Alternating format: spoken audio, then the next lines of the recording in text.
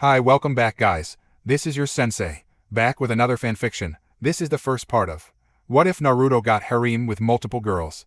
Now before starting, please give this video a like and subscribe to the channel if you want more videos like this. Now let's get into the fanfic. The forest hummed with life, birds chirping, squirrels chattering and bees buzzing. It was a beautiful afternoon, not a cloud in the sky. It wasn't too windy or too humid, and it was clear that people all over the country had enjoyed such a day. Uzumaki Naruto, 13 years old, was not one of those people. He stood in the middle of a pond, clad in a tattered and soaked black t-shirt and orange pants in a similar state. He was sweating profusely, his normally spiky blonde hair now stuck to his head, and because it was unsupported by his forehead protector, also got in his eyes. Across from him stood a large, imposing-looking man. The man had long, spiky white hair, was wearing one of the most ridiculous outfits one had ever seen, and had the most unbearably smug smile on his face. He had his arms crossed over his chest, and was looking straight at Naruto, grinning. This man's name was Jiraiya the Toad Sennin, or to Naruto, Hirosenin. Said man suddenly called out to the boy, laughing as he did. "Hey brat, if you want to beat that Uchiha kid, then you need to step it up a bit. My dead grandmother could perform this jutsu better than you." Naruto scowled at the Toad Sennin, his eyes narrowing into slits. He did not take well to being insulted. "Arg, shut the hell up Hirosenin, I'm trying to concentrate. Did you harangue all of your students, or am I just a special case?" The boy shouted back. "Ha, do you even know what harangue means?" Jiraiya retorted, snickering when the boy glared at him, before taking a fighting stance once more. Jiraiya watched as Naruto ran through a string of hand seals before shouting out. "Water element, water barrier." The water that the boy was standing on began to bubble, undulate. Suddenly it shot up, surrounding the blonde boy in a dome-like barrier. Seconds later Jiraiya launched 6 shuriken at the barrier. The barrier deflected 4 of said shuriken, but 2 managed to slice through it, and judging by the yelp that came from inside the barrier, they had found their target. Seconds later the water dome collapsed in on itself, drenching Naruto in water and setting off another bout of laughter from the perverted Sennin. After he stopped laughing, he looked up into the sky, noting the position of the sun. It was getting late, so Jiraiya called out, "Let's head in for the night, brat. It looks like you could use some rest." The man then abruptly turned and walked away, his footsteps making wet noises as he walked across the surface of the pond. Sighing, Naruto followed his teacher back to the edge of the water and into the surrounding forest. They walked for a few minutes without speaking, allowing the sounds of the forest to fill the silence. They soon reached their camp, which consisted of a single tent where Jiraiya slept and a fire pit with 2 logs on either side, so they sit near the flames to warm. Naruto immediately stripped off his shirt and tossed it over one of the overhanging branches. He grabbed 2 pieces of wood from a pile near Jiraiya's tent and threw them on the dying fire before sitting himself down on one of the 2 logs and basking in the warmth of flames. Jiraiya sat down on the other and immediately took out a notebook in which he began to make notes and marks with a pencil, giggling every once and a while. Naruto threw him a disgusted glare before staring into the fire once more. He reflected on what had brought him there. After Sasuke's defection to the Sound, Naruto had left with Hirosenin as soon as he had recovered from his injuries. Saying goodbye to the village that he loved had been hard, but with the knowledge that he would become strong enough to defeat and return Sasuke to Konoha was more than enough to get him motivated. He still missed the place, but more importantly the people that lived within. He missed Urike-sensei, the first person he had ever befriended, Kakashi-sensei, who despite his lack of teaching abilities, Naruto respected a great deal. He missed Tsunade Baba, the Goddam Hokage of the Leaf, whom he considered to be a sister of a sort. He missed all of his friends, Shikamaru, Choji, Neji, Kiba, Lee, and the rest, whom he couldn't wait to see again, and find out how strong they had become. The person he missed the most, however, had to be Sakura. He had found out just before he left that she was now training under Tsunade, and when he got back he knew that she would not only have become much stronger, but would have grown more beautiful than he remembered. His crush on her hadn't died, but he had to put it aside in order to focus more on his training. Training. Naruto had once jumped at the word, knowing it was the ticket to him achieving his dream of becoming Hokage. Now, however, he dreaded it. Immediately after he had left, Hirosenin had subjected him to the most grueling training routine he had ever experienced in his life. He swore that the man was even more sadistic than his snake-faced former teammate Orochimaru. They had begun with chakra control lessons, of which Naruto desperately needed, that involved Naruto trying to move and suspend things in air with his chakra. At the same time, however, he'd make Naruto stand in the middle of a lake or on the trunk of a large tree. He had never experienced something so agonizingly difficult and tedious in his life. After the first day of doing it, he had fallen into the lake. He had been standing in a total of 321 times. On several of those plunges, he had been bitten by something which he still didn't know what it was. He had been ready to kill Orson when he got back to camp, but his exhaustion had gotten the better of him, and he had slipped into blissful unconsciousness the moment he entered camp. Jiraiya hadn't stopped teasing him for a great while after that.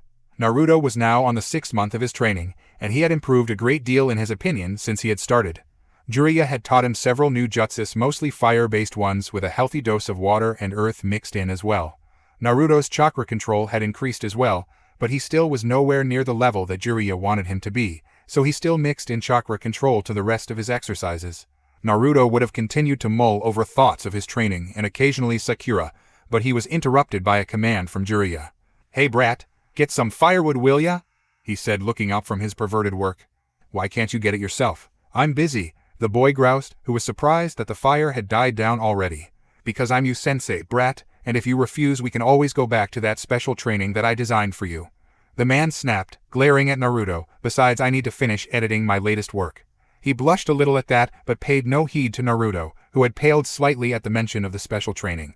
I won't go into details, but it involved several large rocks, a piece of rope, and Naruto's tree climbing ability. Needless to say, Naruto never wanted to do it again.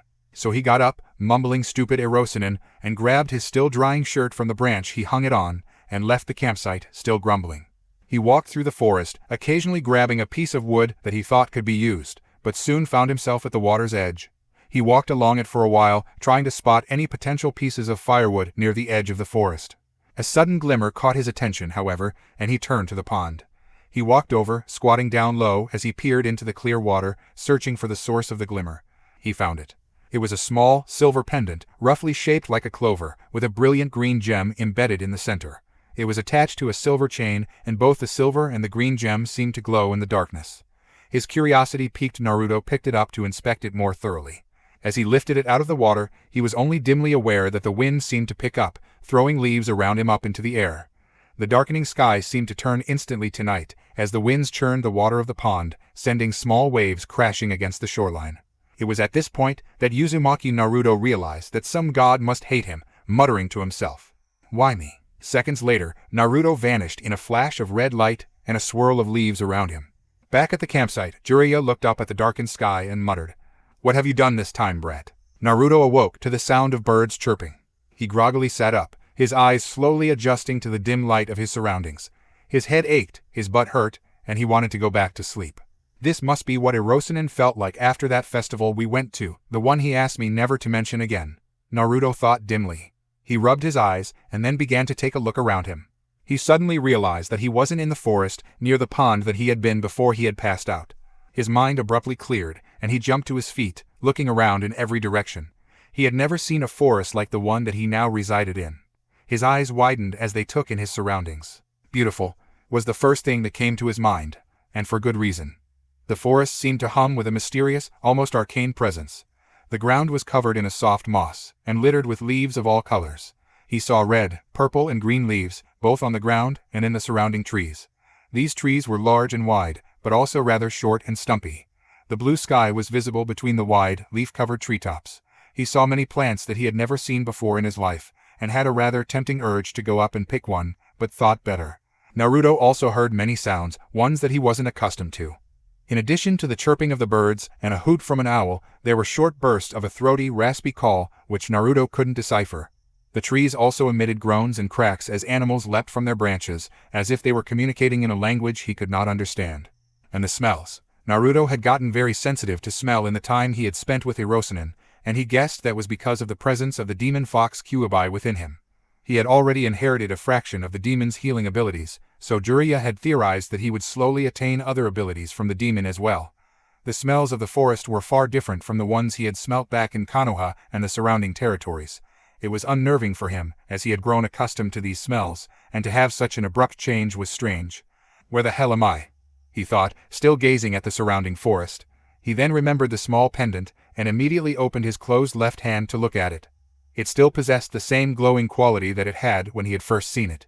He held it up closer to his face, and discovered that it had small, runic designs etched into not only the silvery pendant, but also the green jewel in the middle.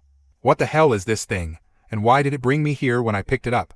he thought, turning the necklace around in his hands. He sighed, and then shoved it into his pocket, before once more turning his attention to the surrounding area.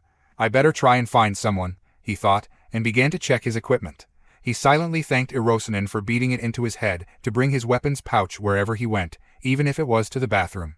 He counted his kunai, finding that there were 4 left, along with 15 shuriken, 2 smoke bombs, and 3 explosive tags. He also had several blank scrolls, but that wouldn't do much in this case. Finding that nothing was missing, he began to walk. He didn't have any idea where he was going, but he reasoned that going somewhere was better than just staying in one place. He periodically stopped to sniff the air, trying his best to identify any smells he recognized. He didn't have much training in the deciphering of smells, and wished that Kiba were around in order to locate civilization. That fool couldn't find his way out of a bathroom stall, brat. What makes you think he could find civilization here? That's true, snorted Naruto, before he stopped dead in his tracks, his eyes nearly popping out his head when he heard the voice. Kyuubi. At your service, brat. The demon retorted, sounding amused. Whether it was at his own response or Naruto's brainless one, Naruto couldn't tell. How the hell are you speaking to me? Wait, scratch that. Why the hell are you speaking to me? I don't know for both questions. I have never done it before, and when I awoke from the sleep that Pendant induced, I found the bars of the cage farther apart, and my voice carrier farther. It seems that I can now speak to you whenever I wish. Shit. Now I'm in a big, completely foreign forest, with a large, fuzzy bastard haranguing me in my thoughts. Kami must love me. That's twice you've used the word harangue in a day, brat. Don't use it if you don't know what it means. Shut up, furball. Do you have any idea where we are? No, I have never set foot here in my life, and that I find is surprising in itself, considering my age. You are also correct in thinking that this place is foreign, as I do not recognize any smells either. Crap, so where do we go from here, Fox? Continue with what you were doing before. Talking to you is rather boring, and so I will sleep instead. The demon said nothing more, so Naruto continued to trudge on, even more confused, and truth be told, a little scared that the fox could now speak with him. 0. Naruto didn't know how long he walked, but due to the fact that his legs were almost burning in pain, and he usually could walk a great distance without getting tired, it must have been pretty long. He was also very hungry, though he thought better about trying any of the brown, fuzzy-looking fruits he saw occasionally hanging from the branches of a smaller tree, not wanting to risk eating something that he might regret. He saw a few squirrels here and there, but hadn't felt like trying to catch any at the time. It was when he was beginning to consider keeling over from exhaustion that got his whiff of humans. He'd know the smell of humans anywhere, considering he had lived around them all of his life. These humans, thankfully, smelt no different from the ones back in Konoha, and they were close. Naruto nearly jumped into the air, pumping his fist, but dismissed that idea when he remembered how tired he was. Turning in the direction of the human smell, he quickened his pace as much as possible, making a beeline for the source of the smell. 10 minutes later, Naruto emerged from the forest into a clearing, where he saw a cluster of houses in the middle. The sky was dark, but he could see smoke rising from the chimneys of said houses, and though they were made in a completely different style than the ones in Konoha, in an almost archaic fashion, he didn't care. People meant food. And food was good. Not wanting to startle any of the villagers by sprinting into the village, he walked into what he assumed was the front of the village, as there were 2 posts on either side, each bearing a small banner with a drawing of a tree on it. He walked along the path between the 2 posts, and to his relief he saw lights in many of the houses. He sniffed the air, quickly locating the nearest source of food, and made a beeline for it. He came upon a relatively large house, with 2 chimneys puffing out smoke, and a sign in front that read Willow Inn. Naruto relaxed again. At least they speak my language, he thought. He entered the building without another thought. The inside had everything an inn should have. It was cozy and inviting, with a small fireplace, complete with crackling fire. Tables and chairs surrounded the fireplace, and a desk sat at the front. An old woman with graying hair and spectacles was sitting at it, writing something down with what appeared to be a quill of some sort. She looked up when Naruto stepped in.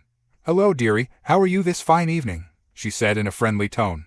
Her eyes were warm and brown, and though Naruto hadn't been to Konoha in almost 6 months, he couldn't believe how big of a difference there was between the eyes of this woman and the villagers back home. It was staggering. Shaking it off and walking up to the desk, Naruto answered her question. "I'm all right, ma'am, a little tired, but all right. I'd like to stay for the night and some food, but I have a slight problem. I don't have any money," he said, looking down a little in embarrassment. To his surprise, the old woman laughed and said, "'Tis all right, dearie, you can stay for the night. I won't deny you a warm bed to sleep in. As for food, I just baked a loaf of bread, and if you'll wait a tick, I'll bring it up to your room." "Alrighty then, take this." She handed Naruto a key, and pointed up the stairs on her right, and head up there, second door on the left. Naruto was shocked at the kindness this woman showed. He had never seen anyone act like this back in the Fire Country. Of course, Naruto also guessed that this woman didn't have to worry about enemy Nukenin busting into her house, so he figured that they must have been naturally more trustworthy than anyone back home. Naruto, of course, had his morals and said quickly, "Thanks. I'll pay you back, I promise," he said. She laughed again, her warm brown eyes dancing with mirth. "If you insist, dearie, now get to bed, you look like you need it." She shooed him off with a few waves of her hand, and Naruto walked up the creaky steps to the second floor. He quickly found his room, shoved the key in the lock, and entered. He fell flat on the bed seconds after he entered, and the only thing that kept him awake was the prospect of food. A few minutes later, there was a knock on his door, and the old woman came in, a tray carrying a pitcher and a few slices of bread and cheese in her hands. She set the tray down on the bedside table before turning to Naruto. "Anything else, dearie?" she asked, smiling at him. "Aw, no thanks, and thank you very much for the room and the food," he said, smiling at her. She smiled at him again before exiting the room, leaving Naruto alone. The bread was fantastic, and the cheese was orgasmic. Naruto guessed that it tasted so good because he was so hungry, but he didn't care. The pitcher turned out to be filled with milk, which was refreshing beyond all measure. He ate everything on the tray, and without another thought, promptly fell asleep. It was morning when Naruto awoke, and it took him a few minutes to remember where he was. Waking up to a plethora of new scents and sounds was a bit disorienting for him, but he shook it off as he stood up.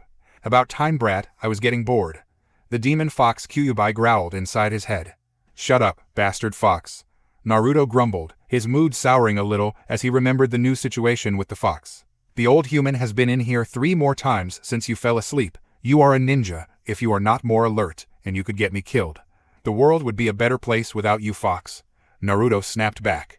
A sudden scent interrupted his tirade, and he saw that the woman had placed another pitcher of milk and several slices of bread and cheese on the table. He smiled a bit and ate his fill of the delicious food. "I would rather eat a raw boar. They are particularly good after an appetizer of human children. Do you have a volume control or something?" Naruto grumbled, trying to tune out the demon's commentary. Any further conversation was cut off by a knock on the door. Seconds later, the old woman walked in, her warm brown eyes affixed on Naruto. "Have a nice rest, dearie?" she asked, smiling warmly. "Yes, ma'am," he responded. He then said, "About me paying you back, do you know where I can find a job?" The woman looked slightly surprised that Naruto had offered to pay her back, but responded in a nonetheless cheerful tone. "You're an odd one. I don't think I've had anyone who'd willingly want to pay me back after I offered all that for free."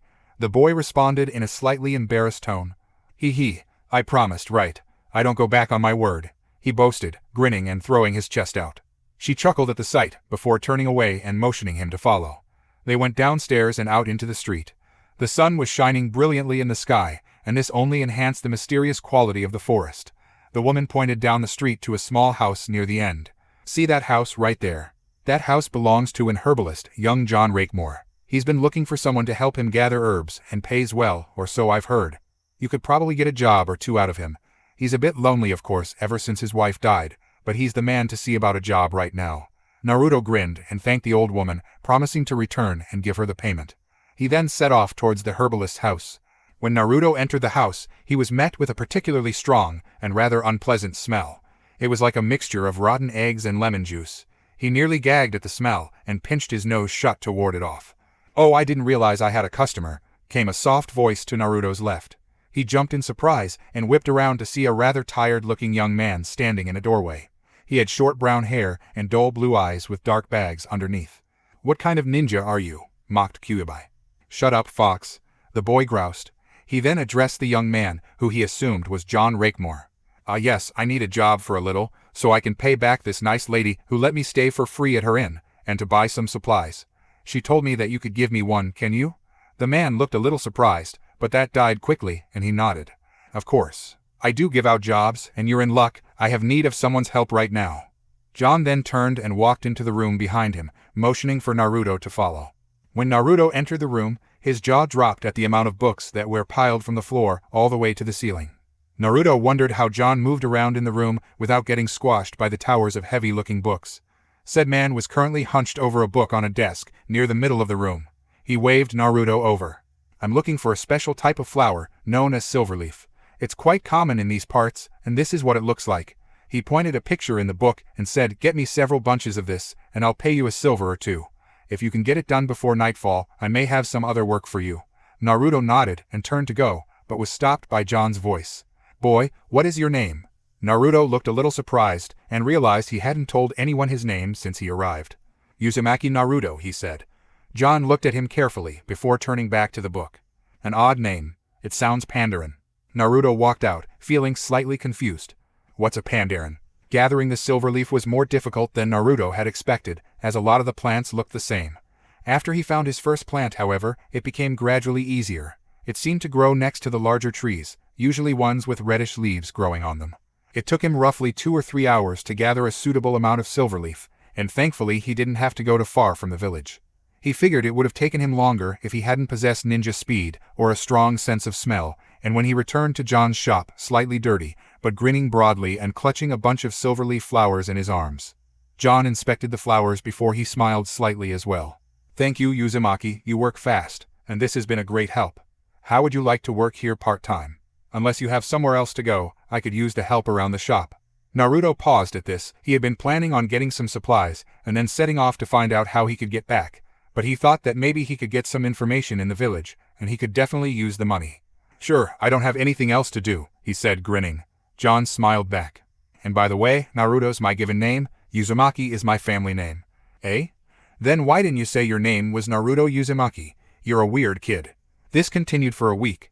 Naruto would get up at dawn in the morning, train a little near the forest, and then head to John's to get a list of herbs he needed to gather or medicines he needed to deliver. At the end of the day, John would pay him, and he would return to the inn, eat dinner, and go back to sleep. That, of course, couldn't last forever. And almost a week after he had arrived, trouble struck. Naruto was on his way to John's when he felt it. The temperature of the air seemed to drop drastically. The sky seemed to darken slightly, and the forest grew almost menacing. He stopped at the sudden change in atmosphere and wondered what the hell was happening. Something is wrong, Brett. Thank you, Captain Obvious, but what is it? I do not know. Perhaps you should ask the human you are working for. Naruto nodded to himself and hurried towards John's house. He noticed that people were leaving their houses, and all had worried looks on their faces. None of them spared him a second glance as he ran to the herbalist's house.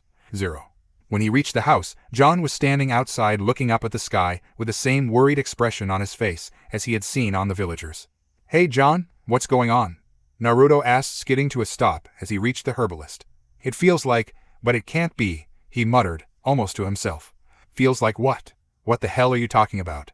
Naruto demanded. I will explain later, I have to see something, John said, and walked past Naruto towards the largest house in the village, the house of the town elder. Naruto followed him swiftly, and the two soon reached the large house. Instead of going inside, however, John moved around to the back of the house, Naruto following him, and what he saw shocked him. Several yards behind the massive house was a massive tree, but it was the most unique and beautiful tree he had ever seen. Its trunk was a dark blue color, and its leaves were a pure silver color that shimmered in the light of the sky. Its branches were twisted and gnarled, however, and they seemed out of place on the rest of the tree. The tree was growing out of a strange pool, which glowed an unearthly blue. The silvery leaves of the tree littered the ground and lay on the surface of pool as well. There was a crowd of people around the tree, all looking very grave. Naruto turned to John in wonder and asked, "What is that?" John turned to look at him, as if realizing for the first time Naruto was there, and answered him, his voice grave. "That is what protects us," he said simply, watching the tree again. Naruto scowled at him, and so John elaborated. Many, many years ago, when this village was still new, a night elf druid arrived here. This was before the elves abandoned us for their own land, back when the alliance was still whole. Naruto didn't know what he was talking about, but then again he didn't want John to know that he was from another world, so he nodded his head for John to continue. Our village gave shelter to this druid, feeding him and providing him a warm place to stay. He was grateful for it, so he gave us a parting gift. He used his power to create a pool in the heart of our village, and then placed within it a small drop of glowing liquid. As our ancestors watched, the glow quickly spread to the rest of the pool, and in the center he placed a small seed.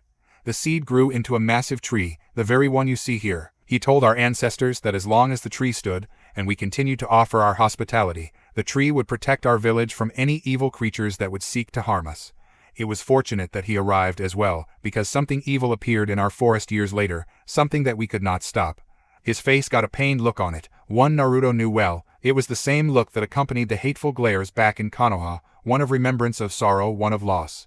He shifted uneasily at the look, but he asked, "What was it?" John broke out of his trance and sighed. Some years after the druid had gifted us with a tree, a group of beings known as Furbol arrived in this forest. Furbol are not native to Elwyn Forest. They are beings that make their home in the forests of Ashenvale and Teldrassil, the lands of the elves. They were said to be a once peaceful race, but the legendary Burning Legion corrupted them. A small faction of them made their way across the continent to Elwyn, and has been here ever since.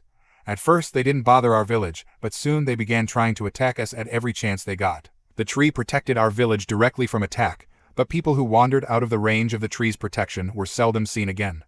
Once again, the hurt look crossed his face, and Naruto knew he had lost someone to the Furbol. Naruto then asked him, "But why is everyone here then? If the tree protects you, then why are you looking at like it's going to die?" He had a bad feeling in his stomach as he said this, and he prayed that it was just indigestion. John sighed and spoke. "The feeling you got earlier was the power of the tree fading.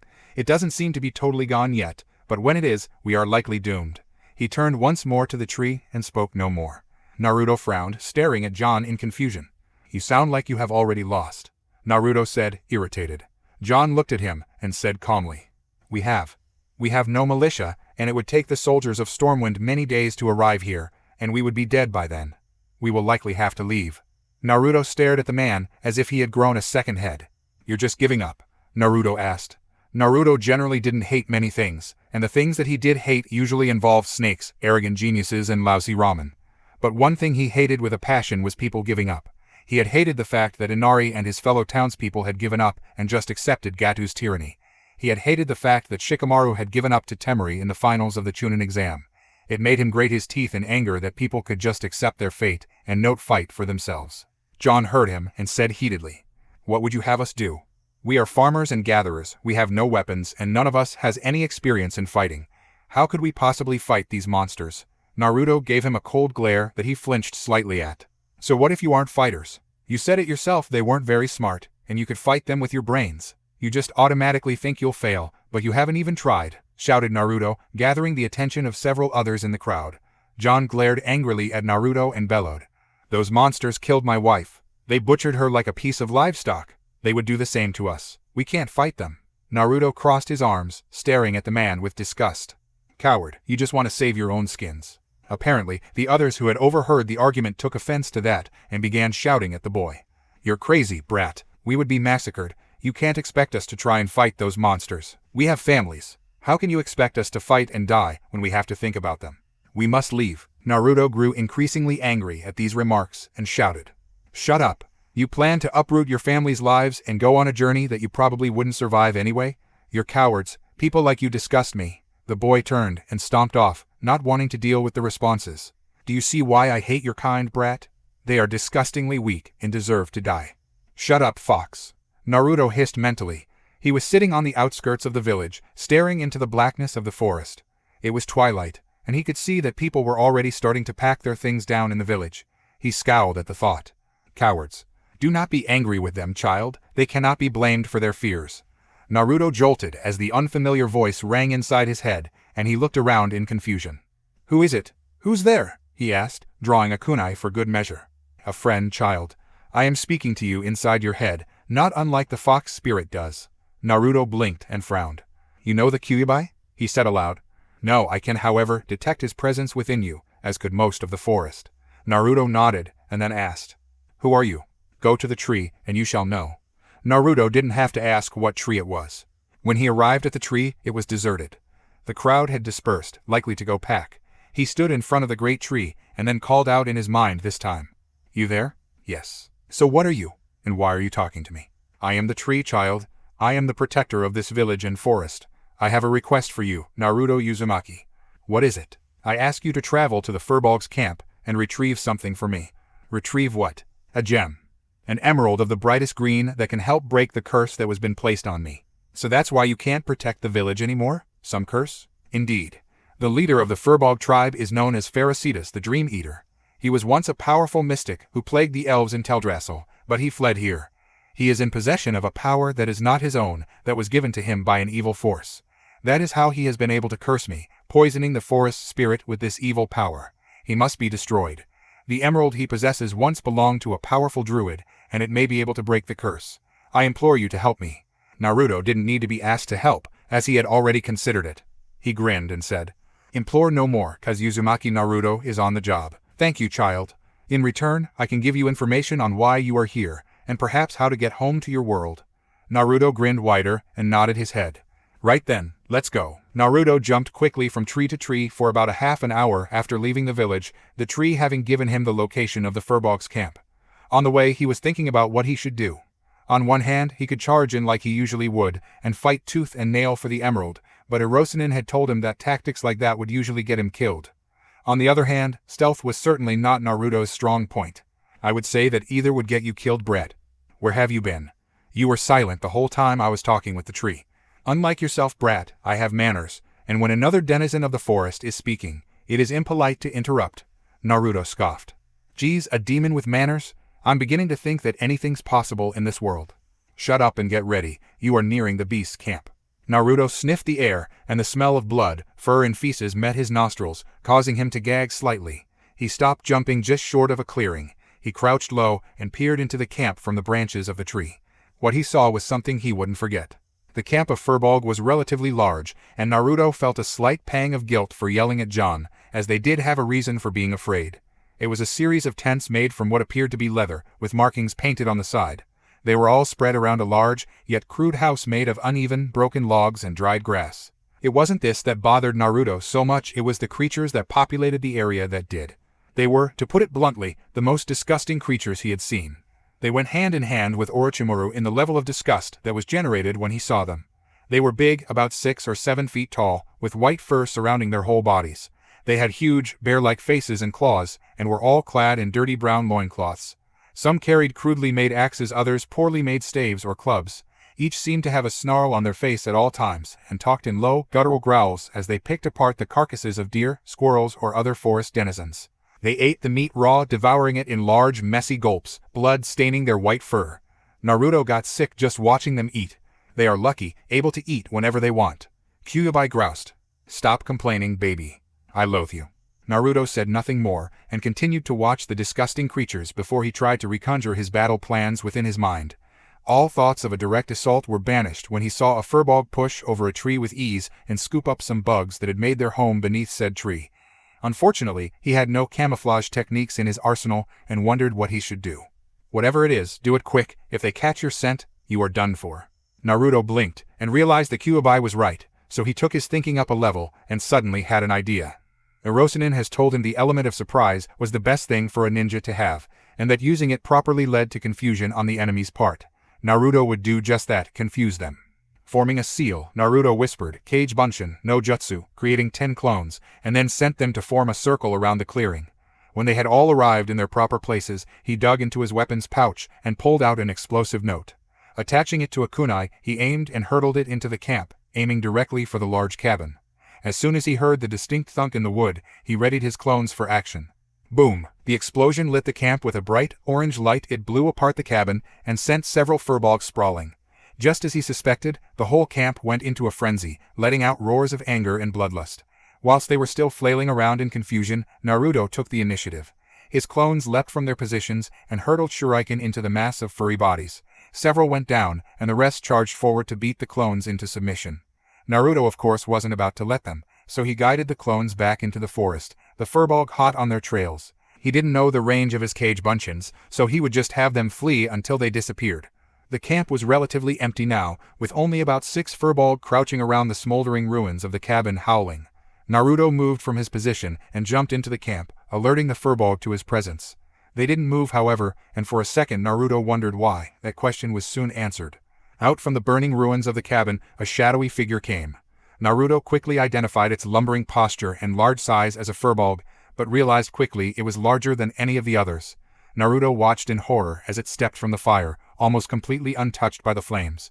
The Furbolg was large, with pitch-black fur, and in its hands it clutched a large staff. A green stone hung around its neck.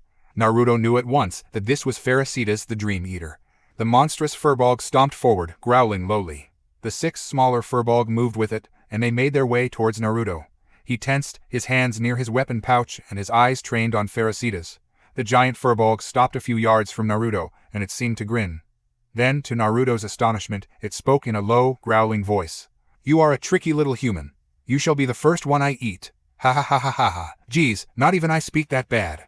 Naruto muttered, before grinning at the creature and shouting, "Sorry, I don't taste very good. My kunai here, however, might be more to your liking. Enjoy fur breath." He quickly drew a kunai and hurled it at Ferocitas.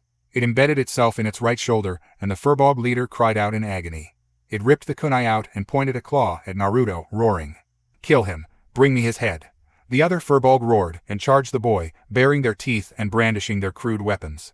Naruto jumped back and formed a seal, shouting Kage Bunshin no Jutsu. He created 5 clones and rushed forward with them, drawing a kunai and launching himself at the nearest Furbol. He slashed the kunai across the monster's ribcage, eliciting a howl from creature. He avoided a swing from the creature's axe and jumped over the beast, embedding his kunai in the top of the Furbolg's spinal cord and then dragging it downwards. Hot blood exploded from the wound, and the Furbol died instantly. His clones weren't faring as well, as 2 had already been destroyed. There were still 4 Furbol plus Ferocitas left, and Naruto didn't want to take his time, lest the camp return en masse. Wanting to end it quickly, Naruto began a rush of seals and shouted, "Kaiten Hausenka Mythical Fire Flower no Jutsu." 5 basketball-sized fireballs erupted from his mouth and sped towards the remaining Furbol. 2 of them found targets, the other 3 missing. The 2 Furbol that had been struck flailed around in agony as the flames consumed them, but eventually they stopped moving. The remaining Furbol charged at Naruto, hoping to gang up on him. Naruto, however, didn't let them. He performed another set of seals, and then shouted, "Dauten Shinju Zanshu Inner Decapitation no Jutsu." 2 of the 3 remaining clones suddenly dove underground, and seconds later they had pulled both Furbol into the ground, leaving only their heads visible.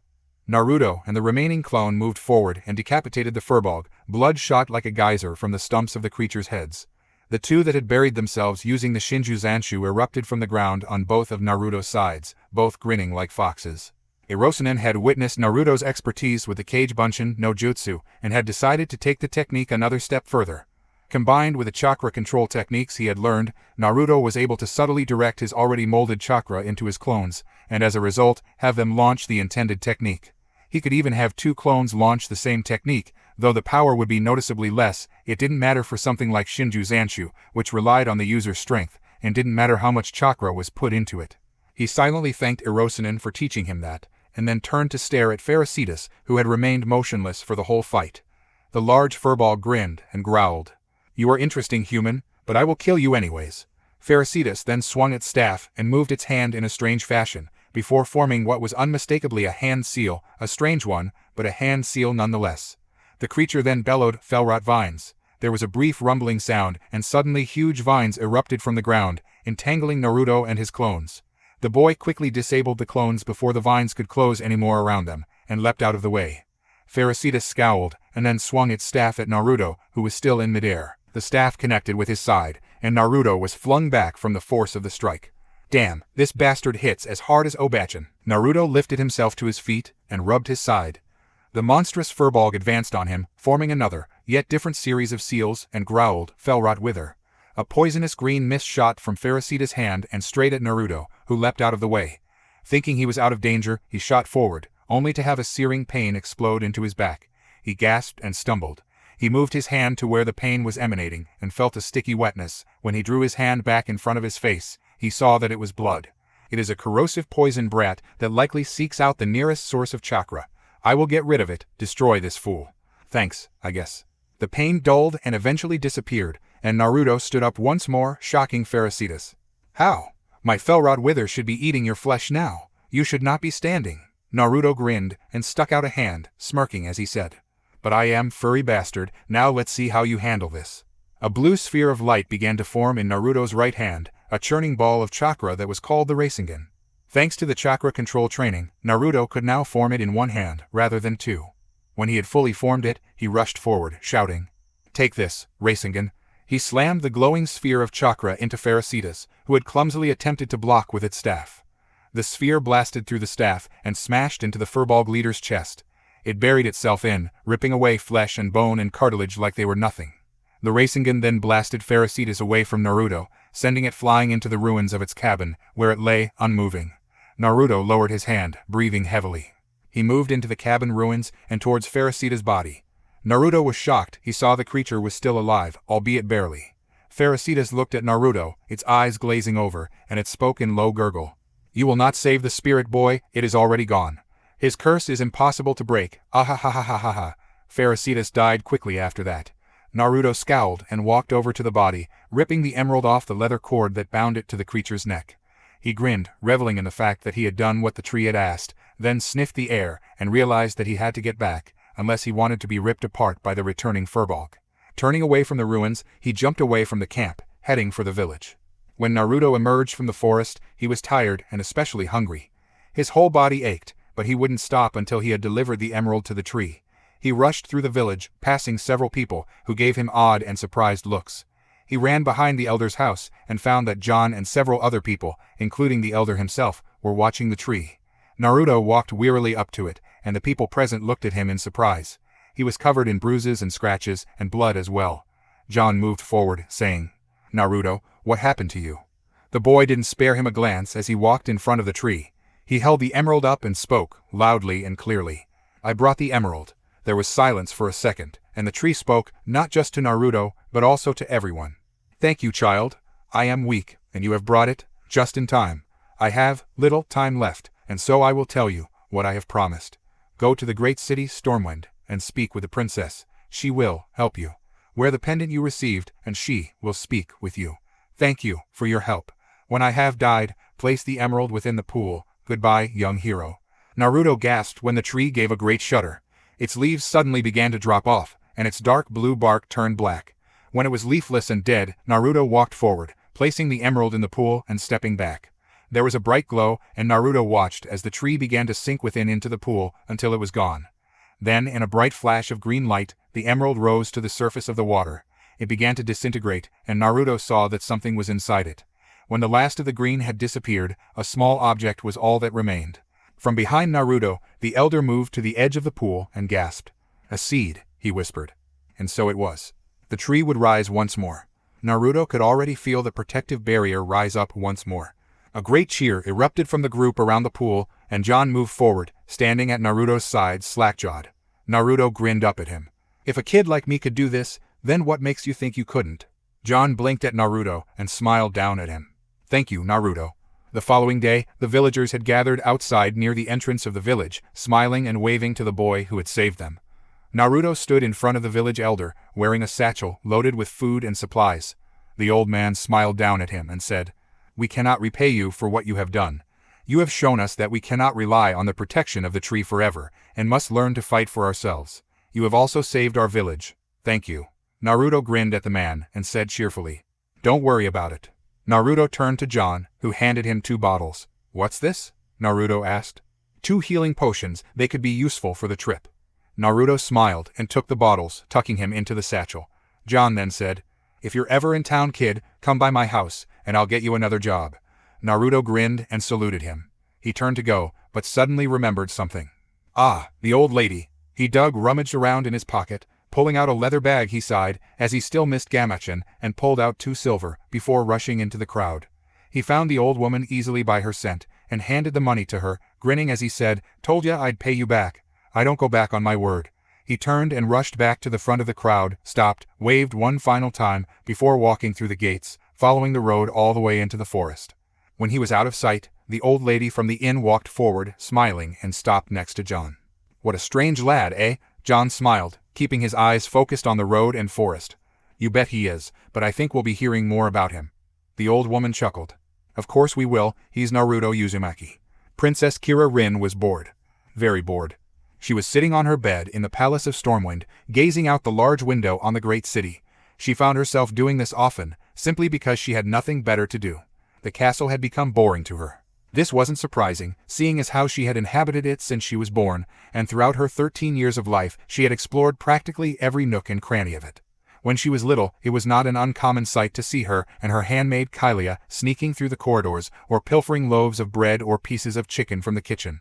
Kalia had usually been an unwilling accomplice in the escapades, and every time tried to talk Kira out of it, but when she couldn't, went along to make sure she wasn't hurt. This usually ended with both of them being caught, generally because of Kalia's clumsy nature. Kira knew the girl always meant well, but she couldn't move a foot without bumping into something, or tripping over another thing, or knocking something down. Kira smiled as she remembered those times. Back then, everything was simple, and she never worried about what she did. She had had all the innocence and playfulness a child should have. She had been invincible. But as she grew, she began to listen, and the sense of invulnerability had begun to fade. It first began with her hearing the stories that the guardsmen told in their mess hall, which she had frequented when she was child, despite her father's obvious displeasure at her doing so. The stories at first seemed like distant, worlds-away problems, which you would never believe could happen to you. You would be sympathetic, but just brush it off later, worrying about your own life. Then, one night, she heard that the family of one guardsman had been butchered in their house, eaten alive by the monstrous entities that plague the North to this very day, the Scourge. She had gone to her father that very night in tears and told him the story she had heard. He had, of course, heard it before, but when he found out his daughter knew of it, he knew he had to explain. That was the day her innocence had begun to die. She had been just over 7 years old at the time. Shortly after, her father had gone to the ancient Archbishop, Benedictus, and requested that he begin to train her. The old man had heartily agreed, and soon after Kira had begun the rigorous and taxing training to make her into a priestess, just like her mother. At that point, Kira was broken out of her musings by a knock on the door. She turned swiftly and saw Kalia enter the room, a tray bearing bread, milk, and cheese in her hands. Kira smiled at her handmaid and best friend and spoke. "Hello, Kalia."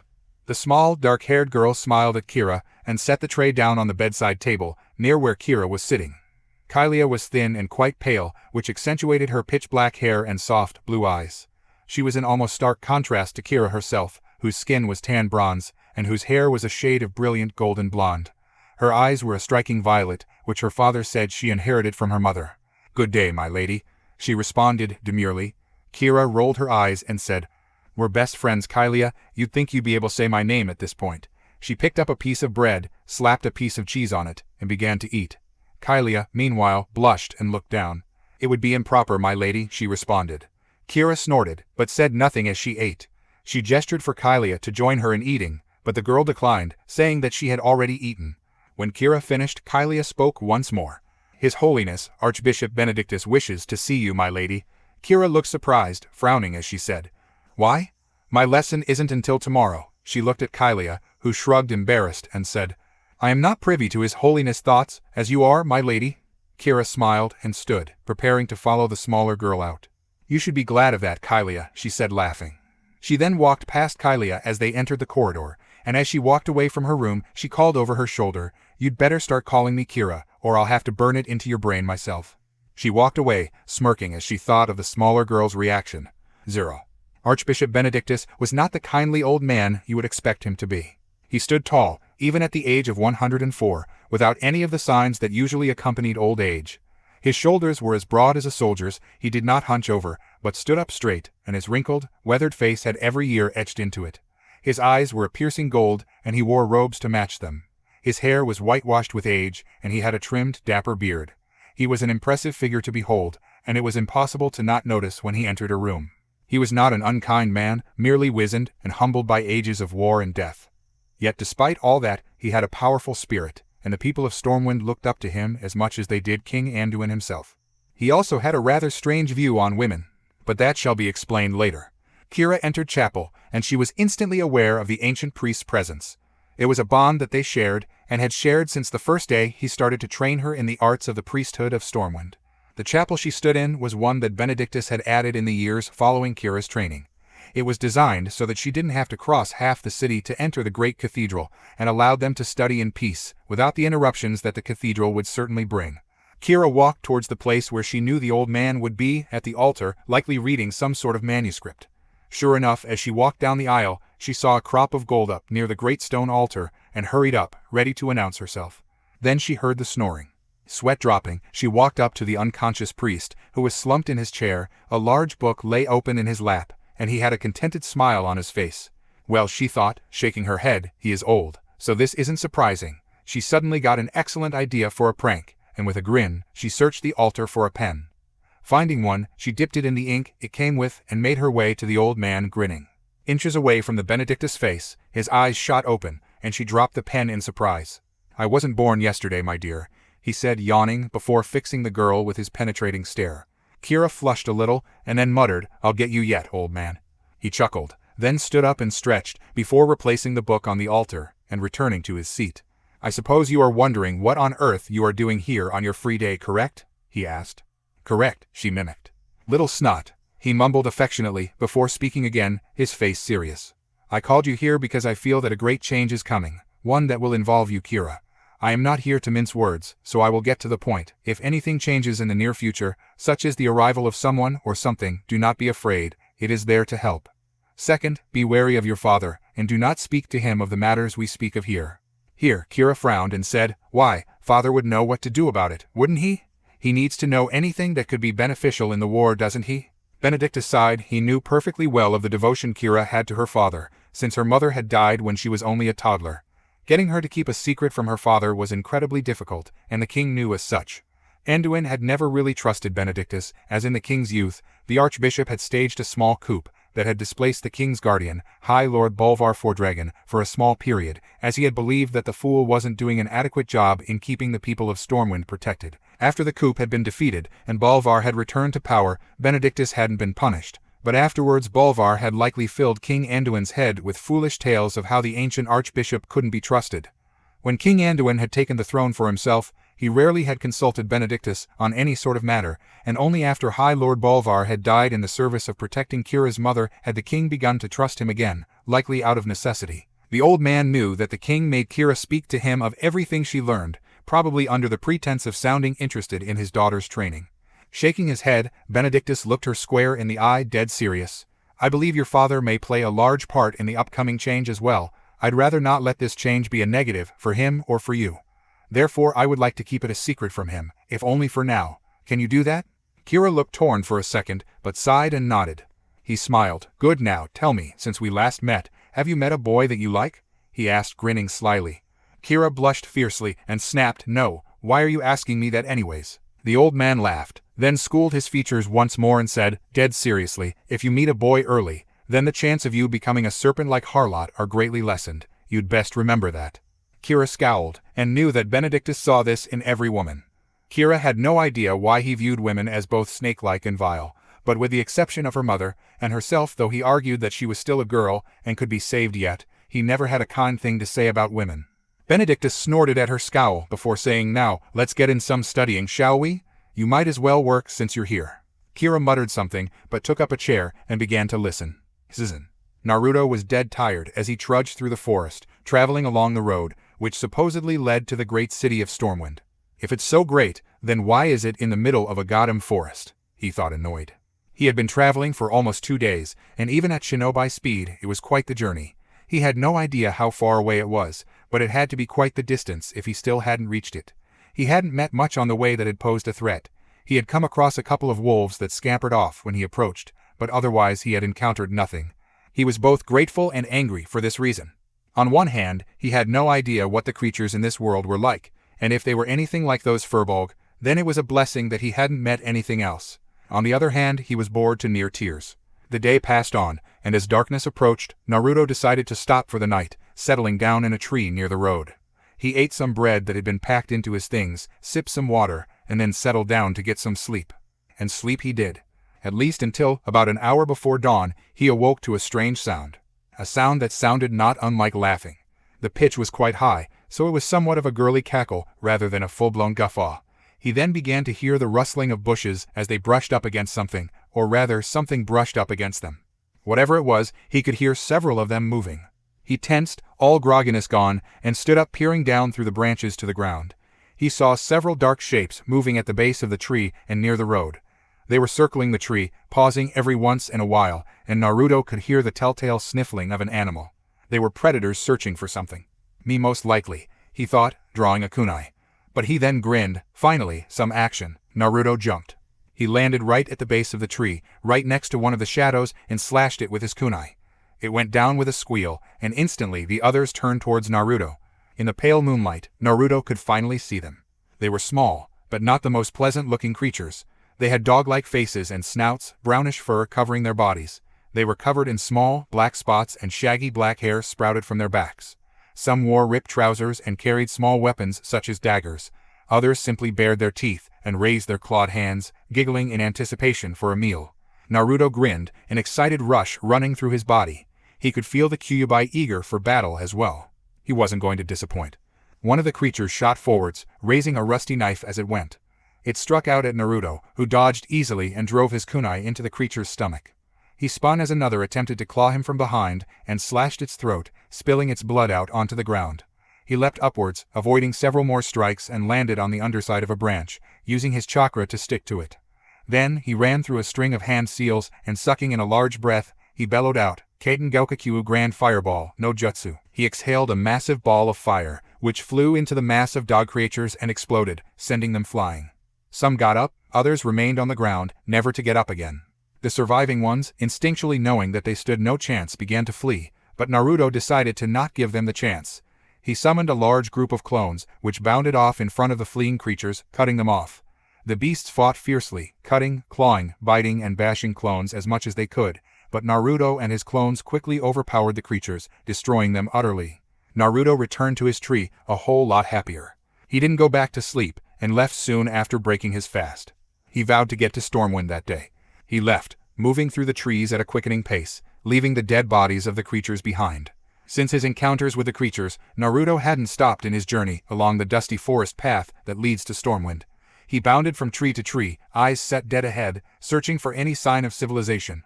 The blonde was glad of his incredible stamina, as it allowed him to travel for long periods without stopping to rest. "You can thank me for that, brat." The Kyuubi rumbled from the depths of Naruto's mind. The fox rarely spoke to Naruto anymore, only speaking up if he had something to insult or berate Naruto about. The blonde found it increasingly annoying, but had eventually settled to just ignore the creature, unless it had some sound advice, though it rarely did. Naruto finally did stop, around noon, near a large tree. Sitting down in the shade, he took out some meat that had been packed, and a canteen of water. He began to eat, staring up through the trees absent-mindedly. His mind began to wander, and instinctively he began to think of Konoha. He wondered if Orson had returned yet, to inform Obachan of his disappearance, and he wondered what the woman's reaction would be. "She'll probably beat the crap out of him for losing me," he thought, grinning a bit. Thoughts of the buxom Hokage led to thoughts of Sakura, and he wondered how she would take the news. Would she be sad? Or maybe happy that I'm gone so I'm not in the way of Sasuke anymore? He shook that thought away, and settled on her being sad. His thoughts began to drift away from her, thought they were never very far from the pink-haired Kunoichi anyways, and he thought of the other members of the Rookie Nine and Team Guy. They are all getting stronger, he thought. He had to get home quick, so he could finish his training to fulfill his promise to Sakura. Naruto finished his meager meal, and wondered briefly if ramen existed in this world. If it doesn't, then these people are savages, he thought. He hadn't had a decent bowl of ramen since he had left Konoha. Anything that wasn't Ikaraku ramen wasn't, as far as Naruto was concerned, real ramen. This had earned him quite a few enemies in the form of ramen chefs, who took great offense to their ramen being compared to instant ramen. Orson had begun refusing to take him to ramen restaurants because one way or another, Naruto pissed off the chef when he found out the ramen sucked. Packing his canteen away, he got up and made to leave, when he heard a familiar sound reach his ears. It was the giggling laughter that had accompanied the creatures from earlier that morning. He drew a kunai and looked around, trying to locate the source. But the laughter seemed to come from all sides, and Naruto sniffed the air. The scent of the creatures, a musky smell, was blended with blood, and the smell of a wet dog was everywhere. He backed up until he was standing in the middle of the road, and then he spotted them. They emerged from both sides of the road, all clutching small weapons, daggers, clubs, broken tree branches, anything that could be used as a weapon. All of them had shite-eating grins on their spotted faces, some drooled, others grinned, and all of them were giggling. Naruto fell into a ready stance, smirking a little. "Back again, freaks," he said, brandishing his kunai. One of the creatures howled, and the others answered with laughing barks. Naruto didn't understand it, but from what he could tell, one had insulted him. He would be the one to go down first. He rushed the creature and dodged its dagger thrust, slashing it across the face with his kunai, and then kicking it in the chest. It flew backwards, smashing into a tree and falling limp. The others immediately swarmed Naruto, thrusting with daggers, swinging clubs, and slashing with small axes.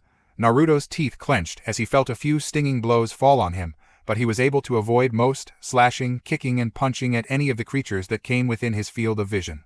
Naruto grunted as he received another cut to his left arm, and realized that standing in the middle of the crowd of hostile creatures wasn't the bed of ideas. He gathered chakra into his legs and leapt high into the air. He whipped out 4 shuriken and hurtled them downwards, while performing several seals, and shouted, "Shuriken Kage Bunshin no Jutsu." The 4 shuriken suddenly became several dozen, and they plowed into the mass of monsters, cutting down several and wounding many. He landed on the edge of a branch and began to perform the seals of Gaokakyu no Jutsu, when he felt a blinding pain in his left shoulder, causing his sealing to be interrupted. He looked and saw a small, wooden shaft had been embedded in his shoulder, a crossbow bolt. He grimaced and ripped the shaft out, seeking out the one that had fired it. He spotted it near the back of the mass, shadowed by the very same tree he had been resting under just minutes earlier. He leapt from his branch, speeding towards the creature, which was busy trying to reload the crossbow. Naruto didn't give him the chance. He drove a kunai into the creature's stomach, then, still gripping it tightly, wrenched it sideways, slicing through the creature's abdominal muscles and stomach. The kunai popped out from the side, and the monster's entrails spilled out onto the ground, the rest of the creature quickly joining them. Naruto spun as the group of creatures rushed to meet him, then, to his surprise, stop. They backed away slightly before they began to laugh again. Naruto was puzzled. Are they afraid of me? Or are they just stupid? He would have thought more, but suddenly he felt a presence behind him. And smelled it too. And boy did it smell. He whipped around, only to narrowly avoid being chopped in half by a large, rusty-looking axe. He backed away, but froze when he saw the axe's owner. It stood, much larger than any of the other creatures, and much uglier looking as well. Its face was a mess of scars, and part of its nose looked like it had been shorn off, making the front of it flat like a pig's snout. Its teeth were yellow and dagger-sharp, and its large body rippled with the muscles of a large predator. It wore ripped leather trousers, but had a pair of metal, armored boots. Its left arm and paw were covered in armor as well. Its right hand gripped the massive, double-bladed axe that had nearly killed Naruto. It grinned, its hog-like nose sniffling, as if it could smell Naruto's fear. Naruto broke out of his paralysis, growling lowly. He wasn't going to let some pig-nosed dog monster scare him. The creature moved again, quite quick for its size, and swung the axe down at Naruto again. The boy dodged and slashed at it with his kunai. Hognose took the cut on the armored left arm, surprising Naruto once again. His earlier dealings with these creatures had led him to believe that they weren't smart enough to truly defend themselves against any sort of attack, other than dodge. This thing was most certainly a hell of a lot smarter. Dancing away from another chop, Naruto created a clone, causing the creature to stare dumbly at the newly created clone. Naruto took advantage, and both he and the clone attacked as one. The creature recovered and struck at the clone first. The clone took the hit in the side, but with a burst of chakra from Naruto gave it the time needed to grab the axe handle and keep Hognose from pulling it away. Naruto immediately rushed under the creature's guard and struck out as fast as he could. He launched a dozen thrusts into Hognose's midsection, and then punched it in the face, causing it to fall back, letting go of the axe. The clone holding the axe disappeared, and the axe embedded itself in the ground. Naruto hung back breathing heavily as he waited to see if the creature would get up again. It did. Hognose growled as it got up, no longer laughing. It looked past Naruto, and then barked several times before shifting its beady gaze back to the blonde shinobi. The creatures behind Naruto began to howl, and as they did, Hognose charged. Naruto threw the kunai in his hand at Hognose, and it struck the thing in the chest, causing it to stumble a bit. Naruto immediately began to gather chakra into his palm, making it swirl in all directions and concentrating it into a small ball. With the Rasengan fully formed, Naruto charged Hognose, who had recovered and was almost upon the blonde. The creature swung its clawed hand down at Naruto, who shifted his weight to the left and pivoted out of the way of the claw. He then thrust the glowing ball of chakra right into the monster's stomach. The blast exploded through bone and cartilage, impacted the soft innards beneath Hognose's ribcage. The Rasengan threw the large beast backwards, and it struck a tree. The trunk splintered from the force of the blast, and Hognose was carried straight through it, flying backwards several more yards before striking the ground and rolling to a stop. Hognose didn't get up again. Naruto reveled in the victory for a choice few seconds before realizing the fight wasn't over yet. He turned to meet the howling group of creatures, who hadn't stopped howling throughout the entire exchange between Naruto and Hognose. They suddenly stopped, and everything fell silent, save for Naruto's soft panting. Then the howling began anew, though the howls weren't from the group of creatures in front of him. They were from the rest of the forest. Yuho, you'd best start running. Naruto refrained from saying good idea, because he was already running. He ran as fast as he could, weaving through the trees. He could hear the sounds of the creature's pursuit. The barking laughs, which now seemed to come from the forest itself. As he leapt, he was suddenly assaulted with a new smell, one that he knew well. People. He increased his speed, leaping off a tree and onto the path, never breaking stride. The path began to lead upwards, and as it did, Naruto chanced to glance back at the pursuing group of creatures. What once was a group was now a veritable army. They charged along the road, and Naruto could see some moving in the forest, weaving through the trees and causing the bushes to begin to shake. He finally reached the crest of a hill, and as he turned back forwards, he saw something amazing. At the bottom of the hill, he could see two massive wooden gates. On either side were large, white stone towers with blue steeples. In the distance, over the top of the large stone archway that housed the gates, Naruto could see a large towering castle. This was Stormwind. He tore down the hill, making his way towards the gates with frightening speed. He could see two men, covered from head to foot in metal armor, both bearing swords and shields, waving at him to stop. He didn't. The men looked like they would bar Naruto's path, but both froze when he guessed they spotted the small army of monsters charging after him. One of the guards began motioning upwards to someone in one of the towers, obviously to open the gate. As Naruto passed them, he gave them a thumbs up before leaping up onto the archway, just landing as he heard the whistling of arrows and the battle cries of the two warriors. He grabbed his last two kunai and attached explosive notes to them. He aimed both and threw them into the center of the army of the dog-like beings. The accompanying explosions tore the group in half, causing half to begin retreating while the other charged towards the gates.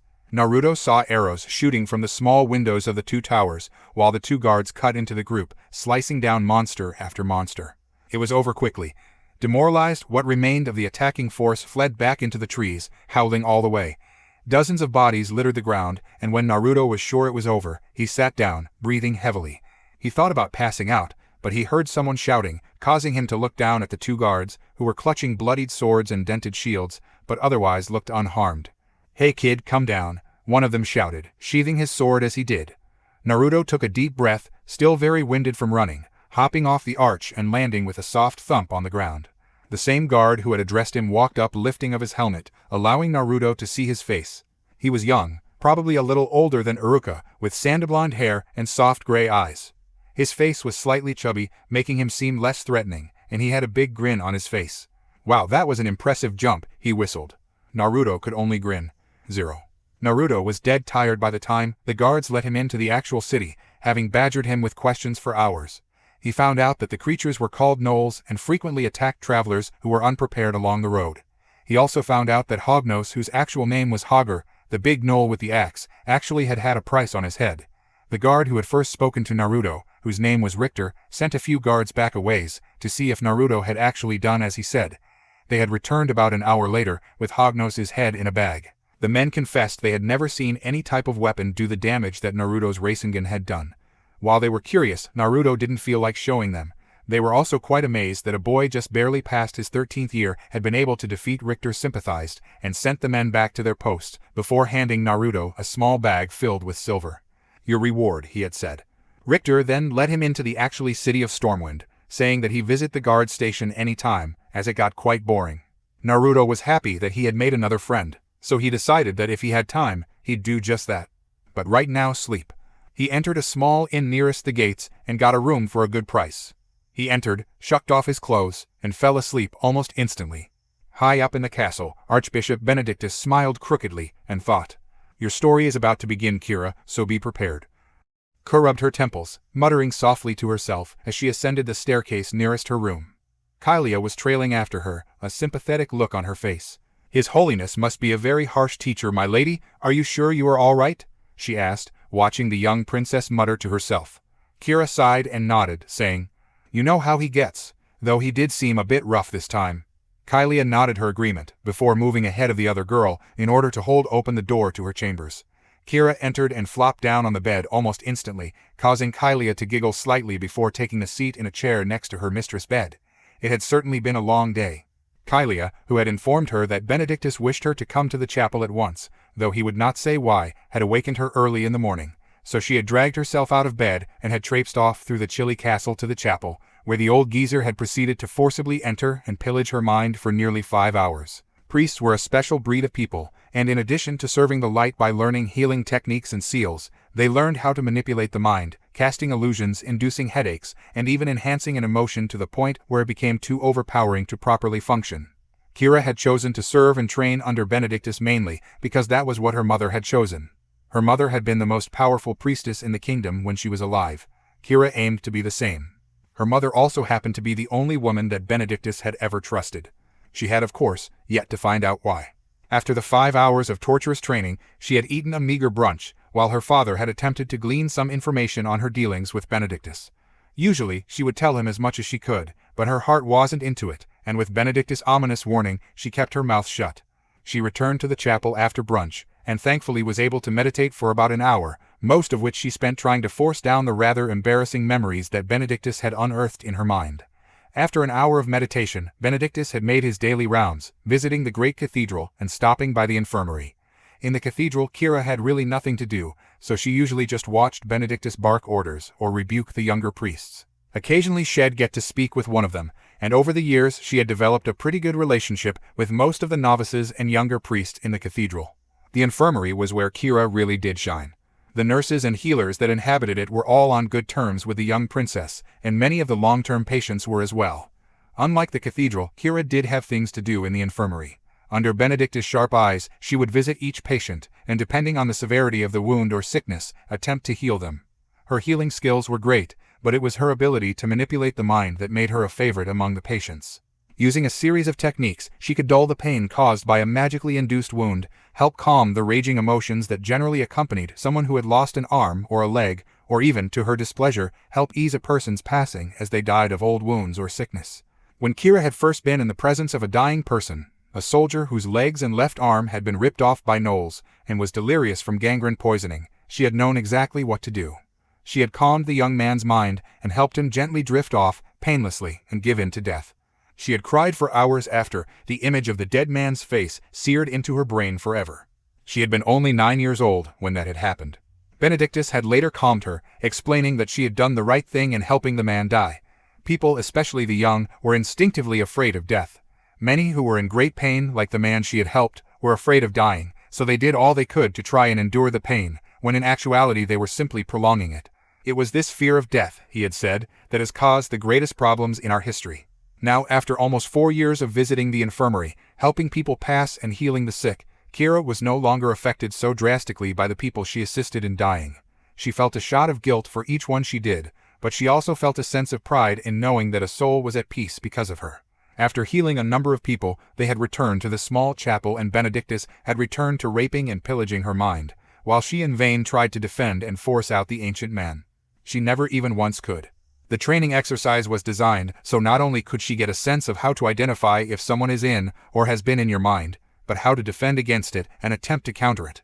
That was what Benedictus said it was supposed to do, but she had an inkling that he secretly enjoyed brining up her most embarrassing memories and simply got carried away in his attempts to train her. The end of said training sessions usually involved many rather foul swearing on her part, cursing the ancient archbishop to the 7 hells and wishing for something to gouge his eyes out. The archbishop would always just laugh and tell her the same thing, which only served to further anger her. Hoo, you curse like a man. My training must be paying off. After the session had ended, she had gone to dinner where she had listened to some soldier blabber on about how a small army of gnolls had attacked the southern gate earlier that day and how some kid had helped drive them off. She normally would have been interested, but she was too tired and her head ached too much for her to really pay attention. She and Kylia had then returned to her room, where she currently was, half asleep with a pounding headache. Kira moaned and rolled over to look at her childhood friend and handmaiden. "Could you turn out the light, Kai? I'm tired and I have a vague feeling that tomorrow's going to be just as bad," she said. Kylia smiled and standing up, blew out the lamp next to Kira's bed, before making her way to the door, nearly tripping over a rug as she went. At the door, she turned into the darkened room, towards where she thought the bed was, and said, "Good night, my lady, pleasant dreams." She heard her princess' soft snores in response. She shouldn't have jinxed it. Kira rolled around in her bed, her dreams anything but pleasant. She saw a glowing spiral of fire, and a small, silvery object in the center of the spiral, with a pair of glowing red eyes looming in the background. She saw a vast forest, with a growing darkness within. She saw the darkness purged, and the forest grew once more. She saw herself, the fiery spiral dancing around her. She saw a high mountain, and felt a wild fury from within. She saw a great city, bathed in poisonous green light, and heard the sounds of gears and a high-pitched laughter. She saw a vast plain, and another great city, felt a great pride in her heart. She saw her father, wreathed in crimson. She saw a land covered with blood that moved and consumed, and a man with a heart full of dire ambition. She saw a city, broken in body, but not in spirit. She saw a building bathed in crimson. She saw a land bathed in moonlight, where the sun never touched. She saw a great cavern, and a pair of violet eyes cutting into her soul. She saw a great city, bathed in fire and blood. She saw a land of fire. She saw a great swirling of cherry blossoms. She saw a figure, bathed in crimson light. She saw a great mountain, atop a darkness threatened to overflow, and below it a great inferno raged. She saw a figure, enshrouded in darkness, with a snake coiled around it, ready to strike. The snake had eyes golden and terrifying, with a long tongue and fangs that dripped poison. But the figure was cold as ice, and his heart was frozen. She saw a monstrosity that came from the skies, gushing poison and fear. She saw a land of ice, and her soul was frozen. She saw an icy, cold void, a figure in the center. She heard the agonized screams of thousands of people, and grew very afraid. She saw 9 shadows, their backs to a burning dawn. She saw a mighty black tower, reeking of evil in a world far away. She saw its master, shrouded in black, with eyes so mad she could not stand to see them. She saw nothing more. Darkness took her. Kira awoke, bathed in sweat, gasping for breath. What was that? She thought, sitting up and wiping some sweat off her face. The dream had been strange, and so vivid and clear that she wondered if it was truly a dream at all. She looked out the window, and saw the first signs of daylight peeking above the horizon. She sighed. It's not like I wasn't going to get up soon anyways, she thought. Yawning, she got out of bed and began to dress for the coming day.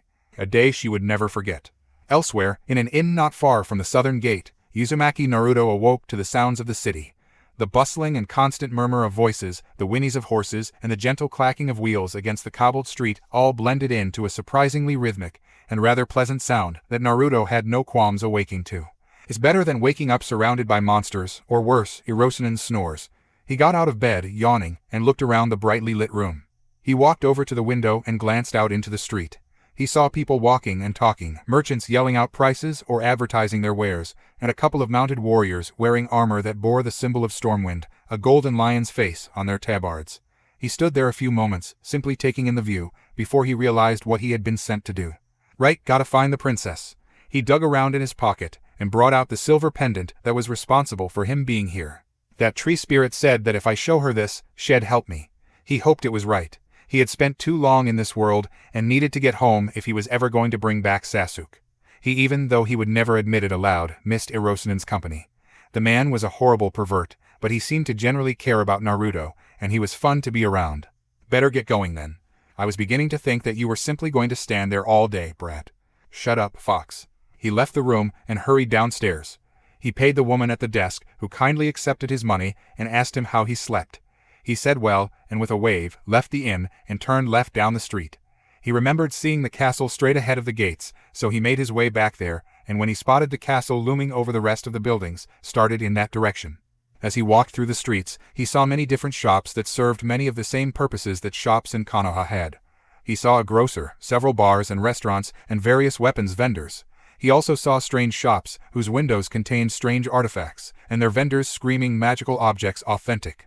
He was tempted to go over and look around, but decided that it would be best to head for the castle first. Ruinable. If he had been with someone else, he would have blushed at his stomach's protest at not being properly fed. Deciding to forego the rations he had been given back in the village, he decided to find a restaurant on the way that hopefully sold ramen. Whenever he spotted a restaurant, he would stop at the doorway and take a whiff of the interior. Generally, he wouldn't be able to distinguish between the smells in such a crowded area, but he was looking for a very special smell, one he had known since he was very little. None. He didn't even catch a whiff of something remotely like ramen as he walked away from the 10th restaurant. He was getting quite close to the castle, and still he hadn't found anything like ramen. He was about to give up and simply get something else, when he caught a whiff of something. Ramen. It was faint, but he quickly honed in on the smell to find a small, ratty-looking shop whose sign said in fading bold letters, Stormwind Noodles. Without a moment's hesitation, he entered the little restaurant and looked around. It was a square room with brown, hardwood floors and walls, with several rickety-looking tables and chairs. He saw a door on the far side of the room, which smelled like a bathroom, and another on his right, which smelled like the kitchen. He seated himself at one of the tables and picked up the menu. A surprisingly pretty girl with chestnut brown hair and soft brown eyes walked up to him, smiling. "What can I get you, little boy?" she asked cheerfully.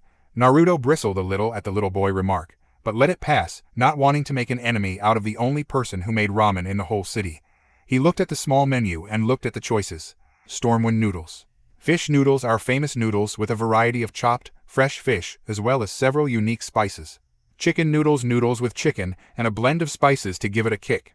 Prawn noodles noodles with a rare type of prawn from the coast, thrown together with our special spices. Special.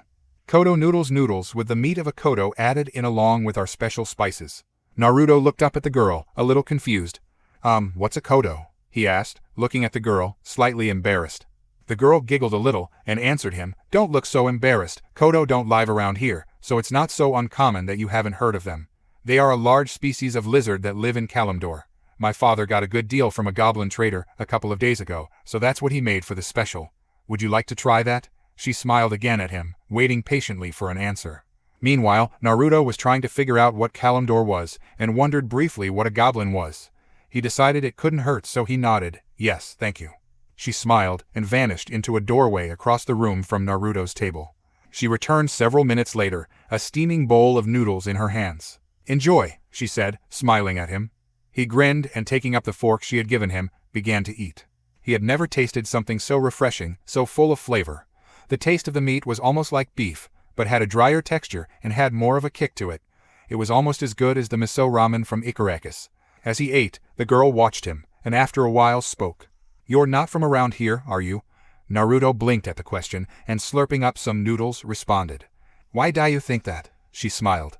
You eat differently than everybody else. You hunch your body over the food, as if it's going to get away from you, and you talk different, if only slightly. Where do you come from? Naruto panicked, his mind racing. Tell her to go bother someone else, Kyuubi thundered. No, he responded simply, Konoha. She frowned a little, looked thoughtful for a few seconds, before saying, Never heard of it. Naruto relaxed, and watched, then decided to ask a question of his own. So, have you lived here long? She nodded, though her face did darken a bit. Yes, I have lived here since I was very little, and before that I don't really remember much about where we lived. My father moved me here just after the alliance fell apart, and my mother died. He made this restaurant all by himself, and I've been working here since I was 10. Naruto smiled a little and finished his noodles. He politely declined, even if his stomach was begging for more, another bowl, and stood up, fishing out some coppers to pay her. It was great. I hope to eat here again. He meant every word of it too. She smiled, accepting the money and following him out the door, waving a small goodbye. He grinned back at her over his shoulder and then hurried off in the direction of the castle. He would definitely go back before he left. Naruto reached the castle gates minutes later and was awed by the size of it. It was made of the same white stone that the towers on the city gates were made of, and roved with the same blue shingles. The castle towered above him, making him wish that the Hokage's tower was more like this. It was certainly intimidating. As he attempted to cross the threshold, which led into the castle courtyard, a pair of soldiers wielding spears stopped him. Sorry, kid, but nobody's allowed in the castle without an invitation. Naruto frowned up at the two men, and realized that it was rather foolish of him to expect they'd let a total stranger into arguably the most important building in the entire city. My aren't we perceptive? Shut up, he sighed, and realized it wasn't going to be that easy. He noticed that both soldiers were men, and with a grin, he began to mold his chakra and performed a seal. Sexy no jutsu. Naruto vanished, and in his place a gorgeous blonde girl with 2 ponytails stood, clothed in absolutely nothing. He cooed in a high-pitched voice. Oh please, I need to get in right away. She folded his arms under her breasts, staring at the 2 guards in her best representation of a sexy look. He blinked, releasing the transformation, as he realized he hadn't had to go that far. Both men lay unconscious on the ground, a trickle of blood dripping from each of their visors. Too easy, these guys must not get out much. Rolling his eyes, he strode past them, and then, realizing he was in the open, hurried into a small bush near the castle wall. Knowing that the guards wouldn't be out long, he crept along the base of the castle wall, looking upwards for a window to enter. There were about a dozen to choose from, but he needed one that led into an empty room. It wouldn't do to enter a room with someone dressing in it. As he spotted a good one, near the corner of the castle about 2 stories up, he swore he heard a faint laughter, but shook it off as a mere trick of the wind. He never learns. Kira muttered angrily to herself as she stalked up into her room. Stupid old chauvinistic codger. Benedictus had worked her to the point of near exhaustion that morning, both in learning staff skills and trying to defend her mind from attack. By the end she had been drenched in so much sweat that Benedictus had sent her away to go change and wash, but not before teasingly remarking on how she smelled much more like a man. She grinned viciously as she planned revenge against the old man, which involved sneaking into his room and filling his undergarments with a powder that was created from grinding up fire ant carapaces and would cause a nasty burning sensation in her teacher's nether regions for several hours afterwards. Who says pranks were for children? She had already bathed and was on her way to change. She entered her room, still grinning at the thought of revenge, and dropped her towel and began to search for something to wear, wishing she knew how Kylia sorted her dresser. She was just slipping on some panties when she felt a presence enter her room, emanating from the window. She turned, lightning fast, and her eyes met the surprised and shocked blue ones of a blonde-haired boy who was crouching on her windowsill. Both of them froze, staring at each other as a horrible blush appeared on the boy's face, one that she knew matched her own. The boy spoke first. He, You wouldn't happen to be the princess, would ya? She responded with what she deemed appropriate at the time. Eek. Naruto thought he had been careful. Naruto had thought that that particular room would be empty, as there wasn't a direct smell coming from it. In retrospect, he realized that that was likely because of the breeze, which had carried the scent away from his nostrils. If anything, what were the chances of someone being in their room at this time of day anyways? Undressed no less. Apparently for Naruto, pretty good. So he stood there, gazing at probably one of the prettiest girls he had ever seen in his life, who had little more than a pair of panties on. He wondered if he should be glad or horrified that he could even think of being glad. So he said the only thing that had come to his mind at that time. You wouldn't happen to be the princess, would ya? Apparently that didn't go over so well, because the next moment he was subjected to the most piercing shriek he had ever heard. Eek! Startled, he very nearly fell off his perch on the windowsill, as the girl gathered up some of her bedspread to cover her upper body. Panicking, he began waving his hands and saying soothing words like, "Wait, I'm not a pervert. I just need to see your princess. I'm not here to hurt you, I swear. Please stop screaming." When the girl didn't, he leapt off his perch and grabbed the girl, covering her mouth quickly, muffling her screams. Unfortunately, this caused the girl to start flailing around, attempting to get away from the blonde, which caused her to drop the bedspread, revealing her nude chest, and Naruto, in an attempt to stop the girl from flailing, grabbed her around the middle, pinning her arms to her sides. He also got the unfortunate for her position of squeezing her developing chest. Mollified, he let go instantly, and the girl took this advantage, grabbing Naruto's shoulders, and then forcefully ramming her knee into his groin. He let loose a high-pitched squeal, and stumbled backwards away from the girl. She suddenly performed a few fast hand seals, strange ones, and held her hand out, palm facing him. It began to glow golden, and she adopted a threatening look, which of course was totally destroyed by the fact that she was topless. She spoke. "Who the hell are you? An assassin? Or just a stupid, perverted boy? Answer me or I'll kill you." Naruto didn't look at her, instead digging around in her pocket and pulling out the silver pendant. He held it up, and the girl froze. He then said, "Someone said that you'd recognize this. He said that you could help me get home." Kira stared at the silvery pendant openly, her eyes wide. "Is that?" No, it couldn't be. The pendant matched the one that her mother had owned. It was one of the few things she remembered about her mother. She had only been a little girl, barely 3 or 4, when her mother had died on her way back from helping a small town on the border near Ironforge. A band of Scourge had attacked, and despite her power, her mother and her mother's guardian, High Lord Bolvar Fordragon, had been killed in the attack. The pendant had never been recovered. She forgot her anger and nakedness, her eyes fixed intently on the stone. "That's mine." She said this out loud, and the boy blinked. With his eyes still turned away, he tossed the pendant to her, and she caught it deftly. She held it gently in her hands, gazing at it amazed. It was exactly as she remembered it. Her mother always had let her play with the pendant when she was a baby, and before she had died, had told her it was to be hers one day. She looked at the boy again, who was staring at the ground, blushing. She wondered briefly why, and then remembered that she had no shirt on. Blushing an intense shade of red, she quickly pulled on the shirt she had gotten out, and promptly remembered that the boy had barged in and could possibly be dangerous. She watched him warily, and then remembered the boy's words. "Who said that I would recognize it? Who sent you here? Why do you have my mother's necklace?" The boy looked like he was about to answer, when a loud knock on the door captured both their attentions. "My lady, are you all right? We heard you scream." It was one of the guards that patrolled the floor. The boy looked terrified and directed a pleading look at her. She frowned, and then decided if she turned him in, she wouldn't get any answers. She shouted back, "I'm fine, I just saw a rat. It surprised me." She shot a look at the boy that said, "You owe me," and then turned back towards the door. The guard responded, "Well, if you're okay." She heard him move away, and when his footsteps were out of hearing range, she turned back to the boy. "Talk." Naruto nodded. "This is gonna sound pretty strange, believe me. I found the pendant in a river, a couple of yards away from me and my teacher's campsite. Thing is, I'm pretty sure it was in an entirely different world." The girl looked at him disbelievingly, and so he continued, "I told ya it would sound crazy, but hear me out. I woke up and I was in a big, way different forest. I then found a village where I stayed for a couple of days and tried to find out where I was." "Ever hear of Fire Country?" he asked, looking hopeful. She shook her head, and Naruto sighed. He continued, "Thought so. Neither had any of them. That's where I'm from, and where I found this pendant. In the village I stayed in, there was this big tree that protected them from the monsters in the forest. But someone cursed it, and I had to go and break the curse, and the spirit in that tree told me that you would recognize this and help me get home." Though once again looked at the girl hopefully. She just looked stunned. They stood in silence for a few minutes before she spoke. "I'm not saying I believe you, But the idea of other worlds isn't too far-fetched, and I have heard of this village that you spent time in. But if what you are saying is true, I still have no idea how to help you get home." Naruto was crestfallen and slumped back against the wall, looking downcast.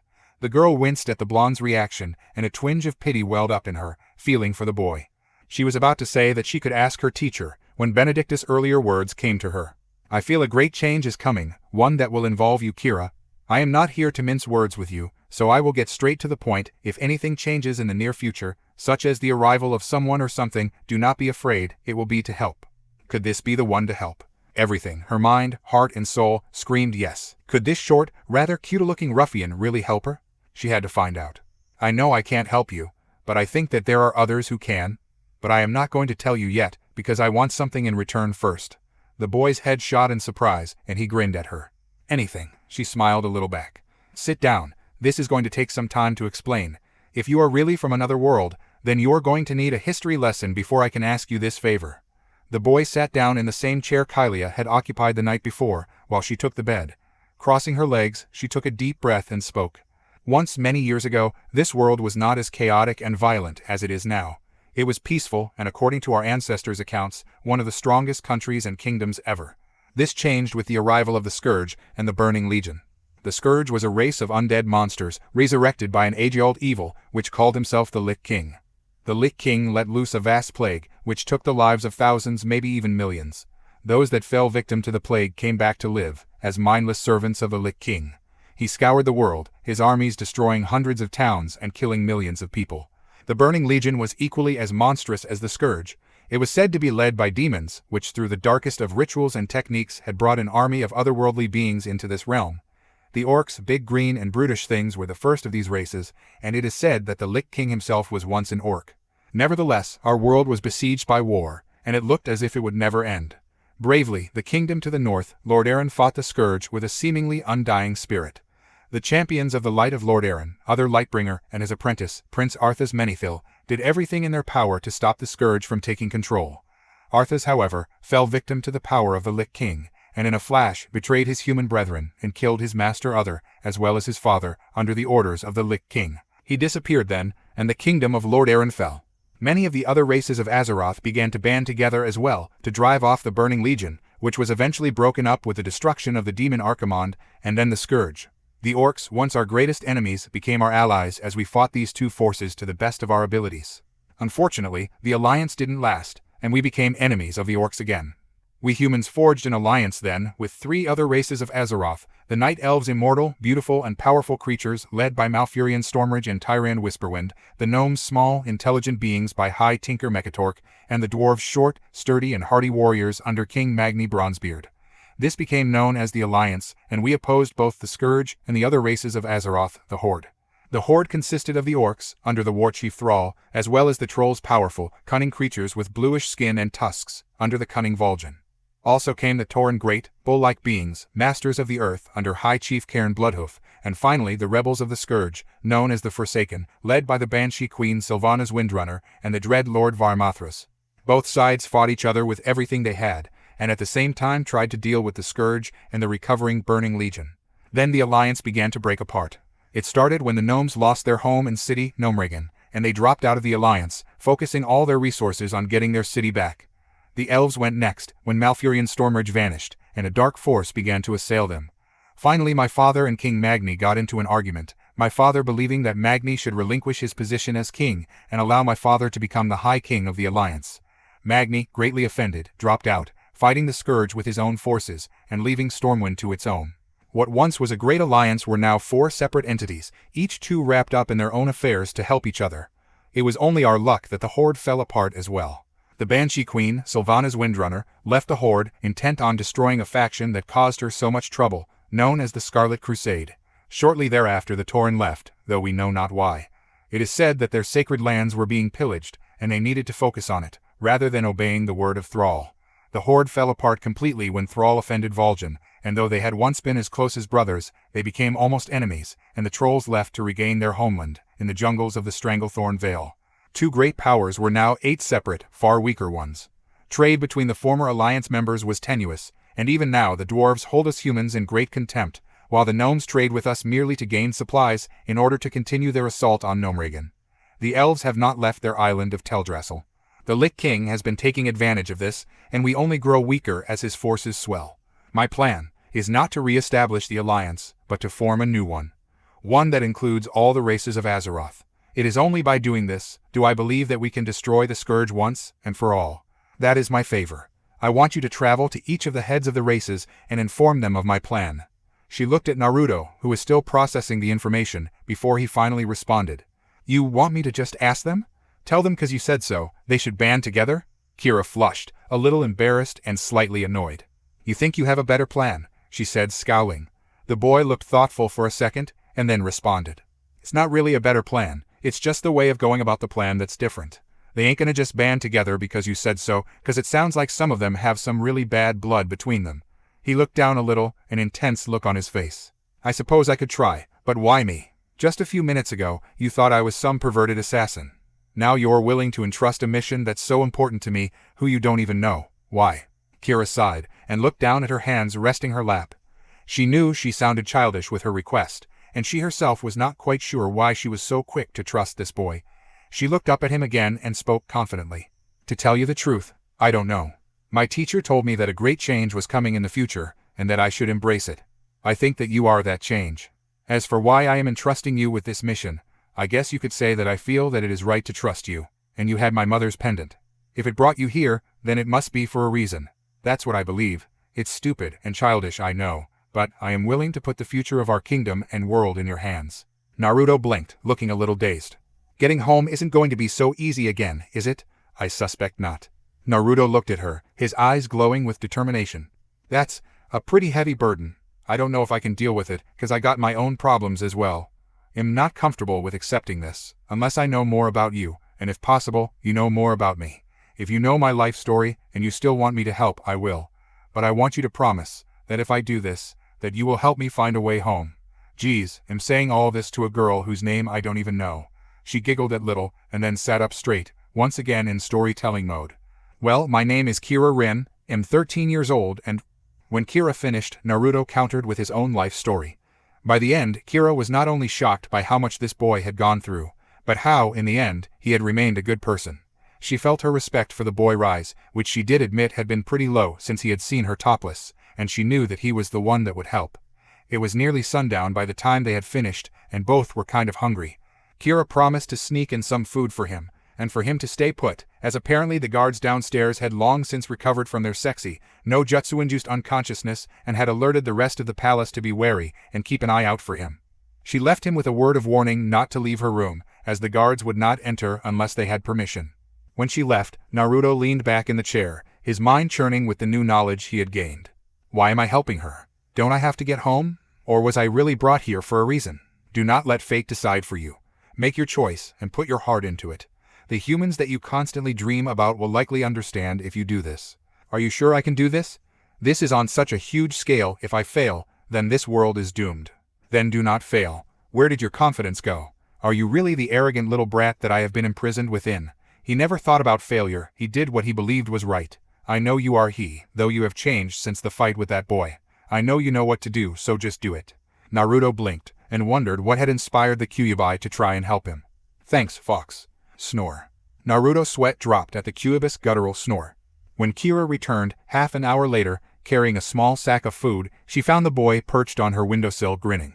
Throw me some of that food, and let's get this show on the road. Naruto watched and ate some of the bread that Kira had given him as she paced around the room, her head down and an intense expression of concentration on her face. After hearing that Naruto was willing to help her and go through with the mission, which still surprised her, she had begun to think of possible ways that Naruto could carry out the mission to make the best time, and with the least hassle. As far as Naruto was concerned, completing this mission was not only going to take a great deal of time regardless, but it would contain an enormous amount of hassle, and no amount of thinking or planning was going to help. Besides, Naruto wasn't a thinking kind of guy. He just did it, and dealt with the consequences as they came. He thought on his feet, and always had. It had gotten him into trouble several times, but it had gotten him out of trouble many more times. Kira suddenly spoke up, her determined eyes gleaming. I've got it. After you leave here, you should head north through the mountains.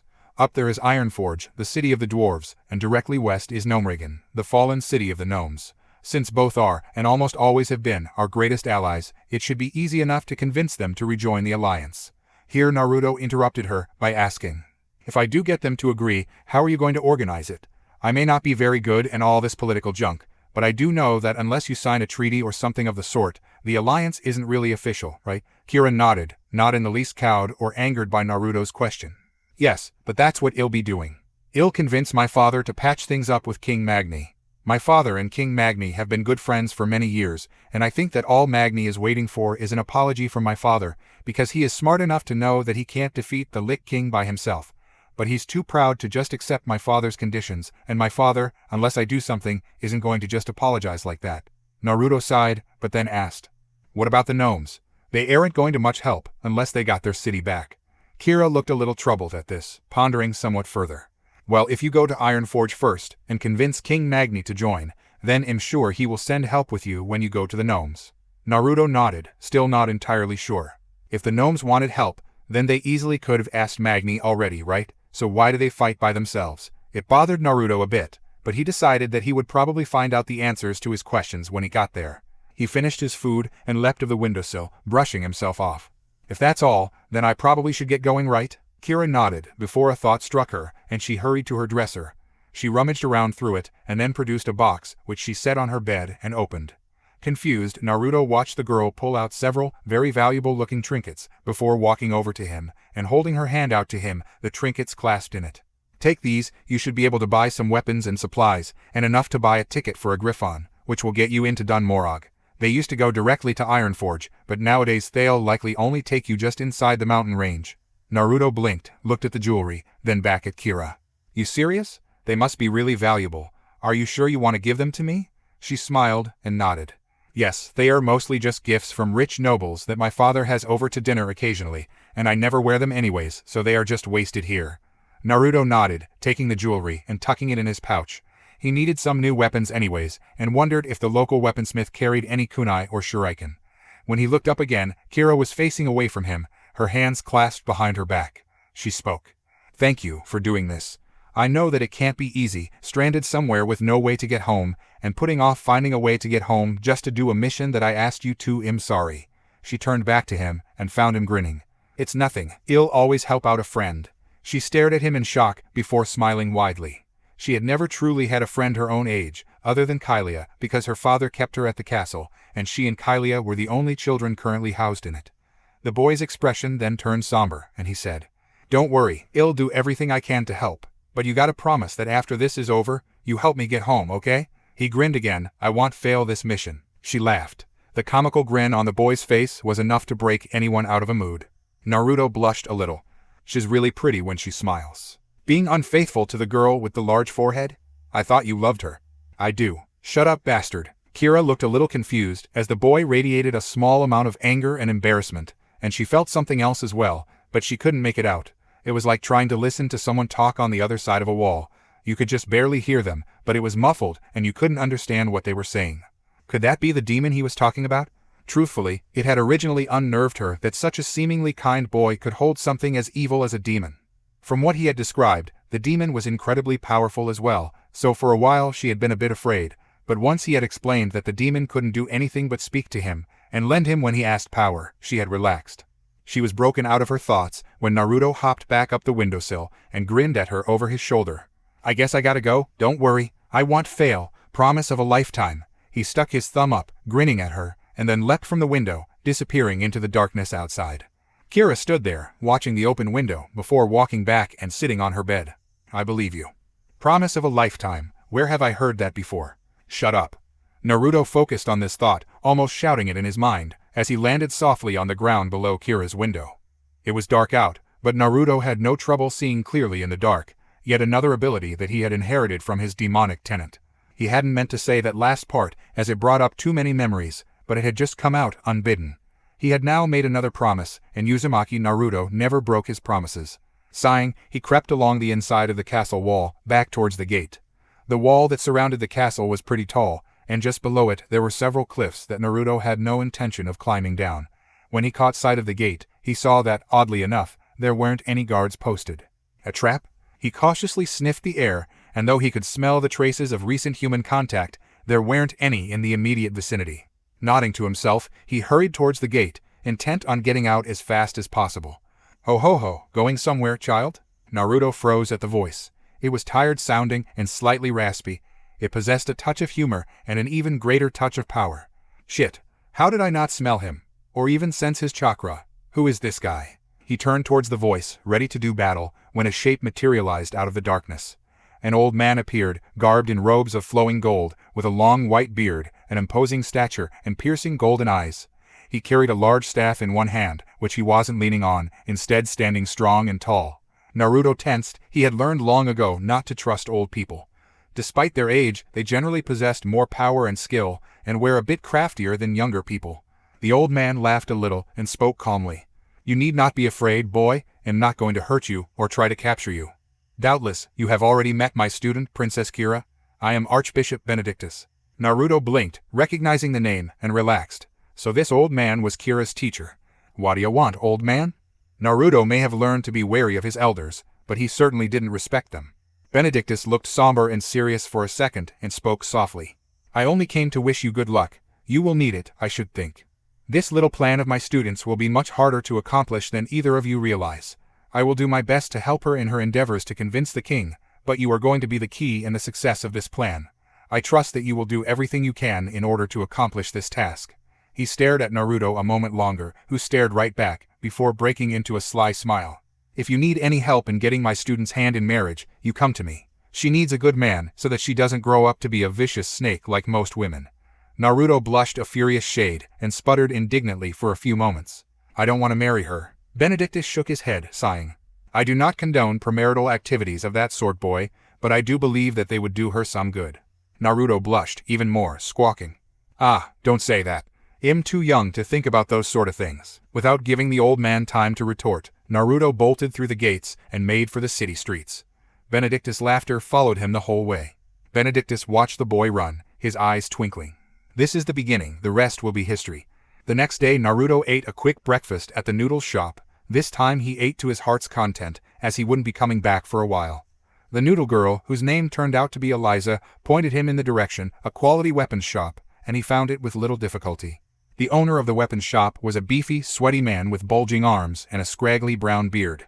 At Naruto's request, he brought out his selection of throwing knives, none of which were true kunai. He picked up several of them, testing the weight, and found a particular set that was about as heavy as a kunai, so he took those.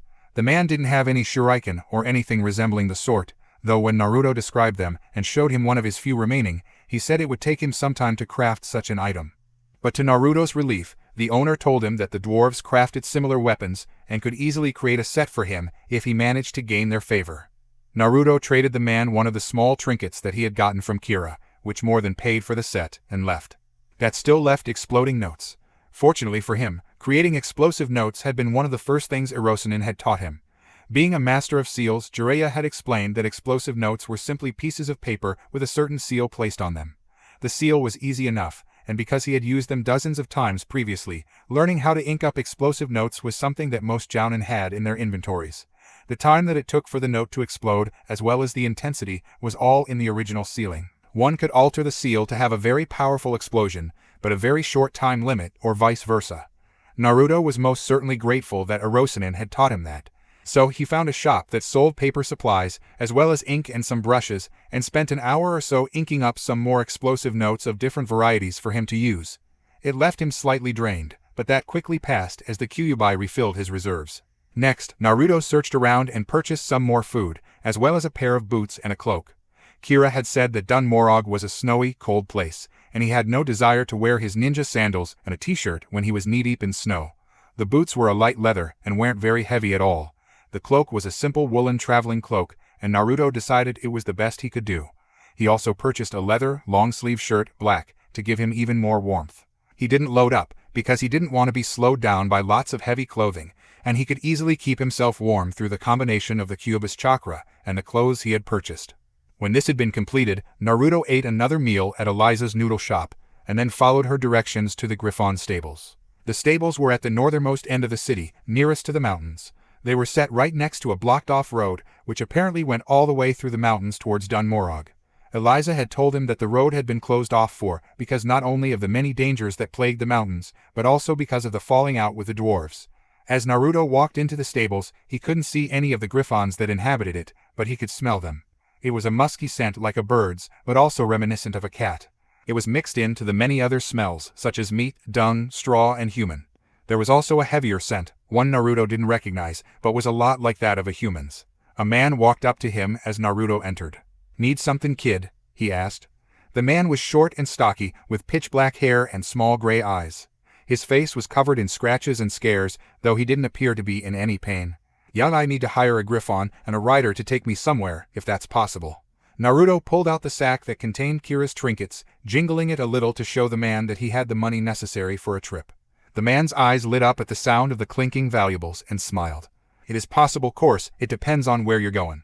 I need to be taken as close to Ironforge as possible," Naruto responded without hesitation. At this, the man's eyes lit up even more, and he grinned wider. "Thus possible, it's gonna cost you though. I only got one dwarf rider here now, and the king doesn't like it when humans enter dwarven territory." Naruto dug around in the sack and pulled out 2 large golden rings, both heavily laden with jewels. The man grinned, took both of the objects, and said, "There's a bar, a couple of streets south of here called the Griffon's Haven. Go there in a couple of hours and look for a dwarf named Orson. He's gonna be taken, yay." Naruto nodded and left. Naruto entered the Griffon's Haven 2 hours later, having spent most of it talking with Eliza and learning more about the history of Stormwind. He even met her father, who turned out to be surprising like old man Ikaraku, except he had a beard and a shorter temper. Now full of noodles, and after nearly 20 minutes of trying to locate the bar with the Griffon Master's vague directions, and ready to ride, he was attempting to locate the dwarf Orson. "It would help if I knew what a dwarf looked like," he thought. "Do you even know what dwarf means? Look for someone shorter than you, and that should be him." Bastard. Naruto finally did spy someone short, but he didn't look much shorter than Naruto. He had grayish-black hair, with a bushy, similarly colored beard. He wore leather pants, shirt, and boots, had thick, leather gauntlets, and carried 2 fairly large axes at his side. His face bore several sets of scars, much like the Griffon stable master. Naruto walked up to him, and found to his immense pleasure that the dwarf was a bit shorter than him. "Are you Orson?" Naruto asked. The dwarf looked at Naruto hard for a second, before grinning a bit. "Aye lad, that be me. Then y'oud be the little bairn tha's been lookin' for a ride ta the mountains, eh?" Naruto looked confused. "Bairn?" Orson laughed, which was surprisingly booming, and spoke. "Aye lad, bairn is our way fur callin' ye children, get it." Naruto sighed. When would people stop treating him like a child? "I guess so. We should probably go now, right?" The dwarf nodded, and made for the door, Naruto in tow. They stepped out into the afternoon sunlight, and began to walk towards the stables. "So lad, any reason ye are looking to enter Dunmorog?" Orson said it in a casual enough tone, but Naruto could see that he wasn't smiling, and Naruto guessed that his answer would heavily affect his standing with the dwarf. So he did the only thing to do in such a situation, tell the truth. "Yes, someone gave me a mission, to help the dwarves and the humans get along better." The dwarf looked surprised for a second, before grinning broadly. "It's about time, 'cause whether we like it or not, we need ye, and ye needs us." Orson sighed a little, before grinning again and continuing, "Sorry about that, but I can be carrying an assassin or whatnot into me own country now, can I?" Naruto nodded, and after a few moments of silence, decided to ask something that had been bothering him. "I was wondering, why are you here? I thought the dwarves weren't allies of Stormwind anymore, so why are you allowed here?" The dwarf snorted a little. "Easy, I may not be welcome, but it ain't illegal for a dwarf to be here. It's only for a dwarf to live here. Dinna ken why, but soon after the treaty broke, the king ordered the dwarven quarter out of the city, bloody bastard, and all those dwarves had ta either head back home to Dunmorog, or ta settle in the mountain paths, in the Minnan towns they are there. He doesn't prevent us from comin' in 'cause he can, but he can stop us from living here." Naruto frowned again, and he wondered why the king had suddenly turned from allying with the dwarves, to becoming almost enemies with them in such a short time. Naruto guessed that there was something more than insult going on here, and he hoped that Kira would find out what. They arrived back at the stables, and after a short hello to the Griffon Master, Orson led Naruto down towards the back of the stables, where they both entered one of them. Inside was one of the most amazing creatures Naruto had ever seen. It was large, even bigger than a horse, and was covered in brownish feathers. It had a large, white bird's head with 2 large, white ears and big amber eyes. It had 2 large front talons as well. Folded at its side were 2 large, brown wings. Midway down its body, however, the feathers disappeared, and were replaced by fur, and the talons became large, padded paws, and it had a long tail, with a small tuft of dark brown fur at the tip. It was truly a magnificent creature. Wow, awesome, Naruto muttered, grinning like a fox at the sight of the large animal. I'm gonna be riding that, he thought. Orson grinned. Aye, a beaut isn't she? Her name's Eliandra, I've had her since she was a chick. While Naruto puzzled over the pronunciation of the name, Orson began to saddle the creature up, affixing several large straps across its body in order to hold the saddle on. He then tied several sacks, including Naruto's own, and then led the creature out of the stable, Naruto following. Orson led the Griffon out of the stall and out the back of the stables to a large plain where Naruto guessed the Griffons took off from. He stopped in the middle of it, and then with practiced ease leapt onto the mighty creature, which was an impressive feat for someone who was so short and had no chakra training as far as Naruto knew. All rig, lad, jump up, and we're off. Naruto did so, leaping lightly on top of the beast and securing himself in the saddle by tying a large brown strap across his waist. Orson turned around and spoke again. Here's the deal, lad, I'm gonna take ye to a minin town about 3/4 the length of the road, and from there ye are gonna have to go it alone, since it's too dangerous to go any further nowadays. Why, there have been some attacks down along that quarter, and most Griffons get too frightened to go any further, and trying to go around isn't good either, since Eliandra here can't fly that long, and there are some things in the deep mountains that can easily take down a Griffon and rider. Naruto nodded, but asked, what kinds of things? Orson responded without pause. Mostly goblins working for either the venture company or other black market companies, who shoot down anybody who they think gets too close, and other types of Griffons, less friendly types, mind ye. Naruto nodded and said nothing more as he waited for Orson to go. A sudden lurch startled Naruto, and he watched as Eliandra unfolded her wings and began to beat them, and slowly she began to rise off the ground. With a powerful screech, Eliandra took off into the sky, moving incredibly quickly. Naruto had never experienced anything like it. It was amazing. No, amazing didn't quite do it justice. This feeling was something Naruto had never, ever experienced before, and he knew that now that he had done it, he'd never be able to stop.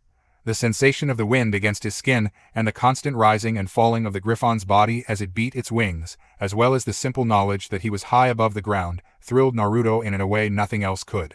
He let out a great whoop, grinning broadly, and barely heard Orson's booming laugh over the howl of the wind, and the beating of wings and Eliandra's periodic screeches. I'm buying a Griffon, and that settles it. Naruto didn't bother to hear the Cubibus reply, if there was one, and just continued to revel in the experience. They flew for hours, soaring above the clouds, occasionally passing through them, and as they did, Naruto couldn't take his eyes off the amazing scenery below. The huge mountains seemed so much less imposing from above, and when they dipped below the clouds, he could see the mountains in almost every direction, as well as the dark gray line that Naruto guessed was the road Orson had told him about. At one point, he saw a column of smoke in the distance on his right, and he asked Orson what it was.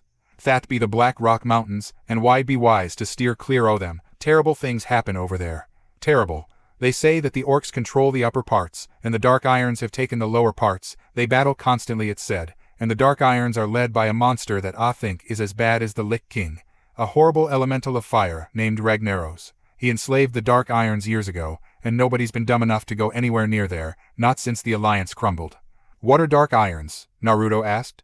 Dwarves, but more vicious, and got obsessed with crafting things out of a special metal called Dark Iron, which is only found in the Black Rocks. That's why they're named like that. We warred with them a bit in the past, afore one o' them was stupid enough to summon that monster, Ragnaros, and they was finished. Best not ask more about that, lad. I get uneasy just thinking about that monster. Naruto didn't ask more, and a combination of the fear that had crept into the dwarf's voice as he spoke, and his own rampant imagination, had made him hope that he never met the creature, ever. It was, by Naruto's estimate, over 4 hours after they had begun flying when Orson shouted back to him. We're almost there, lad. The town we're touching down in is called Margin. Saw a small minin town that I've got a couple of friends in. Haven't been here for a couple of years though, been flying everywhere else. Run by a friend o' King Magni himself, named Grundig. I'll tell him what ye are here for. Naruto felt uneasy about that. It's supposed to be kind of a secret, meaning that if the King of Stormwind will try and stop me, his daughter's the one who sent me. Orson grinned a bit. A lot of sense that girl has, but don't worry about it, lad. No one will find out, just Grundig, and I think that hell be supportive of your cause. Not many dwarves think that this war can be won by ourselves, and most o' them are willing to ally with just about any o' the other races, just to get a better chance at winning. The humans are our closest allies, except for the gnomes o' course, but they don't seem to want anyone's help, bloody fools. They descended lower and lower, below the peaks of the mountains, and nearer to the road. They flew along it for a while, until Naruto caught a familiar scent. Blood, he said out loud. Orson looked at him, frowning. Was that lad? Naruto spoke again, louder. I smell blood. Orson looked at him, mystified, and was about to say something, but turned forward again to check their progress. Naruto felt him stiffen.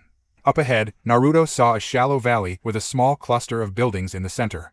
However, Naruto saw, with a cold feeling rising in his stomach, that some of the buildings lay in ruins. Orson urged Eliandra to go faster, and the two landed just outside the perimeter of the town. Orson immediately leapt off and ran ahead, Naruto following quickly. They passed some battered, ruined buildings before they arrived in the center. A small group of dwarves stood gathered around something Naruto couldn't see, and Orson immediately strode forward, looking grim and motioning for Naruto to stay back.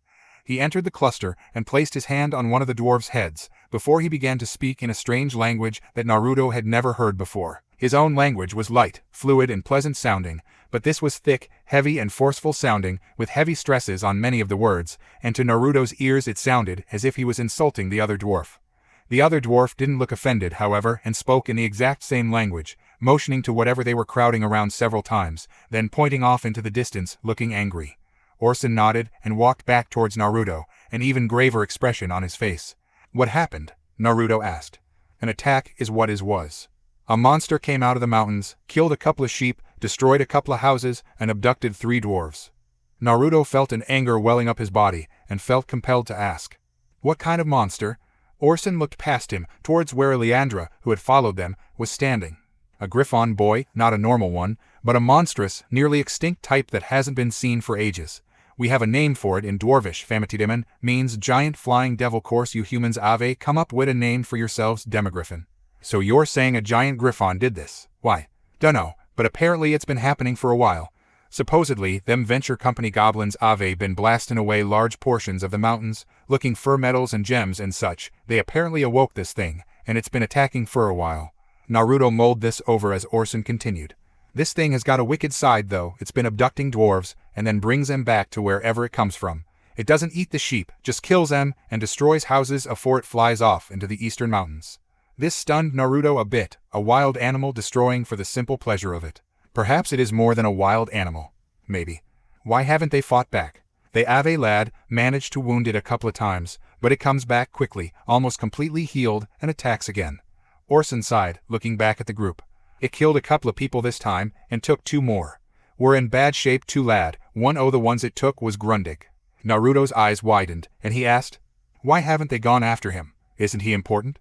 Aye lad, he's very important. He oversees all the minin going around here, and without him, I doubt this place would last so long. Course, there's nothing they can do about it. Naruto was about to protest, but Orson cut him off. We'd better get some sleep, lad. It's been a long day, and I gotta make another trip in the morning. Naruto stared at the dwarfs retreating back in shock. Don't protest, brat. Even you can't fight a monster when you can barely stand. What? I can stand just fine. To demonstrate, Naruto walked forward a bit, only to find that he wobbled a bit. Why am I so tired? He thought. Excitement does that to people. You exhausted yourself during the ride, no doubt, and with you running around this morning, creating those weapons of yours hasn't helped either. Even you don't have unlimited stamina, not yet at least. Naruto scowled a bit, but conceded.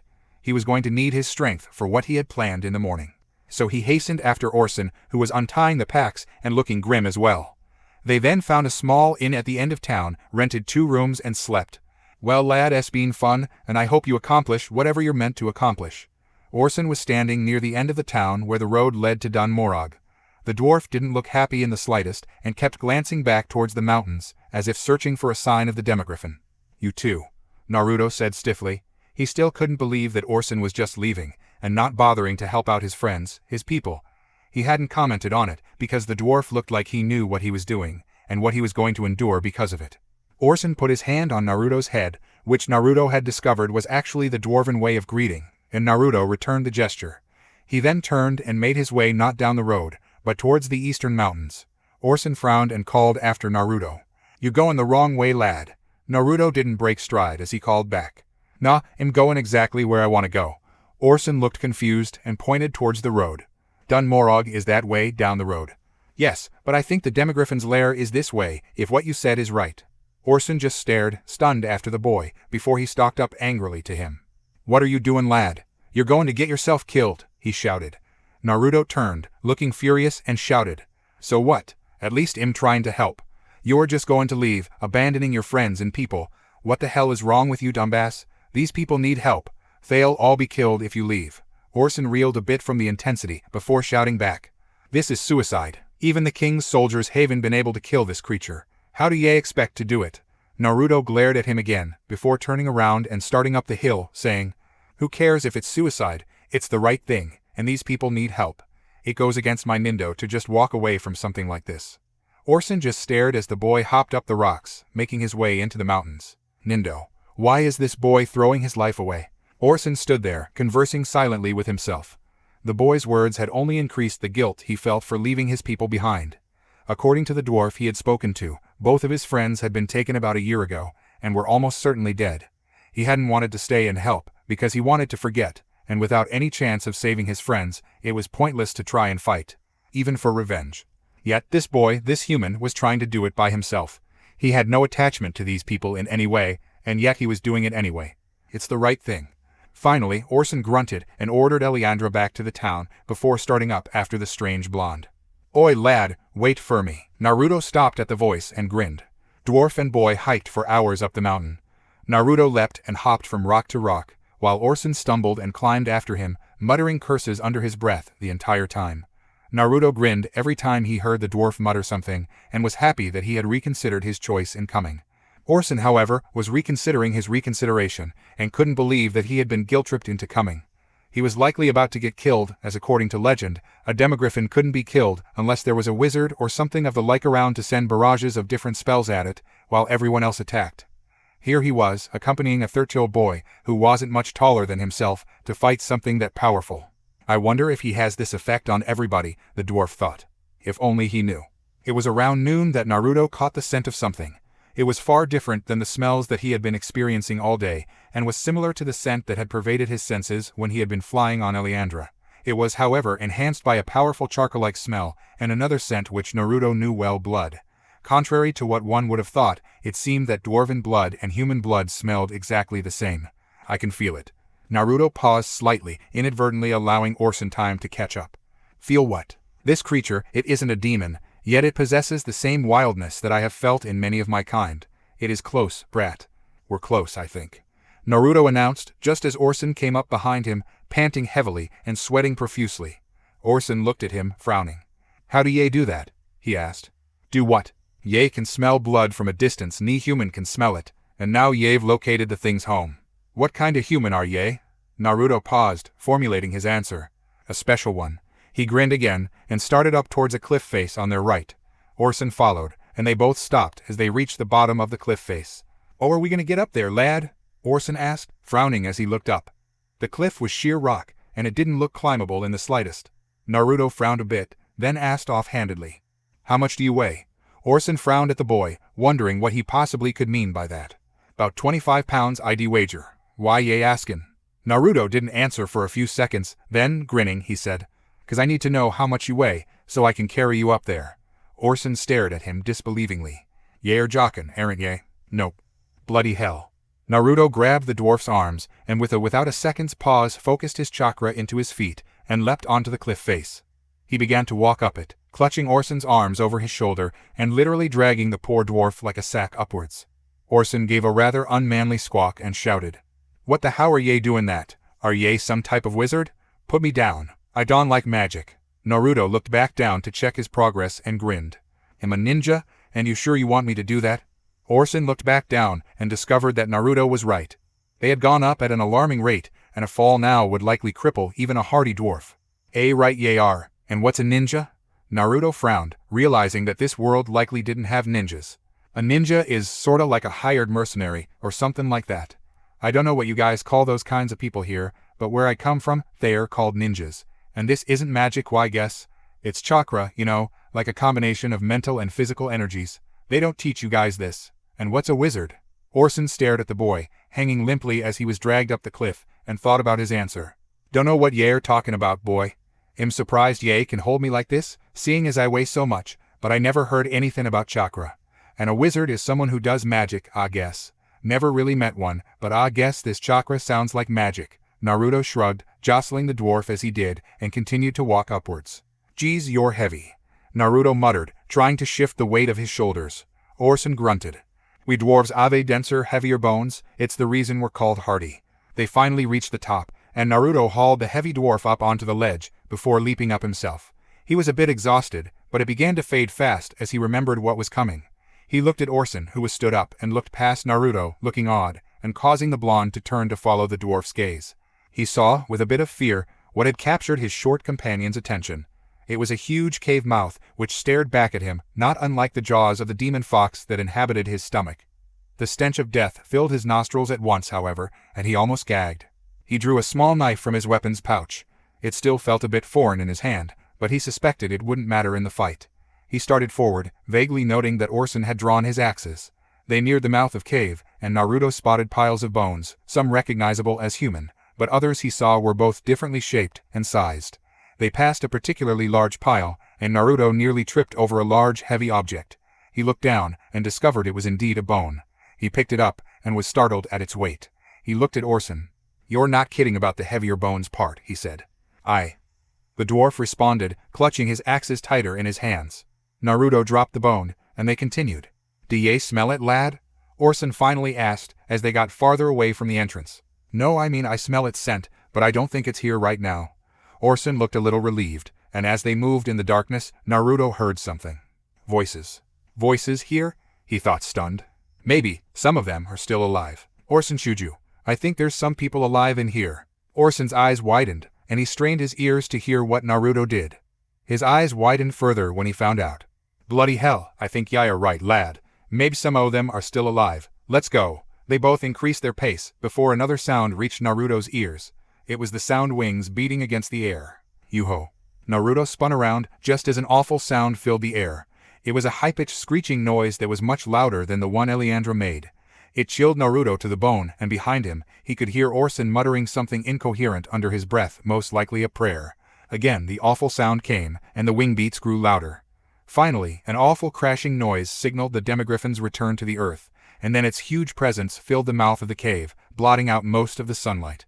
That didn't stop Naruto from seeing it, however. And in his opinion, not even the Kyuubi had frightened him as much as this monster.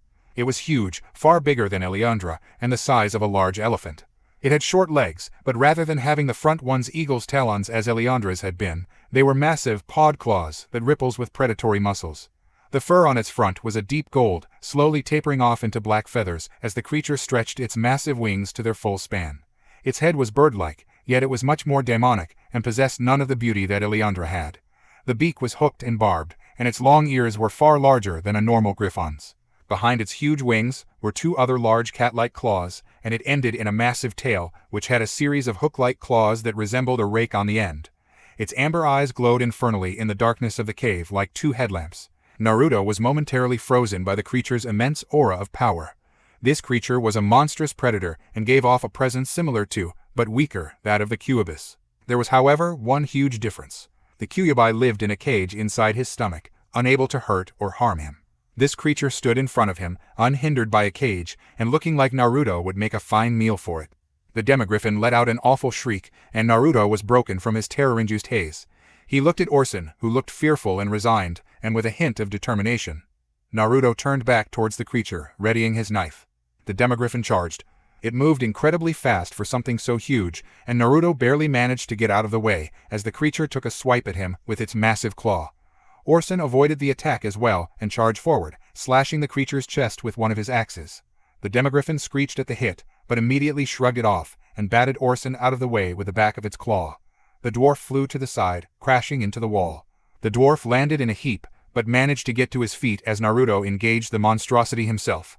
The boy created 6 clones in a shout and a seal, and they leapt back, hurtling their own duplicated knives at the Demogryphin. They punctured the monster's feathery wings and body, causing it to roar. Naruto himself began a string of seals, and as he did shouted, "Kaiten Gaukakyu no Jutsu." The massive fireball hit the monster dead on in the chest, Naruto having directed the chakra into the clone closest to the Griffon. It roared again and suddenly beat its massive wings, blasting the clone out of the way and extinguishing the majority of the inferno that raged on its chest. It snuffed the rest out with its claw and turned to the original Naruto, its massive tail swiping 2 clones out of existence as it did. It launched itself at the boy, slashing with its claws, but never reached him as Orson jumped at the creature, hacking at its right wing with both axes. Startled by the sudden attack, the creature stopped its attack of Naruto and swung its clawed tail at the attacking dwarf, who had nearly removed its wing. With a final shout, Orson hacked the entire wing off, but was unable to savor the victory as the giant tail came crashing down on him. He held his axes up in an attempt to block, and succeeded to a degree. The clawed tail hammered him into the ground, causing the stone floor of the cave to crack and break under the stress. The two axe heads, however, could only take so much damage, and shattered under the stress, causing the shards to cut the dwarf. The sheer force of the blow also flung the dwarf backwards, causing him to land in a heap near a pile of bones, stunned. The Demogryphon was roaring constantly now. The stump that had previously been its wing now gushed a sickly, black blood, and Naruto saw his chance to get a hit in. Attaching an explosive note to the hilt of one of his knives, he flung it at the monster, where it buried itself in the side, directly underneath the undamaged wing. It exploded 3 seconds later, and the majority of the Demogryphon's other wing, as well as a huge chunk of its side, were vaporized in the explosion. It toppled sideways, screeching horribly, and lay still. Naruto immediately went to Orson, who was lying near the pile of bones. "Are you okay?" The dwarf grunted. "No, but at least it's dead, Rig?" Naruto nodded. He was about to say more when he heard the sounds of movement behind him. Orson's eyes were wide, and he shouted, "Look out, lad!" Naruto whipped around, only to discover that he wouldn't be able to block the Demogryphon's massive claw. It slammed into his side, and his world exploded in pain, and he was flung away from the fallen dwarf. He slammed into the cave wall, and more pain entered his body. He could vaguely taste blood, but he focused all of his attention on what he thought should be a dead Griffon. He nearly fainted in horror at what he saw. From where there was nothing but a bloody stump, several large bony protrusions were sprouting, and new flesh, muscles, and feathers were beginning to creep up them. He could see veins being formed and muscles grow on top of the new bone. He saw that the same thing was happening on its other side, and Naruto couldn't believe it. It can fucking regenerate. He stood as the Demogryphon abandoned Orson, deeming him not as much of a threat as Naruto, and swung its tail at the blonde. Naruto managed to dodge, albeit barely, this time throwing himself to the side as the tail slammed into the wall, causing it to shatter, flinging debris in every direction. Naruto began a new set of seals as fast as he could, as the Demogryphon charged again. He was about halfway through, when the monster rose up on its hind legs, and brought its front claws down hard. What resulted was a miniature earthquake, which not only caused the ground to explode underneath him, but also interrupted his seals. He leapt out of the way, noting that its wings were almost completely reformed. Scowling, he repeated the seals in mid-air, and without a second's pause shouted, "Ninpo Yomi no Shoutaku Swamp of the Underworld." Underneath the Demogryphon, a large, purplish hole appeared, and the creature immediately sunk underneath, its front claws almost totally submerged in the swamp. Naruto withdrew a few knives that had explosive notes attached, glad that Orson had taught him that the swamp of the underworld, and flung them at the preoccupied creature. Before they hit, however, the Demogryphon gave a shriek and beat its largely reformed wings. The resulting wind from the attack blew Naruto's knives away, and he moved as far as he could away from them, just as they exploded. The multiple explosions rocked the cave, dislodging some stalactites above. Naruto barely avoided being hit by one as he stood, clutching his bloody chest, panting hard. The Cubist's own regeneration abilities were working hard to correct the damage he had been done. Immediately, he began to focus his chakra and shouted in his mind, "Gimme some chakra." Done. At once, Naruto felt new energy coursing through his body, and he grinned, feeling the surge of power and focus the Cubist chakra brought. Naruto briefly noted that he felt different from any of the previous times that he had used its chakra, almost as if the creature was working in tandem with him, rather than just letting him do the work. With renewed energy and the Cubist's red chakra glowing around him, Naruto ran through some hand seals, bellowing. Katen Keru and Dan Fire Dragon blast. An enormous blast of flame erupted from Naruto's mouth, shooting towards the great Demogryphon, who had managed to free itself from the swamp. The white-hot flames exploded against the creature's chest, setting it afire once more. The force of the blast also knocked it backwards into the swamp. The murky, muddy waters immediately doused the flames. Oops, Naruto thought, cursing himself for his stupidity. The Demogryphon clawed its way out of the swamp, its newly formed wings carrying it out with ease once it had freed them from the swamp's sticky waters. Naruto avoided another stalactite, furiously searching his list of jutsu for something to use. Rasengan would be good, but I need to get close. How am I going to get near that thing without being clawed, bitten, or blown away? He was nearly out of explosive notes, and we wasn't sure that the monster wouldn't just blow them away again. It was awfully smart for an animal, and Naruto could see that it learned from its mistakes. A rather small stalactite nearly impaled his foot, and he cursed angrily at it. Then, an idea struck him. If I can get it under one of those, He looked up and saw that several still clung to the ceiling. The Demogryphon, having recovered from its imprisonment entirely, charged at Naruto, screeching. It spread its wings and leapt up onto its hind legs again, preparing for another earthquake. Naruto, his plan formed, leapt high into the air, just as the creature slammed downwards. The explosive earthquake caused 2 stalactites to shake loose, neither of which would hit the creature. But that didn't matter. He leapt off the ceiling towards one of the still falling stalactites, and in midair formed an imperfect Rasengan. The second oval-powered Rasengan, which had power, but no control, slammed into the stony spear, hitting it in such an angle that it blasted it straight towards the Demogryphon, almost completely intact, save for a large spiral marking. The projectile shot towards the Griffon, and Naruto's aim was true. The stalactite slammed into the monster's wing, piercing straight through, and pinning the Demogryphon to the ground. It screeched horribly in pain, attempting to pull itself away from the stalactite and clawing at it. It began to hit it with the clawed tail, causing it to crack and break, but in the end, it didn't do much good. With a cry, Naruto kicked off the ground, shooting towards the creature like a bullet. In his hand, he created a perfect, spherical Rasengan, and pulled his hand back as he reached the Demogryphon. With a shout of Rasengan, Naruto slammed the glowing sphere into the monster's head, getting a sick satisfaction at hearing the creature's head cave in, drenching him in brain matter and blood, under the powerful ball of chakra. He ripped his blood-covered hand from the hole in where its head had been, and just so it didn't surprise him again, slapped a rather powerful explosive note on its chest, and leapt away. With an echoing boom, the Demogryphon's entire front body was obliterated, engulfing the rest of its body in flames, and covering the cave floor and walls with chunks of its body. Naruto stared at the now truly dead Demogryphon, panting. "Let's see you regenerate from that, bastard," he roared. He slumped to the ground, feeling exhausted. His chest was mostly healed, but he still was covered in Demogryphon blood and brains, and the cuts from debris, and from where the Griffon's beak must have slashed when he had destroyed it. His body ached, but he had won. Then he heard more movement. He spun, ready to fight, but stopped at the sight of Orson, who had limped over from his position near the pile of bones, where he had lain prone for the majority of the fight. He looked amazed. "Bloody hell, lad, I take it back. You're not a fool for doing this. You really were something." Naruto grinned weakly, casting another look at the dead Demogryphon. "Thanks, I suppose." He managed to stand shakily, and Orson grabbed him, steadying him. They both looked back into the cave, suddenly remembering the voices. Save for the crackling of the fire-engulfed Demogryphon, neither could hear anything. "We'd best go check it out, lad?" Orson said. Naruto nodded, but didn't think he or Orson could manage to get there without falling. He remembered the healing potions that John had given him, what seemed like ages ago, and opened his pack, fishing out one of the bottles. Inside was a reddish liquid, which Naruto took a hesitant gulp of. Almost immediately, warmth spread throughout his body, and aside from the rather poor taste, Naruto was grateful. It was almost like a soldier pill, and Naruto could feel his exhaustion ebbing away. He handed the half-full bottle to Orson, who downed the rest in a flash. The dwarf thanked him, and they both began to walk, hesitantly at first, then with more confidence as they realized they weren't going to fall. They crossed the battle-scarred cave, heading farther and farther back. They saw several other, smaller passages that branched off from the main one, but Naruto dismissed them, not smelling anything in said directions. Finally, they reached a large, circular chamber, also littered with bones, and saw a large boulder directly across from the entrance. Naruto could smell something behind them.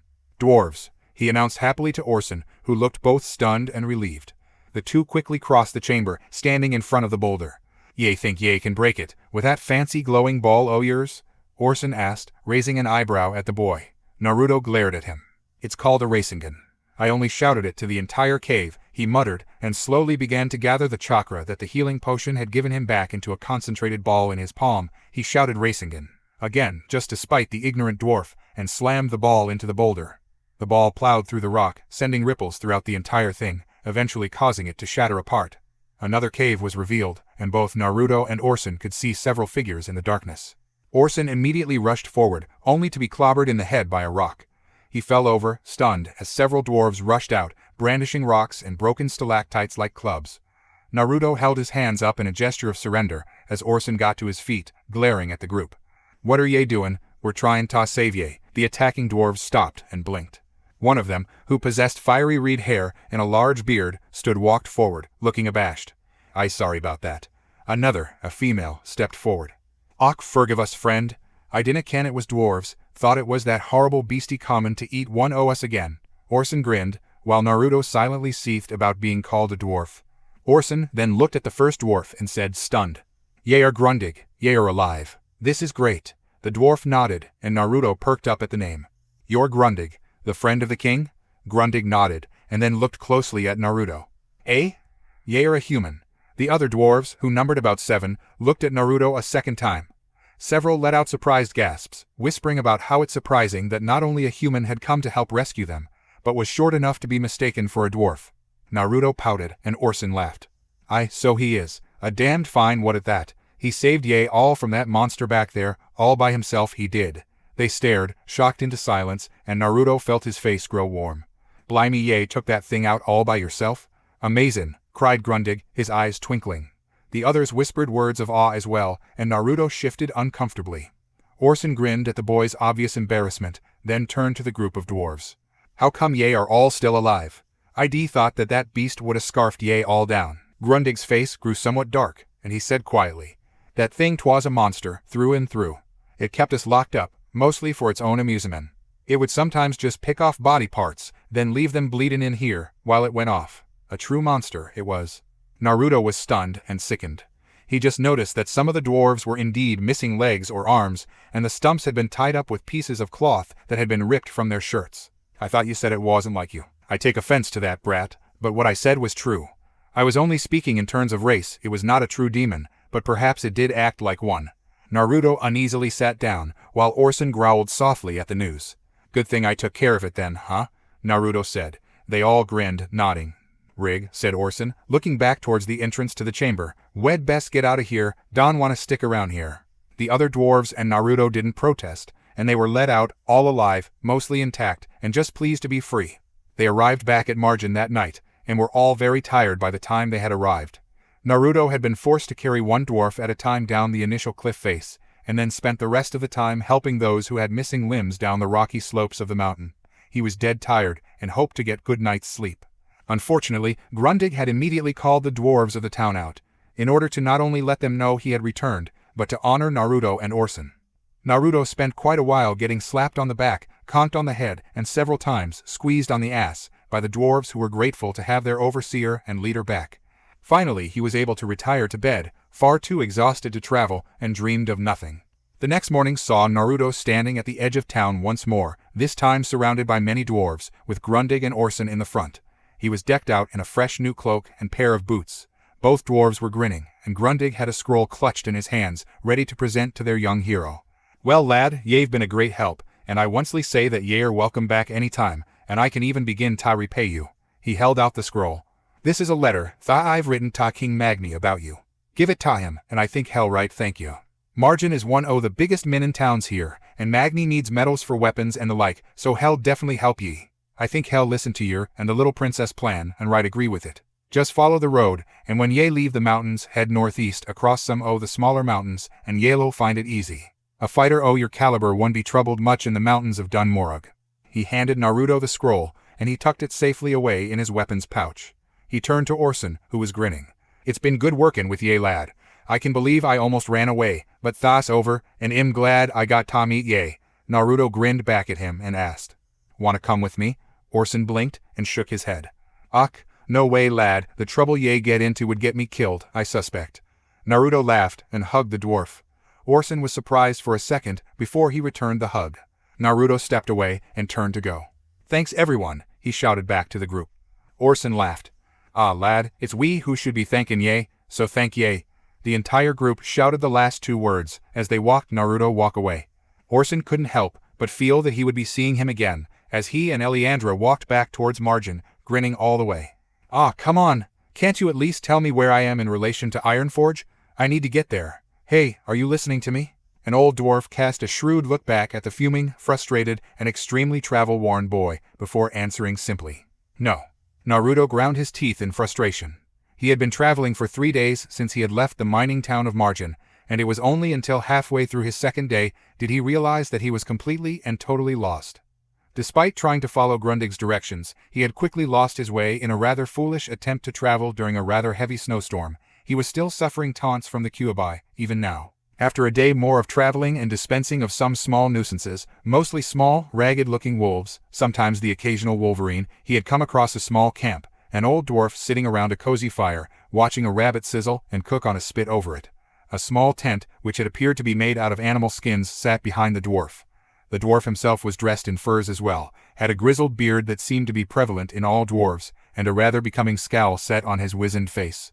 Naruto, hoping to at least get some directions, and maybe even a part of the rabbit, had asked him which direction Ironforge was. The dwarf had promptly told Naruto to leave, though not in such nice words. A little angry that he had been shot down, and no longer believing he would get some food, Naruto had persisted, even throughout the dwarf's meal. Finally, after he had finished, the dwarf had gotten up, picked up a strange, metal and wood cylindrical object that widened into a funnel shape at the end with a hole in the middle. Near the other end of the shaft was a small, rounded piece of metal, forming a rough semicircle around another, slightly curved metal piece. The end of the shaft was made of wood, and had widened considerably, forming a roughly triangular form, with a slightly curved bottom. Attached on the opposite side of the circular metal piece was another round piece with a cross-shaped marking in the middle. Naruto was puzzled by the strange object, but didn't ask about it, and continued to hound the dwarf about where Ironforge was. He had not stopped, even as they walked through the snow-covered landscape. He was just about to give up, when the dwarf stopped and cocked his head to the side, like a dog trying to figure out a sound. Naruto listened as well, and soon he could hear the slight padding sound of something moving through the fresh, powdery snow. The dwarf got down on one knee and glared at Naruto to do the same, not speaking a word. Naruto did so, not understanding what the dwarf was doing. The dwarf raised the strange cylinder, pointing it towards a small hill, roughly 6 yards away. A large, black, furry form suddenly appeared, lumbering softly over the hill. In the distance, Naruto's sharp eyes could clearly make out what it was, a bear. It was the largest bear Naruto had ever seen, with deep black fur, and it hulked through the snow, letting out small grunts as it did. The dwarf held the cylinder up to his face, looking through the circular piece with the cross in the middle. He held it for several moments, which reminded Naruto of someone aiming a bow, and then pulled the curved piece of metal on the bottom of the shaft. The cylinder emitted a loud, echoing boom, and fire erupted from the funnel-shaped end. Naruto nearly fell over in surprise, even more so when the bear suddenly dropped to the ground, not a second later, and lay still. The smell of blood mixed into the sharp, acrid smell that had filled the air when the cylinder had shot out fire. The dwarf got up, and without a word made his way towards the fallen bear. Naruto, too shocked to speak, dumbly followed the dwarf. When he walked up next to the beast, which was a bit larger than Naruto had expected it to be, Naruto saw that the snow next to its head was stained red, and the bear's left eye had burst open, a steady stream of blood gushing from the wound. Naruto couldn't believe it. What kind of weapon shot out fire that didn't even reach its target, and created small holes in the middle of eyes? What the hell was that?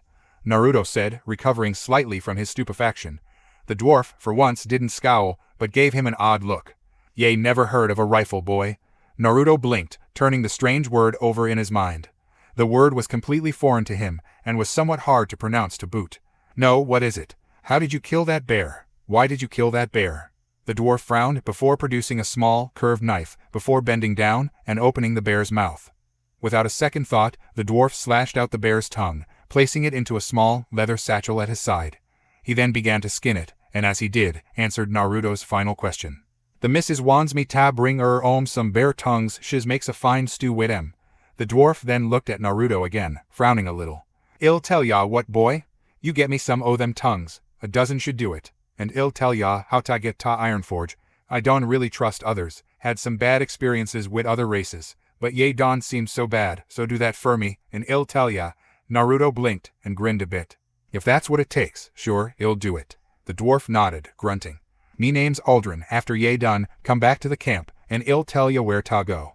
He tossed Naruto another curved knife, saying, "Use that ta cut 'em out, the meat's bad, and ye don look like a skinner, so don try ta skin 'em, but try to remember where they are, so I can come back and skin 'em myself." Naruto nodded, slipping the curved, skinning knife into his kunai pouch before turning and hurrying off into the snow forest. He got nearly 20 yards away before he realized that he still had no idea what a rifle was. It was dark by the time Naruto returned to the camp, his clothes reeking of blood and a musky animal smell. Aldrin was sitting by the fire, roasting another rabbit and scowling as usual. Naruto deposited the blood-covered bear tongues in a heap next to the old dwarf and sat down opposite him. "Goddamn, so you going to tell me, or what, Aldrin Shuju?" The dwarf gave Naruto a slight frown before pointing in to his right. "There's a road about a mile that way heads straight to the great city. Ye'd have ta be a complete idiot, not ta notice it, boy." Naruto flushed slightly before standing up and making to leave. He was about to, when he heard the dwarf say behind him, "Ye are gonna need some grub, for ye make the trek, boy." Naruto blinked then, grinning sat down opposite the dwarf once more, happily awaiting his share of the rabbit. It was dawn when Naruto saw it. It had been several hours after Naruto had left Aldrin's camp, the old dwarf giving him a rough goodbye, as well as letting Naruto keep the skinning knife. Aldrin had spent most of the time talking about his trade as a trapper and skinner. He even showed Naruto several ways how to skin something, demonstrating on one of the bear carcasses that was closer to the camp. Naruto decided that it would be a useful thing to know in the future, and Aldrin even let Naruto keep the skinning knife he had given him. In addition, he had explained to Naruto several times what a rifle was. Naruto was amazed and mystified by the weapon, and only grew more confused as the dwarf spoke. It didn't use chakra, but rather a mixture of strange substances, combined with a small ball of metal called a bullet and some fire. The fire ignited the mixture, and it blasted the ball out of the end of the rifle, which then moved at nice supersonic speeds to strike an opponent far away. While Naruto was amazed by it, he still found it rather cheap, and didn't think he'd ever want to use one. Naruto was slightly amazed at how different people here were than Konoha. Aldrin had said that he didn't particularly like other races, and yet he had told Naruto the way to Ironforge, as well as teaching him skinning. It simply boggled his mind that people could be so friendly here. The fact that they have no idea I exist helps, I imagine. Probably. Naruto had just stopped at the foot of a long, winding path up towards a mountain as he said that, and as his eyes adjusted to the sight of a brilliant rising sun, he saw something amazing in the shadows of a mountain ahead of him. He gaped. And I thought Stormwind was impressive. Carved into the side of the massive mountain was a huge stone structure. It stretched up a good portion of the side of the mountain, and on either side of it, seeming to grow out of the mountain itself, were several towers. The central structure was decorated in blue and gold colors, and in the center, just above a massive door, a huge symbol of an anvil was displayed in gold. Naruto's mouth hung agape at the sheer size, and more over the awesomeness of the structure. No one in Konoha, he guessed, could have created such an amazing structure. He walked a little up the hill, still awed by the sight of the great city of Ironforge. As he started up the path, he heard a strange rumbling sound. The sound grew louder, and as Naruto watched, a massive metallic vehicle rumbled down the mountain path towards him. It was larger than a horse, made of metal and bore strange-looking wheels that just resembled large cylinders with grooves etched in. The front was shaped like a bird's head, gripping the foremost cylinder wheel in its mouth. Mounted atop the monstrous machine was a large cylindrical tube, which reminded Naruto of Aldrin's rifle, only far, far bigger. Definitely don't want to find out how big the bullets are for that thing, he mused. He approached the doors wearily, when suddenly he heard a shout. Oi, how'd it rig there? Naruto stopped immediately, and looking around for the source of the voice. The ground continued to shake as the vehicle made its way towards him, belching steam as it did, before it came to a stop a few feet in front of Naruto, and suddenly the top of the large rifle popped open, and a frazzled-looking old dwarf emerged, his face scowling.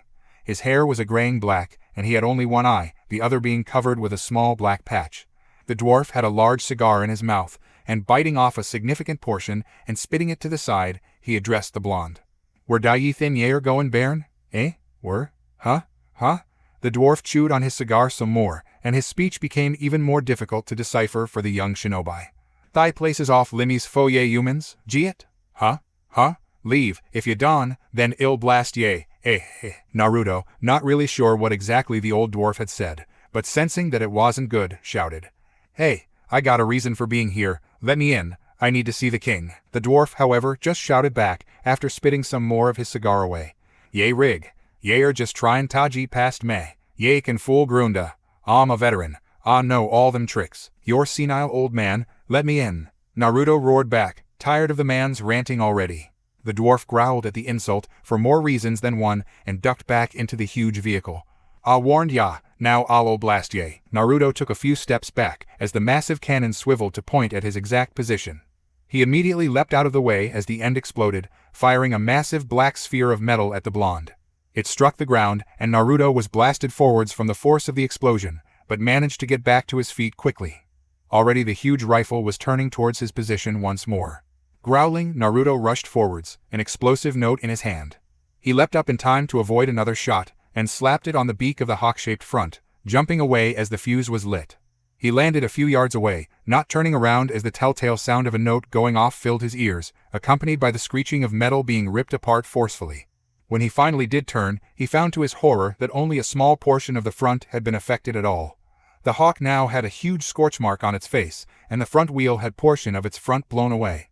Unfortunately, even though the tank likely couldn't move anymore, its rifle barrel was already turning towards Naruto's position.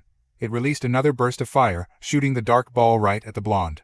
Naruto quickly created a Cage Bunshin, who took the full force of the blow, while the real Naruto jumped clear. The clone, amazingly, managed to stop the flight of the ball, but the explosion that followed quickly removed it from battle permanently.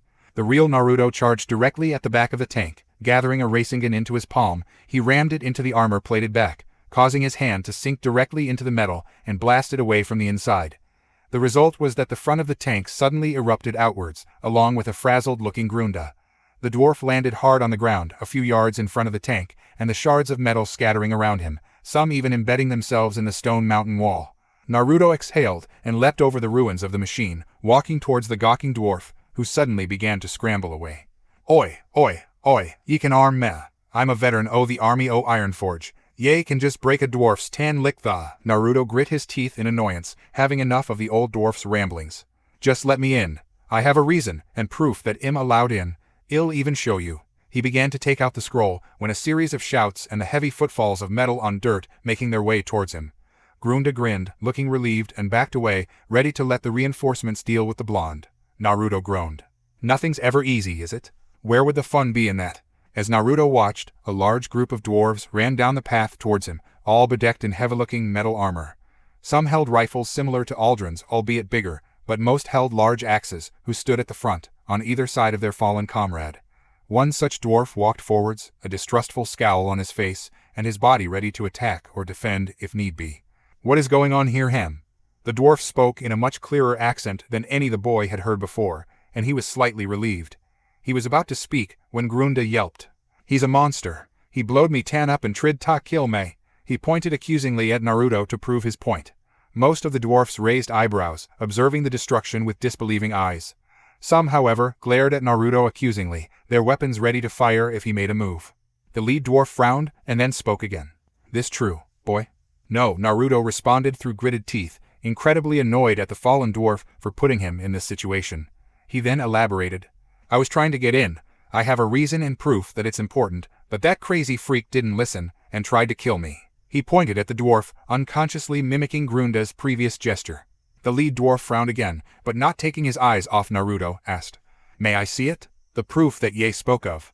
Naruto nodded, still glaring at Grunda, and handed the dwarf the scroll. He took it from the blonde and unrolled it, his sharp eyes scanning the entirety of the document, widening slightly as they did. He looked at Naruto again, and then back at the scroll. Then he spoke. The dwarf who wrote this, what color hair did he have? Naruto blinked at the question, but answered nonetheless. Red, he said without a moment's hesitation. The dwarf blinked, looked at the scroll a final time, and then broke out into a huge grin. He suddenly shouted to the other dwarfs in the heavy language that he had first heard spoken in margin, and at once they adopted looks of disbelief, before that melted away into broad grins matching the lead dwarfs. Grunda just looked stunned, as the first dwarf smacked Naruto's head in greeting before saying, Well met, lad. You dinny ken how happy we are to hear about this news. Ye're a regular hero. Naruto grinned back, glad that he had been believed. The other dwarfs began to move back inside the massive fortress, and the lead dwarf said to Naruto, Come with us, lad. Well inform the king, and give ye some time to rest and relax. Ye're as welcome in Ironforge as any dwarf after what ye did for us. Naruto's grin was now nearly splitting his face in half. A feeling he had never once experienced in his life had welled up inside him, and refused to go down. Acceptance. Acknowledgement. The very things he had been striving for in Konoha for so long he had achieved here in little under a minute. He had always wanted to be a hero, someone who could be relied upon and recognized. His dream of becoming Hokage had been for that reason, so he could not only prove he was strong, but also that he could be trusted as someone who would always be there for the village. He was that now here. Reveling in the feeling, Naruto followed the dwarf inside, passing by the one-eyed dwarf who was still lying in shock on the ground. Naruto frowned. Who is that guy? Would he attack me before he even listened? The dwarf sighed a little before answering. His name's Grunda, and he was once a fine soldier, but over the years has gone to the infirmary one time too many, and has become a bit unbalanced. The king didn't have the heart to discharge him, so he guards the gates a couple of times a month, the rest spent drinking in pubs in the city. It's a shame. He doesn't trust anyone who isn't a dwarf, and even then only if they wear the Ironforge tabard. He tapped the symbol on his chest, a large hammer with the silhouette of a red mountain in front. Does he trust them completely? The dwarf sighed again, looking back at the stunned dwarf, then back at the ruined tank. Ye did quite a number on the tank, lad. Wouldn't have thought it was possible unless Ye hadn't given me this letter. Naruto scratched his head sheepishly, causing the old dwarf to laugh. Ye needn't be embarrassed, lad. Ye are quite powerful. Wish we had more like Ye. My name's Undrig, by the way. Naruto grinned, saying, Naruto Uzumaki. They walked up the path towards the great looming entrance to Ironforge. They passed several different structures, all of which bore resemblance to a rifle in some way, though they were quite a bit bigger and weren't mounted on tanks. Naruto couldn't keep his eyes off the amazing structures, and saw, with a bit of confusion, that the walls on both sides of the entrance, and adorning the cliff faces that held the towers, were a variety of what were clearly seals, though they were unlike any kind he had ever seen. Undrig must have sensed his puzzlement because he said, Those are runes, lad. They fill the entire city. The dwarves of old carved them in to make this place nearly impervious to damage, and to keep it from collapsing. Dunno what they mean, just what they do. Naruto nodded, wondering if there were seals in his world that could do similar things. Hiroshinen had said to him once, about 4 months into his trip, that seals could do just about anything that jutsu couldn't. Seals were meant to store chakra, and use that stored chakra in a certain way. Jutsu used chakra instantly, burning it up on the fly. There were many things seals could already do, but there were likely many more that had yet to be discovered. His biggest example of this was the seal that adorned Naruto's stomach. It had been created specifically for the use of containing something as powerful as the Kyuubi. If a seal can hold an age-old demon fox, then I suppose it could hold stone and rock together for years and years. They finally entered the massive building, and at once the slight cold that Naruto had felt disappeared, and he felt quite warm. The entrance hall was huge and wide, with many dazzling runes on the walls, and a massive statue at the end of the hall, which stood in a triumphant pose, clutching both axe and hammer in its hands. Naruto whistled at the craftsmanship, noticing how superior the sculpture was in comparison to its equivalent in Konoha, the Hokage monument. They crossed the room, Naruto following Undrig, and he following the rest of the dwarfs. They reached the statue, and then turned left down a hallway, before turning right at the end of it, and eventually coming to a massive chamber, which once again took the blonde's breath away. Unbelievable. In front of him stood the biggest chamber he had ever seen. It was huge, the ceiling seeming to stretch to the heavens themselves, the walls tall and looming. In front of him a large canal had been placed in the center, and gave off an intense heat. Across the canal a series of houses and buildings stood. A little to his right was a bridge, where dwarves were crossing in the dozens. That was another thing. Naruto had never once seen so many dwarves. They littered the streets by the canal, walked in and out of buildings on both sides, talking, laughing, and doing things that were common in many large cities. Some stopped, looking curiously at Naruto, before continuing on with their daily lives. Naruto at first thought that they were surprisingly kind, if they accepted him without a second's glance, but then when he almost ran into one as they made for the bridge, he realized they probably only thought he was an underfed dwarf. "Am not that short. You make a mouse look large by comparison, brat." "Shut up, bastard. Not all of us are 5 feet tall and almost 3 times that long, which is precisely what is wrong with this world." Naruto growled softly at the demon's insult, but thankfully it was lost in the din. He followed Undrig and the dwarves across the bridge, peering over it slightly to see a river of what appeared to be liquid fire. He asked Undrig, "What's that? Why do you have a river of fire in the middle of your city?" The dwarf grinned, answering swiftly, "We dwarves are master craftsmen, lad, that there's a river of molten iron and rock, which is kept hot by massive bellows that are kept beneath the city. The river leads directly to the center o' the city, where the great forge stands. That's the throne of our king, it is, and is the center of crafting o' the city. I'll be going there in a bit, to tell his highness of Ye, and what Ye've done. For now Ye can stay in this inn over here." He pointed to a dark brown building a little down the canal, with a sign that read, "The Red Donkey" in deep red lettering. Naruto blinked, nodding, but asked the dwarf something else that had been bothering him. "Why isn't it really hot in here? You've got a huge river of molten metal in the middle of the city. Shouldn't that heat things up a bit?" The dwarf grinned and said, "Runes, lad, they are carved in the side o' the walls. They keep the heat down, and double as protecting people from falling in. Someone falls down, the runes activate a bunch of machines, and they start rolling, and afore the dwarf even hits the iron, a couple of stone platforms come out and stop their falling. They were designed by the gnomes afore they left."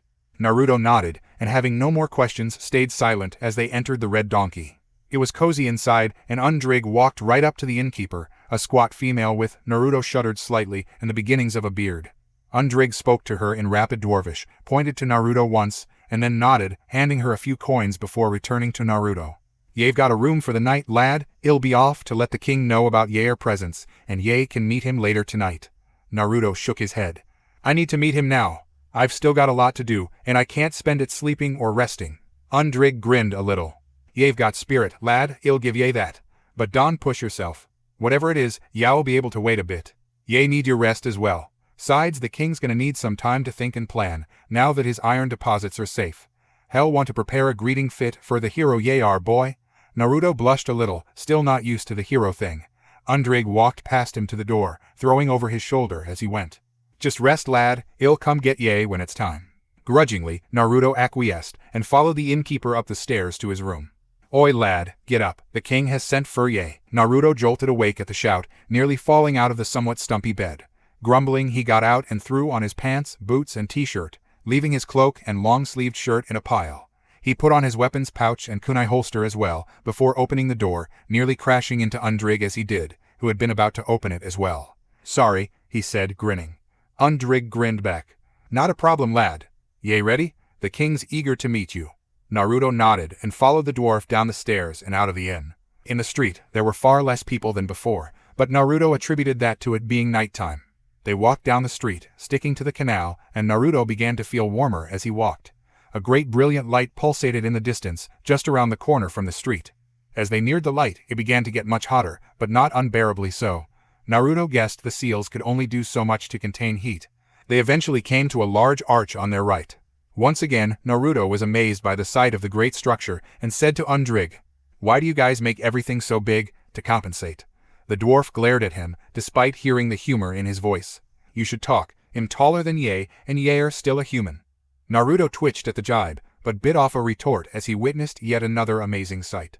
In front of him, a huge stone building had been erected in the middle of a molten lake, where the canal flowed. On both sides of the building, many huge containers gathered up the fiery metal, carrying it on large chains upwards out of sight. In front of the building a huge anvil stood, and dozens of smaller buildings stood, smoke pouring out from their chimneys. Undrig grinned at his reaction, saying, "That's the Great Forge, lad. It's where every dwarven weapons is forged. The iron is scooped up and cooled in a chamber above, before it is taken down and refined into whatever type of weapon we want. Some of it goes to the machine factory, where tanks like the kind ye destroyed are made. Before they left, a good portion was given to the gnomes in Tinker Town, a small section of Iron Forge. There ain't many left now, but there's a couple of gnome merchants that still inhabit it, and use some o' the iron to make their fancy gizmos and gadgets. The center building is King Magni's home, where the throne room and King Magni's chambers exist. He himself is a master blacksmith, though he is too busy with matters of the scourge to usually use his talents. That's where we're going, lad." They walked towards the king's chamber, and Naruto found it hard not to stop and look at everything that was being made as they passed. He saw swords being forged, axes being cooled and tempered, bullets being molded, and arrowheads being created. It was all so amazing that the blonde literally had to be dragged away from watching some of the processes. "That girl, what's your name, Lee's teammate, she's a weapon master, right? She'd be in heaven here." They passed the huge anvil, and Naruto wondered briefly what use such small creatures could have for the great thing. He didn't say anything to Undrig about it though, too enraptured by his surroundings to have a second thought on the subject. They entered the huge building, and Naruto saw that it had very few windows, relying on the light from the forge outside and some smaller torches that had been placed around the circular chamber. He looked across the room and saw that on a throne that had been raised on a rectangular platform a dwarf sat. But for Naruto, this dwarf was unlike any he had met before. He carried an incredible presence, reminiscent of Kira's teacher, Benedictus, and Tsunade herself. His hair was a deep, rich red, his face lined with age and numerous battle scars. He wore robes of deep blue, with the symbol of Ironforge emblazoned on the front. 2 huge hammers lay on either side of the throne, within arm's reach, and Naruto guessed those were his weapons. Undrig immediately bowed upon arriving at the foot of the raised platform and glared at Naruto to do the same. Naruto didn't. He didn't bow for anyone. The king seemed to realize this, and with a slight grin on his face said, "So you're the boy who not only saved one of my greatest friends, but helped secure the safety of my people in the mountains, as well as the safety of the iron ore, correct?" Naruto nodded. Magni grinned. "I thank you then." Naruto blinked when several of the guards gasped slightly, and Naruto got the impression that that didn't happen very often. "You're welcome." Magni let loose a great, booming laugh, which echoed throughout the chamber, and was surprisingly clear considering the din outside. When he had finished, the king sat down again and spoke. "So lad, I am told you have something to discuss with me, eh? Let me hear it then." Naruto nodded, took a deep breath, and began. "Interesting, young Kira has entrusted you with a difficult task, lad, one that I myself think may be impossible. There is much history between the races of the former Horde and the former Alliance, and most of it isn't good. But I see her reason as well. We cannot be divided any longer, not if we want to stop the Lich King. The dwarf sat, brooding. He had sent his other guards away, including Undrig, so the chamber was empty save for Naruto and the king. Naruto spoke. Your Highness Shuju, I wanted to ask, why did you break away from the Alliance? What did Kira's old man say? The dwarf looked older than his years when Naruto finished, and spoke quietly. It is not so much what he said, lad, but he said it, full of arrogance and contempt, that made me so angry. In hindsight, however, I do regret my actions. I cannot begin to explain how sorry I have felt for that. I acted rashly, yes, and I have paid for it, as we all have. But what I do not understand is why he refuses to listen. I have sent several messengers, all proclaiming my deepest apologies and the wish for a meeting to settle our differences. He has not responded, and each of the messengers has returned, never having even given a chance to hand over their messages. It is puzzling how strange Anduin is acting, and I am beginning to fear that there may be more behind his refusal to listen than just sheer arrogance and pride. I fear this because the same thing is occurring with my great friend Mekatork, King of the Gnomes, who rebuffs my offers to help him in taking his land back. For him, it may be just his pride, but he has always been sensible, and it worries me that years of friendship and trust could have gone to waste so quickly. I know not what to do. Young Kira's idea is not entirely impossible, as we have allied with members of the Horde in past times, but it will be immensely difficult, I assure you. Even the Night Elves will be hard to both contact and convince, as they have many problems to deal with on their own. The Forsaken, however, will be the most difficult, as the Banshee Queen is distrustful of humans, of all races in fact, and will not listen to reason so easily. I give you my blessing, and I will send word to young Kira and the Archbishop Benedictus of my willingness to partake in this plan. If she cannot convince her father, then I doubt anyone could. In the meantime, I will say that your next destination is Gnomeregan, where Mekatork and his allies, the Gnomeregan exiles, do battle against the Trogs, who are responsible for taking over the great city. Naruto nodded, his brain buzzing with newly acquired information. He stood up, ready to return to the inn and get his things, when the king spoke again. There is still, however, the matter of your reward. Naruto stopped, startled, and looked back at the smiling dwarf king with wide eyes. Our reward? You're giving me a reward? Why? The dwarf laughed. Because you have helped my people with your actions more than you can imagine, child. You have also lifted a burden from me, and now I can concentrate on the fighting of the Scourge to the north, and the creation of more weapons and machines to aid our cause. I have prepared it, lad, and I hope that you use it well. He clapped his hands a couple of times, and a door to the right of his throne opened, and a dwarf carried a long object wrapped in cloth out. The king lifted it gingerly from the dwarf's hands, and then walked down the steps, until he was standing in front of Naruto, looking slightly down at him. This lad, most recent, most likely last, creation, it is my pride. He unwrapped the object, and the cloth fell away, revealing an absolutely beautiful-looking sword. It was the size and make of a kodachi, though Naruto guessed it was designed for a dwarf, so it could be full-size. It had a beautiful, black scabbard, etched with many golden designs and runes. The hilt and square-shaped guard were both black, though the hilt had little red designs emblazoned on it. Magni carefully lifted the blade from its scabbard, revealing a flawless, silvery, single-edged blade, with the symbol of Ironforge etched in near the handguard. The dwarf held it up for Naruto's inspection, and though he was no weapons expert, he could tell it was one of the most beautiful weapons he would ever lay eyes on. Naruto was speechless. You're giving this to me? He asked, stunned. Only once had he received a gift of such magnitude, and that had been because he had won a bet. Magni grinned. Aye, lad. This blade is one of my finest creations. The blade is made from one of the most powerful substances in this world, adamantium. It is virtually indestructible, and it took me many years to acquire enough necessary to forge a weapon out of such an incredible powerful metal. It will never lose its edge, and requires very little maintenance. I would like you to have it. I have no use for it otherwise, as I do not use swords, and had planned to simply give it to a warrior who proved themselves on the field of battle, but I think it will do much better in your hands, lad. Naruto just stared as the dwarf sheathed the blade, rewrapped it, and held it out to him. Naruto took it, his mind still not registering the honor that this must be, to be given the greatest weapon the king of the dwarves had ever forged. Naruto never bowed to anyone. But he would have done so then, if something else hadn't surfaced in his mind, causing him to blurt out, I don't know how to use a sword. Magni blinked. Then he laughed, long and hard, the tenseness of the moment vanishing in an instant. Naruto guessed that if he had been anyone else he would have been on the floor laughing, but being a king, he needed to keep up his image. When he finished, the dwarf looked at Naruto again, grinning broadly. Well then, lad, it looks like we're going to have to fix that, eh? Naruto returned to the inn, the new blade hanging from his belt. His mind was trying to process what had just happened. After Naruto's ignorance in the art of swords, the king had somehow managed to get Naruto to stay for at least a week, in order to learn how to properly use the blade, so that he didn't kill himself when he tried to use it. He had been unwilling at first, and prepared to give the sword back, but the king wouldn't have it. Mekatork and his group won't disappear in a week, lad, you have plenty of time. They've been fighting for years, and I don't believe that they'll die off in the next week. That weapon is easy enough to use, and once you got the basics, you can forge a style all your own. Naruto had finally given in, and they had made plans for Naruto to head to the military quarters, so that the resident weapons master could give Naruto lessons on using the blade properly. He figured that he would use the time to train in ninjutsu as well, and hone his abilities some more.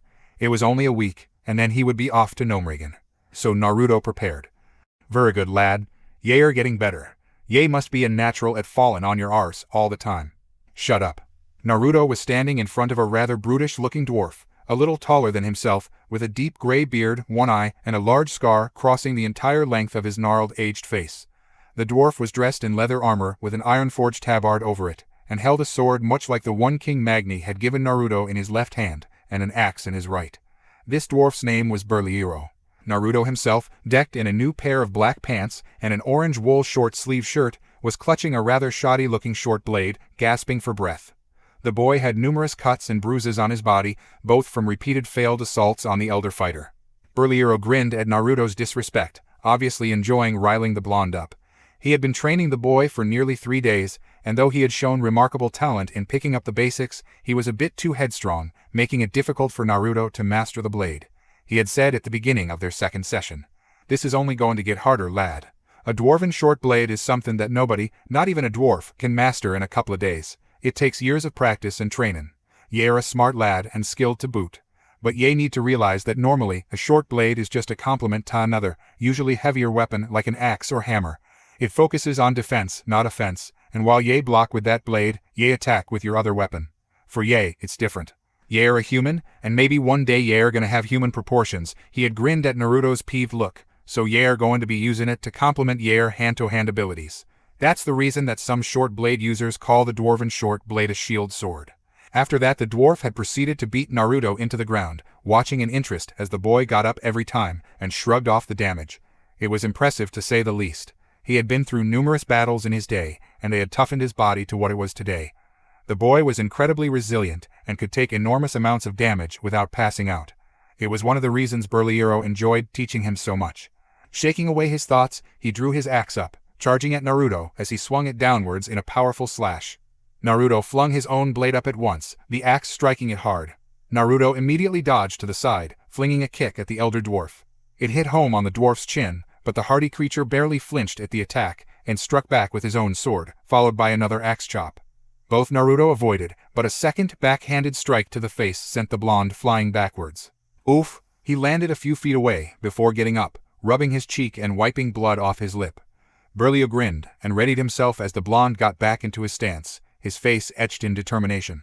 For Naruto, training with Burlyro was somewhat like training with Jiraiya. The dwarf taunted him every chance he got, knowing that it would make him fight harder. One part of his was grateful, knowing that if he wasn't motivated that he'd just goof off and back talk. But the larger part, which contained his pride and ego, cursed the retired weapons master with every blow. But he'd never give up. That just wasn't his style.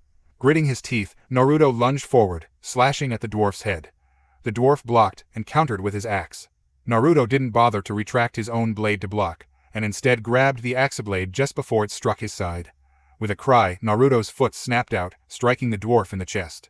Knowing that it wouldn't have much of an effect, he brought his head back, and with all his might, rammed it into the dwarf's face. Startled by both the unconventional attack, as well as the power behind it, Burlyro stumbled back, allowing Naruto to gain the upper hand.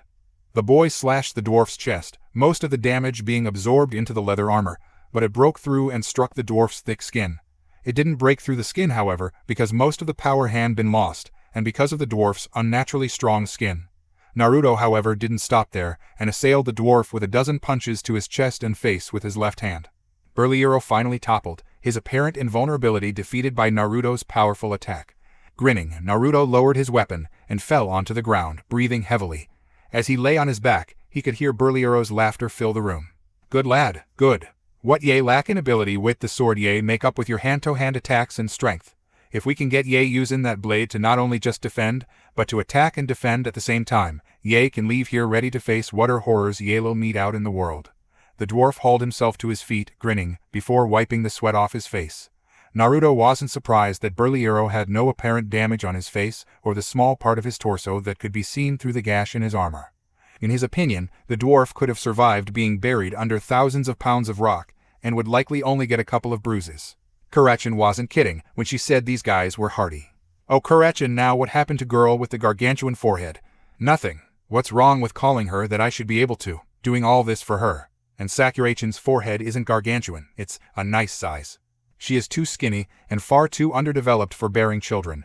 The Kira girl is better, more developed, as you saw. Naruto flushed a bright red at the memory, but pushed it away from his thoughts. He couldn't afford to be distracted. Burlyro wondered what had caused the boy to blush so profusely, but didn't inquire, instead saying, "Well lad, that's all for today. I'm famished, so I'm headin' home to the wife. Be back here tomorrow, same time, and we'll work on some new tactics." The dwarf turned and left the room, leaving Naruto alone. As Naruto placed the borrowed sword back in its place in a cabinet in the corner of the room, he thought about the 3 days he had been in the amazing mountain city of Ironforge. After their meeting, King Magni had let Naruto sleep for a few hours, before rousing him and introducing him to the ancient ex-soldier Burlyro. In his youth, the dwarf had faithfully served the previous king, Magni's father, and had fought in many battles against both the Scourge and the Burning Legion. Now, at the rather astonishing age of 94, the old dwarf lived with his wife in a small house nearest Tinker Town in the military quarter, and trained younger soldiers in his spare time. He was, according to Magni, the finest weapons master that the kingdom had ever seen. Naruto, of course, found the old dwarf grumpy and slightly sadistic in his training exercises. At least he wasn't a pervert. Or at least he hoped so. After the first day's training had completed, Naruto had spent some time looking around Ironforge, looking at various shops and familiarizing himself with the whole town. It was much different than Konoha, both in layout and atmosphere, but Naruto found it to his liking. The people were friendly and treated Naruto with respect. Naruto loved it. He had met Undrig on his way back to the inn, the dwarf having just gotten off duty. They had talked for a while, and then the soldier had taken Naruto on an official tour of the massive city.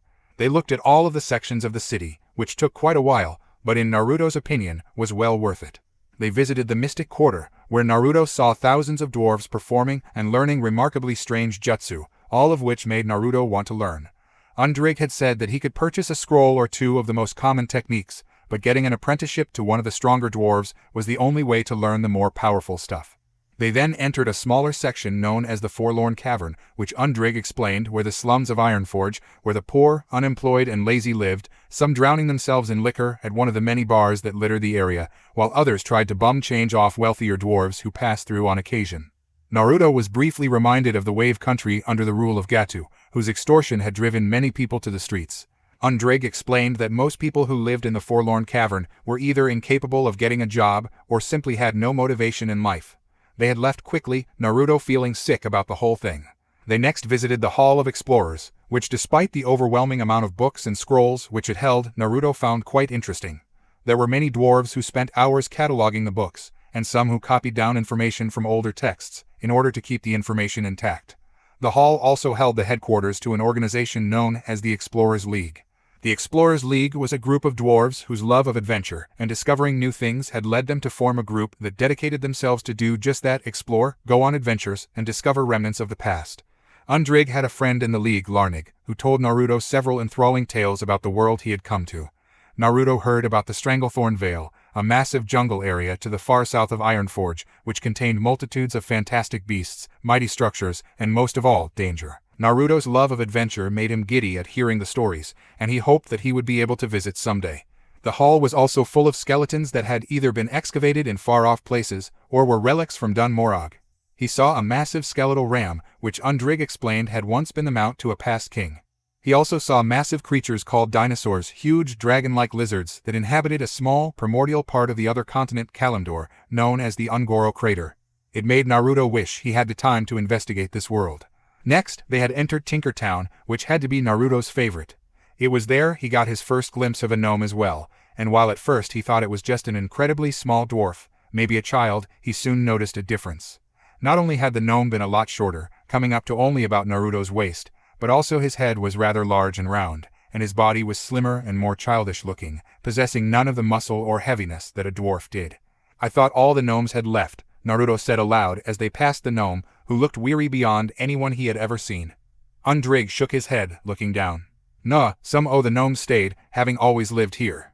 The majority left, having originally been part o' Gnomerigan, and even some o' the ones that lived here went, just to help out. The king tried to send a couple of groups o' our own, but the gnome king sent them back with firm orders not to interfere. It's got the king and a bunch o' us really worried. I had a couple of gnome friends, and they all left, haven't heard much o' them since." Naruto frowned, but said nothing. Tinkertown, despite being almost completely deserted, was amazing. They had machines to do even the simplest of tasks like opening doors and even substitutions for walking. The few shops that still were open sold chemical mixtures and various machine parts that fascinated the blonde, and he had bombarded the owners with questions that they seemed all too happy to answer. The owner of the machine parts store, a gnome named Fernizel, took great delight in Naruto's fascination, and answered every question just as excitedly as Naruto asked them. He had a high-pitched voice, squeaky and rather annoying, but Naruto didn't mind. Fernizel had told Naruto all about why he had stayed, rather than fighting with his brethren. "I could not abandon my business. My family has run it for generations. My brothers have both gone off to fight, leaving me, the youngest, to manage the store. I would dearly like to help, but I must stay here to ensure that when my brothers return, they have somewhere to return to." After several more minutes of chatting, Undrig dragged Naruto off to finish the tour. They had then entered the military quarter, which Naruto had already seen, as it was where Burlyro taught him. Undrig showed him the soldiers' barracks, where he stayed, and several training grounds where rookie soldiers were taught daily. The final place was the Great Forge, where King Magni's chamber resided. He had also already seen this, but Undrig took him to meet a few crafters that the dwarf knew and was friends with. The swordsmith Oprinor was deeply envious of Naruto for having been given the finest sword that Ironforge had ever created. He showed a multitude of different style swords to Naruto, who was surprised that dwarves could use blades that could be nearly twice as tall as them. Then he thought of Zabuza and the shark freak Kasame.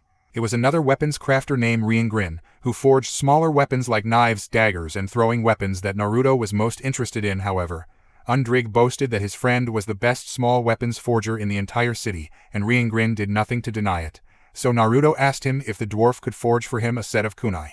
At first puzzled by the request, Naruto quickly explained what it looked like, as he had done with the weaponsmith in Stormwind, and Riengrin immediately knew what he was talking about. Apparently they were called Rochin here, which was dwarvish for triangle knife. Riengrin had grinned and told Naruto that he would forge the finest set of kunai Naruto had ever had, even throwing in a set of shuriken grunshin or star knife because of what Naruto did. They left with instructions to return in a few days, to give the dwarf time to create them. When the tour had finished, Naruto returned to the inn, falling asleep almost instantly. That had been 2 days ago. Now, as Naruto left the training room and entered the streets of the military quarter, he was hungry. It had nearly crushed his heart when he found out ramen was only something humans ate. In his opinion, it was a cruel thing to do, having such a great city, completely devoid of ramen. The pain for losing his beloved ramen had lessened to a dull ache, and he found an adequate replacement in the form of dwarven bear tongue soup. It was rather like miso soup, only with chunks of bear tongue, which was quite strange tasting, but Naruto enjoyed it nonetheless. He guessed it had something to do with the kyuubi. When Naruto had eaten, he made a trip down to the Great Forge, seeking out Riengrin's house. He entered it, and was immediately greeted by the dwarf, who was grinning broadly. "Ah, lad. Ye are here. I've got your order rig here. Come have a look." Naruto followed the excited-looking dwarf over to a wooden table at the far end of the shack, where an incredibly fine set of kunai lay on a piece of brown cloth. Naruto picked one up and was surprised by their lightness. He moved it around a little, and then flicked it at the far wall. It struck and embedded itself in the wood, nice and deep, and Naruto was impressed. They were even better than his previous ones. He picked up a shuriken as well, performing same task. It too was incredible, and Naruto couldn't have been more pleased. "They are great, Riengrin Shuju. Thanks a lot," he said happily. Riengrin nodded. "I lad me finest ever. Hope ye enjoy them." Naruto paid the dwarf with his dwindling amount of money, and gathered up the weapons, setting them his weapons pouch. Naruto was glad that Erosenin had shown him how to store things in scrolls, because after jamming as many kunai as he could into his already seal-expanded pouch, he still had several left over. Naruto returned to the inn after, and as he walked, he couldn't help but wonder how Kira was doing back in Stormwind.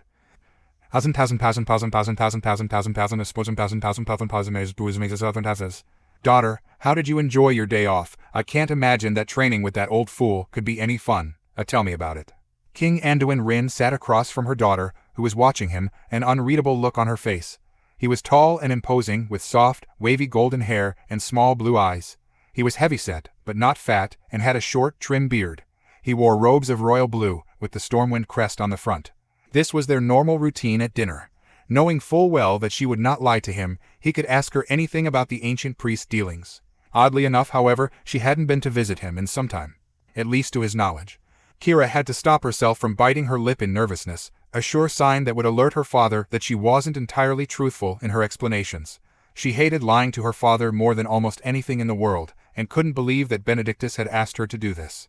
In truth, she had not taken the day off, but had been with Benedictus, studying ancient scrolls and developing her magic reserves. But she couldn't, as much as she wanted to, tell her father that. It was fine, father. Kylia and I read in the garden and paid a visit to the servants' quarters, since I wanted to help Kylia clean her room, much to her displeasure, I think. Her father let out a great booming laugh, his wavy locks falling slightly out of place as he did. He finished and returned, sipping his wine. I can't imagine she would be pleased. Some say that there is a method to madness, and even you dislike it when certain things are moved out of your perfect chaos, I imagine. Kira smiled a little back, letting her guard down a bit. Her father was a great man, full of humor and wisdom. That was one of the reasons she loved him so much, and hated lying or disobeying him. But she couldn't allow that to get in the way of her mission. She needed to convince him that it would be in the best interest of the populace to form an alliance with the other races once more. She took a deep breath, and then asked as innocently as possible, "Father, have you heard from Magni recently? I miss him so. He used to bring me toys that he himself had built when I was little. Can't you speak with him again? It has been so long since I've seen him." Anduin's face suddenly became stone. He took a deep breath and said in a frosty voice, "You know perfectly well that Magni and I aren't on the best terms, and I refuse to speak with him. He is far too arrogant and conceited. Let him and his people fight by themselves. They do not possess our power, and he will regret not submitting to my authority." Kira swallowed, a little frightened by her father's reaction. She knew they were on bad terms, but this seemed to be beyond anything she had imagined. She ventured forth once again, this time more cautiously. "But father, this isn't right. Shouldn't we be uniting with all this distrust? The scourge will no doubt crush us. Shouldn't we? Kira, daughter, do you not have faith in our power? We are the mighty nation of Stormwind. The Lich King and his army will never defeat us. We are the champions of the light, and darkness will always fall to light." He looked at her sharply, signifying that the conversation was over. Kira drooped. This was going to be much harder than she thought. The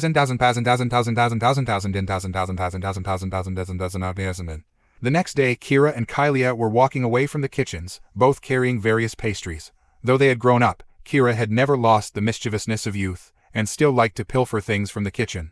She generally did it before she went to the chapel, so that she had energy to get through the exhausting sessions. This time, however, she had done it because she was bored.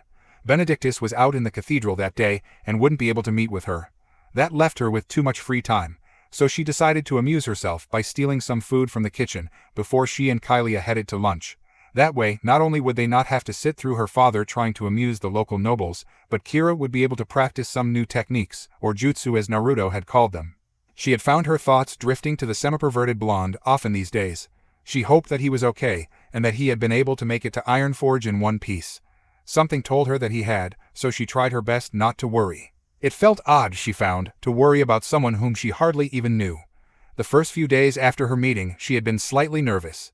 Had she trusted the right person, would he succeed? It was Benedictus who told her to stop worrying and focus on doing her part of the job. She hadn't been surprised that the old archbishop had discovered Naruto's existence. The man seemed to know everything, and after all, hadn't he predicted Naruto's coming anyways? He didn't seem bothered that Naruto was a complete stranger to her, even if she had learned most of his past. However, he used the blonde as ammo every chance he got against the princess. "He'll make a fine husband, I think. You need someone who can not only relate in your energy, but keep you from becoming a horrible snake like every other woman." She was quite embarrassed by the whole thing, and even more so when he discovered that Naruto had already seen her partially naked. She intended, quite seriously, to follow through with her crushed Fyrant carapace plan. Kylia was already searching the markets for some of the powder. As soon as she found it, wham! Kira blinked, and suddenly realized that she hadn't thought that. She looked over and saw that Kylia had crashed into someone. She froze, immediately recognizing the figure, and quickly pulled the smaller girl off it, saying hurriedly, "Lady Prester, I'm so sorry. Kylia's really clumsy, so she was cut off by the woman's laugh. Do not worry yourself about it, little princess. Accidents happen. The woman whom Kira was speaking to was one Kira respected above almost all others. Lady Katrana Prester, of the ancient house of Prester, was a noblewoman who frequented the castle. She was one of her father's many advisors, and a member of the Council of Stormwind, which helped balance the power of the king. She was, in Kira's opinion, one of the most beautiful women in the world. She had jet black hair, purple eyes, fair skin, and an incredible figure, with a prominent chest and trim waist that had most men drooling at the sight of her. It made Kira envious and awesome. Envious that she wasn't a beautiful, and awed that someone could be that beautiful. Dusting her purplish robes, she smiled a little at Kylia's lightspeed stammering of apologies, before raising her hand to stop the girl. "Think nothing more of it, child. Now, little princess, your father wishes to see you.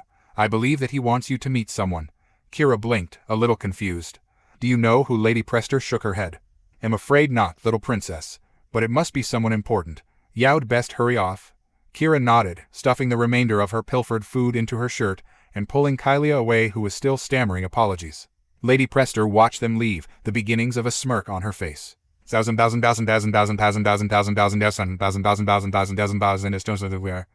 Kira and Kylia appeared in the dining hall minutes later, it was surprisingly empty. Kira blinked at the barrenness of the room, and saw her father standing patiently near the end of the table, smiling at her. "Hello, daughter. I am glad you are here." Kira looked around, frowning. "Where is everyone, father? I thought today you had a meeting with the council." He chuckled, beckoning her over while speaking. "I've postponed it. I have a very special guest whom I want you to meet." He gestured behind him, stepping aside a little to reveal the figure behind him. Behind him, a woman of the most unnatural beauty stood, smiling at her. Her hair was an unnaturally pale blonde, and her skin was as fair as Prester's. She was wearing probably the most revealing outfit that Kira had ever seen.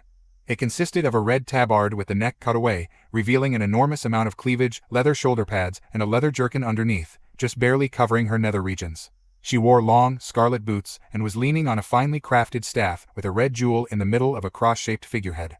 Kira gaped. "She actually has the gall to wear something like that in public." Her father smiled and said, "Kira, I would like you to meet High Inquisitor Andrea Whitemane of the Scarlet Crusade." Kira froze, her eyes widening in recognition. The Scarlet Crusade. Benedictus had told her that the Scarlet Crusade was a ruthless faction to the north in Lordaeron who absolutely hated the Scourge, all undead in fact. That in itself wasn't such a bad thing, but it was their actions that disgusted and terrified most. They were fiercely prejudiced not only against undead, but against all non-human races. They were said to kill anyone who didn't wear their tabard. And the leader of their monastery in Tirisful Glades, far to the north in the heart of Forsaken territory, was standing mere feet from her father. Her father continued, not noticing Kira's reaction. "I took what you said yesterday to heart, and I have accepted her help, of which she has been offering for some time, and our factions will be allies from this day forward." Kira felt sick, unable to believe her father had took her advice in that way. The Scarlet Crusaders were brutal monsters who butchered thousands of innocent people. Stormwind had even fought against them in the past decade. What possessed her father to do this? A sinking feeling appeared in the bottom of her stomach, and she knew that nothing good could come of this. She was broken from her thoughts when Whitemane spoke. Her voice was sweet and carried a melodious lilt with a tinge of something sinister within. "It is nice to meet you, princess. I hope that you and I can get to know each other a little better and iron out the past feuds that our factions have had. After all, we're all human, are we not?" Naruto stood in front of Burlyro, the blade that King Magni Bronzebeard had called his greatest clutched tightly in one hand. The boy's impossibly blue eyes stared determinedly into the old dwarf's single gray one. Burlyro clutched in his hands a sword and an axe, both gleaming in the fiery light that bathed Ironforge night and day. The old dwarf's face was stony, perfectly complementing Naruto's determined glare. They stood for several minutes like that, their eyes never leaving each other. Finally, Burly spoke. "I ain't going easy on ye, laddie. This fight's for real, no holding back." "Got it." Naruto nodded stiffly, tightening his grip on the magnificent short blade. Burlyro got into a ready stance, as did Naruto, and then waited. Naruto attacked first. The blonde shot forward, closing the distance between them, his sword raised. He delivered a quick side strike, which was easily parried by the more experienced dwarf, then threw a kick at his stomach, which was resisted by the dwarf's amazing constitution. At this, Burlyro countered with a swing of his axe, which Naruto took on his shield sword. Not even a scratch appeared on the adamantium blade as Burlyro pulled back, and Naruto struck out with his left fist. The dwarf took the blow on the jaw, but was unaffected. Naruto ducked down, trying to sweep the dwarf's legs out from under him, but the dwarf, as if made of stone, took the kick without flinching, and responded by delivering a powerful blow to Naruto's forehead with the hilt of his sword. The blonde was thrown back, and Burlyro pressed forward, delivering several choice blows on the boy, drawing blood. Unable to regain his balance, Naruto floundered backwards as the old dwarf assailed him with axe and sword strikes alike. He was able to block or dodge the life-threatening wounds, but he took many smaller ones, both from slow reaction time and careless errors that all beginners with the sword made. He was astounded that the old dwarf was so powerful, as Naruto had been able to best him several times in training. He really held back. The blonde, finally having enough of it, focused chakra into his feet, and as the dwarf struck out once more, he bent backwards until his torso was nearly parallel with the floor. His feet were firmly planted to the ground, so he didn't fall or lose balance. Surprised, the old dwarf had to turn around, having already advanced past the boy after missing the strike. Naruto avoided another strike by twisting his body to the side, still stuck to the ground, then released one foot, and turned his body towards the attacking dwarf. As he turned, he brought his sword swinging around in a powerful, upward strike. It streaked along the floor, slicing through it with very little effort. As Naruto finished the turn, the blade exploded from beneath floor and slashed cleanly through Burlyro's own blade. The old dwarf jumped out of the way, avoiding the hit, but Naruto pressed the attack, following the incredibly powerful strike with an equally powerful kick to the stomach. Burlyro took the hit with a grunt, stumbling back a little, but didn't fall. He then attacked with his axe, the remaining part of his sword still clutched in his hand. Naruto parried the blow downwards and leapt at the dwarf. He landed a series of solid hits on the dwarf's jaw, which felt like punching rock. None of the strikes did much damage, but they managed to knock Burlyro off balance. The dwarf suddenly threw his weight forward and slammed his head into Naruto's face. This was the equivalent of having a rock the size of a soccer ball thrown at your head from a distance of 1 or 2 feet. Naruto shot backwards, pain exploding in his face. He landed on his back, skidding a few feet, then flipped over backwards and landing on his feet as he did. Blood was dribbling from his nose, but he ignored it, panting slightly as Burlyro regained his balance, then attacked once more. The blonde lowered himself into an attacking stance and began concentrating his chakra into his fist, a technique that Jiraiya had begun to teach him before he had been transported to Azeroth. It was a fairly common ninja technique that increased the strength of the user's punches and kicks by a fair amount. It was not unlike what Tsunade did, but she actually gathered, focused it into an extremely fine point, and then expelled the chakra, causing huge craters and turning stone to dust. That required chakra control that Naruto didn't have. According to Jiraiya, Naruto already did it naturally when he used the Kyuubi's chakra. However, he couldn't regulate the amount he used when that happened, so the old pervert had taught him to do it with his own chakra. As he did, his fist began to glow slightly, but he concentrated harder, forcing the chakra into a much smaller point, feeling his muscles expand slightly to accommodate the excess chakra. With a roar, he leapt forward, bringing his blade out in front of him. Burlyro aimed a blow at Naruto's waist, which the boy parried. He readied to throw a punch at the dwarf's head, but Burlyro brought the remnants of his sword up and drove the hilt into Naruto's sword arm. He yelled in pain, hearing the bone snap, but followed through with the punch. It connected with the dwarf's head and finally had an effect. The power behind the hit knocked the dwarf backwards, or skidded along the ground for a few yards. As soon as he stopped, he leapt to his feet. Or at least he tried to. He felt the cold steel of Naruto's sword against his neck, and saw the boy was right next to him, holding the blade in his good hand, the other hanging uselessly by his side. The blonde was panting heavily as he said, "I win, old man." Naruto sat on a wooden table in the training grounds infirmary, a stern-looking female dwarf bandaging his wounds. He was protesting rather vociferously that he would be fine in a while, but the matronly dwarf wasn't having it, and continued to bandage his wounds without a thought. "I told you I'm fine. Are you deaf, old woman? Just let me get some sleep and it'll be fine." The dwarf glared at him, speaking sternly, a hint of frost in her voice. "Yell do wa, I tell you too, Baron. Ye may be fine soon, but not now. It's me job ta take care o' da soldiers that live here, and cause ye not only wounded, but ye are a human, and they're so fragile, by the way. Now sit still, and this'll go by faster, ye lickle brat." Naruto stuck his tongue out at her childishly, but stopped squirming. Their conversation was interrupted by a booming laugh, as Burlyro entered the room, looking freshly cleaned. No use trying to argue with her, lad. Matron Alwida always gets her way in her infirmary, and ye can always take the bandages off if need be.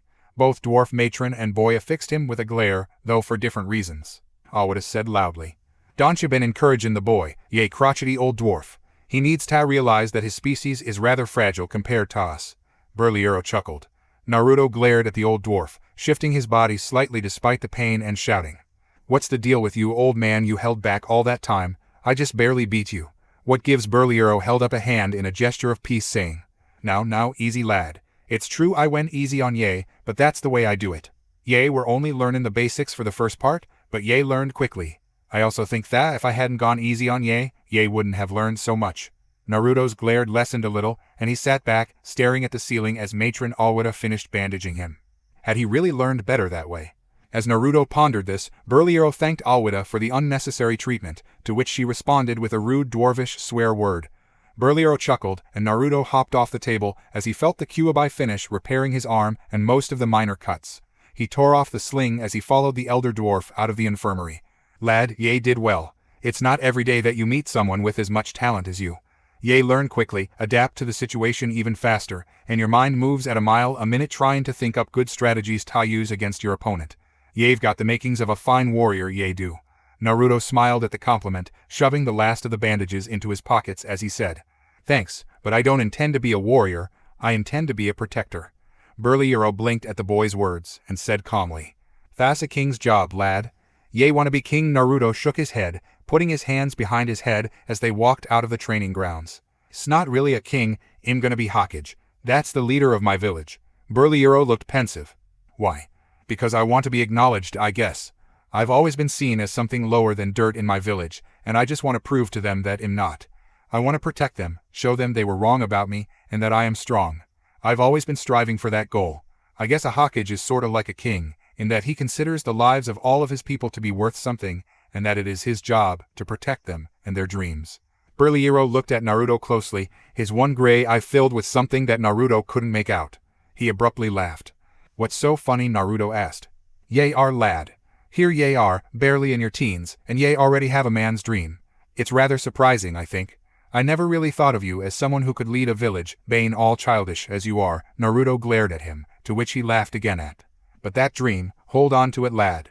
It's our dreams that make us who we are, and one day I think ye will accomplish that. Ye just need to work hard. Naruto grinned and nodded, and they lapsed into silence for a while, merely admiring the sights of the city.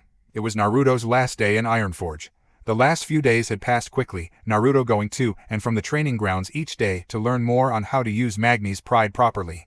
The rest of the time he usually spent with Undrig or Furnazel.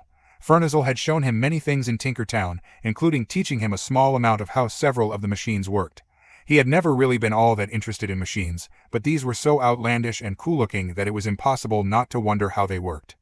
Furnazel enjoyed the company immensely, often going on and on about things that made no sense to Naruto, but he listened to anyways just to make the lonely gnome feel better. He even gave Naruto a couple of schematics that he said might come in handy if he ever met an engineer and ever had some extra cash lying around. The blonde had taken them, not really at all sure about what they did, but promised that he'd find out one day. They also talked a lot about Furnazel's family and what it had been like before the gnomes had left. Ah, you should have seen it, Naruto. Tinkertown was full to the brim with gnomes of every size and shape. There were so many gadget shops, alchemy shops, and a plethora of other shops that I can't even begin to describe. It was paradise for many, including my family. When Gnomerigan was captured, well, many took it hard. There were so many refugees here that we had to build hundreds of extra apartments to contain them, and even then there weren't enough. Then His Highness, High Tinker Mekator, called us all here, telling us that we needed to get our home back, and that any gnome who wished to get it back should accompany him. He was a powerful speaker, and most followed him to reclaim Gnomerigan. Even people who hadn't originally lived there, they went just to help their brethren. My brothers did so, and I have yet to hear from them. I hope that they are all right. Despite his cheerfulness, Furnazel would always drift off into memories of his family, and for Naruto it was just as hard. He had never had any family, so he would never be able to relate to what Furnazel was feeling. And he hated that. Undrig, however, had spent some time showing Naruto the tricks and trades of the auction house. It was there that he also got his first glimpse of a goblin, a small, dwarf-sized creature with dark green skin, pointy ears, and mischievous, and sometimes shifty looks on their faces. They ran the auction houses, which apparently Undrig frequented in case he found something he liked, though he rarely did, and even more so did he have the money to pay for it. Naruto found the auction house too loud and smelly, and he couldn't understand the goblins at all, as they spoke so quickly it was impossible to decipher anything they said. Undrig said that he would get used to it. Naruto also spent some time honing his ninjutsu at the training grounds in the Mystic Quarter. The dwarfs there were impressed with Naruto's mastery of elemental jutsu, and some suggested that he find himself a master to learn even more. Some even offered to teach him, but he said that he had to leave in a few days, and that it would be stupid to have master for such a short time. Instead, he purchased a couple of scrolls with some of his money and began to learn a couple of jutsu from them. One was a jutsu called Huyuten Ice Element. Takenbaruto Frost Bolt no Jutsu. It was the ice element equivalent of Gaokakyu no Jutsu, as it shot a large ball of frost from the mouth. It had taken Naruto a few hours to master, but he found he liked it. The other was rather odd ability, but he decided would be immensely beneficial in the long run. It was called Tsukuradasu Fudokanjur Food no Jutsu. This was far more difficult and required a decent amount of chakra and control in order to use. The idea was that one could use a piece of organic material, whether it be a rotten piece of meat or a bit of tree, in order to fashion an edible meal that could allow someone to survive in the wilderness. It was rather complicated and used a lot of chakra in order to do. One placed the food in front, and after performing an incredible number of seals, touched the food and poured the molded chakra within the object, while concentrating on the type of raw food you wish to have. If done correctly, the object's molecules will begin to reshape themselves, eventually forming the desired foodstuff. It could only be done with simple foods, however. Bread, various vegetables, and fruit could all be created easily, and if the original object was meat, then it could be changed into another kind of meat.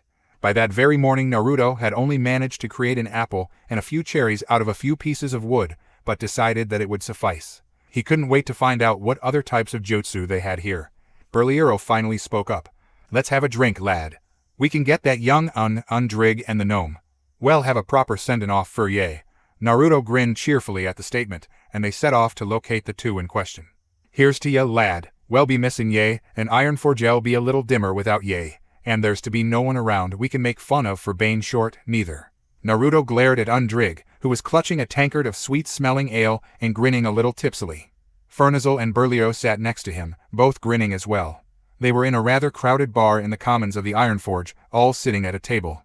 Naruto and Fernizel both were clutching a sweet fruit juice, Naruto because he wasn't old enough to drink ale, and Fernizel because he couldn't hold his, while the two dwarfs clutched pints of ale, both grinning and hiccuping a little. It was clear they were more than a little drunk, but neither Naruto nor Fernizel minded. In fact, they were both enjoying the nonsense that both dwarfs would occasionally spout out, and Naruto particularly reveling in the feeling of doing something like this with friends. He had never once back in Konoha just sat around and enjoyed the presence of his friends like this. He promised to himself that he would do so when he got back. They laughed and joked for hours, both dwarves getting progressively drunker, and both Naruto and Fernizel getting increasingly sure that one dwarf or the other would reveal latent homosexual tendencies. However, some of the things the dwarves blurted out made both gnome and human nearly fall out of their seats in laughter. At one point, Undrig, being far more inebriated than Burlyro, got up and began singing a rather offkey dwarvish song that had Naruto clutching his sides in laughter, unable to think coherently. Fernizel had fallen out of his chair and was in tears of laughter on the ground. Just when they thought it couldn't get any funnier, Burlyro jumped up, locked arms with the other, and began to sing as well. The whole bar was shouting and laughing at the antics, and both Naruto and Fernizel felt compelled to join them, even though they weren't drunk. So they did. By the time Burlyro's wife appeared, looking furious at some nameless hour of the night, Naruto didn't think he'd ever be able to stop smiling. He had never had so much fun in his life. But he knew that it would never last long. Naruto stood in front of King Magni's throne the next day, his face stern and determined. He was wearing his pair of black pants, a pair of leather boots, his orange wool shirt, and over that another black leather jacket, full of pockets for his new weapons. He wore a hooded winter cloak over this, and a backpack containing several days' worth of food and drink. Magni's pride, his kodachi, was strapped to the back of his belt, concealed beneath the cloak. Near the entrance of the chamber, Undrig, Burlyro, and Fernizel stood, watching the proceedings. Despite what had happened last night, both dwarves looked completely alert, and not the slightest bit hungover. "Hardy my ass, these guys are fucking invincible." Magni watched Naruto from his throne, a wide, if somewhat sad-looking smile on his face. "Well, lad, it is time for you to depart, it looks like. You no doubt have spent the last week wisely, and I hope that my gift to you is now usable." Naruto grinned and nodded. Magni chuckled a bit, and then turned solemn. "Now, lad, I send you off with these words, which I hope you will take to heart. Travel a day and a half to the west, and there you will find the camp of the Gnomrigan exiles. They have set up a little ways away from the entrance to the mighty city. When you approach Mekatork, you must make sure that he knows that you are not loyal to me. He would consider that my help and would send you away. You must approach him with the same story you told me. Tell him that unification is the only way we will win this war. He is a very clever creature, lad, and even more prideful than me. To tarnish his honor and his pride, he would consider the gravest of insults. That is how Gnomrigan was taken, it is said. Please, help my friend reclaim his honor and his city.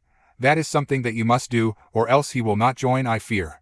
I believe that you could do this. You have already done so much for people who are not even your own. He may listen to you if you listen to him. Now go, lad.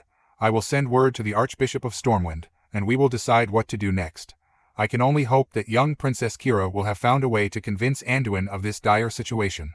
Naruto looked at the king of the dwarves, his shining blue eyes full of the fires of determination. He would not fail. He could not fail.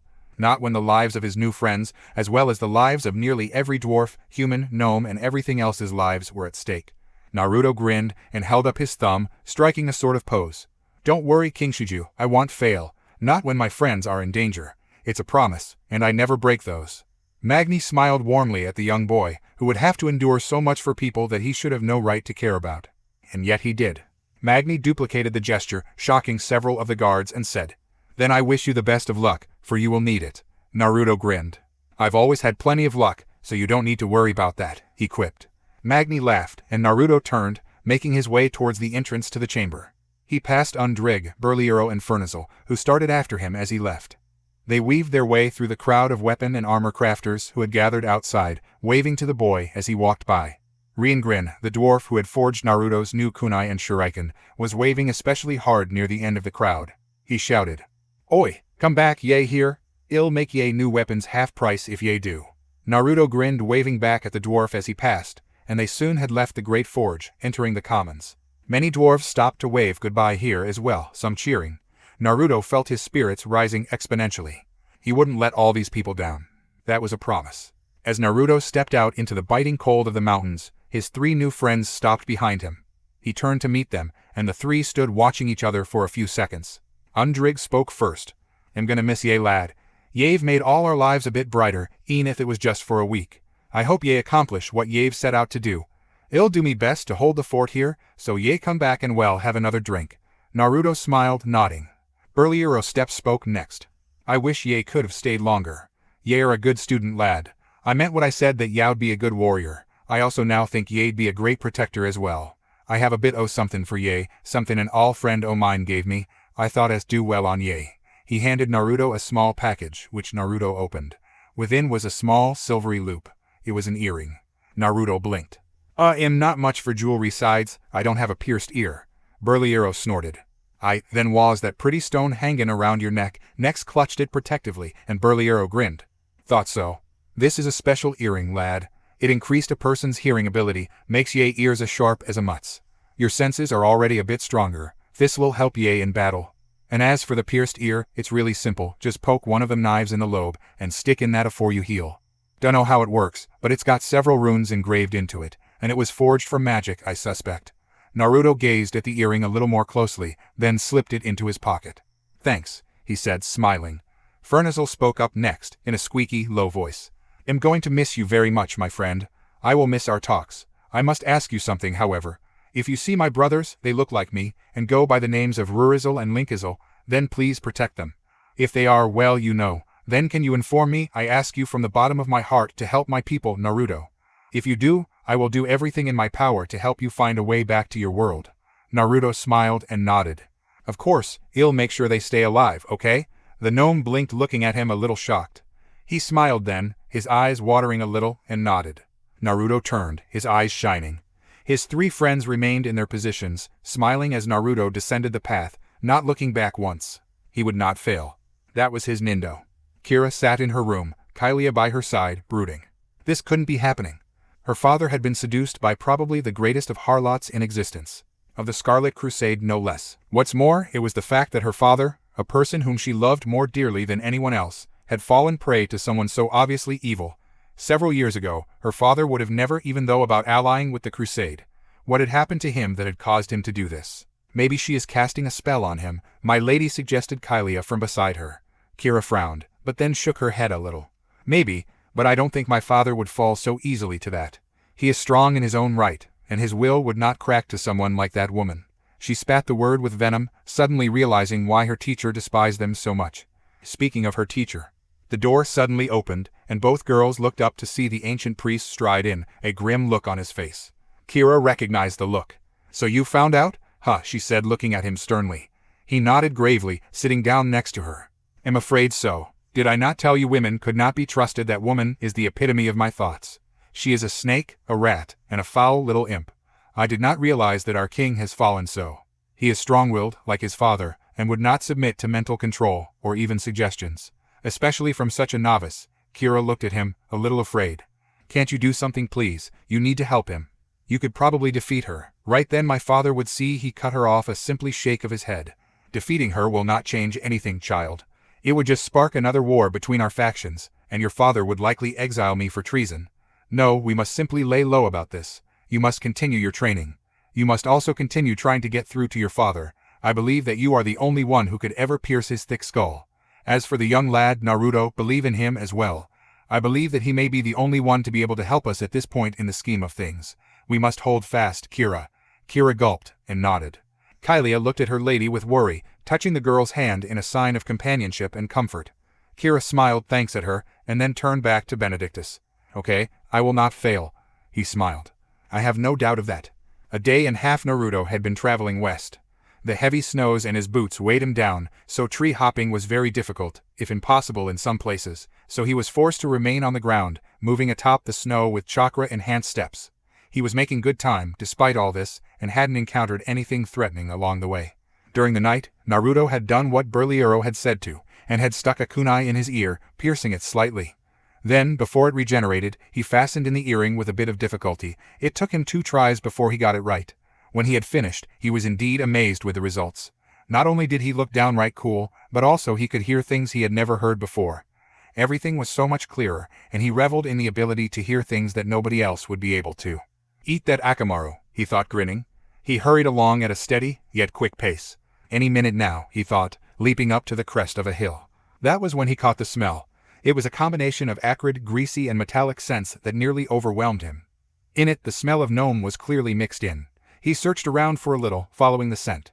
He ran towards it, speeding up as he did. He found the source tucked in a small valley at the edge of a wide plain. The source came from a bunch of small huts and tents that littered the valley, almost to the point where there was no space between them. Many of them were exuding puffs of black smoke from small chimneys in the top. He saw what had to be thousands of gnomes scurrying in between the huts, some squabbling in Gnomish, others clearly focused on their destination, not speaking to any. None were idle, and they rarely stopped moving. It was a rather surreal experience, in Naruto's opinion. He took a deep breath and moved downwards towards the camp, watching for any signs of hostility.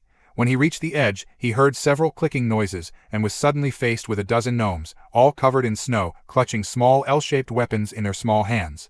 Maybe being short isn't such a bad thing. One of the gnomes glared and spoke clearly, if a bit menacingly. "Who are you? What are you doing here? Speak up, boy." Naruto, already used to the boy thing, spoke as calmly as he could, holding his hands up and away from his body. "Hold on.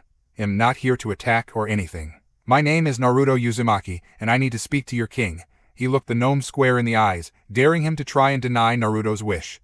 The gnome frowned, his eyes glancing quickly at Naruto, then to the other gnomes in the group. "Why do you wish to see His Highness? He is very busy, and cannot idly chat with children such as yourself." Naruto scowled, his little calm reserve breaking as he did. "I'm not a child, and it's important. Let me see him." Naruto took a step forward to show that he meant business, and the gnome took a step back, raising his weapon a little. He looked at Naruto squarely once more and said, "Tell me what you need to tell him, and I will judge if it is important or not." Naruto sighed, and did so. By the end, the gnomes surrounding him were wide-eyed, and the one he was speaking to was frowning in a mixture of consternation and confusion. He then spoke. "I will speak with His Highness. If he decides to see you, then you will meet him. If not, then you will leave." He nodded to the other gnomes. "Take him to the war house, and I will inform the king." One of the gnomes nodded and gestured for Naruto to follow him. He had white hair, a small trim beard, and a large, pear-shaped nose. He clutched a small sword in his hand and a small shield in the other. The gnome led him through the camp, causing many gnomes to stop and look at the boy in surprise and suspicion, something Naruto was quite used to. They walked until they reached a large metal house, far bigger than the rest. They entered through a door in the side, and Naruto was met with the sight of dozens of maps and schematics, littering the walls and floor, and the single table in the middle. There were several bookshelves filled to the brim with books of all sizes and colors. The gnome pointed to a chair covered in clutter. "You may sit there. Do not move until one of us returns to inform you of the king's decision." "Okay," Naruto nodded, and moved aside some of the clutter, taking a seat. The gnome left and Naruto was alone. So he waited, and waited, and waited some more. He ate a bit of food when he got hungry, but it wasn't until sundown until the gnome returned, his countenance etched with surprise. "The king has informed us that he will see you. Follow me." Naruto nodded, standing up and following the gnome dutifully. Geez, you wouldn't think such festive-looking little creatures would be so uptight. They are at war. War always changes people. Can't argue with that. I wonder how they taste. Naruto's sweat dropped. They moved across the much less crowded camp, and it was indeed rather dark out. Naruto was led to an even larger metal house, which was puffing out different color smokes from numerous different chimneys. Naruto watched the curious sight with interest before the gnome cleared his throat, and they entered.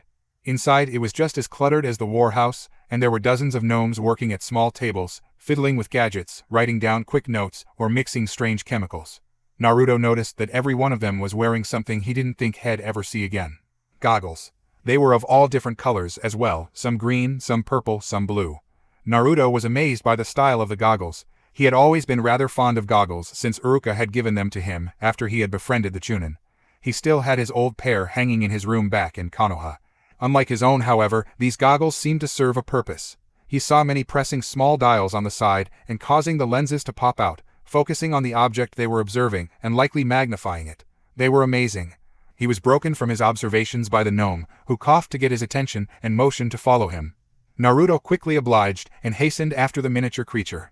They walked out of the room through a small metal door, which Naruto had to duck to enter through, and entered a darker, more secluded-looking room.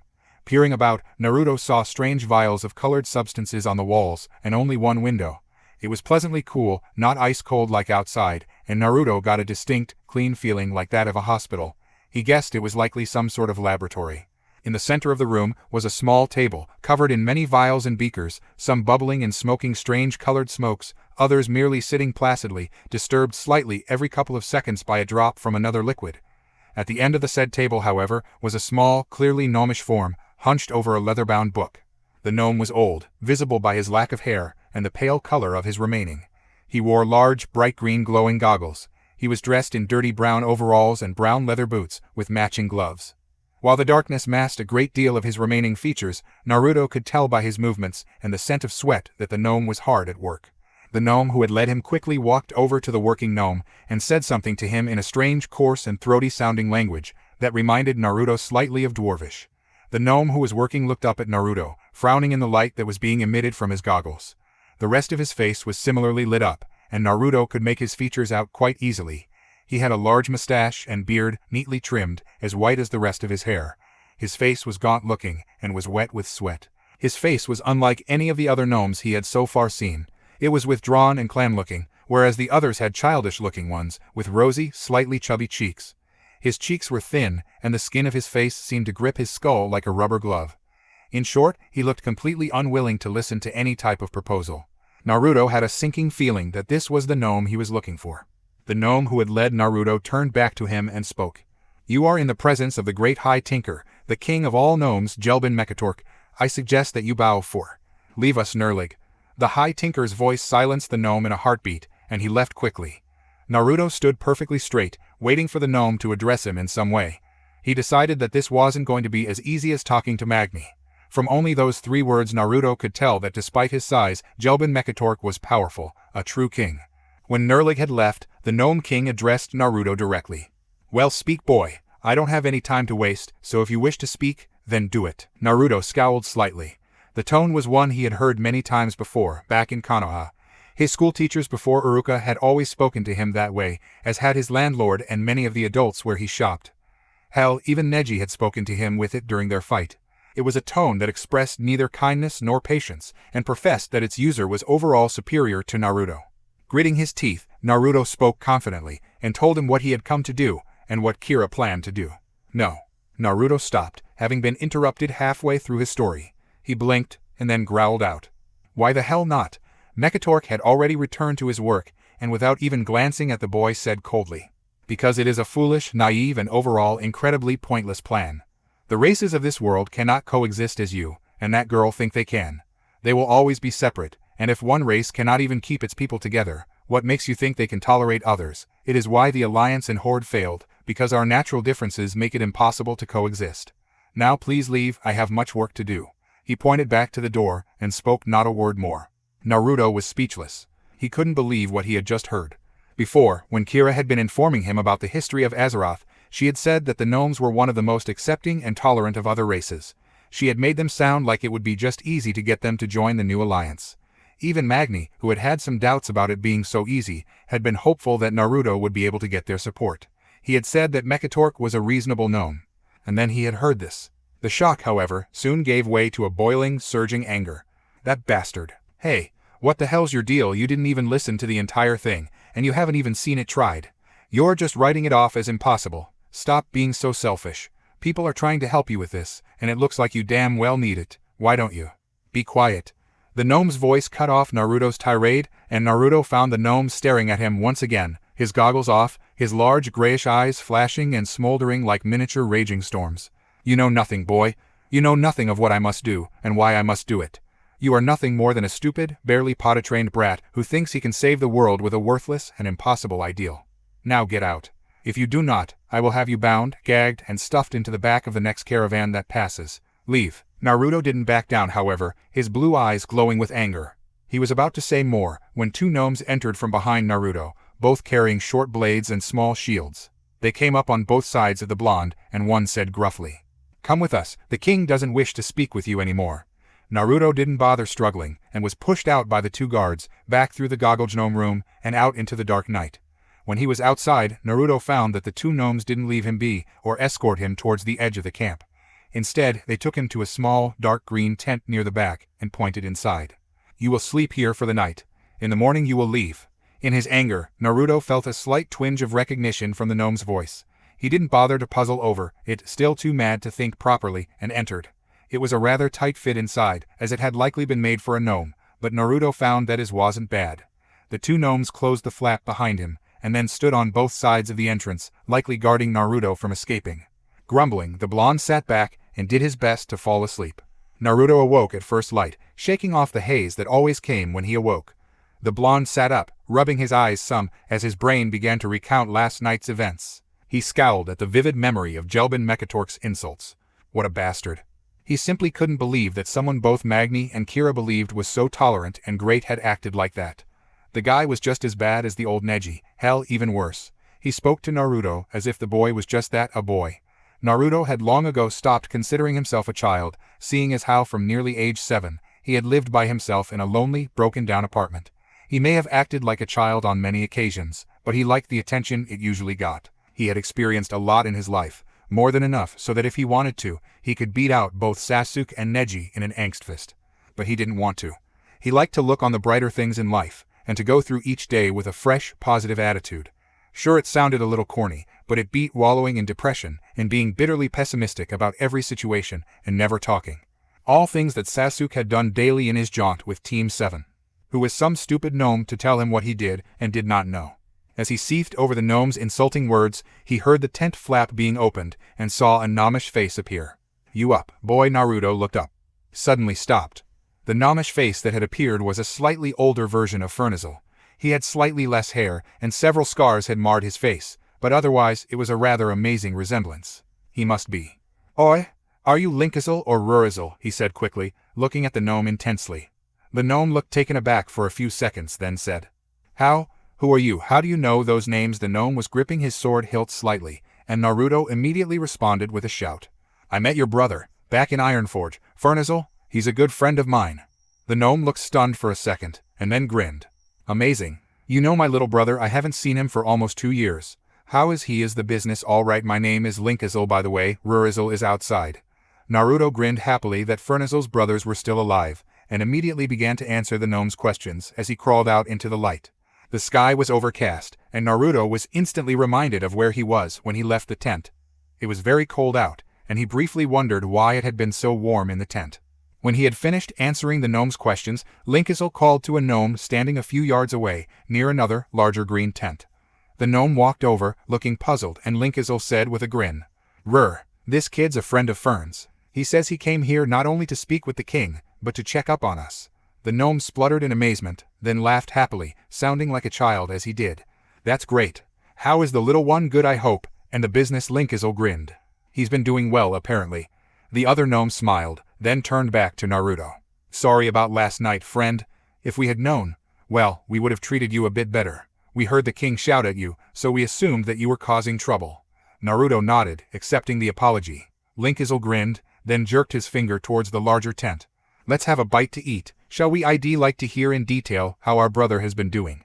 Naruto nodded and followed the two gnomes into the tent, which was considerably larger than the one he had slept in. This is our tent. The one you slept in used to belong to another, but he deserted a couple of weeks ago. We just kept it up in case he returned, Rurizel said as he took its seat on one of the small chairs. Naruto nodded, taking a seat on the ground, not wanting to risk ruining one of the chairs. So they talked. Naruto told them about his short stay in Ironforge, which eventually led to his experiences in the mountains, and then Stormwind, and finally Elwyn Forest. The two gnomes were rather surprised that Naruto was not from this world, but excited as well. The existence of other dimensions was something that had been long proven to be true, but no one had ever achieved it. They peppered him with questions about his world, and though Naruto was happy to tell them about it, he steered clear of any subject that he still didn't feel comfortable talking about, such as the Kyuubi and Uchiha Sasuke. In turn, the two gnomes told Naruto a little of their past, most of which Naruto had heard from Fernizel, but he was deeply interested in what had happened after the fall of Gnomeregan. He learned foremost, however, what had happened in detail inside the great city, something that he had been in the dark about until Magni had said that it had been an internal problem. Gnomeregan is impenetrable from the outside, child. It would take an army of more than several million men in order to penetrate the walls. Not even Ironforge was as safe from attack as Gnomeregan. So why was it taken, you ask? Simple. While its walls could not be broken down if you had already passed them, then they didn't need to be. Gnomeregan was attacked from a direction that nobody expected. Below, our diggings and expansion led us to awaken something that we were not able to control. That something was the Trogs. Naruto's ears perked up at that. Magni had mentioned something about them, as had Fernizel, but neither had really elaborated on what they were. The Trogs, as far as we know, are a very ancient type of creature, dating all the way back to the creation of Azeroth itself. Legend says that they were created by the Titans to protect this world. However, something went wrong, and the Trogs became wicked and hateful creatures. So the Titans sealed them away in the depths of the world, where they remained for ages, until we dug them up. Linkizel shook his head slightly after this, his mind obviously somewhere else. It was Naruto's statement, however, that snapped him back. I've been meaning to ask Mekatork. He seems different than what I've heard he's like. Magni and Kurichin told me that he was a good-natured guy who tolerated others. You know, he was a complete bastard last night, didn't even give me a chance. Why, what changed him? Both gnomes sighed heavily, exchanging depressed looks, before their gazes returned to Naruto. That's difficult to explain, Naruto. A lot has happened to the High Tinker, and it would be hard not to change after what he went through. Linkizel said, looking down a little. Rurizel picked up from where he stopped, saying, I'm not sure we should tell you this, it feels like a breach on the king's trust. But I guess we could. Here is a tale, Naruto, the tale of the fall of Gnomeregan, and a tale of betrayal of the highest order. This is a tale about our great king, High Tinker Jelbin Mekatork, and his best friend and most trusted advisor, Mechanier Sicko Thermoplug. Jelbin Mekatork sat at his work table in the workshop tense laboratory, his eyes focusing on the notes in front of him. To most, he would appear to be reading intently, but his mind was not on the notes in front of him. It was on the human boy who had appeared rather suddenly, proposing a rather preposterous idea about forming a new alliance with the former members of the Horde. A boy who claimed he was from another world, a boy who had managed to win over Magni Bronzebeard himself, who had been one of the most stubborn creatures Jelbin had ever met. There had been a time when he would have accepted at once, a time where he would have helped the boy in his endeavors in whatever way he could. But now he simply did not care. Now he didn't want to save the world or help anyone else, he wanted to take back his home. He wanted to give his people back a proper place to stay. And he wanted to do it alone. He had to. It was his fault and his mistake. He couldn't allow anyone else to intrude on this mission. It was something that he had to do, something that he would do even if it killed him. And it all stemmed from one person. His best friend and the person he trusted the most. Sicko Thermoplug. You blasted fool, he thought, anger and misery flowing into him again. Nowadays, he rarely displayed his emotions to others. When around his subjects, he would simply assume a stone-faced mask. When alone, he would let all his raging emotions out by diving into his work. He hated it, however. He hated how he was living, how he was feeling, and how everything had turned out. It was all because of him.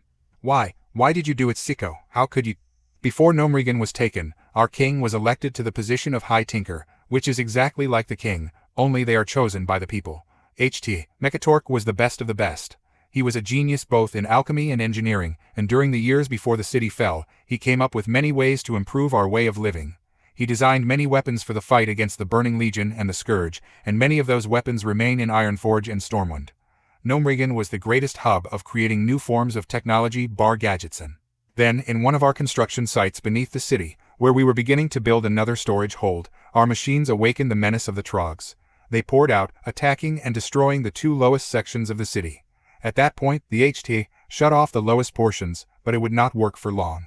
The Trogs were able to create small tunnels that led into the ventilation systems. This allowed them to get up towards the upper sections, and despite everything our king did, nothing worked. It was a godsend, it seemed, when the king's greatest, most trusted friend, Mechanier Sicko Thermoplug, proposed a rather rash idea. Thermoplug had been one of the big brains behind the newest technological advances, and was likely equal in talent to Mechatork. Our king was light-hearted, kind and generous, and always had a smile on his face. Thermoplug was a brooding, sullen gnome, who was a genius in coming up with new forms of weaponry. The two, despite the differences, were great friends, and after Mechatork became the High Tinker, he made Thermoplug his greatest advisor. Together they should have been an unstoppable, unconquerable force. The Trogs, it seemed, disproved this. It was the threat of Gnomeregan being destroyed that Thermoplug came up with an idea that he professed would work. He suggested that the only way to destroy the Trogs would be to flush and drain the radioactive waste tanks that we keep in order to store the large amounts of waste that our city creates. The theory was that it would destroy the Trogs, but the reality was not so kind. While many Trogs did die, the majority remained alive, and their bodies became irradiated, making them walking sacks of poisonous energy. The waste also had dire effects on the people of Gnomeregan, the fumes rising through the ventilation shafts and cracks, and killing thousands of gnomes in the higher sections. Those that didn't die became irradiated and poisoned as well. Mechatork couldn't believe at what had happened. His actions had destroyed a huge portion of the city, and killed many of his own people. He ordered the evacuation of Gnomeregan shortly after, and we fled to Ironforge for a brief time. However, Thermoplug did not follow us. The king later informed us that it had been his fault. Thermoplug had somehow known of the Trogs' existence, and yet he had done nothing. He had also known that the radioactive waste wouldn't have done a thing. He betrayed us all, his own people, and more importantly, his best friend. Mechatork's mind drifted back to that final day, minutes before he had left Gnomeregan. Mechatork, astride his golden Mechanostrider, made his way quickly towards the control room. He was sweating profusely, his eyes behind the two green lenses of his goggles were deeply worried, and he urged the bird-like machine to go faster. He arrived at the entrance to the control room, and hastily pushed in his punch card, which unlocked the door in a second, and he entered. The room, which was usually filled with gnomes, checking and monitoring the processes of the city, was almost completely empty, save for one. Sicko, my god, how could this have happened? Our city, it's dying. How did we let it go this far? The other gnomes said nothing for a while, and merely continued to peer out the large window that gave one a view of the entire industrial district of the city. The district was almost completely covered in greenish ooze now, and the screams of many gnomes filled the air, each one causing the king's heart to ache even more. Thermoplug was wearing what he usually did, a black jumpsuit and green goggles similar to Mechatork's. He was built rather like the other gnome as well, though he was bald and possessed a jet-black beard. It was a time before Thermoplug spoke. Simple, I let it happen, my dear friend. Mechatork was caught off guard by the statement, his eyes widening beneath his goggles. What do you mean? The other gnome turned to look at him, the beginnings of a cold smirk on his face. Do I really have to spell it out for you? I knew that this would happen. I knew it, and I encouraged it. I knew of the Trogs' existence before you awakened them. Imagine that Jelben. I then suggested that you douse them in radioactive wastes, and like the tool that you are, you obliged. I knew full well that it wouldn't work, having done multiple experiments on those brutes before they had overrun the city. So now our city, no sorry, your city, is an irradiated pile scrap metal, with thousands of dead gnomes, dead at your hands, my dear friend. It is really funny how things turn out, HM. Mechatork was speechless, his eyes the size of dinner plates. How? Why you knew. You, how could you have done this? Our home, our city, Sicko, how could you have done thigh? Blam. Mechatork took a few steps back in shock, clutching his side, where blood was dripping from a gaping bullet wound. Thermoplug held a large, six-barreled gun in his hand, something he himself had designed, and was no longer smirking. His expression was crazed, and from behind his goggles his two black eyes blazed with a great madness. You stole it from me. You call yourself my friend. You stole my dream, my ambition from me. High Tinker was my position, not yours. I did everything, and you got the credit, the rewards, and the praise for it. You are weak. You are nothing. Nothing without me. I decided, right when you were announced High Tinker, that you would pay. He lowered the gun slightly, clutching the side of his head with his free hand, as if in pain. He stopped glaring, and a sudden calm washed over his face as he spoke. "You are my best friend, but you will die for stealing my dream. I now hold the power that is so rightfully mine. This city is mine now. There is nothing that binds me to you anymore, Jelben. I do not tolerate weaklings in my city. You are the first that I have culled. Those who survive the radiation will become my subjects. They will help me rebuild this city in my own way. I cannot allow you or anyone else, to get in the way of my ambition. Now, dear friend, you will die." Mekatork stood up, dodging another shot from Thermoplug's gun. He ripped his small sword from its sheath, the hilt shaped like a wrench, and charged the other gnome at breakneck speed. The other gnome dodged the first strike, and then drew his own small sword. They clashed, once, twice, then thrice. Jelben dropped back, a slight wound on his arm, and his stamina fading fast. The blood loss from his first wound was getting to him, and he wished he had a coagulant at the moment. With a cry, he lowered the blade and formed a set of one-handed seals. At the end, he bellowed in a loud voice, "Fire beam." A greenish stream of flames shot from the tip of his sword, aimed directly at Thermoplug. The other gnome swiftly avoided it, countering with a series of one-handed seals as well. He pressed the tip of his blade into the floor, and said loudly, "Electrostatic blazer." The ground surged as a wave of electricity shot through it, damage and shorting out everything in its path. The attack would have gone further if the gnome hadn't held his hands together, molding his chakra, and driving the blade of his sword into the ground in a gesture that duplicated Thermoplug's. The electricity stopped as it hit the gnome, causing no damage. He lifted his blade to start again, when Thermoplug raised his six-shooter and fired. Pressing a small dial on his wristwatch, Mekatork called his Mechanostrider to him. The golden machine leapt in front of its master, taking 2 shots in its reinforced metallic body. The Gnome King grabbed onto one of the side straps and lifted himself on top, hugging the machine's neck in order to make as much of his body as flat as possible. He turned, aiming his own six-shooter, and pointed it back at his former friend. His first shot missed the mechgineer, but a second shot proved more accurate. Caught off guard from the first shot, Thermoplug leapt to the side, right into the second shot. He screamed and fell, clutching his knee where the bullet had struck. Mekatork nearly squeezed the trigger once more, prepared to finish off his former friend. However, as he stared into Thermoplug's goggles, images of his past with the gnome flashed before him. He couldn't kill his friend. Turning away, Mekatork raced out of the control room as fast as his Mechanostrider could carry him. He looked back once more, his eyes full of sadness. He saw Thermoplug appear in the control room's doorway, watching him, clutching his ruined leg. The traitorous gnome simply watched him, not lifting his weapon again, as Mekatork disappeared from sight. Naruto's eyes were shadowed by his bangs, as the 2 gnomes finished the story. He no longer felt anger at the Gnome King for last night. He couldn't be angry, not when. Not when he had experienced the exact same thing. Not when his best friend, too, had betrayed him. That gnome had every right to be bitter, every right to be angry and depressed. They were feelings that had plagued Naruto for weeks after Sasuke's defection. Mekatork had just taken it to a different level and hadn't let go. Mekatork had somehow given up hope of saving his friend, and it seemed only sought to undo what he had done. It seemed that both his pride as a man, coupled with his own determination, had led him to reject all help, and was willing to do almost anything to undo what he had done. It was like him. Hadn't he been convinced that he was the only one who could bring Sasuke back? Hadn't he been willing, even after just being defeated by the Uchiha, to go into the depths of Orochimaru's lair to search for him, with or without Tsunade's consent? It had only been Sakura's words that had stopped him. "I'm coming with you next time, Naruto, so let's get strong, okay?" Because of the girl he had feelings for, he had taken the time to get strong, and he knew that Sakura was probably even more determined to get Sasuke back than he himself was. He had let go of the notion that it was only he that could bring back Sasuke, because Sakura was just as valuable as Naruto was in bringing back their wayward teammate. Mekatork had no such person to tell him that he couldn't hold the world on his shoulders. He blamed himself, like Naruto had, for his friend's betrayal, but he just continued to wallow in that, and turned it into a single-minded drive to undo his mistakes, with no one at his side. Naruto knew what he had to do. With or without Mekatork's permission, he was going to help take back Gnomerigan. He was going to prove to the High Tinker that no one had to be alone. Linkizel and Rurizel left a few minutes after they had revealed the story of their king to the blonde. Naruto didn't move from his spot on the ground for a few minutes, staring quietly at the ground and dwelling on what the 2 gnomes had told him.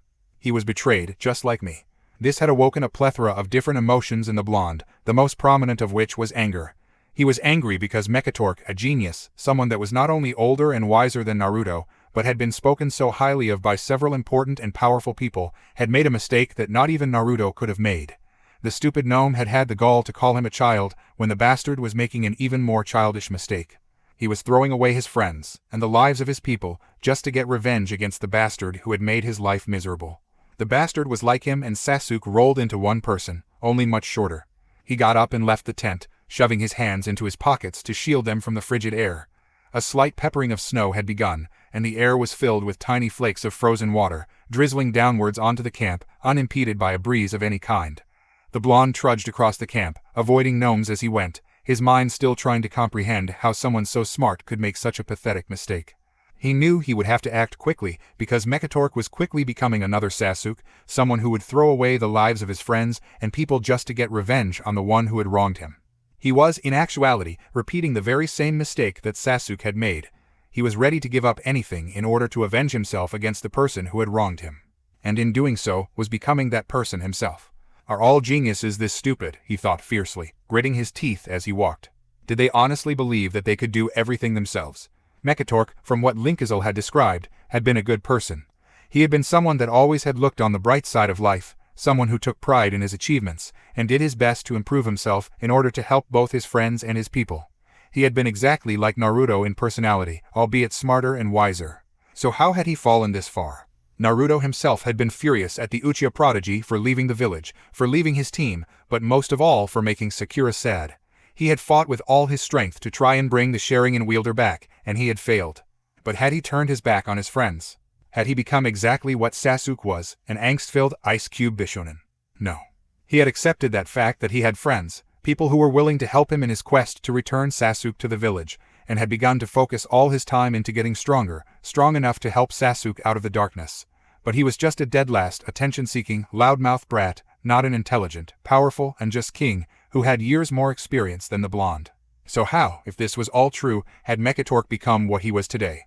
The blonde had no idea, and the more he dwelled on it, the more he realized that he would have to step up his efforts. He had come here to get the Gnome King's alliance against the Scourge. He had made a promise to both Kira and Magni that he would return Mekatork to his old self, and that he would help the gnomes get back their kingdom. But how? Furnazal's brothers and Furnazal himself had told Naruto that essentially Gnomeregan was impenetrable. According to Linkazil, Mekatork had already tried several attempts in entering the most direct way, through the front entrance. However, apparently, Thermoplug had not only installed a new security system in the upper levels, but had changed the configuration codes, whatever those were, that allowed a person to get into the city. This had led to numerous gnomes being slaughtered and a full retreat, with no progress made. They had later tried explosives near an unguarded wall, but that had ended in disaster when they had punched a hole in the exhaust system, dousing the blasting team in toxic waste and killing many. The hole had been repaired in almost a day's time by Thermoplug's forces on the inside. They had abandoned that idea. It seemed to Naruto that no matter how much they tried, the new ruler of Gnomeregan would almost always be able to counter a tactic that Mekatork had designed. He was constantly evolving his strategies, and at the same time making Gnomeregan more and more impervious to harm. How do you break into something like that? Naruto had long walked out of the camp, and was making his way across the snowfield in front of a monstrous mountain, equally as large as the one that housed Ironforge. A massive door had been set in the front of it, and even though the snow obscured his vision somewhat, he could see two large metal tubes that resembled rifles mounted on the either side of the door, with two large beams of unnatural red light shooting from just above the tips. They swept along the ground in front of the door, as if looking for something, but did nothing else. Naruto guessed they were the new security system that Linkazil and Rurizal had mentioned. He also saw large holes in the ground littering the field, all covered with metal grates. The holes were constantly spewing a noxious green smoke, which smelled so bad that Naruto had to gag and distance himself as far as possible from them. Against the white haze that was descending from the sky, the poisonous green clouds stood out even more, mixing in with the blank white of the sky, making the area right above them darken as the clouds absorbed the toxic chemicals that were present in the smoke. Naruto shuddered slightly. How did those trogs survive being doused in the stuff that makes that they should have died? They are not weak humans such as you. Bite me, fox. Gladly. Naruto was about to retort when a thought struck him. No way, it couldn't be that easy. The small, dwindling spark of hope that he had been fostering in his chest, the feeling that he always relied on in the direst of situations, burned bright. Linkazil had never said anything about it, right? But surely they must have tried it, at least once. Occam's razor. Naruto grinned. He had a plan. Mekatork was interrupted from his work when a loud banging echoed in his ears, causing him to nearly drop the beaker he was holding. He glared at the gnome who was standing by the door, who was looking perplexed and a bit frightened. He was about to inform the gnome on the importance of being quiet in a delicate environment such as this, when a familiar voice filled his ears. "Oi, you stupid old gnome, get out here and talk to me." Mekatork gritted his teeth, stiffening as Naruto's loud voice filled his ears. These walls are supposed to be soundproof, he thought, irritated. He glared at the other gnome, his eyes showing his anger, which prompted the gnome to exit, likely to find the source and shut it up. The shouting stopped for a few seconds, then a loud clang, followed by more of the blonde's shouting caused Mekatork to lose his last straw. Hopping off the chair, he crossed the room as quickly as his tiny legs could carry him, throwing open the door and making his way through the now nearly empty tinkering room to the door which led outside. The sight that greeted him was both surprising and infuriating. The annoying blonde stood, surrounded by several unconscious gnomes, and even more conscious ones, all holding weapons at the ready. The blonde human had a fierce, almost vulpine grin on his face, and had his arms crossed across his chest. He stood straight, and when he sighted Mekatork, his grin widened. "So the shrimpy bastard finally shows up. I got a bone to pick with you." Mekatork looked at the prostrate gnomes littering the ground all around the blonde, and ground out from behind clenched teeth. "What are you still doing here, though I made it clear that you were not needed, nor wanted. If you do not leave in the next few minutes, I will. Bite me, shorty." The gnomes surrounding them gasped in shock, and Mekatork's ire rose a few notches. Gray eyes behind green goggles flashed with anger, and Mekatork very nearly drew his sword. Naruto, smirking at the reaction, continued. "I'm not leaving. I can't leave. I'm going to stay here until I can pound it into your thick, overly large head that you need help, whether you like it or not. I made a promise to not one, but two people that I would get your help for this plan, and I never break promises. Okay, sides, I have an idea, and considering that you guys are supposedly the smartest creatures in this world, and the fact that you haven't yet thought of it must mean that that title is kinda well wrong." Other gnomes were looking angry with this, but most just stayed quiet, watching their king closely. A mixture of emotions crossed Mekatork's face, finally settling on annoyance. "You really are a child. That plan won't work. No matter how hard you try, it will fail in the end. It is a child's dream, or the dream of a fool. Now leave, child, you are not wanted, and your presence is a nuisance and tries what little patience I have." The boy, surprisingly, didn't get angry. Instead, he simply shook his head, still grinning, and said, "Sorry, not gonna happen. I'm giving you help whether you like it or not." Mekatork's annoyance vanished, and that void was immediately filled with anger. "What can you do? You are a child, you have no experience in the ways of war, and you have no business in this affair. This is my fight, not yours, not Magni's, not Princess Kira's or King Anduin's, but mine. Leave this place and do not return." Naruto's smile evaporated so quickly, it was as if the blonde had never worn it, and his face had always been as stone cold as it was at that moment. He clenched his fists, and spoke in a deadly soft whisper that everyone present could hear. "Your fight. Then where do you get off? Throwing away the lives of your people, huh?" Mekatork froze. Every gnome present stopped. Even the falling snow seemed to recede, as if shocked by Naruto's statement. Mekatork was at a loss for words, his mind grinding to a stop at the blonde's words. He tried in vain to come up with something to say, but couldn't. His brain seemed to have shut off its control of his mouth, which was hanging limply open, and for the life of him, he couldn't find a word, a syllable, even a letter to say. Naruto continued, his eyes flashing dangerously. "You have the gall to say this is only your fight. You think that even after all the help your people have given you, that his is still just your fight. You think that after all the worrying and help that Magnitude has been offering to send, after all you two have been through, that this is only your fight. What the hell is wrong with you? You have no right to say that it is just your fight, when your people have been dying for you, trying not only to get back their homes, but to help you get back your honor, help you get back to the kind ruler that you were before. If you are a true leader, you shouldn't be calling this your fight, but theirs. They lost their homes, loved ones, their whole lives. This isn't your fight, it's theirs." At this final word, which echoed across the silent valley, Naruto finished, breathing heavily, his one blue eyes no slightly crimson as a testament to the anger that coursed through his body. Mekatork stood silently, the boy's words piercing his through the haze of images and feelings that had become his mind after years of tirelessly working to avenge himself and to retake the city. That entire time he had never thought anything else, but that this was his fight, his war, and his goal. The blonde's words stirred the spirit of the old Mekatork, salvaging it from the deepest recesses of his mind, and the Gnome King realized that he had been wrong. Just like that, he was wrong. It wasn't his fight, it wasn't his war, and it wasn't his goal. It was theirs. It was his people's. And then, all at once, the emotions that he had long held in check, the anger, the sadness, the guilt, burst forth from him like raging waters, shattering the dam that held them back. He crumpled to the ground, eyes wide, and several of gnomes quickly came forward to help him. He choked back a sob, his eyes gleaming with tears begging to be shed. What have I done? In his efforts to make Thermoplug pay, and to gain back what was his, he had made his people suffer. He had thrown away their lives in the foolhardy attempts to gain access to the city, and had never given it a second thought. He was a monster. He was no better than Thermoplug. Naruto's voice broke him from his thoughts. Are you that weak? Old man Mekatork looked up, and met the gaze of the blonde shinobi. Ice-blue eyes bored into his own, as their owner spoke once more. Get up. You're a king, a protector. You're not supposed to be weak in front of your people. Get up. You're strong. I know you are, cause neither Kurichin nor Magnushuju would put their trust in a weak guy. Mekatork stared at the boy for a second, before he did just as the boy had ordered him to. He got up. He took off his goggles, wiping away the tears unshed within, before replacing them. He spoke. What is your idea, child? Naruto grinned, looking over his shoulder back at the mountain that housed Gnomeregan. It's easy. The walls can't be penetrated, right, so why not take a page out of the Trog's book? Why not go underneath, and attack from below? This is the original schematic for the digging machines, called the Digmaster 300X, that we used to tunnel into the Trog's domain. It is one of the few that were taken during the flight from the city.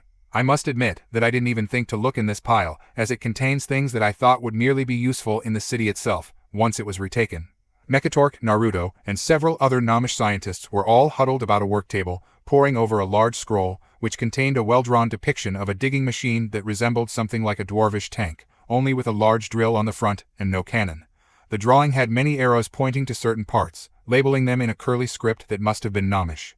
It also had several other views of the machine, even ones without certain parts shown, to show what was on the inside. It still didn't make much sense to Naruto, but he nodded as Mekatork spoke. The gnome was looking determined, no longer hiding behind the emotionless mask that he had when Naruto had first met him. Looks like his little speech had worked. As for your plan, I believe it can work. There are no security systems, or at least there shouldn't be in the lower levels, as the Trogs no doubt still occupy it. How do you know? Naruto asked.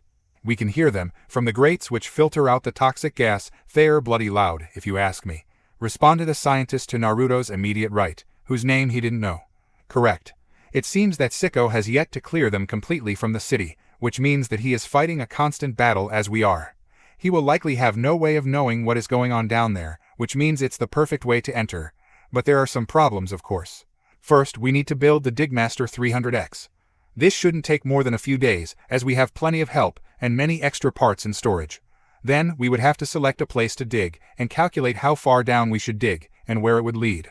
Sicko has likely changed much in the upper parts, but the lower, Trog-inhabited part will not have changed, which means we can use the maps for Gnomeregan in order to help us. Next, we must find a way that will allow us to enter the radioactive area. We have several materials that protect us from harm against radiation, but we need to create suits in order to protect ourselves. This will also take a few days. Finally, we must plan out how we are going to retake the city without killing all of my warriors. He looked around at the group of gnomes and one human, his eyes questioning each one for an idea. Finally one spoke, a small, green-haired gnome to a few spaces to Naruto's left. That is a difficult problem, my liege. The Trogs have superior numbers, and their brutality is legendary. Another nodded, saying, I agree. It would seem that in order for this to work, we would first have to retake control of the city and deal with the Trogs after.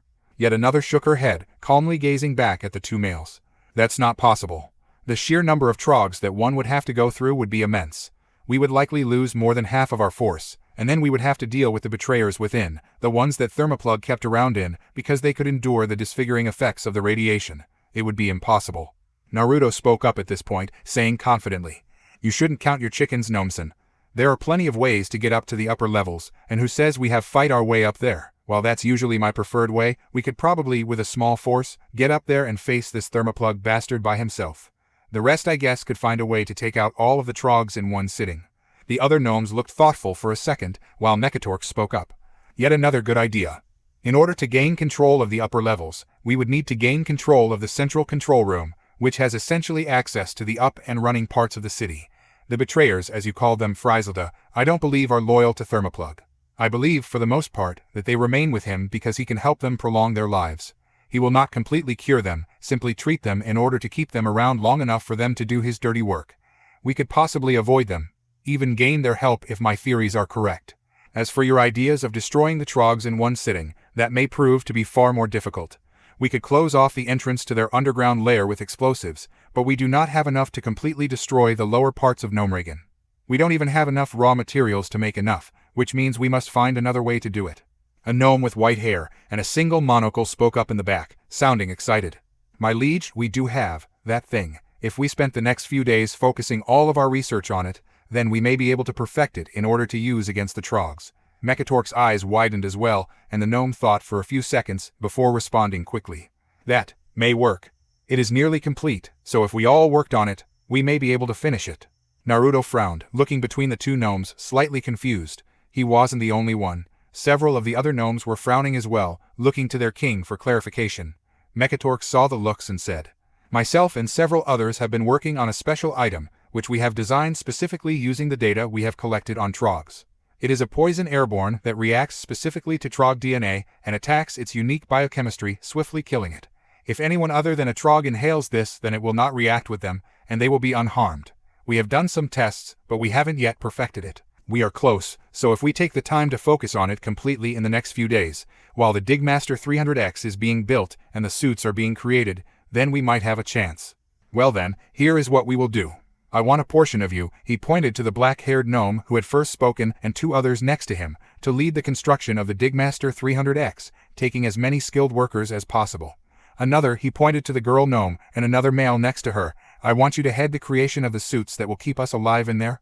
Make extra, perhaps 2 or 3 dozen. And finally I want you," he pointed to the white-haired gnome across from him, "to help me in developing the Trog exterminator." Naruto frowned. "What about me?" Mekatork looked at Naruto, appraising him slightly, then said, "You will wait." Naruto stared at him, stunned. "What?" "I said I was going to help," so Mekatork cut him off with a glare and said calmly, "I am not saying that you are not useful, but you possess nothing of the technical knowledge that is needed to help out in these endeavors. You will wait for the next few days, you will watch, and you will learn something, child.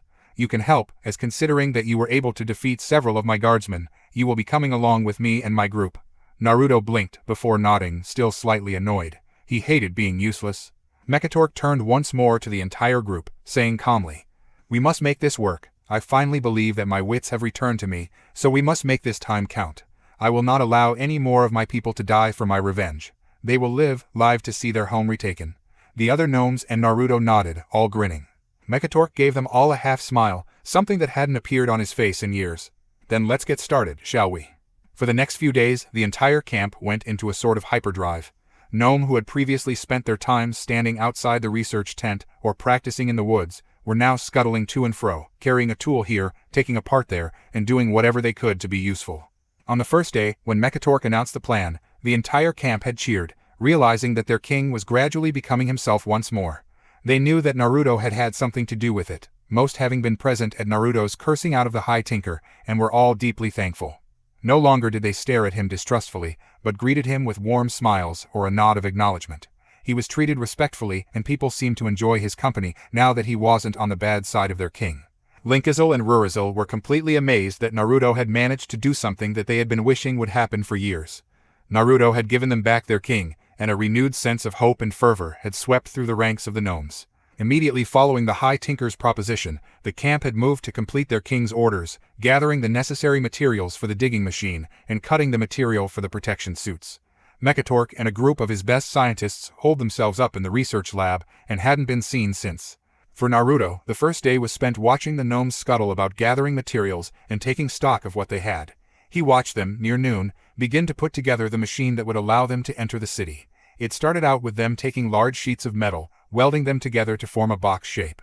Next, they began to put together what would become wheels, first by cutting out large circular metal pieces and covering them in a rubber-like material. On the main body, they built 2 side pieces in order to house and protect the wheels. As a portion of them worked on that, another began the length process of forging a drill that was strong enough to punch through dozens of meters of dirt and rock, and finally the metallic walls of Gnomeregan proper. First they began to build a mold for the drill, taking a massive boulder they had found in the woods and painstakingly transporting it from its resting position to the camp. After that had been done, they began to cut away and shape it, using strange tools that sliced away rock as if they were slicing warm butter. When it was a rectangular shape, they cut it in half and began to cut out the insides, taking extreme measures to make sure both sides were identical. At the same time they began building a network of ropes and pulleys, which Linkazel explained was a crane that would allow them heft the liquid metal that they had been melting since they started and pour it into the mold. Naruto watched in awe on the 3rd day of work, as the gnomes finished carving out the mold, as Linkazel explained to his left.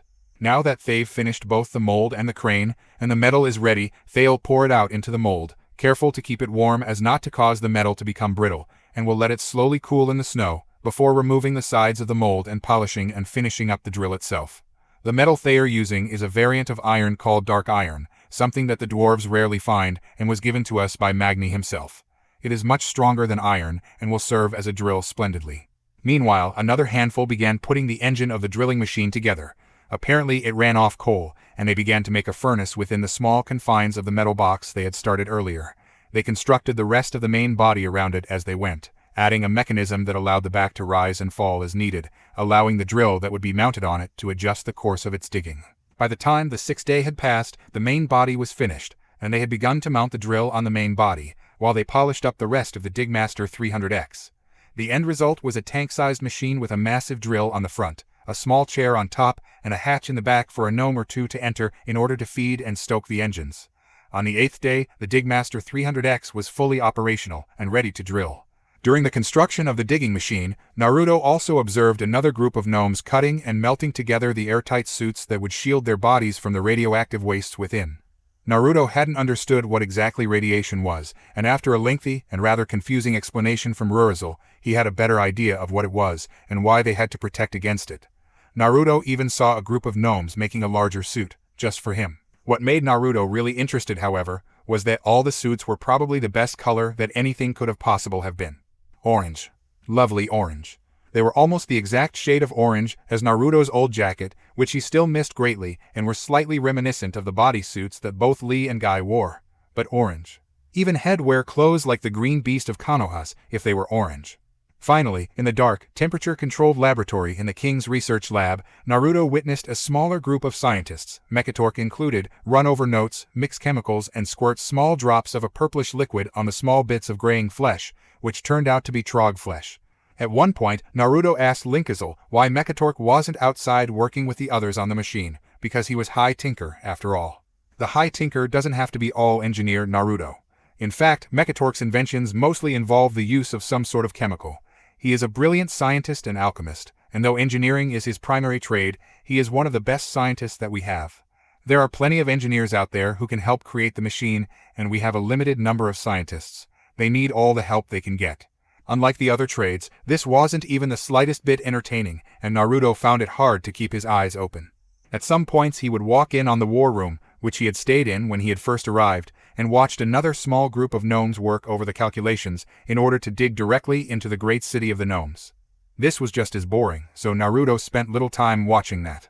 During these days, he gradually shifted between watching the 3 different projects. He spent most of the time observing, learning, and occasionally napping. He spent all other times training fiercely in the woods with his Kodachi, practicing everything he could, and even inventing a few techniques to use with the sword. By the 8th day, everything but the chemical had been created. Many of the gnomes waited anxiously outside of the research lab, while Naruto, Linkazal, and Ruined watched the process happening on the inside. By this time, the scientists were working fervently, almost never staying in one spot for more than a few seconds. Chemicals were mixed, notes were jotted down, and bits of gray flesh were dropped into a variety of colored liquids. Finally, a day later, Mekatork heaved a great sigh, causing Naruto to jump up in surprise. "What is it, something wrong?" The other scientists exchanged looks before turning to their king. Mekatork smiled a little once more, and held bottled vial of purplished liquid up for inspection. "I give you Trogaway." It was the dawn of the 10th day that saw a small group of gnomes and 1 human in the forest, east of the valley which housed the gnomish camp, and at the foot of a large hill, the very same one that Naruto had first caught the scent of the camp. The digging machine was facing the mountain, the gnome known as Nerlig on top, driving with 2 others, named Thirdink and Murgrezal, stoking the fire beneath. It was belching smoke, and the hum of life within signified it was ready to go. Mekatork nodded approvingly at the machine. "It is perfect. By our estimates, it will take several hours of digging before we can get close to the chamber that we are planning to enter. When we first puncture the side, the small group consisting of myself, Naruto, Linkazal, Ruined, Renikal, Quidnir, and the rest will enter and make our way as quickly and as quietly as possibly out of the lower levels. It will be difficult, no doubt, and it is doubtful that we will be able to bypass the trogs without using hostile force.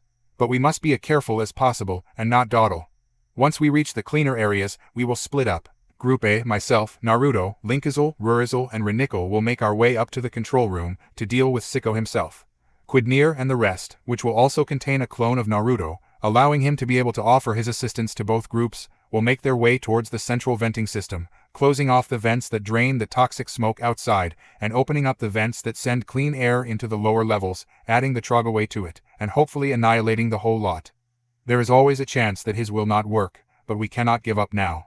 The group saluted the Gnome King, causing him to give another smile, and turn back to Nerlik. Fire it up, Nerlik. Let's show them what we can do. Grinning, the gnome flipped on a switch, and the Digmaster 300X roared to life. The drill began to spin, slowly at first, then faster and faster until the drill was a whirling, solid-looking cone that glinted slightly in the light. It started forward, and in the space of a few seconds, struck the mountain, boring straight through.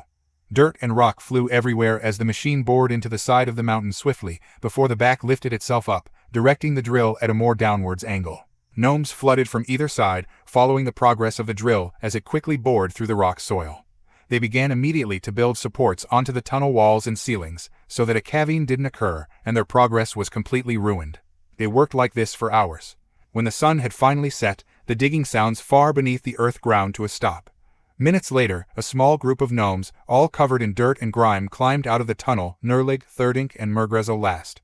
Nerlig saluted the king. "It's done, my liege. We have but a few feet of dirt, and then we will meet the wall." Mekatork nodded and turned towards the infiltration group. "This is our chance to get our home back. I promise from the very bottom of my heart that I will not fail you in this. I will not fail as I have failed for the last few years. We will take back our city, we will take back our homes, and we will not fail." Every gnome present bowed deeply to the High Tinker of Gnomeregan, while the one human grinned fiercely. "Now that's a leader, old man. Looks like they were right about you, huh?"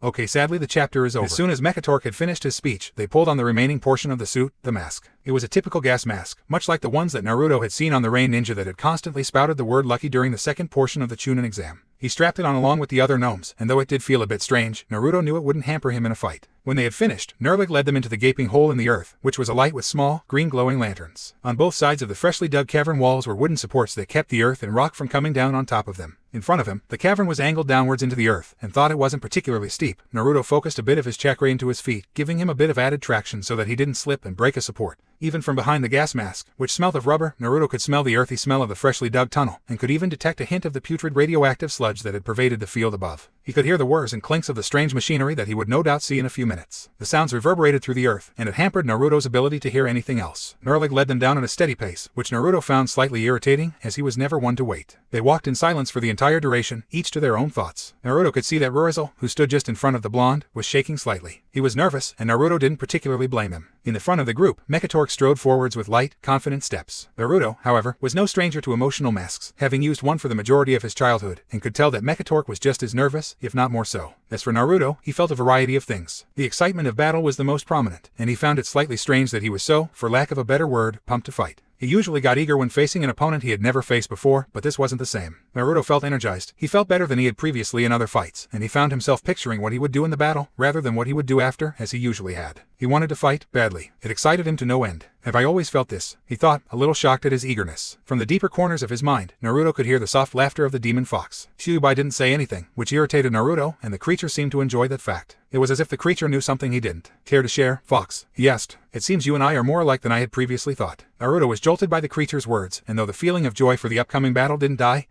he sobered slightly. What did you mean by that? He didn't want to even think like that. The Kyuubi was a monster, a demon that had killed thousands of people and took great pride in doing so. The thought that he was even remotely like that creature was horrifying indeed. The Kyuubi didn't respond, merely emitting another, vicious laugh, before its presence departed from his mind. He shivered slightly. "I am not like you," he thought firmly. He could even imagine that he could ever become like the creature that had made his existence hell from day one. Though, he thought, I bet Sasuke didn't either. He shivered again. His thoughts were interrupted when they entered a larger, circular cavern, which had been dug out more than the tunnel that had led them down. At the far end, right across from the entrance, the dirt had been cleared away, showing a large, metal wall. The Digmaster 300X was positioned right in front of the wall, the drill mere inches away from it. Nerlig hurried across to the machine, leaping atop it in several jumps, before turning to speak to the gathered group. "That wall, made from normal steel, is the only wall that separates us from the Trogs. You will be arriving on the 4th underground level, out of the finished 5, in one of the mess halls for miners and engineers. If Thermoplug has made any progress against the Trogs, he wouldn't have pushed them down any farther than this. From there, you will no doubt have to fight your way upwards, using either the elevator, assuming it hasn't been shut down, or the stairways. Go up 4 levels, up to the first ground floor, and there you will break up into your respective groups. One will remain on the floor and head towards the central venting system, while the other will head up to the 3rd floor above the underground, the industrial and control zone. That is where the main control room lies, as your majesty knows, and where the activation and control for the entire city lies. If either group fails, he left the words unsaid, and Mekatork nodded solemnly. He turned to the group of gnomes, searching their eyes as if to gauge whether or not they were truly ready. He must have decided yes, because he turned and gave a curt nod to Nerlig. Let's go then, Mekatork said calmly, his voice distorted into an airy muffled noise by the mask. Nerlig nodded once, then jumped down into the seat, pulled on his own mask, and then fiddled with the controls again. The drill started up once more, and rolled forwards a few inches. Immediately the entire cavern was filled with the shriek of metal grinding into metal, as sparks began flying from the point where the drill had struck the wall. Naruto had to cover his ears slightly, the noise almost deafening to his sensitive ears. Maybe I should have taken off the earring, he thought. The screeching continued as the drill slowly advanced into the wall. It gradually dug inwards, distorting the metal and periodically sending chunks flying off in every direction. Sparks flew in similar arcs, ricocheting off the clear plastic shield that protected Nerlig from being struck by said sparks or metal pieces. Finally, Nerlig bellowed over the din, "Get ready, only a few inches left." Naruto's whole body became tense, and he felt similar motions occur on the gnomes on either side of him. He grit his teeth, clenched his fists, and grinned beneath the mask. Bring it on, bastards. And so they did. The wall was torn outwards as the drill burst through. Immediately, Nerlig backed the Daiji master up, and a cloud of poisonous green smoke suddenly filled the room. With the breathing masks on, not a soul felt suffered from the coughing fits that the smoke brought. Mekatork immediately rushed towards the hole, the others following swiftly. Mekatork jumped through first, then Linkizel, Quidnir, Renikkel, a bunch of gnomes whose names Naruto didn't know, and finally Rurizel and himself. After they had gone, Nerlig plugged the hole with his drill once more, likely to prevent any trogs from escaping. As soon as he entered the room, Naruto's vision was obscured by clouds of green, but slowly adjusted to it. His eyes widened considerably at what he saw. The room was gigantic, twice as big as the entrance hall in Ironforge. It was a dull, metallic color that once might have suited it, but now almost every seam in the walls oozed a greenish liquid, which Naruto guessed was the telltale waste that was responsible for most of this mess. The floor cluttered with debris such as tables, benches, and various eating utensils. To their right, a large opening in the wall revealed where the gnomes would likely get food and drink, as Naruto could see a stove in the back and kitchen utensils hanging from racks on the ceiling. A line the front was probably where the gnomes put their trays in order to pick up the food that was being served. Stay alert. The command jolted Naruto from his wonderment, and he saw Mekatork staring at him. Naruto flushed a little beneath his mask, annoyed that he had been distracted so easily. Mekatork continued, "We cannot afford to be caught off guard. You must be alert at all times if we are to." He was cut off when a sudden shout from one of the unnamed gnomes caught his attention. A sudden flash of movement was all it took. Out from behind one of the overturned tables, a dark shape shot, and moving straight at a gnome at the front of the group. His shout alerted everyone else, but he couldn't pull out his weapon in time, and the shape bowled him over, driving a crude-looking knife into his stomach. The gnome cried out in agony, but that too was cut off when the creature brutally snapped his neck, killing him instantly. When it stood up, Naruto got his first look at a trog. It wasn't much bigger than a gnome, maybe the size of a small dwarf, and possessed dark blue skin, tinged slightly green, and wild, yellow eyes. It was muscular, but no overly so. Its face was vaguely human, though it was more ape-like than most, with a squashed nose and tangled, greenish hair sprouting from its chin and cheeks. Its disgusting, rotten teeth were bared in a feral snarl, and it waved the bloodied knife that it had retrieved from the gnome's body threateningly, emitting a throaty growl as it did. Without a second thought, Mekatork removed his blade from its sheath, and without breaking stride, removed the trog's head with a single, deft stroke. Dark blood erupted from the trog's neck, and it dropped to the floor instantly, clearly dead. Every other gnome drew their weapons, and Naruto unsheathed Magni's pride, his eyes flickering to spot any other potential dangers, of which, he noted dimly, there were many. Trogs began to emerge from hiding spots, from beneath tables, behind benches, and from other nooks that Naruto hadn't noticed before. Some were much larger than the first, others clearly smaller. All began letting out roars of fury. Some shouted in what Naruto guessed was some unintelligible language, while others emitted no sound at all, simply rushing the party with frightening speed. Mekatork's left head began forming half-seals, pointing his sword at an approaching trog. Magnetic mark a blue beam of light shot from the tip of the sword, striking the creature in the middle of its torso. It had no apparent effect, though a glowing blue mark appeared on the point where the beam had struck. Then a nearby trog's knife was pulled forcibly from its hand, flying 6 feet through space into the marked trog's chest. At the same time, fallen forks, knives, even spoons rose up and shot at the trog as well, while an unseen force dragged metal tables and chairs towards it.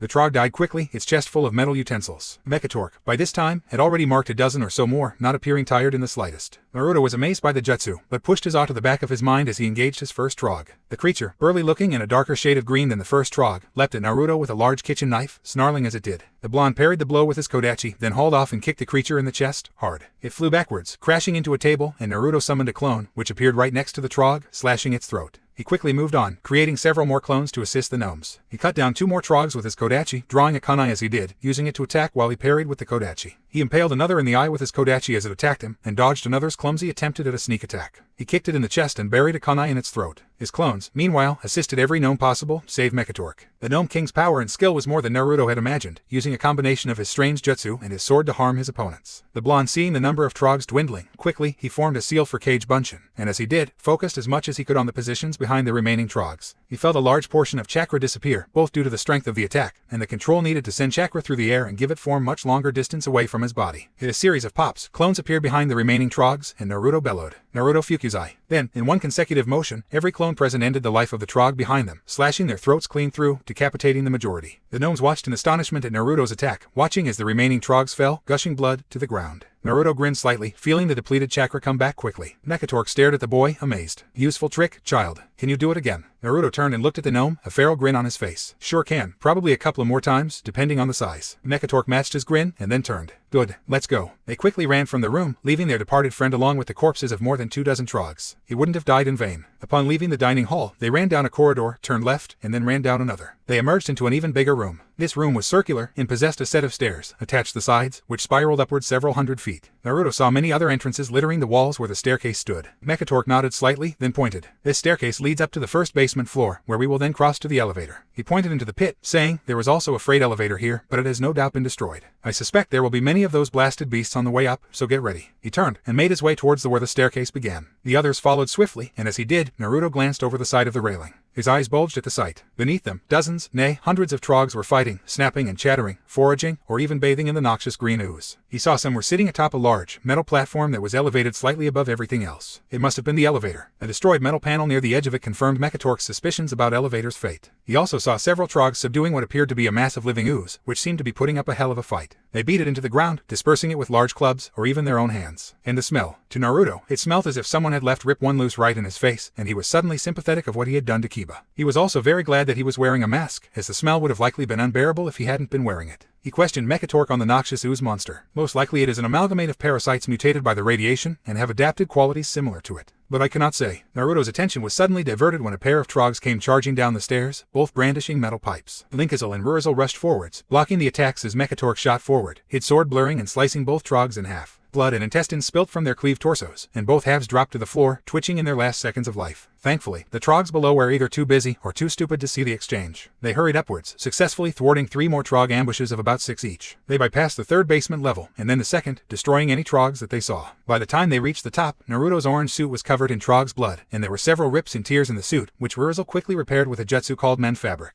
His excitement had yet to dwindle, and the mocking laughter of the Kyuubi filled his thoughts once more. He flinched slightly at that, trying to quell the thrill he was getting. They reached the top, appearing right next to a large outcropping on the ledge overlooking the entire room. A metal panel on the edge identified it as the place where the elevator rose up to. Mekatork looked around, calculating eyes beneath his gas mask and goggles searching for the way out. He spotted it, pointing to a closed door across the room which had a number of strange markings above it, which Naruto recognized as Namish, having seen them on the maps and blueprints back in the camp. "There, that will lead us in the direction of the elevator. We'd best hurry or else." He was cut off when a menacing cry pierced the air, silencing the chattering and grunts of the Trogs below. The group of gnomes and one human froze. From the darkness of the other corridors, a large group of Trogs emerged. But it was one in particular that caught Naruto's attention, one that was a great deal bigger than the rest. It stood out in front, more than a head taller than the other Trogs. It was a deep green, and Naruto swore that he could see the radioactive smoke rising from its body, signifying that it had likely taken far more radiation than the others. And that fact was also evident in the second pair of stubby, weak-looking arms growing out from beneath the first. Its head was huge, with sparse outcroppings of pale hair sticking out from various places. Its eyes were a luminous yellow-green, and its mouth was filled numerous dagger-sharp, brown teeth. It clutched no weapon, but the first set of arms, which bulged with muscles, looked more than enough to replace that.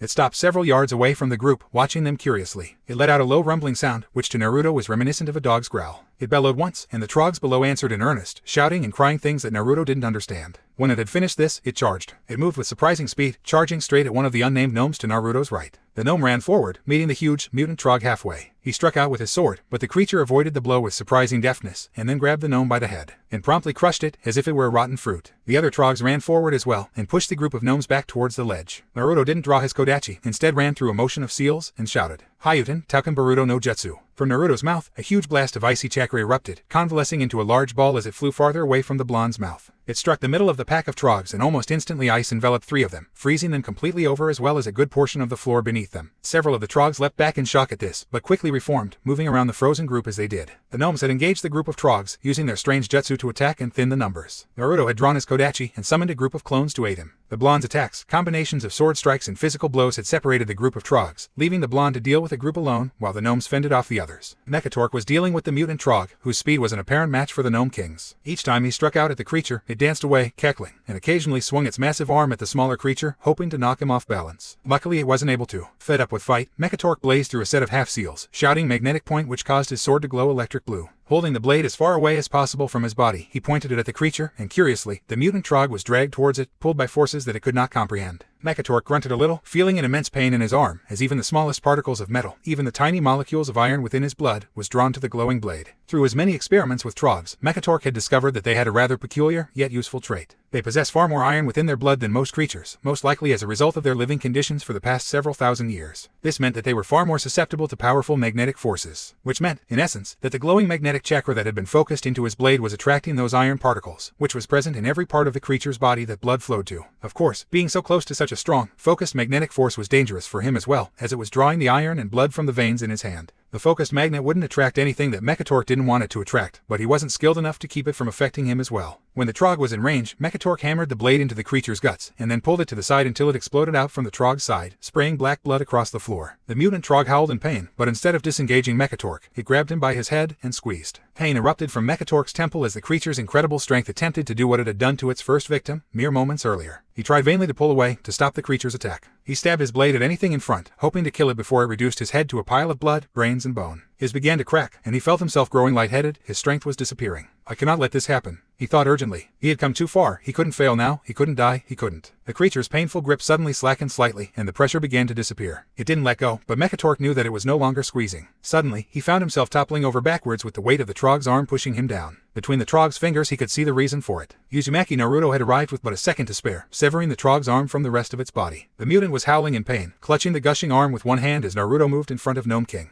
Oi, old man, you okay? Mekatork pulled the creature's arm off his face, having to sever several of its fingers before he could. He looked up at the boy, surprised, but the blonde wasn't looking at him. He looked past the blonde to where Naruto should have been occupied with the trogs, his eyes widening when he saw the majority headless on the ground. The blonde snickered. Told I could use it again, old man. Mekatork offered him a rare smile, though it was obscured beneath his mask. He spoke. So you did deal with this beast while I fix my mask, child. The boy grinned, crouching low in preparation for attack. Yeah, you got it. The blonde shot forward, bringing his blade back behind him. The mutant looked up from attending to its arm, growled and attacked. Naruto's kodachi flashed up, slicing cleanly through the other arm as the creature made to hit the boy. He dodged to the side, and without a second's pause buried the kodachi up to the hilt the creature's chest, then forcing all of his strength into the thrust, slammed the trog onto the ground, driving the last of its life from its body. Naruto stood up straight, leaving the kodachi within the mutant's body. He was standing quite close to the edge, the mutant's body laying near the control panel for the elevator. He turned towards the High Tinker, who suddenly shouted, "Look out, boy." Naruto whipped around as fast as he could, only to have a trog bowl him over, pushing him backwards with incredible strength. Naruto, already dangerously close to the edge of the platform, had nowhere else to go but down. Both he had the trog drop like stones, and while the trog was screeching in fear, Naruto was trying desperately to find something to stop his fall. Anything, but here was nothing. He looked down. The mass of trogs below was approaching at an incredible speed, and he knew that even if he survived the fall, they would likely tear him to shreds. He suddenly had a peculiar sense of deja vu. Deja vu. When have I ever been? Oh, right. I knew you were good for something, Ero-senin. He drew some of the blood, using his thumb, from one of the many cuts on his arm.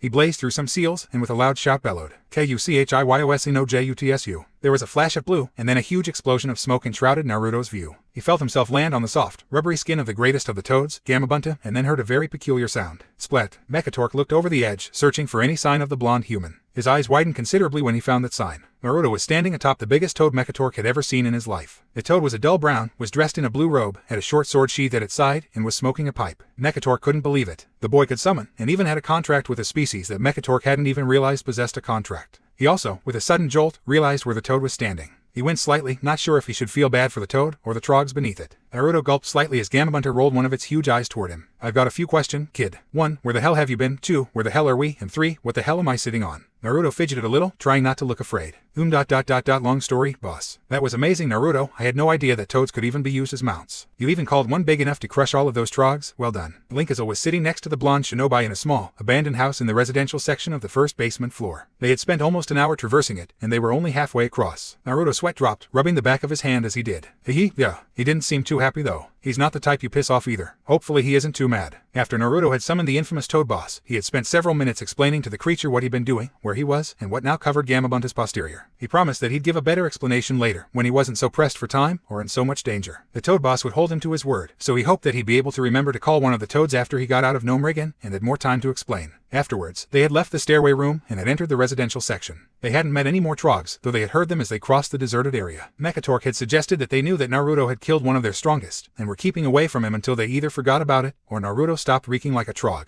Halfway across the trip, they decided to stop for a quick rest, where Mekatork and Quidnir, a rather pudgy gnome with a jolly smile and blue hair, and one of the unnamed gnomes, whose name turned out to be Recolize, set up a bubble that protected all within from radiation. In order to set up the bubble, they stood around the group, about 4 yards away from them. After a few hand seals, they inscribed a few runes on the floor, and immediately the noxious smoke that still pervaded the area vanished. With his mask off, and his clothes being mended by Rurzul, Naruto was enjoying a small back of the most disgusting bread he had ever tasted. It was hard and crunchy, and the flavor was horrible. Linkazil called it a gnome power wafer dim. It gives you energy, and I think it tastes great, said Linkazil, smirking as Naruto bit down on another piece, grimacing as he did. I'd rather drink spoiled milk, Naruto muttered. He was about to say more when he felt a presence behind him. He turned and saw that Mekatork was standing behind him, frowning slightly. You need something, Pops? Naruto asked bluntly, causing several of the gnomes to glare at him for insulting their king. Mekatork stiffened a little, but didn't retaliate. Instead he said, thank you ... for what you did back there, boy. Obviously, it had taken him some preparation in order to say that, and Naruto decided to respect that. No problem, Pops. I always help out friends. He turned back to his horrible wafer, not noticing the slight look of surprise cross the gnome's face, before he too turned and went back to his spot near the edge of the bubble. Rurzul and Linkazil watched the exchange, both smiling slightly. Looks like their king wasn't completely gone after all. Here it is. It was Mekatork's first utterance since they had left the bubble in the residential sector. Now, the group stood at the entrance to an extensive hallway, at the end of which was the elevator they desired. There was, however, a slight problem. Rather than trogs inhabiting the hallway, which would have been easy, the hallway was filled with a variety of strange little machines. The first and most prominent were the small ones, who had flashing red lights mounted on the top of their pathetically small bodies, and 2 horns which stuck out on either side. In addition to them, large, bird-like machines stalked the hallway, generally stopping every so often to look around. They vaguely resembled ostriches, with no wings, long feet, and strange, metallic plumage on their backsides. They were painted red, and had glowing green lights for eyes. Atop them small, red, gnome-shaped machines sat, never moving their heads, just looking forward. Mekatork hissed as he saw them. Mobile alert systems ... and mechanized sentries. They are the dominant security force that once patrolled our hallways. They are, however, much different than I remember. They did not possess the riders atop them, and they are built differently. Considering Sicko was a genius of weapons technology, it is obvious that they are a great deal more dangerous than before. The fact that they have been able to hold off trog attacks is also testament to their newfound abilities. This poses a problem. I could short them out, but that would risk shorting any chance of us being able to use the elevator. All other ways are sealed off, no doubt. We cannot simply charge in, for that would likely be suicide, as we don't know their capabilities. He turned to the gnomes. Any ideas? Surprisingly, Linkazil and Rurzul stepped forwards, twin grins alighting their faces. We do. Dismantling is our specialty, as you know, your majesty. We were the prime dismantlers back in Ironforge. It was our business, after all. Naruto blinked and asked, I thought you guys built things, not dismantled them. They grinned at him as well. That's our brother's job. They walked forwards, and the two began to form seals, each using the other's hand in order to complete the seal. Naruto remembered Orson telling him that some suicide techniques did that, but they couldn't possibly be doing that, so what? His answer came in the form of a flash of light, when both brothers rammed their hands into the ground. It was as if the ground was alive as a pulse of light shot through, moving down the hallway at a mind-boggling speed. It ended inches before it struck the elevator, and the hall was dead silent for a time. Then, as if a huge gust of wind had blown through the hallway, every machine present was blasted apart, their pieces flying in every direction, every part almost completely intact. Naruto watched, amazed, as the security system was wiped out in a single attack. Linkazil and Rurzul collapsed at the end, both saying aloud, Rizzle dismantling wave. Mekatork's eyebrows rose beneath his mask, and he said out loud, I have never met anybody so good at destroying things. You must have been terrors as children.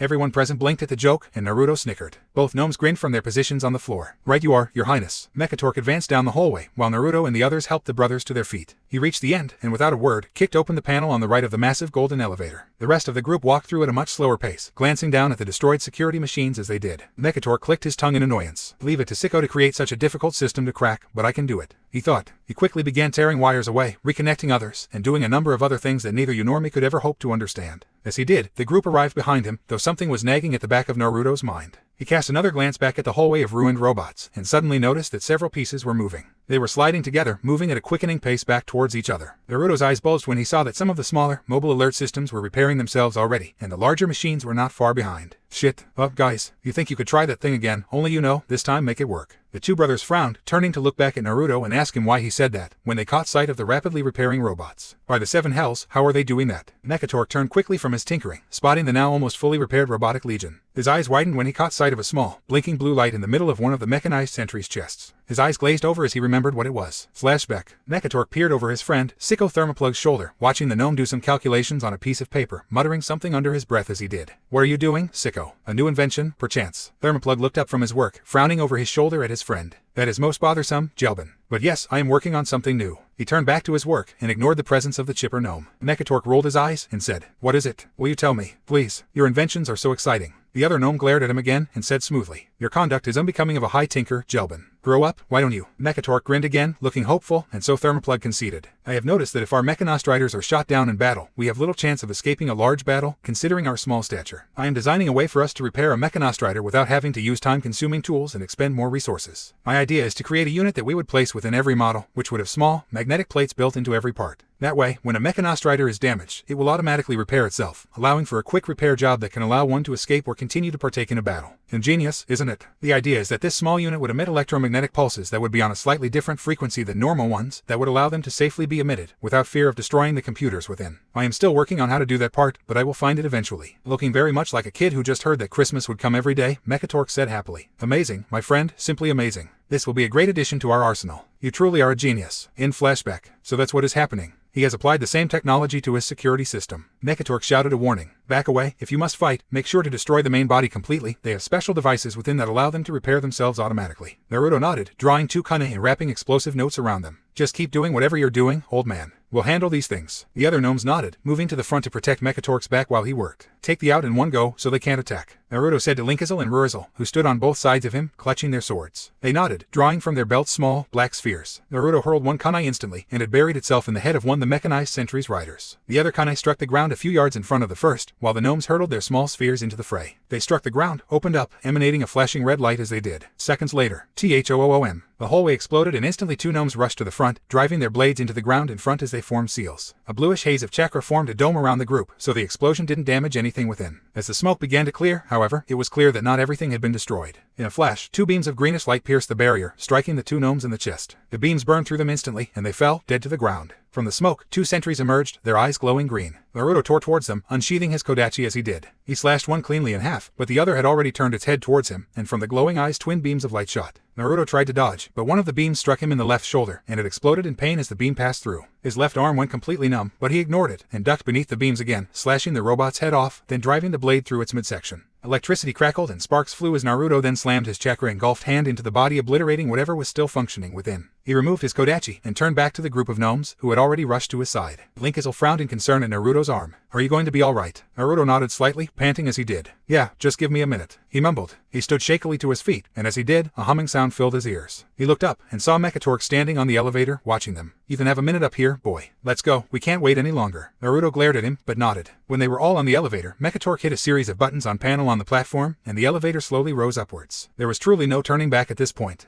Naruto sat on the elevator floor as it ascended towards their destination, the first floor of the ground level of the great technological city of the gnomes. He clutched the wound on his shoulder, which, while it was healing quite quickly, the blood already having clotted, still throbbed with pain. Linkazel and Rurizel were watching him a bit fearfully, ready to repair the damage to the suit when Naruto was finished healing. Mekatork also watched the blonde concernedly, but hid it better the two brothers did. His eyes lingered on the boy a little longer, before he directed his attention to the entire group. "We have passed a great obstacle, and I commend all of you for helping us get this far. Now, however, is what will truly count. Once we reach the next floor, we will split up. Group A will follow me to the third floor, where we will attempt to gain control of Gnomerigan once more. Group B will head on that floor to the central venting system, where they will deposit the Trog away, and hopefully rid us of those beasts for good." Everyone present nodded to show they understood, and he emitted a satisfied grunt, nodding as he did. He turned to Naruto and spoke calmly. "Boy, how long will that clone of yours last?" "Enough to accompany them to the central venting." Naruto nodded once, touching the now healed flesh of his arm, while Linkazel moved in to repair the suit. "Yeah, it should. I'll put enough chakra into it to make it last longer than just one hit. The Rosen ... My teacher taught me how to keep track of what it is doing using another jutsu, and I'll know if it is destroyed. You don't have to worry about a thing." He flashed a grin at the Gnome King, who nodded. Back in the camp, during the week that they had taken to prepare entry into Gnomerigan, Naruto had gotten into a heated debate with the High Tinker on what exactly the component of jutsu exactly was. Naruto referred to it as chakra, while Mekatork, and every other gnome, called it magic. Naruto had of course argued that magic didn't exist, and that always involved pulling a rabbit out of a hat or making a pencil appear as if it was rubber. On the other hand, Mekatork had argued that chakra were points on the body that magic congregated around, and were sensitive to magic influence. While neither had convinced the other that they were correct, they had eventually come to the agreement to call it what they wanted, as it was nothing more than a name. The entire time, however, the entire population of the camp had not only unanimously decided that the two were far too alike, and that they should never be kept in the same room alone, as both got pretty heated in their arguments, and the particular room they had argued in contained a lot of volatile substances. The gnomes prepared as the elevator slowly began to decrease its speed, and as it came to a stop, they were able to look upon the first floor of the city for the primary time in several years. The Technological and Engineering District, which encompassed the entire first floor, was a series of labs and rooms that were all connected through small passageways, forming a sort of spider web of rooms if one were to look at the floor plan. The floor was dedicated to developing developing new types of technology, and provided the majority of the city with jobs. Being just below the business district, which sold food, drink, and every other necessity and luxury to gnomes, it provided easy transport of goods up one floor to sell, or if the goods were required to go up one more floor than that, to the industrial and control district, where offices of war, the control room, and the higher class of residents resided. Though they were only looking upon the loading bay of the technological and engineering district, characterized by the dome-shaped roof and the many smaller passages that branched off from it, each one labeled, some with engineering labs, others to other elevators that took gadgets, gizmos, and widgets to other areas of the city, and some to larger, more important areas such as the central venting system and the main city entrance hall. Despite all this, Mekator could tell that something was wrong. Instead of the beeping and whirring noises that had previously filled the chamber, were the steady clamping noises of mechanized sentries as they made their way down the many corridors that branched off from the main chamber, never moving an inch from their specified paths. In addition to that, Mekator could hear the sounds of worker machines coming from the branch passages, and he swore he could hear the accompanying shouts of gnomes throughout the din. That must mean there are gnome engineers down here, the High Tinker whispered, his ire rising slightly. The others looked nervous as he said this. Naruto knew why. The prospect of fighting their brethren was not something that appealed to them, nor to Naruto. He hoped that they would just get out of the way, leaving the group to do their work. Mekator, gritting his teeth, turned to the others. Very well. Group B, you who you are, he pointed to a passage directly behind them, with a label above that read, Engineering Labs FH, Central Venting System. Go that way, travel and follow the signs that have been placed there, and you will come to the central venting system soon. It is on the other side of the engineering labs, and I urge you to be as quick and silent as possible. Can you do that? The members of the group nodded their heads slowly. Quidnir, the leader of that group, drew himself up to his full height, saying, You can count on me, my lord. I won't let us fail. Mekator gave him a half smile, and both gnomes knew that it was quite possible neither would live to see each other again. Quidnir stood at his full height for a few more seconds, then exhaled, saying in a more somber voice, It has been a pleasure, my lord, working for you, and I am glad that I have been a part of your research team for so long.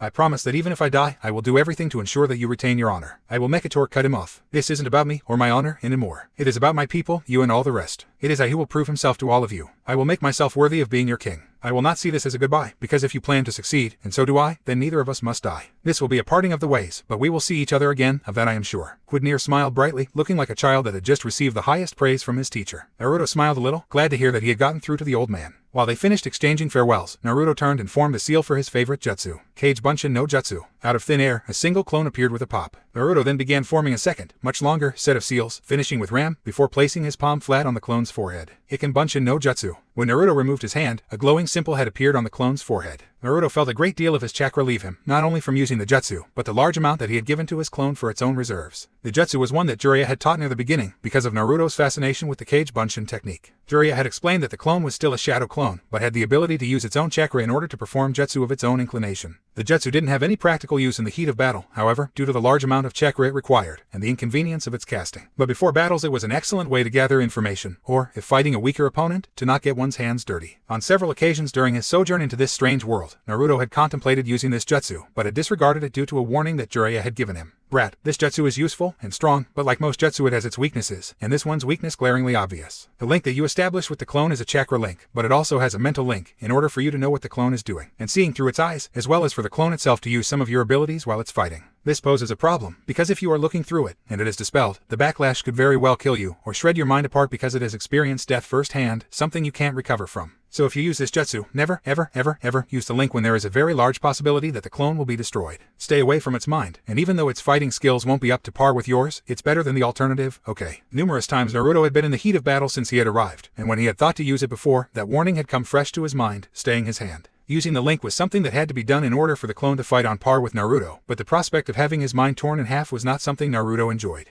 But now, it seemed, it was necessary. He nodded to the clone, which nodded back, grinning. Naruto could feel the link in the back of his mind, and he realized that it felt much like his recent link with the Kyuubi, which not only puzzled him, but also disturbed him slightly. He felt around for that link, but the creature was obviously either sleeping, or simply watching. He didn't know which annoyed him more. With the clone created and ready for battle, and Group B set and ready to go, Mekator addressed the group once more. There isn't much else to say ... but I implore you, do not fail. Quidnir nodded, before he and the 6 other gnomes that made up his group turned and rushed towards the passageway that Mekator had indicated earlier. Naruto's clone followed in fast pursuit. As soon as they were out of sight, a couple of shouts and the ring of metal on metal signified their encounter with a mechanized sentry. Mekator said a soft prayer, wishing them a silent good luck. He then turned and spoke to the others. Very well, then we must be on our way as well. Our passageway is over in that direction. He pointed to a smaller passage on their left that had been labeled 2nd and 3rd floor freight elevators. Without waiting for so much as a nod, he hopped off the elevator and hurried towards the passageway. The others followed swiftly. Upon entering the passageway, passage, they spied two mechanized sentries near the end of straight corridor, both moving in opposite directions. Mekatork, rather than going for his sword, withdrew another weapon, a smaller rifle that Naruto remembered Linkazil had called a pistol, and aimed it at the sentry that was making its way slowly towards them. He squeezed the trigger twice, and a fraction of a second after the pistol's end had exploded, the bird-like sentry's chest area burst apart, spewing electric sparks in the mobile alert system at its feet shattered apart, causing enough commotion to draw the attention of the second sentry. The small mobile alert system at the second sentry's feet, as if sensing something was wrong, began to emit a high-pitched beeping sound, before the trumpets on either side of its body began blaring an extremely loud sound for nearly a half a second before a kunai punctured its body, abruptly ending the sound.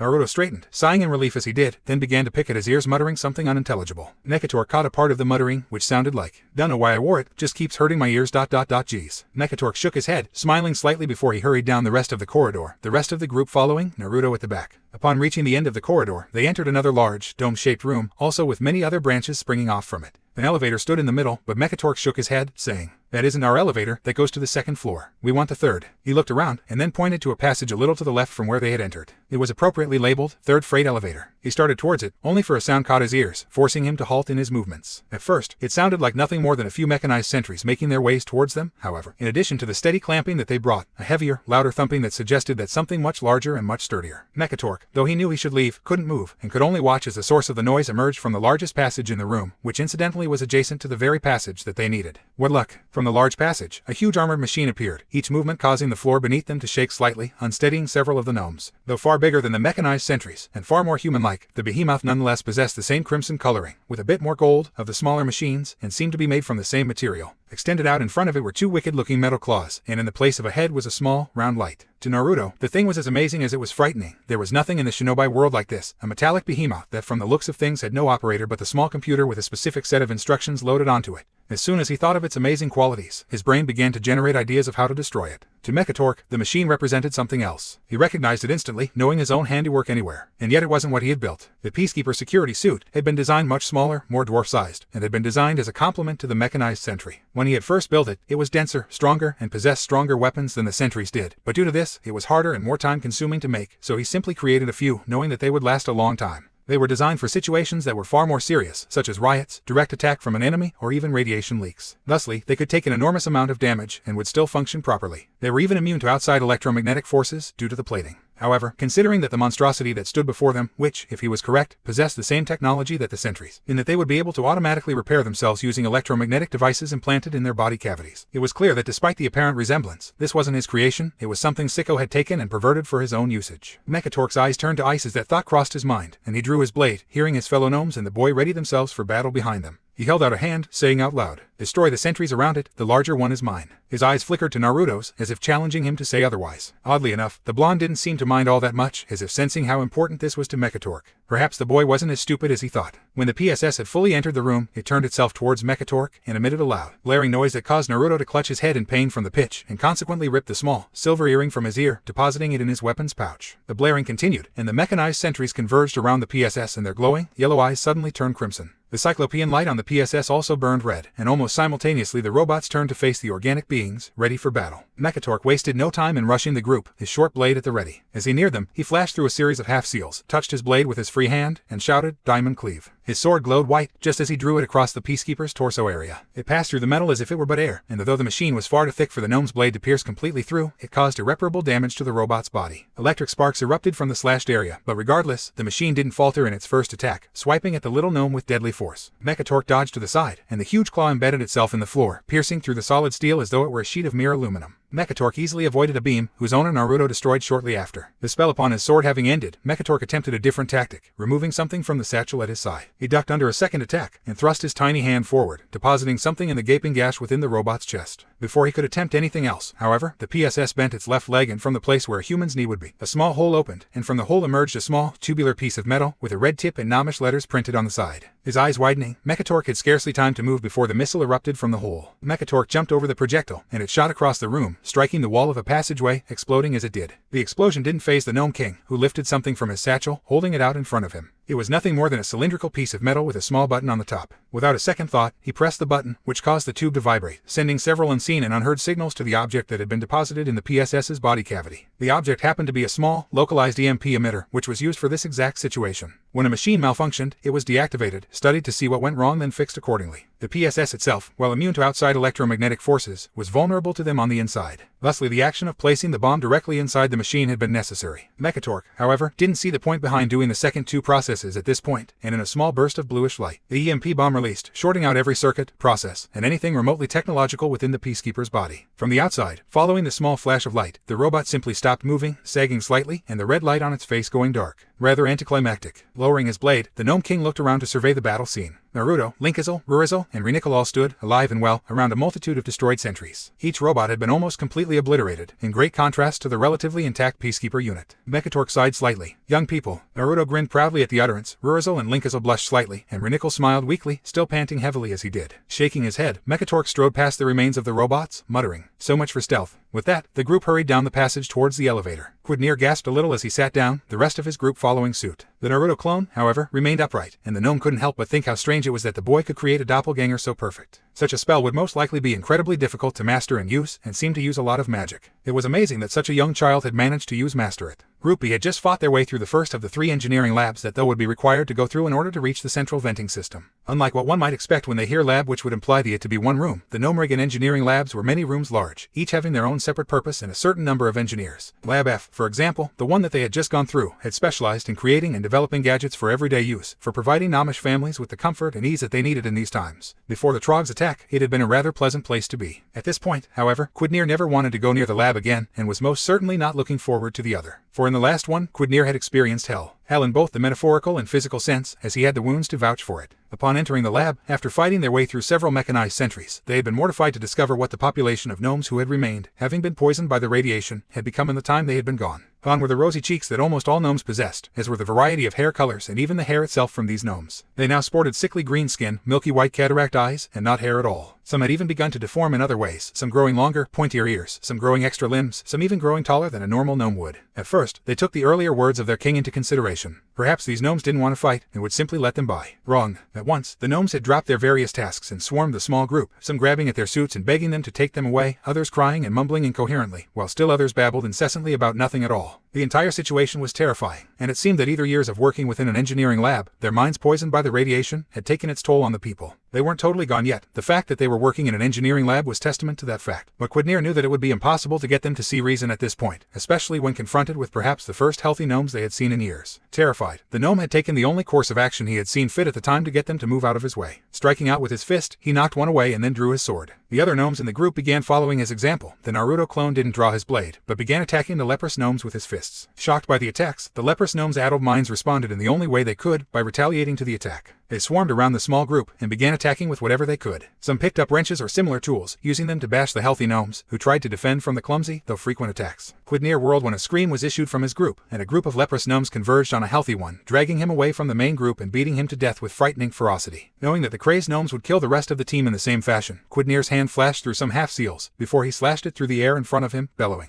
Concussion edge. A yellowish stream of light erupted from the sword as it swiped through the air, and it blasted every gnome within its path backwards, clearing away a large section for the group to go through. Wasting no time, he had rushed through it before the leprous gnomes could fill it up. The other members followed as fast as they could, leaving only the Naruto clone and 2 others behind before the leprous gnomes filled the hole that Quidnir had created. The clone, however, grabbed both by the scruffs of their necks and leapt up, high enough to reach the ceiling. It fastened itself to the ceiling, and then ran along it until the clone had reached the other end of main lab room, before leaping to the ground in the same fashion, just in front of the group. The 2 gnomes whom he had grabbed looked slightly shaken, but alive. En masse, however, the leprous gnomes were rushing after them, and so the group ran, weaving through hallways and rushing through both empty and inhabited rooms, some with sentries, others with leprous gnomes who hadn't been present in the main lab room. When they had finally departed Lab F, they had taken refuge in a small storage room, which looked as if it hadn't been used in years. Rusty old parts littered the floor, there was a thick layer of dust covering everything, and the light didn't work. While a gnome mended the rips in the suits, which weren't as necessary as before, Quidnir sat and thought. We cannot afford to lose more time going through the next lab, but there is no other way. How can we cross it without losing more of our men? In addition to himself and the clone, there were only 4 other gnomes left: Gretigal, Mortizel, Fernberries, and Shikazel. Undoubtedly, the next 2 labs were filled with leprous gnomes, both as bad, possibly worse, than the ones in Lab F. For once, he had no idea what to do. Quidnir had always prided himself on being one of the most loyal and helpful of Mechatork's advisors. In the time since Gnomerigan had fallen, he had helped numerous times in the larger scale projects for the king, designing new types of chemicals, and leading the study on the Trogs. He had gained the trust of his king, and that was something he knew that was valuable, especially after Thermoplug's betrayal. That was something that he didn't want to lose. He wanted to complete the task that his king had given him, as well as the one that his friend had. True, they were the same task, but it didn't matter, and he wanted to be acknowledged as not only the king's advisor, but his friend as well. He didn't want to fail. As his mind worked through various plans, and discarded them just as quickly, the clone, who had remained silent for the entire time, suddenly blinked and looked more aware, rather than the blank look that he had possessed before. He looked around a little, and then spoke. "Where are you guys? Is this the venting system?" The group turned to look at the clone, and Quidnir was suddenly reminded of what the boy had explained earlier in the final briefing at the camp. The clone I'm going to use is a special one, which I am linked to and can use to communicate with the other group. It'll be able to hold its own in a battle against most things, because it unconsciously uses some of my knowledge of fighting.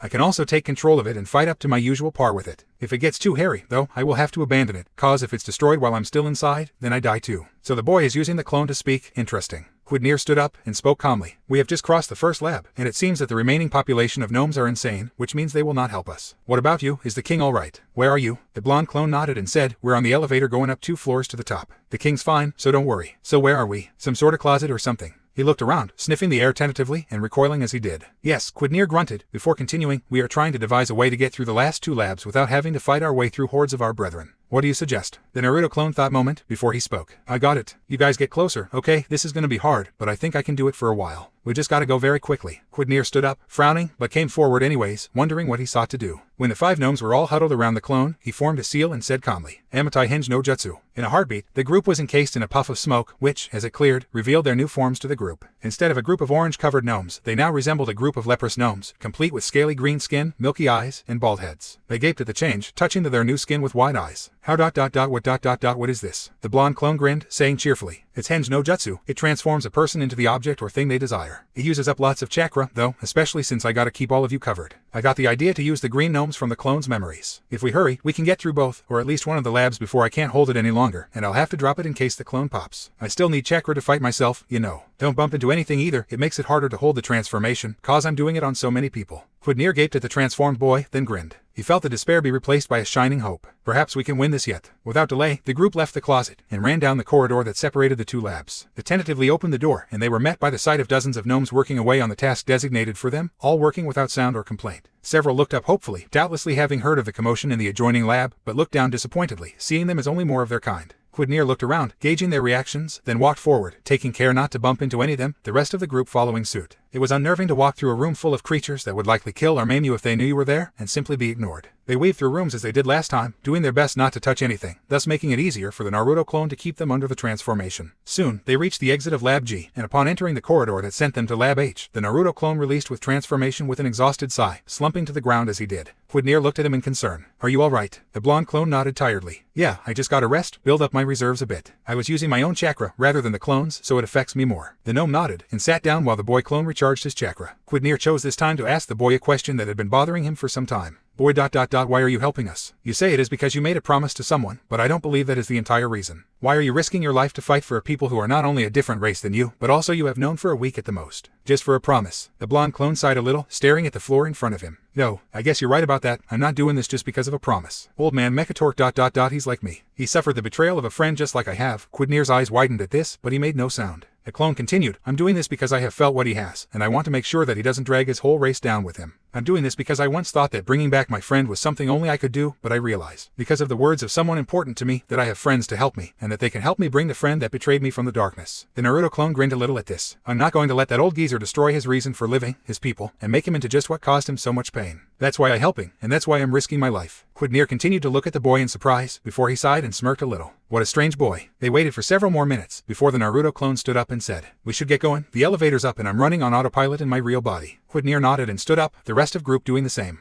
After the clone had once again placed the transformation jutsu on them, they walked down the corridor, and as they neared the door, Quidnir heard the faint clomping sounds of mechanized sentries from behind the door. He stopped, frowning. Sure, there had been sentries in the other two labs, but the noise of their clomping was usually drowned out by the whirring and whizzing noises of the gnomes working within. He noticed that there were no sounds other than the clamping, and a creeping sense of dread filled him. One of the gnomes, Mortizel, crept up beside the door and opened it by pressing the side panel. Less than a second later, twin beams of light struck his head, burning 2 small holes through it, killing the gnome instantly. Several feet in front of the door, a mechanized sentry stood, eyes glowing red, the small mobile alert system flashing its lights, and upon sighting the still disguised group, it began to emit the loud, hitch-pitched beep that suddenly alerted the dozen or so other mechanized sentries in the lab to the situation. Quidnir growled angrily. A trap. They knew that we were coming here. The Naruto clone immediately released the transformation and flashed through a series of hand seals, and the end of which he bellowed, Hayuten, Takenbaruto no Jutsu. From his mouth a blast of arctic air erupted, coalescing around the sentry and freezing it solid. Quidnir charged forwards and struck it down with his sword, shattering the brittle, ice-covered metal like glass. Gretigal, Firmburz, and Shikazel came in at the rear, weapons drawn and ready to fight. The Naruto clone's eyes took in the situation, and he realized that it was extremely dangerous for him to win here, when it would take not but a single blast to end his life. At the same time, however, he couldn't care less. As he readied another jutsu, he got a flash of an empty room, Mechatork looking back into it at him, before walking away. The vision was gone almost as fast as it had come, and Naruto somehow knew that he had been seeing something and that his real body had seen. Cursing, he looked around to try and end the battle as quickly as possible. Forming a seal, he bellowed, Kage Bunshin no Jutsu. Half a dozen clones appeared, and with the last of his conscious thought, he directed them to obliterating the group of mechanized sentries that had just entered through the back of the room. I gotta go. That old geezer needs my help. You got things here. Quidnir didn't even look at the boy as he shouted. Go, we will be fine. The clone nodded once, and without a second to spare, the slightly glazed look that had been eternally on the clone's face returned, and the clone moved to assist his own clones in battle. Quidnir then rushed forward and drove his sword into the chest area of one of the sentries, destroying the auto-repair unit, and then pulled his sword upwards, slicing all the way up until his sword burst up through the bird-like sentries and scythed the rider on top in half. Meanwhile, Gretigal was forming 2 half-seals and then shouted, slamming the small hammer that he wielded onto the ground as he did. Shock pulse. A powerful shockwave of energy erupted from where the hammer struck, emanating outwards away from the gnome's body. 3 mechanized sentries were blasted backwards. 2 were smashed to pieces as they struck the wall, causing huge dents in the side. The third smashed into a 4th sentry, and both were sent careening into a work table covered in various tools and machine parts, where they were obliterated by the tremendous force. The gnome then rushed at the first pile of machine parts that had once been sentries, and sure enough he saw a small blinking light on a small part amidst the rubble, and parts of them were gradually gravitating towards it. He brought down his hammer, crushing it, and the parts stopped moving.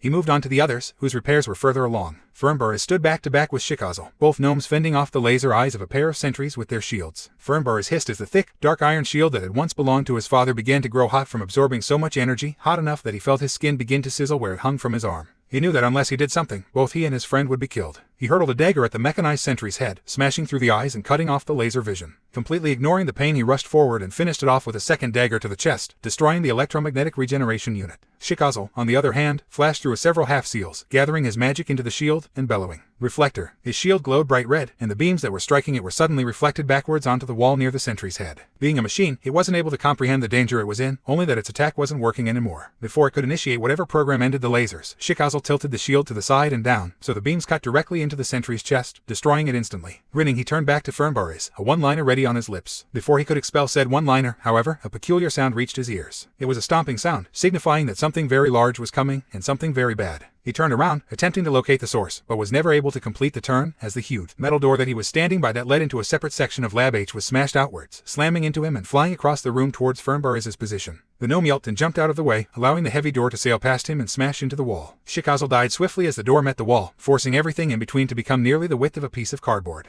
Firmburz's eyes widened, however, not because of the death of his friend, but because of what had caused the death. From the door, a huge machine emerged, far bigger than the sentries, and far more imposing as well. It stood about 8 or 9 feet tall, a steely gray color with the reddish symbol emblazoned on the front. It had no recognizable head, save for a large, glowing red light on the top of its chest area, near where a neck would be, which sunk into the metal slightly and had a hood of metal covering the top. Its feet were large and gripped the ground like claws. For hands, rather than possessing gripping claws like the Peacekeeper security suit, it had huge, flat-fronted cylinders. Steam poured from 2 large pipes on its back as it stomped into the room. Quidnir, from his position near the entrance, witnessed the destruction the monstrosity had caused, and cursed. What is that? It looks like ... and O ... The crowd pummeler 9-60. His Majesty had that shut down and dismantled. It was too dangerous. And more to the point, where did Thermoplug get the plans for it? Mechatork destroyed them. It is different than the original, but it is obvious that that monster added his own touches to it. This isn't good. The fact that it is here means that Thermoplug is trying to prevent our plan from succeeding. For some reason, he seeks to stop us from destroying the Trogs, but why? We cannot let this happen. We have come too far, but if we tarry any longer here, then the chances of us reaching the central venting system become slimmer. He glanced at the Naruto clone, who was standing amidst the destroyed remains of almost a dozen mechanized sentries, and was now focused on the behemoth that had entered. Even faced with this new dilemma, he could not help but marvel at the power the boy possessed. And the clone wasn't even up to par with the real thing. The boy would no doubt easily surpass Mechatork's level at some point. He then glanced at Greticle, who was glaring fiercely in the same direction. He moved forward, stepping up near the other gnome and whispered, "We must end this quickly. If we stay any longer, then they have more time to place a security force sufficient enough to destroy us in the central venting system room. What do we do?" The other gnome didn't respond, just continued glaring at the crowd pummeler 9-60 as it moved steadily towards them, turning to its right as it left the door frame, not increasing its speed in the slightest. Furbol had moved away from the deadly machine and rushed quickly towards the two remaining gnomes and clone, avoiding several blasts from the remaining mechanized sentries. The gnome came to a stop in front of Quidnir, panting as he did. "What do we do? That thing is going to take all of our strength to finish off. If we don't hurry," Quidnir cut him off. I know. We must do it as swiftly as possible. Like the other models of this kind, it is immune to outside electromagnetic forces, thusly that is not an option unless we open it up. I suggest that we..." He was cut off, however, when the Naruto clone stepped in front of him. Frowning at the animated chakra, he asked point blank, "What do you want?" "This isn't time to..." The clone pointed, however, towards the door from whence the crowd pummeler had emerged, grinning as he did. He looked confused for a second, and then managed to say, "You go. I stay, fight." Quidnir's eyes widened as he looked at the clone, not believing it capable of speech. He then realized that the link that Naruto had mentioned earlier was two ways, and that the clone would inherit some of Naruto's abilities, more so than his personality traits or memories. It seemed that when Naruto had occupied the clone's body, he had transferred more of his memories and abilities into it, gifting it with the ability to speak, albeit limitedly. He looked at the clone, dead serious. "You can't win. You are strong, and so is the boy, but this is a machine, and thusly physically superior to organic beings. It is more durable, stronger, he can shatter diamonds with those hammers on its arms. Only His Majesty knows enough about these machines to know their weaknesses, so you can't." Once more he was cut off when the boy shook his head, still grinning. "Me not fail. His promise," he said, nodding, and then turned back to face the behemoth made of metal. Still looking faintly surprised, Quidnir nodded, and then grabbing onto the hands of the two other gnomes, rushed towards the other end of the room, slashing apart a sentry as they ran by. A huge, slow-moving crowd pummeler tried to turn to face the trio as they rushed through the door, but was prevented when the Naruto clone and several shadow clones obscured its vision. The clone grinned. "Me blow you up." The shadow clones rushed forwards, and the fight began. After rushing through the rest of the lab, which was completely deserted of both sentries and leprous gnomes, they entered a hallway that split into 3 directions. Glancing at the sign that hung from the ceiling, he saw that straight went to another hub of passages, left was a shortcut to another lab, and right went to the central venting systems. Without a second thought, he went right, Greticle and Furbol following close behind. They weaved through the hallway, encountering no sign of gnome or machine, before reaching a large doorway, marked in Nomish, Central Venting Systems, authorized nominal only from behind the door. A loud humming could be heard. He moved to the side panel, and pulled at the top, before he began to fiddle with the wires underneath, a bead of sweat forming at his brow. The other two waited, weapons up, ready for anything that stood behind the door. A few moments of tinkering later, the door emitted a beep, and opened. Both gnomes tensed, ready to attack whatever leapt out at them, but when none came, they relaxed slightly. Quidnir entered, his heart pumping, their goal close. "Soon, if we do this, it will be our day. We can't fail." The central venting room was spacious, mostly because the equipment used within was so large. It was dark and shadows filled every corner of the room. A large catwalk sat in middle, suspended above a deep opening in the ground. In the opening, on either side of the catwalk, huge fans blew air and veined down into the depths of the city, likely to clear out the noxious gas that resided and was continually produced by the poisonous radiation below. Near the end of the large room, fans blew upwards to push air into the upper parts of the city. Quidnir remembered the fields outside, and how the fans in the depths had been directed to blow out the poisonous gas. A row of computer panels stood on a platform in the middle of the large catwalk, and Quidnir knew that it was there he would find the means to shut down the filtering fans below. He gave a sigh of relief. "We've almost done it." He moved down the steps and then towards the catwalk. When he made to move towards the platform, he caught sight of a large form, standing in the middle of the platform, unmoving. He stopped cold. No, he could clearly see its features, even though most of it was shrouded in the darkness. It was humanoid, nearly 8 feet tall, and was a dull gray. Huge metal claws were attached to its arms, and a circular light bulb was attached to the upper part of its chest. Another TechBot series. Will this ever end? Greticle and Furbol had by now seen the robot, and had frozen in similar states of shock. Quidnir held his sword aloft, ready to fight. But nothing happened. Frowning, he moved a little closer, adjusting his goggles to see better as he did. He noticed, rather belatedly, that the light on its chest was unlit. It was broken, or shut down. He gave a sigh of relief. He turned to the others, saying quietly, "It's not activated. It's okay." The other two gnomes relaxed visibly, giving great twin gestures of relief. He started forwards again, moving cautiously, just in case it was a trick. They moved right up to the edge of the platform, and the robot had yet to move an inch. Up close, he could see that the machine was older than the crowd pummeler 9-60 by a lot. It was rusted slightly, and had many dents and scuff marks on its body. Years had also dulled the shine that it once must have possessed. Quidnir inspected the machine for a little while longer, then turned to the panels. He located the one he was supposed to, and began typing at a furious rate, hoping to override the locks that had been placed on the system. He He cursed a few times, muttered something under his breath, and then turned to the two others. I can't get in. I knew there would be locking programs, but I never expected this level. I won't be able to break them without a lot of time, something that we do not have. Greticle frowned, leaning against the unmoving robot. There must be a key then. Key cards usually got us around everywhere, but thanks to you and His Majesty, we've been able to bypass of them. Don't they keep emergency key cards around here? Quidnir nodded. Usually, but Thermoplug would have removed them. He's not stupid, and is probably too paranoid to ever consider giving one to any of his leprous followers. Greticle cocked his head to the side, still frowning.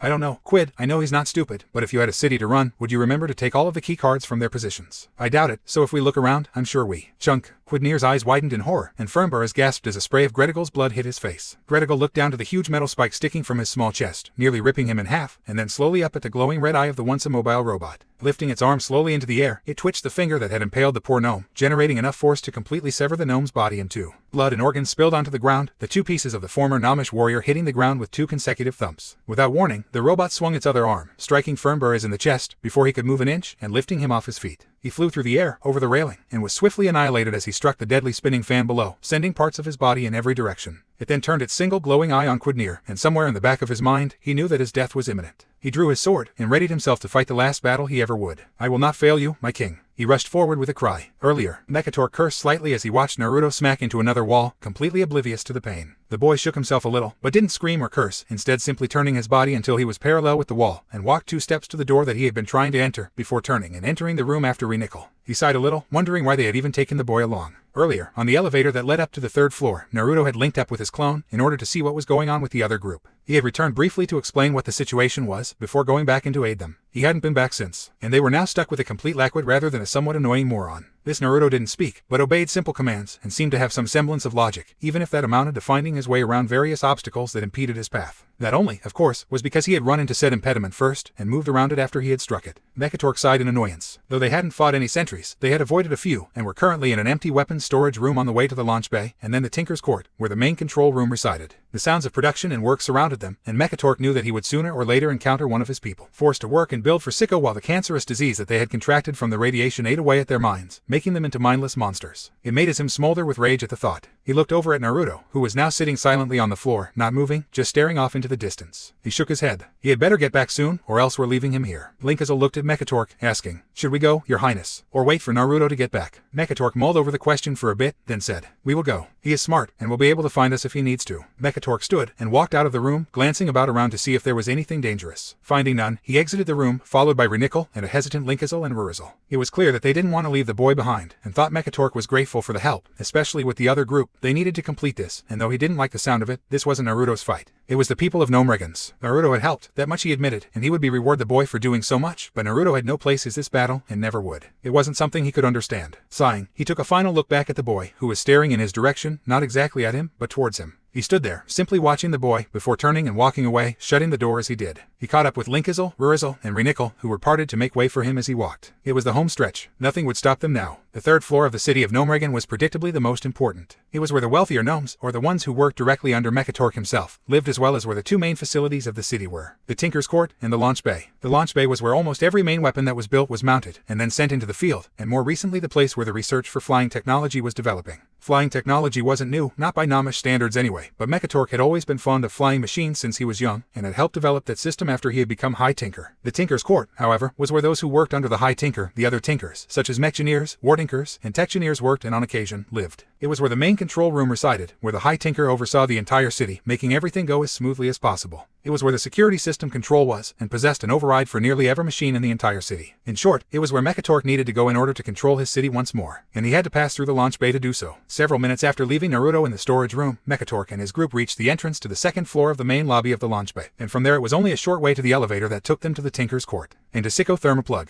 After overriding the door's lock, Mekatork drew his blade and entered swiftly, but as soon as he did, he stopped cold. With its impressive size, the launch bay could impress anyone, even someone who had seen it so many times in his life. Since the day he had set foot in it, Mekatork had loved the launch bay. It was a massive room, egg-shaped, with almost 12 massive hangars that were spread out through the 2nd and 1st floors. There was no flooring between the 1st and 2nd floors, having only a walkway on all sides above the 1st floor, and several catwalks that connected the 2 sides. The 1st floor was usually dedicated to ground-based weaponry and technology, with the creation of Mechanostriders and Gnomish tanks being the most prominent. The 2nd floor was devoted to flying machines, from the small Gnomish spy planes as Mekatork liked to call them, and the bomber planes that had still been in development when the Trogs had attacked. For Mekatork, seeing the place he had remembered most fondly for the years that he had been away was both awesome and terrible. It was awesome because it still had that feel, the feel that in it, anything could happen, and though it sounded cheesy, dreams could come true. But it was terrible in that instead of the smiling faces that he had seen every day back then, he was met with only the white, milky stares of so many of his people. He let out a small gasp of surprise, his eyes widening as he saw what had become of his people. Their greenish, scaly skin and milky, blank stare shocked him more than he could have imagined. At first, several of the gnomes didn't even see them, they were too busy completing whatever task had been given to them, their degrading minds finding reprieve from thinking by focusing on the one task that had been given. Slowly then, several of the lepers stopped, staring at Mekatork as if he was some sort of mutant. Gradually, others began to stop as well, until it seemed as if the entire room had stopped to look at him. It was at that moment that Mekatork felt as small as he really was. Each of their stares, though incomprehensible to normal people, accused him of betrayal, of abandoning them, of leaving them to this fate, this horrible, mindless existence as a slave to the monstrous man who had facilitated this entire thing. Mekatork backed up a few steps, eyes wide, even though not a single leprous gnome moved. Tears streaming down his face, he spoke to them. By the gods ... what has happened to all you? What has he done to you? What ... have I done to you? This cannot be ... and O ... still doing as much as possible to stop from sobbing. He dropped to his knees, his sword clattering to the floor. He had though that nothing could have hurt worse than having one's best friend betraying you. But he had been wrong.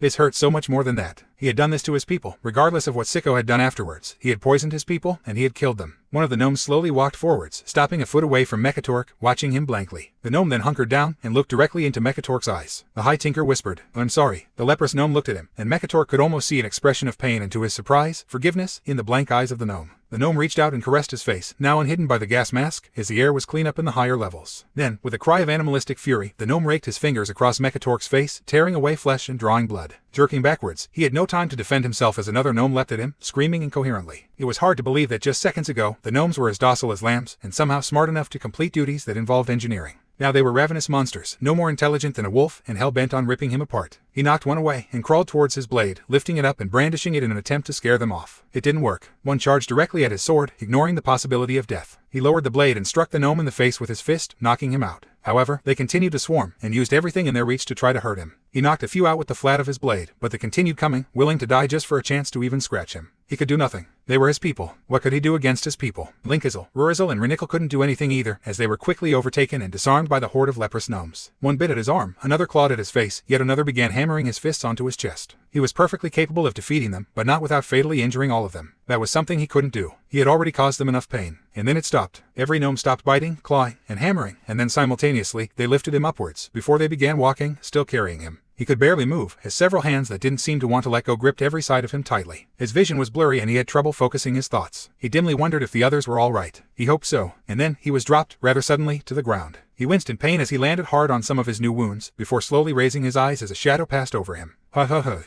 Whatever do we have here? Oh, is that you, Ickle Kingy Wingy? I didn't recognize you, with those bruises. You look troubled, care to talk about it? The voice, high-pitched with a maniacal twist to it, was not Sicko's. But he'd recognize it anyways. Turco ... is that you? Ho. He speaks, and he's so clever, he got my name in one guess. He should get a prize. As his vision slowly cleared, he got his first look at the former Technier, Turco Electricut. Though his face and eyes were the same as any of the other leprous gnomes, signifying that he too must have suffered at the hands of the radiation, it was the vehicle that he was sitting in that made it unique. It was a large, black machine, with 6 jointed appendages that stuck out from a small, pod-shaped body. It resembled a spider or insect in this fashion, and in front it even had 2 large mandibles of metal that glowed an electric blue. Turco himself sat on top of chair in the pod, which fit snugly around him and seemed to provide him with a great deal of protection. What was different, however, about Turco, was that he did possess the blank stare that all the other gnomes had. Instead, he had a maniacal, crazed grin, and continued to laugh as Mekatork looked at him. Technier Turco Electricut had been one of the Techniers that had sucked up to Sicko and Mekatork on a daily basis. He was intelligent, but was too obsessed with money and fame to ever amount to anything higher. That was why Mekatork had never really tolerated his presence, though Sicko seemed to have taken a great deal of interest in the younger gnome, which at the time, Mekatork had known nothing of. Perhaps Sicko had just found an apprentice and had decided to pass on his knowledge to the next generation.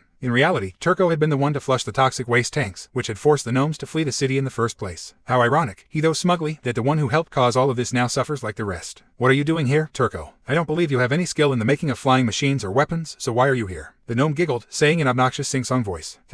What a sarcastic little tyke he is. He still thinks he's better than me. Well, Kingy Wingy, I'm working here cause my bestest buddy ever. Sicky Wicky, Thermy Wormy, asked me too. Yep, he knows that Ickle Turco is such a good engineer. Hi.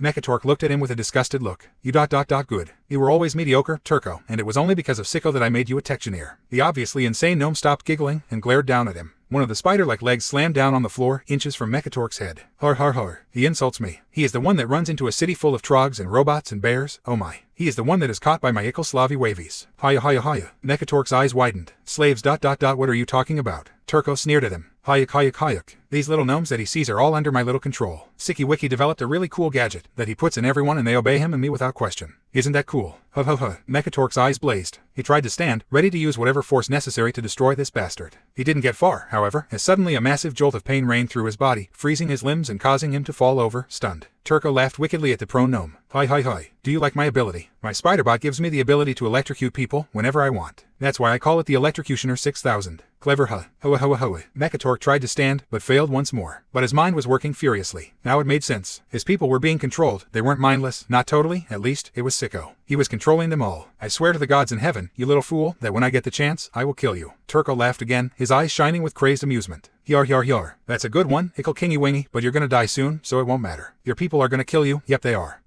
Oi, spider freak, how about you fight like a man? Try me for instance. Mechatork's eyes widened at the voice. Is that Uzumaki Naruto, Linkizel, Rurizel, and Renikal all stood behind the crowd of leprous gnomes. Naruto's arms were crossed, his eyes were set, and he had a big scowl on his face. He was, in short, angry as hell. Most of said anger was being directed at Mechatork, however. The blonde shouted angrily as he said, "How the hell could you leave me behind, you stupid bastard? As soon as I kick this guy's ass, I'm gonna kick yours for leaving me in that place. Geez, the thanks I get." Turco was frowning at the boy before he seemed to recognize who it was. Hyan. He's the lickle human that came with the Ickle Kingy. He's a lot weirder looking than I thought. He says he wants to fight. Fine with me. Just let me kill this guy, and we can. Who the heck says Hyan? Nobody laughs like that. Turco blinked, frowning at the boy. He then grew angry. Very angry. Hiya. He is making fun of me. I gotta kill him now. Hey. Waving his hands, the crowd of gnomes parted, clearing the path for the two. Turco advanced forward, past Mechatork, stopping at the edge of the crowd, grinning wildly. Naruto grinned as well, gripping his kodachi in its sheath. Mechatork stood slowly to his feet, staring at the boy. Even now ...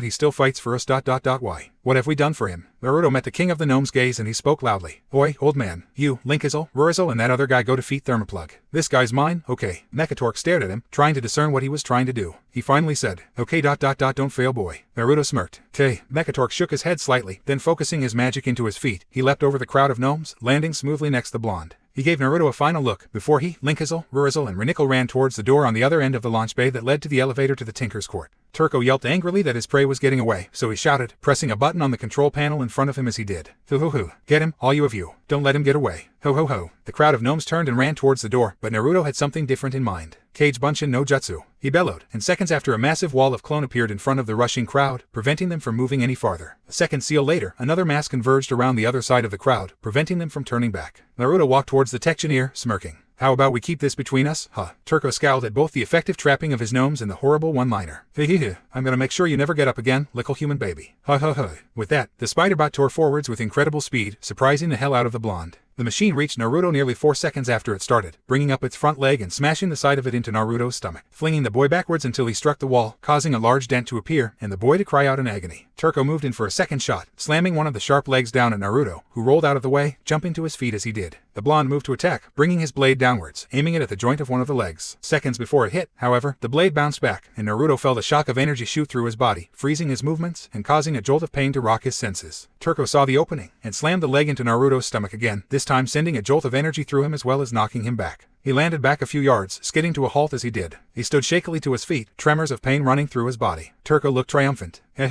He gets a nasty shock whenever he touches the Electrocutioner 6000, doesn't he? My field of electricity makes it hard for anybody to hurt me, yes it does. Hayuk. Fuck. Quidnir stood on his last legs. His body was beaten, broken, and his sword felt heavier than anything he had ever held before. He was going to die. But more importantly, he was going to fail his king. He would rather die than do that. Now he would do both. He had backed up and was standing on the catwalk, a few yards from the platform, with the monstrous killer robot advancing steadily towards him. He could either fight or run, and he had the energy to do neither. Whatever he threw at the machine didn't seem to work. His sword, predictably, didn't cut through, even using magic. Raw magic didn't work, as the robot seemed to absorb it. He remembered hearing about it somewhere, but he never thought he'd be facing it in combat. He even remembered the name, Arcane Nullifier X-21. It was older than the other models, and somehow its builder had combined magic with technology in order to create a machine immune to magic. With the immunity to EMPs like all members of the TechBot model had, and the durable armor that made most weapons useless against it, it was impossible to damage, and Quidnir knew he would never be able to defeat such a being. He stood up slowly, using the railing to steady himself as he did. He held the sword out, even though it hung limply in his hand. The arcane nullifier continued moving, not affected in the slightest. Quidnir closed his eyes, preparing to die, preparing to break his promise not to fail, and preparing to lose the trust of his king. He raised his sword. Admirable, little gnome, but entirely unnecessary. Quidnir stopped, dropping his sword in surprise at the voice. It reverberated through the room, powerful and deep, causing the hairs on the back of his neck to stand on end. he suddenly felt a massive presence behind him, something that couldn't have fit inside the room, something so huge that only a titan could compare. He turned, shaking madly, to the source of the voice. Standing at the end of the catwalk, enrobed in reddish light, was the Naruto clone. But it appeared different, more animalistic and monstrous. Its eyes were a deep, blood red, with cat-like slits for pupils. The 3 faint markings on its face were now blood red and very pronounced. Its hair was tinged reddish, and it was hunched over in a primal way, claws decorating its hands. Or hand, for the left arm was nothing more than a stump, and he could see that the shoulder was beginning to disintegrate, slowly burning off to join the aura of red that surrounded its body. The demonic Naruto clone had a feral grin on its face, its remaining hand twitching in excitement. It's been so long since I've had a body of my own. The brat isn't the kindest of wardens, but it seems that he has allowed me this little chance to have a bit of fun. Don't worry, little gnome, I shan't kill you, there isn't any point, really. The demon hissed as another chunk of its shoulder disintegrated, and said angrily, it seems that this boy's chakra and D-mind don't play well together. I only have a short time in this world. I have already finished off that other machine, it was truly pathetic. Perhaps this one will be a more enjoyable catch, him. The demon's image flickered, and suddenly it vanished, appearing seconds later in front of the gnome, a few feet away from the nullifier. The demon sneered up at it. You reek of ancient chakra ... but mine is far older and far stronger. Your power will not work on me. The machine predictably didn't respond, instead raising its left arm and bringing it downwards in a wicked attack, which would have killed any normal person. The Kyuubi, however, was anything but normal, and it didn't even have to lift a finger for the attack to fail. The arcane nullifier's arm was deflected by the red aura, which seemed to lash out and grab it, squeezing it until the claw had been crushed utterly. The nullifier didn't pull back, instead attacking with its other arm, which the Kyuubi grabbed with its remaining hand. The demon laughed, and ripped the arm clean off the machine, causing electric sparks and smoke to erupt from the place where it had been torn off. With a final laugh, the Kyuubi pulled its hand back, and then thrust it forwards, the red aura extending outward with the thrust. A massive, ethereal claw, made from the reddish aura slammed into the arcane nullifier, lifting it off its feet and backwards. The claw carried it all the way down the catwalk, and struck the other wall. The force flattened the armor plating, crushed the metal deep into the wall and caused a spark from the friction of metal rubbing against metal to ignite the fuel tanks in its chest. The nullifier exploded in fiery symphony of light and sound, all the while the Kyuubi laughed, demonic red eyes glittering in the reflection from the explosion. It retracted its hand and when it had, turned to face Quidnir. Quidnir had never been so scared in his life. Facing a machine was one thing, but a demon was an entire other. The creature spoke. It was fun while it lasted, I suppose. Here, little morsel. The Kyuubi flipped a square object at the gnome who caught it, and stared. It was a key card. I found it on the machine. Why ... are you helping me? The demon laughed. Because the brat would never let me hear the end of it, and he would be more likely to live if you did than if you failed and died. I value my life, gnome. The demon cursed, as a part of his head began to break away. I've done my part, brat, now it's your turn. Mekatork stepped onto the polished metal floor of the Tinker's Court, his eyes searching. It had changed slightly since he had been there last, but as had everything. The large statues of the previous High Tinker have loomed over the huge circular room, their golden faces stern and commanding.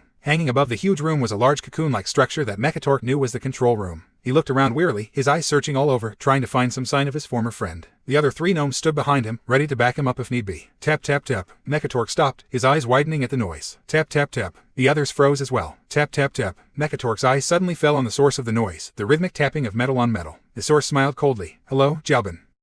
Hello, Jalbin. Mekatork's eyes narrowed, and his muscles tightened involuntarily. This focused his narrow gaze on the one person whom he had seen in his nightmares for the past few years, ever since that day. Mechgineer Sicko Thermoplug stood watching him from his position near one of the massive golden statues that surrounded the Tinker's Court. In the years since he had last seen his former friend, he knew that he himself had changed a great deal. It seemed that Sicko had changed as well. The gnome's Inkai black hair was almost gone now, leaving only a few sparse hairs that covered his green-tinged skin. Behind the same green goggles, his eyes were no longer the cold, calculating black that they had once been, but were now a fading gray, soon to become white as the other leprous gnomes that inhabited the lower parts of Gnomerigan. The gnome was dressed in the same black jumpsuit, but now leaned on a sleek, reddish cane with an ornate dragon head set on the end. Mekatork felt a sudden pain lance through his side, right on the place where Thermoplug's first bullet had struck him, the first sign of his betrayal. He looked at the other gnome's knee, which bent slightly to the side, and he knew that the cane was likely for that. Somehow, even now, he could not help but feel sorry for his friend. Thermoplug limped out into better view, leaning on the cane as he did. He smiled coldly, gazing up into the bright lights that light the area, high above on the ceiling of the massive room. The whole effect was strange to behold, and with the gold light basking down on the leprous gnome, it made him seem like the great statues that surrounded them, imposing and powerful. Mekatork grit his teeth, the question he had been waiting to ask for so many years ready on his lips. However, Thermoplug spoke first. Don't even say it, Jalbin. You're far too predictable. The question died on Mekatork's lips, and before he could reply, or do anything for that matter, Thermoplug continued. Why did you do it, Sicko? Isn't that what it was? Mekatork scowled, trembling with rage, but said nothing. Because Thermoplug had been absolutely right. He continued, I believe we went over this before, didn't we? I did it because it was my destiny to rule this city, and being the proverbial golden boy that you always were, stole it away from me. Have you ever had your dreams crushed, Jalbin? No? Then you'll never understand what it felt like for me. You'll never understand really why I did it, because you can't put yourself in my position. There is nothing more to say in that regard. Do you wish to ask something else before I kill you? Mekatork was clenching his fists so hard that Linkazil could see beads of scarlet drip from them, where his nails dug deep into his palms. So Mekatork asked the second question that he had been wondering all those years. How did you know of the Trog's existence? How were you able to keep them from overrunning you this entire time? How? Thermoplug smiled. Therein is quite a tale, Jelbin. Considering you will likely use this time to formulate an overcomplicated and unnecessary plan, which will likely fail, I might add, I will nonetheless humor you. The Trogs, as you well know from history, were once the guardian race of this world, put there by the Titans in order to watch over it. However, because of some unknown factor, they reverted into a more primitive state, becoming brutish, cruel creatures that delighted in fighting and killing simply because it was amusing. Because of that, it is said, the Titans banished them to the center of the earth, imprisoning them so that they could not harm the other races that were to be born on Azeroth. Since that time, they have been there, unchanging as time flowed, waiting for a chance to return to the upper world. As to how I know, well, I had a most wonderful informant. She was extremely helpful in providing with both the information and how to release the Trogs that dwelled beneath the city, as well as how to keep them controlled, as it were. Taking this advice to heart, I suggested to you that we might build another level of storage facilities, to which you agreed, as you always did. When I got to the depth that I had been told that the Trogs inhabited, I the workers that were loyal to me, and still are, and gave the shifts to other, unassuming gnomes, ones who had no idea that there was anything beneath where they were digging. As you know from there, the Trogs came forth and took control of the lower levels with relative ease, astounding me with their brutish strength and amazing ability to adapt. I then put forth the second part of my plan, ridding Gnomeregan of all weakness, or those loyal to you. Being the blind and foolish moron that you are, you flushed the tanks to the radioactive waste tanks, killing thousands upon thousands of gnomes, whereas only a few hundred Trogs met their ends. The rest, of course, adapted to the radiation, and thus became even stronger than before. My true plan, though, was to rid Gnomeregan of you and your followers, Jelbin. Only 2 days after the tanks were flushed, you ordered the retreat from the city, just like the coward you are. You, of course, tried to make me come with you, but what resulted was you fleeing in tears, after shooting me in the knee. Thermoplug's dull gray eyes seemed to gain back some of the former life, but instead of the calculating glint, it was a psychotic gleam that seemed to twist his face into an insane look, despite it remaining as collected and calm as before. Thermoplug continued, afterwards, I did what I could to make this city prosper. The gnomes who remained behind, both those who were loyal to me, and those who were loyal to you, remaining only because they couldn't escape in time, I put to work on cleaning up the upper floors. I myself traveled to the lower levels, and met with the Trogs chieftain, making sure that he understood what was his, and what was mine. He was a very agreeable creature, well, mostly. I had to implant one of my control units in him, so that he wouldn't decide to get greedy and attempt to take control of the upper levels. The same control units I used on the gnomes that didn't swear allegiance to me, of which, I am disgusted to note, was quite a few. It seems that your followers are almost as craven as you, Jelbin. Mechatork flinched again at the coward remark, but remained silent, staring with unconcealed rage at the leprous gnome. Thermoplug once again smiled frostily, now more crazily, at the look that Mechatork was shooting him, and limped farther into the center of the room, standing just below the cocoon-like structure of the control room above. He smiled into the light again, before turning back to Mechatork, his smile fading. I hope that explains it, Jelbin. I also hope that you have put the finishing touches on whatever plan that you have created, so that we can get with this. Mechatork let his hand fall onto his sword, before speaking, his voice soft. Did our friendship mean that little to you, sicko? You never once told me that you wanted this position, so how could I have known? If you had just told you that I wanted the position, would you have given it to me? Would you have admitted that you were not fit for the position, and that you would give it up simply for our friendship? Huh, you are a naive, little child, Jelbin. You know as well as I that you would have done no such thing. But it doesn't matter. I am now the High Tinker, and you are nothing but a pathetic, little gnome who thinks that he can make up for putting his people through so much suffering. Mechatork's eyes burned with a bright, almost insane anger, and the grip on his sword was so tight that he didn't think he'd ever be able to let go. You are the child, sicko. Just because you didn't get your way, you had to destroy thousands of your own kind in order to get it. You are a monster. Thermoplug cocked his head to the side, his smile becoming more twisted. Monster, perhaps, child. Though, no, of course not. You never believed in destiny, Jelbin, but I knew that it was mine to become High Tinker. I knew that I would become the most powerful gnome and engineer in history. I am right, aren't I? I am the first in thousands of years to have caused the downfall of this city. It could only take someone of my intelligence and strength to bring it down, and using those same traits, bring it back, stronger than ever. With me as leader, I have no use for alliances. The dwarfs, night elves, humans, all pale in comparison to the might that is Gnomeregan. You are insane. Thermoplug laughed, his insanity made clearer by his high-pitched voice. Perhaps the radiation has gone to my head. But then again, you must be insane leading only a small group of gnomes, and one human, into this city, which is under my control, thinking that you can retake it.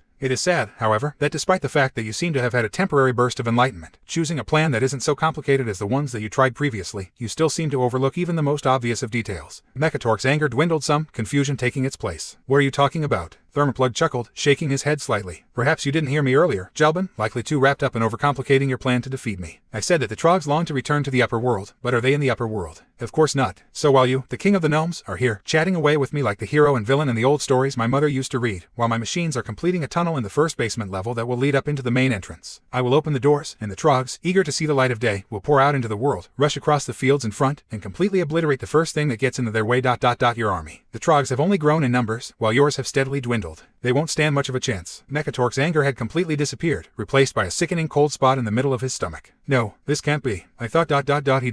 saw through my plan. Again, Thermoplug, now sporting a truly psychotic grin, said, "Honestly, Jelbin, even if you had, by some chance, taken the city, how would you rid yourself of the Trogs? You weren't able to do it before, so why now?" Mekatork could hardly believe it. He doesn't know. He doesn't know about the Trog away. We might have a chance. Mekatork suddenly smiled, and Thermoplug frowned slightly, wondering what his old friend was up to. Though he was insane, he was not stupid, and having known Mekatork for many years, he knew almost every facet of the other gnome's personality. He knew that Mekatork knew something that he didn't, and that bothered him a great deal. Mekatork said calmly, drawing his sword as he did, "It seems you don't know me as well as you thought, sicko. You two have overlooked something in my plan, one that will cost you greatly, I think. But we have finished talking. Now is the time, like in the stories that my mother used to read, that the hero fights the villain and wins." Thermoplug looked impassively at the other gnome, then said, "You are still a child, Jelbin. I was merely using that reference to poke fun at the fact that you listened to my entire explanation without even trying to attack me. Before this, you could have struck me down in a second. I know that since you destroyed my leg, I am unable to fight as well as I used to. You could have ended this fight and taken your revenge, but you didn't, and now it is going to cost you. This isn't a story, Jelbin, and you're going to find out that there is no such thing as a hero." Thermoplug pressed the small button on the tip of his cane, and the ground beneath him exploded upwards, shooting him high into the air as a monstrous shape erupted from the golden disc that signified the middle of the Tinker's Court.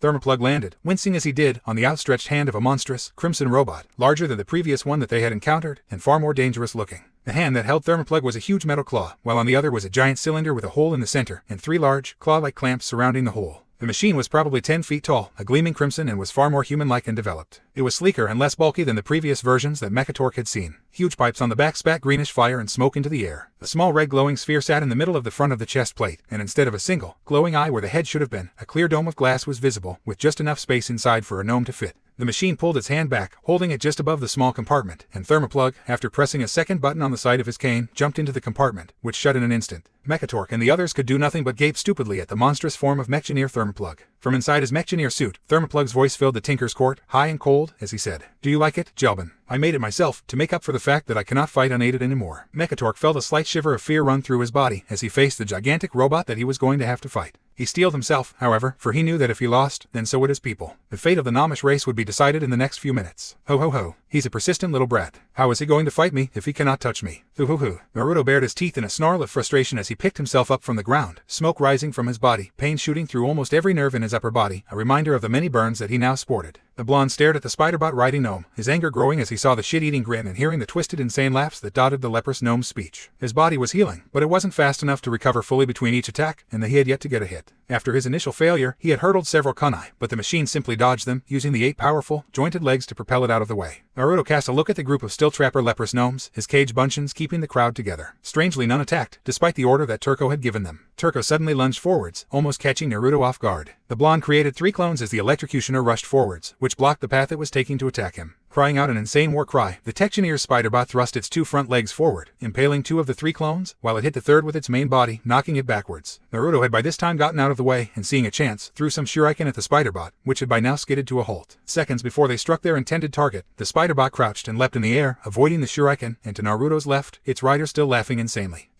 He still tries to get the drop on Turco. What a complete idiot he is. He can't even hit me. But I think that it is time to kill him, and help out the High Tinky Winky in exterminating his other foes. Hi hi hi. The electrocutioner 6000 leaned forwards, and the 2 mandibles on the front began to glow even brighter. Blue sparks crackled around them, and the leprous gnome that was controlling it cried out, "Electrocution spear." The tips of the mandibles suddenly flashed, and twin bolts of lightning streaked across the room, faster than Naruto could react, and struck him in the midsection. The electricity shot through his body, causing his muscles to tense and his body to freeze. Pain erupted in every direction, and seemed to grow exponentially as time passed. Naruto cried out in agony before the electric current died away, and Naruto slumped to the ground, unmoving. Turco gave a twisted giggle, saying to himself, "Hayuk hayuk hayuk. He doesn't know what he got himself into. Better go finish him off." Har har h. Shut up. The electrocutioner froze. Naruto stood up, shakily, his limbs giving off spasms every few seconds. He stood hunched when he finally made it to his feet, and he through involuntarily gritted teeth he said, "You know, this is about the time ... when I usually spout some moral crap that pisses you off, or makes you laugh, and then we fight again. But, I am so freaking pissed ... at that laugh of yours ... that I'm gonna just save the badass shit for later, okay?" Turco blinked, and even his messed up mind seemed to pause slightly, before he uttered the first word that wasn't between 2 fictional laughing sounds. Huh. Naruto summoned 2 clones, which charged forwards the second they were born into the world, Naruto following a little behind. The startled gnome didn't do anything, knowing the attack would fail, but also trying to comprehend the boy's previous statement.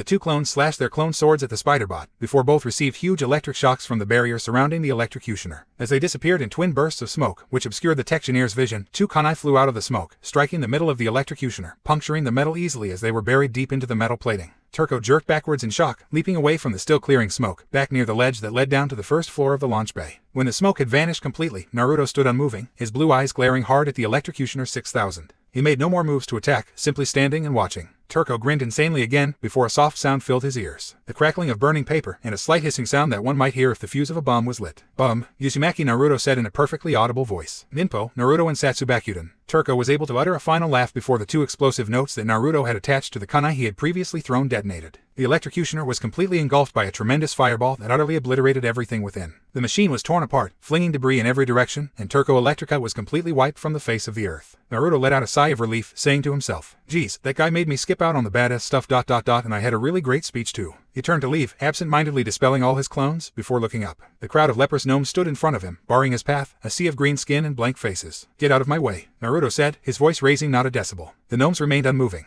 "You guys ... are you so weak ... that you let yourself be controlled by that freak? If you're that weak ... then you don't deserve to be called gnomes, because if old man Mechatork is your king, then you shouldn't be that weak. Get out of my way, or I won't hesitate to beat the hell out of all you guys, so that I can get through and teach that old bastard that you can't always fight alone." The gnomes stood for a few more seconds, completely still. Then they slowly parted, creating a path for Naruto to go through. He grinned. "Thanks." With that, he hurried off towards the door that the other gnomes had left through, unaware of the gnomes' stares as their eyes followed him all the way through the door. Mechatork took a few steps away from the gargantuan robot, his mind racing. Though he hadn't come up with a suitable plan while Sicko had been talking, the one that he had been thinking of had been shot to hell by the emergence of the body armor. Linkizel, Rurizel and Renickle remained frozen in their positions for a few seconds, but soon began to move as the body armor became mobile. Thermoplug shot forward suddenly, moving faster than Mechatork could believe of something of that size, and swiped at Mechatork with his huge clawed arm. The king of the gnomes dodged the attack, which buried itself into the floor, causing the ground to reverberate, unsteadying the gnomes. Mechatork dodged a second attack from the behemoth, as he readied to counter, forming seals as he did. Energy beam. A flash of bluish light shot from his sword, and was promptly deflected by the heavy armor plating of Thermoplug's mount. Thermoplug then moved in swiftly, hammering his huge clawed left hand into the floor once more, this time purposely, throwing the other gnomes of balance once more. Thermoplug then rushed and thrust the claw forward, ready to impale the gnome king, but Mechatork expertly grabbed one of the claws, flipping over the danger and landing on the bodysuit's forearm.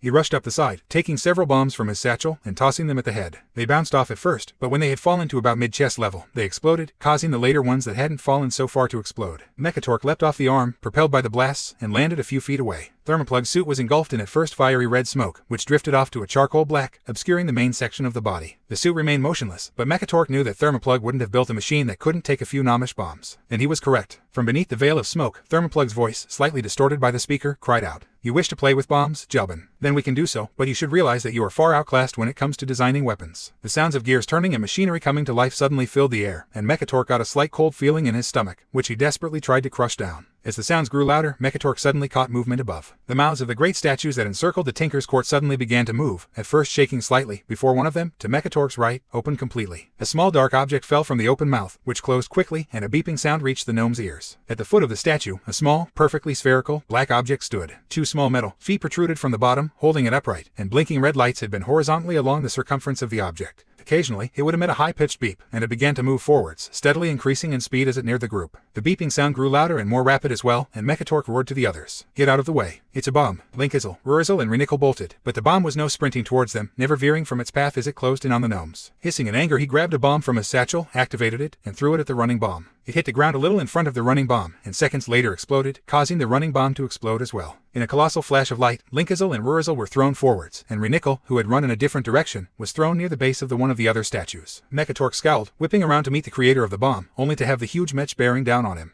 He avoided a strike from the claw and began some half-seals, but as he did, Thermoplug thrust his right arm forwards, the cylinder with the three prongs surrounding it. A fiery glow appeared in the center, growing quickly brighter as Thermoplug's voice shouted, "Fire beam." Mechatork could barely conceal his surprise as the attack exploded from the arm. He narrowly avoided it, so narrowly that he could feel the hairs on the top of his head burn away from the heat. Mechatork moved away from the mech, but Thermoplug pressed forward, another glow beginning to appear and hole on his arm, this time a blue. Thermoplug slammed the arm into the ground, bellowing, "Electrostatic blazer." An impulse of bluish energy erupted into the ground, creating a huge shockwave of electricity that covered nearly the entire room. Mechatork countered the attack in the same way he had done before, driving his sword and molding his chakra into the ground. It took vastly more than he would have expected, but the suit must have enhanced the power of his attacks a great deal, because stopping the surge took a huge chunk away from the gnome's reserves. He stood to his feet, shaking, but was unable to do anything else when a huge explosion rocked the Tinker's court. Earlier, when the first walking bomb had exploded, Renickle had landed near the feet of one of the large golden statues. Groaning, he righted himself, only to hear the sound of metal striking metal as a small black object hit the ground in front of him. A beeping cut through the ringing in his ears, and he suddenly realized that he was in a huge amount of danger. The tremendous explosion vaporized him seconds after he realized that, as it sensed a life form within a certain distance of its body. Ruined covered his head with his hands as the bomb exploded, killing Renickle and stopping the battle between the two ex-friends temporarily. Legend sat by him, in the same position. From where he was standing, Thermoplug couldn't help but snicker at the unfortunate gnome's death. And stay dead. Thunk. Ruined's head snapped up at the sound, which he had felt more than heard in the din of the previous explosion. Another bomb had landed no more than 2 yards in front of him, at the foot of another statue, and grabbing his brother. He bolted away from the bomb, which began moving in their direction almost immediately, gradually increasing its speed as it went. Linkizel, having recovered from the initial shock, was now running on his own, and lifting a dagger from its sheath, he twisted his torso, throwing the dagger at the running bomb, which was growing ever closer. It struck near the top of the bomb, knocking it backwards. It exploded not a second later, once again filling the room with a brilliant flash of light and a huge roar of fire. The two brothers were blasted forwards, tumbling along the floor next to another statue. Thunk. Gasping for breath, Linkizel could only watch in horror as yet another walking bomb dropped from the mouth of the statue, beeping as it struck the floor, the red lights beginning to blink. Mechatork watched the proceedings out of the corner of his eye, and suddenly an idea came to him. Run towards me. The two brothers didn't hesitate for a second in obeying their king, rushing towards the dueling gnomes as fast as their little legs could carry them. Thermoplug laughed. Your naivety is showing, Jelbin.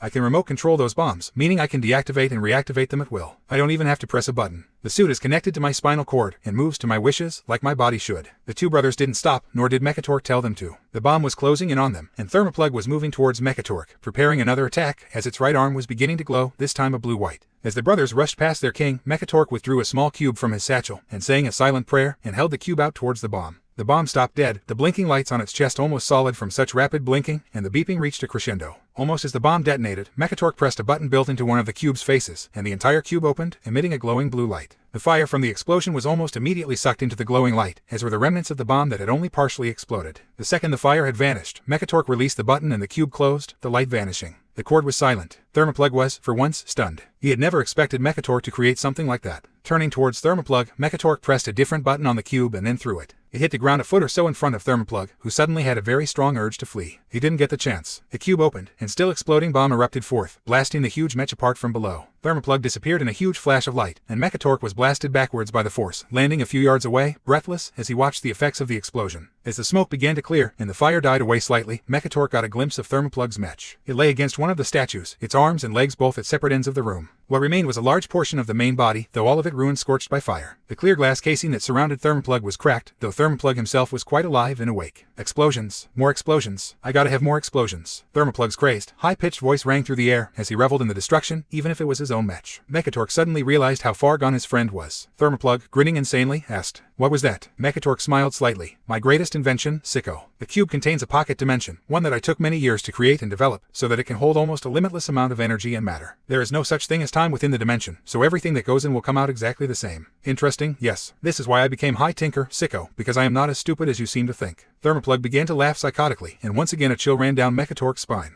The usurping gnome smiled insanely, the fire that was reflected in his goggles giving him an even more crazed look. "Admirable, Jelbin. But I never underestimated your talent as an inventor. You are smart, in some respects, but in many others, you are as moronic as a trog." The glowing, pulsing red light in the middle of the chest piece on Thermoplug's mech began to glow blue suddenly, and Mechatork had a horrible realization. The magnetic repairing. Almost immediately, the parts of the mech that had been blasted clear began moving at a rapid rate back towards it. What remained of its left leg reconnected to the socket, but it was slowly repaired, the glowing blue light intermittently changing back to red. The metal that had been distorted or broken into smaller pieces glowed white-hot, and then automatically grafted themselves onto the limbs. Within mere seconds, Thermoplug had regained use of its legs, and the arms, which were more intact, were nearly repaired seconds later. Mechatork took a few steps back, shocked at the spectacle. "I built into this machine an enhanced version of the auto-repair. The core is part magic, part science, and uses aspects of both in order to repair my body with ease. I feel no pain, no anything, and I can recover as many times as I want." Raising his right hand, Thermoplug pointed the same bright blue-white glow at Mechatork, shouting, "Gnome firebomb." From the tip, a huge sphere of blue and white light erupted, shooting across the room, straight at Mechatork. Regaining his wits, the gnome leapt back, avoiding the blast as it struck the ground where he had just been. It didn't explode, but it burst apart, almost like a balloon filled with water, and began to eat away at the metal, spreading rapidly as it did. Mechatork backed away quickly, before focusing his attention back on Thermoplug.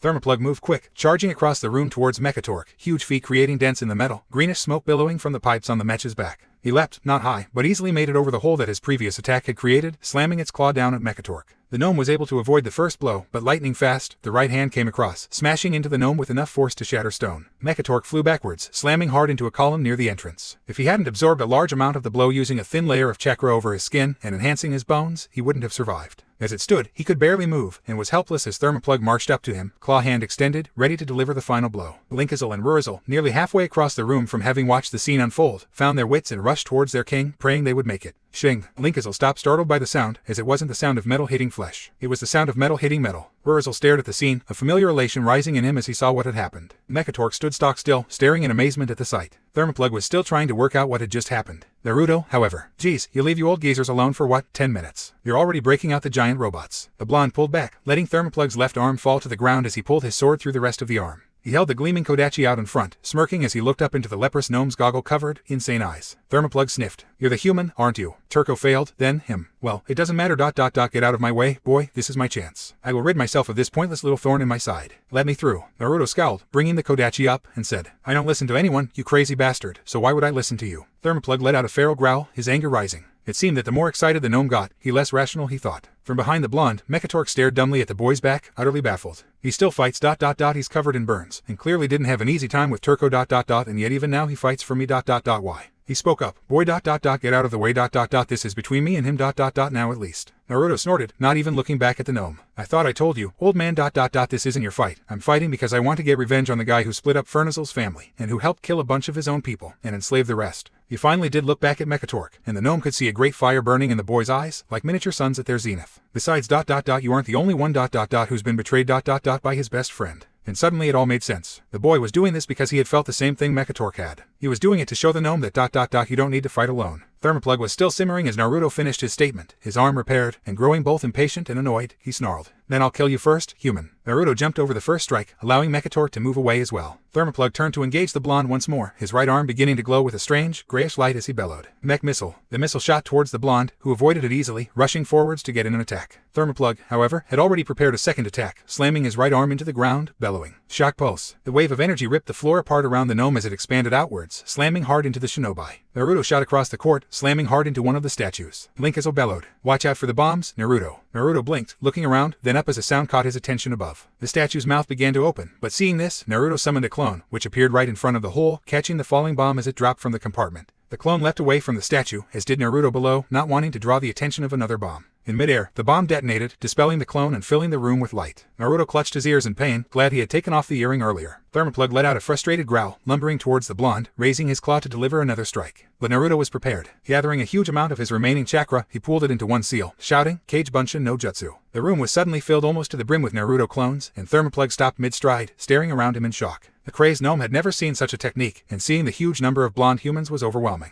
The Naruto clones drew their swords as one, and the original spoke softly, so much so that it was almost impossible to hear him. This ends now. I won't let you hurt anybody else. Then, they spoke as one, their shout so loud that even down on the first floor, Quidnir swore he heard Naruto's voice. Ninpo, Heihachi no Tauken. As one, the clones shot towards the stunned Thermoplug, who looked in almost every direction, trying to find the original. He smacked 3 approaching clones out of the air, but more converged, their blades slicing into the body of his mech. But they moved past, allowing more to get in, each striking a different point, slicing through metal with little resistance. In seconds, they had shredded the seemingly invincible armor into hundreds of pieces, leaving only a portion of the main body intact. Mechatork suddenly rushed forwards, unable to stop his feet, weaving deftly through dozens of Naruto clones. He reached the torso, and with a cry, slammed his sword through the glowing core of the machine, leaping away to safety seconds after he did so. The core destroyed, the armor itself was unable to function, despite having Thermoplug still connected to it. In a tremendous flash, the rest of the armor exploded, ejecting Mechgineer Thermoplug from his seat. He sailed through the air, twisting once, twice, thrice, before landing with a crash on his back, in the center of the room. Near the hole from where he originally came through, one of the sharp edges from where his own mech had ripped through the floor, impaling him through the chest. Clones were flung back by the explosion, disappearing in puffs of smoke as they did. The original landed near Linkazil and Rurizil, on his back, gasping. The 2 gnomes rushed to his aid, but stopped when they saw where he was looking. Mechatork stood in front of his old friend's unmoving body. The flames danced in his goggles, concealing what his eyes were depicting. Thermoplug stirred slightly, and he opened one graying eye behind the bright green goggles. He managed to croak out a few words before the blood completely filled his lungs. My destiny my dream why did you steal from me Mechatork didn't answer, his own gray eyes never wavering from Thermoplug's body. Mechgineer Thermoplug gave a final rasp, before he passed from this world for good. Mechatork fell to his knees, tears forming pools in each of his goggle lenses. He had done it. He had taken back what was his and what was his people's. They all of them. Every gnome who had died in every foolhardy attempt to retake the city, every gnome who had rushed to their death simply because he had asked them to. It was them. They had done it. And so had the boy. The boy had been the most essential part, whether he liked to admit it or not. The boy ... and Naruto ... had helped them achieve what they had been trying to do for years. It was because of him. Boy ... come here for a second ... will you? Naruto, who was sitting cross-legged at the same spot he had landed, got to his feet, a little confused. He managed to hobble over, still slightly unsteady from the explosion. When he stood directly behind the gnome, Mekator turned, lifting off his goggles as he did. He then handed them to Naruto, who stood stock still, startled by the offer. From behind him, he heard the soft gasps from the Rizzle brothers. That ... is the greatest honor the High Tinker can give a person ... He is acknowledging that they are equals. Amazing, thought Linkizzle, gazing in awe. Mekator spoke. Thank you, Uzumaki Naruto. Naruto looked down at the gnome for a second. Then, he lifted the goggles from the gnome's hands, slipping them over the top of his head, so that they came to rest where his forehead protector usually did. He grinned back. No problem, old man. Naruto then looked down at Thermoplug, feeling no pity, but he could not help but think to himself. It won't be like this, Sasuke. I'm going to bring you out of the darkness. Days later, King Magni Bronzebeard smiled as a gnomish messenger finishes reciting a message from High Tinker Jelbin Mekatork that the gnomes have agreed to enter the new alliance, and were requesting help to rebuild and clean up their city. I knew that it would be you ... boy. You will be a legend, I am sure. The final chapter to the Gnome Rigan Orc. I found it fun to write, but I have also noticed that I am not the most verbose person in the world, having to refer to the thesaurus often in order to find words that are fresh and new. I have also noticed that I repeat things a lot. I'll try to improve in the future. The fight against the Electrocutioner. I kind of got bored with it, so I made Turco so annoying that not even Naruto wants to fight him, instead just taking him out in one fell swoop. I just heard about the new expansion pack, and I am psyched. I already planned for a trip to Outland, so now it will be more in canon with the World of Warcraft universe. It is beautiful today, isn't it, my lady? Kylia declared, staring up at the gorgeous blue sky, the sun reflecting off her shiny black hair. She reveled in the warm feeling the sun brought on her skin. Beside her, Kira smiled at her best friend and handmaiden, nodding yes to the question, and following Kylia's gaze up into the endless sky above. The two girls were sitting in the castle gardens, blowing off Kira's first free time in almost a week. It had been almost 2 since her father had declared the alliance with the Scarlet Crusade, and since Benedictus had begun pushing extra hard during their sessions. Simply put, she was worried and weary, and was very glad to have some time off. It wasn't much off, though. She returned to training that evening, after Benedictus got back from sorting out a few matters that had come up in the cathedral. The old man hadn't told her what, but she had a feeling he would soon. She continued to gaze up at the sky, almost losing herself in its vast blueness. It took most of her willpower not to consider just staying in that state forever, abandoning all worry and pain and any burden that she held. It was so tempting, she decided, to just not care. But she didn't even want to think about such a thing. It was a saying that Benedictus had said to her once. Once you partake of forbidden fruit ... it will be impossible to resist it again. Apathy was a forbidden fruit for her, it seemed. Sighing a little, she slumped to the ground, ignoring Kylia's squawk of disapproval. She was wearing a white dress, made of silk, as her father didn't believe it was proper for a princess to wear anything less than the finest. She wore it to please him, mostly, as it was difficult to put on and got dirty easily. During training, she always wore the robes that novices wore, wool dyed brown with a hood sewn on. I'm hungry, she exclaimed suddenly, startling the other girl as she did. Kylia got up, blushing a little, then asked, "What can I get you, my lady?" Kira sighed again, wondering when her friend would drop the my lady and start calling her by her proper name. She shook her head, before standing up. "Nothing in the castle. Let's go get something in the town. I haven't eaten there for ages." Kylia looked a bit frightened, and hastened to suggest an alternative. "My lady ... it could be dangerous for you. Surely we can't just sneak into the kitchens as we normally do." Kira shook her head, smiling cheerfully. "I never thought I'd hear you say that, Kai. But no, as much as I like Master Chef Frederick's food, I'm in need of something more. I don't know, common. I'm sure we could find something we both like, and I'm not defenseless, so we don't have to worry." Kylia looked undecided a moment longer, trying to find a way to convince the other girl to just stay in the castle. Kylia knew what it was like outside the walls, whereas Kira had only experienced what little of the city that she'd been escorted through during her youth. Before becoming Kira's handmaiden, she had lived with her father and mother in a small, dingy house in the slums near the Dwarven sector. Her father had been an abusive drunk, and her mother a neglectful witch. When she was 5, she and her mother had returned home to find her father dead on the ground, in a pool of his own vomit, indicating that he'd most likely died of alcohol poisoning. Horrified by the sight of her dead husband, Kylia's mother had slit her own wrists, crying over the dead man, while Kylia watched in shock. The entire time, she hadn't even looked at the poor girl, ignoring her until the very end. Afterwards, Kylia had wandered a little through the streets, hungry and vulnerable, until she'd ended up near the castle walls. She'd been found there by Kira's mother, who'd been searching the ground near the walls for different types of natural herbs and plants that grew there. The woman brought her in, healed her and fed her, then made her a servant, providing her with a home and the knowledge that at least someone in the world cared about her. She met Kira there, who was almost 4 at the time, and they'd become fast friends, and so Kira's mother had made her Kira's personal handmaiden. She died not 3 days later on her way to the north, ambushed by Scourge on the road that led to a small town that needed her assistance. From that day on, Kylia had not only become Kira's friend, but her sister, almost. Kira's mother had entrusted her with Kira's safety and needs, and she'd honor that to her dying day. And Kira loved her for it. Finally deciding that she would never be able to convince Kira otherwise, she said, "I suppose we could ... if we hurry back. You wouldn't want to be late to your lesson, would you?" Kira grinned at the other girl, hugging her lightly. She then turned and hurried through the gardens towards the entrance into the castle atrium. "It's been so long since I've been out like this. It's great, isn't it?" gushed Kira as the two girls weaved their way through the thicket of people that crowded the streets of Stormwind.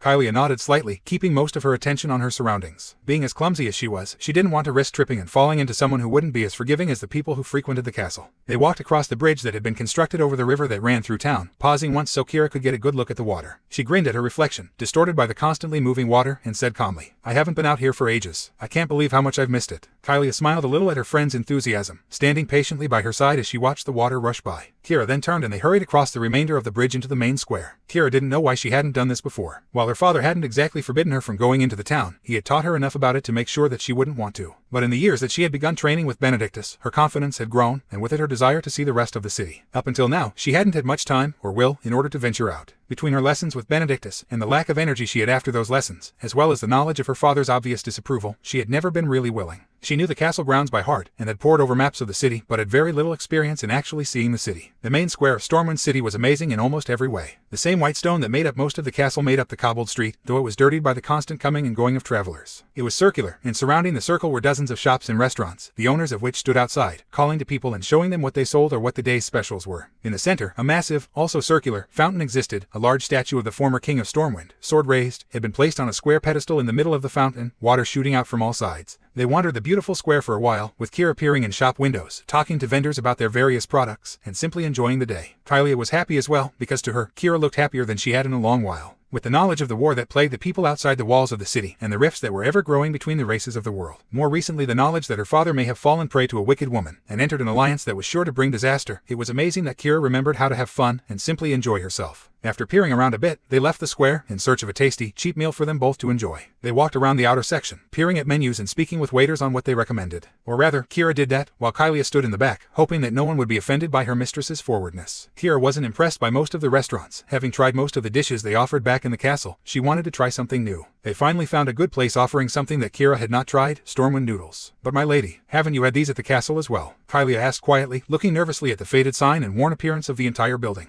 "Yes, but they are always with something else, never just by themselves, so this might be kind of nice." She walked in, and almost as soon as she did, was greeted cheerfully by a pretty brown-haired girl who seemed to appear from nowhere. "Hello, welcome to our shop. Can I get you anything to drink?" Kira was a bit startled by the girl's over-enthusiastic greeting, but smiled slightly and nodded.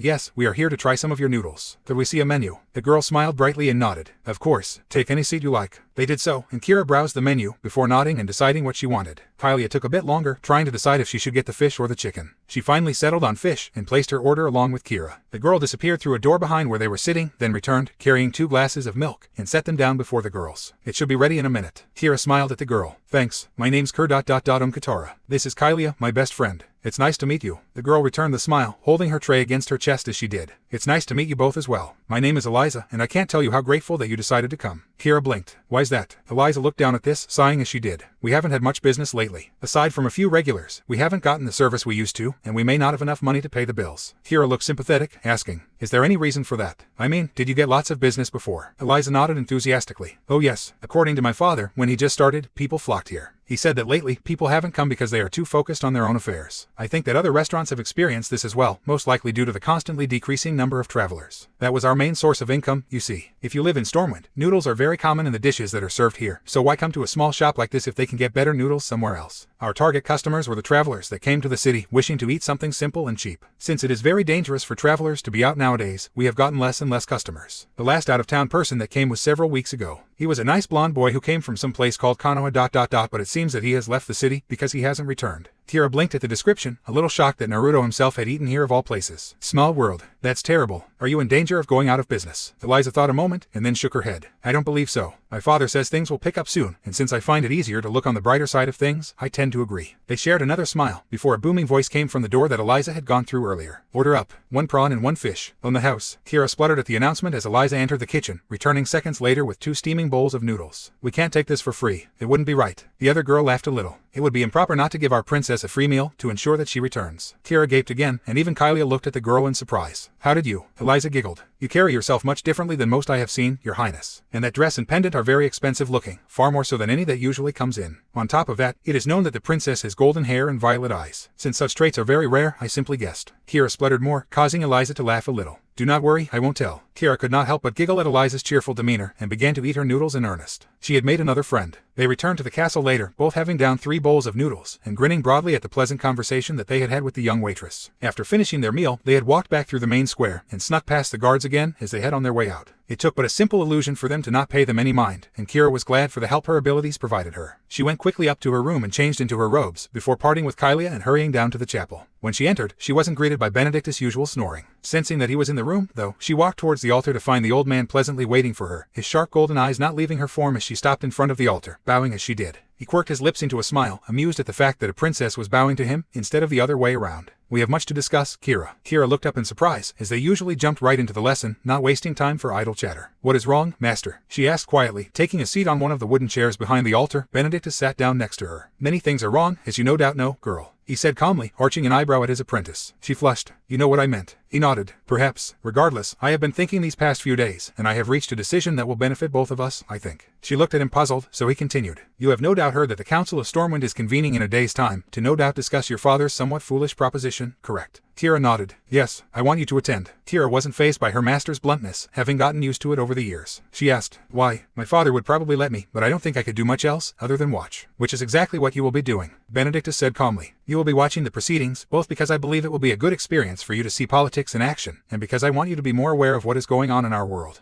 I want you to see what others have to say about these troubled times, and this is the perfect way for you to hear the opinions of others. It would also allow you to see both myself and your father deal with the inquiries of others. You will need to deal with them as well, once you become queen. Kira nodded a little uncertainly. It seemed incredibly rude to ask her father if she could just watch, and no doubt he would immediately suspect Benedictus of doing something. Nevertheless, she did want to hear what was going on in other parts of the country and world. Benedictus hadn't said much in the way of if Naruto had succeeded in getting the gnomes and the dwarves, so she wondered if there might be any information on that. Okay, master, I will do it. He nodded, smiling a bit. Good. Now, the next thing I want to talk to you about is why you felt the need to leave the safety of the castle today. She blushed a little, embarrassed that she had been discovered, and knowing that he wouldn't tell her how he knew, she simply said, I had some time off. Is it really that bad that I decided to leave? I came back fine, so why should it matter? He rolled his eyes, snorting. Because the longer you spend out there, the more likely you will be exposed to the wiles and tricks of the women on the streets. I don't train scarlet women. She blushed horribly, fighting down her ire at the old man. I didn't do anything. Leave me alone, you old bat. He laughed, his eyes twinkling as he stood up. Perhaps, but nonetheless, it is best that you rest. After you convince your father to let you sit in, go to bed, for I need your mind sharp and alert tomorrow. She nodded, and stomped away, muttering as the old man shooed her off. The next day Kira rose early in preparation for the task she had been assigned.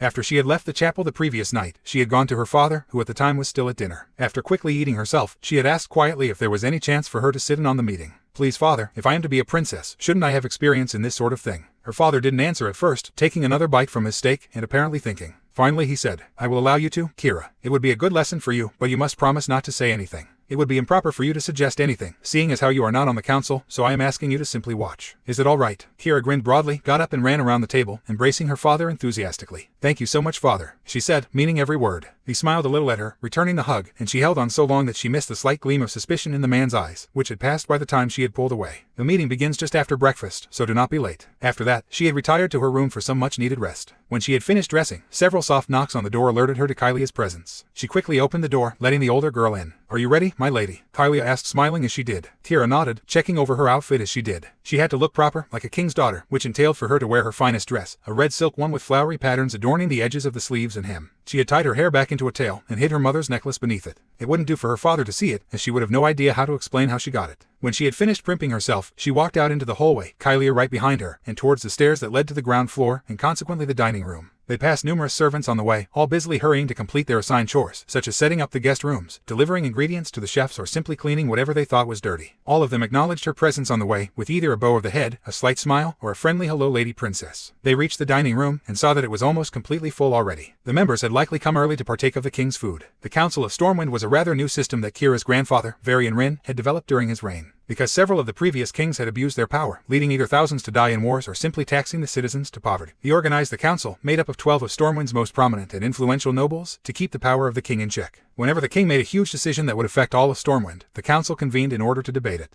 They had met on many occasions in the last few years, starting with the dissolution of the Alliance, and then Stormwind shutting off of the tram that led to Ironforge, and then the law that banned dwarves from living in the city. On each occasion, they had let the decision rest, because the majority of the nobles favored the king in most of his decisions. Several were downright racist, which had helped in banning dwarves from living in the city. The council had lost some power after Varian's mysterious disappearance on his way to the Ramor Island of the coast of Kalimdor. After his disappearance, Kira's father had been made king, only 10 years old at the time. While Anduin was still young, High Lord Bolvar Fordregan held the actual authority of the king and was charged as Anduin's protector as well as the regent of Stormwind. Bolvar had been a fierce leader and hadn't taken much advice from the council, using his own ideas and power to do what he thought was best. This had led to the council's advice being shunted aside, and for the years up until her father's true crowning, had been ignored almost completely, despite the frequent meetings it had. When Anduin had taken the throne, and Bolvar had been demoted to protecting Anduin's betrothed and Kira's mother, he had begun to call on the council's advice once more, thinking it best if the most influential minds of Stormwind continued to play a role in the political affairs of the city. After dismissing Kylia, Kira quickly took a seat near the door, not wanting to be in the way. She helped herself to some food, then sat back and waited for the meeting to start. As she waited, she let her eyes drift over the 12 members, 6 on each side of the long, rectangular table, her father at the head. She knew all of them, having met them at one point or another during her lifetime. To her father's immediate right, Lady Prester sat, her beautiful black hair gleaming in the morning sunshine, her face graced with a pleasant, kind smile that made Kira's mood brighten. Lady Prester had been one of the first to be admitted onto the council, and thusly held a lot more influence than most of the other members. To his left sat the captain of the Stormwind City Guards, Captain Reinhardt Shawn. He was easily recognizable with his large build and bushy brown beard, which covered the majority of his face. Aside from being much taller, he was built rather like a dwarf, sturdy-looking and strong. He too held much power in the council. She scanned the rest with less interest and focus, only vaguely remembering their names and titles, until she reached the other end of the table, where her master, Archbishop Benedictus, sat.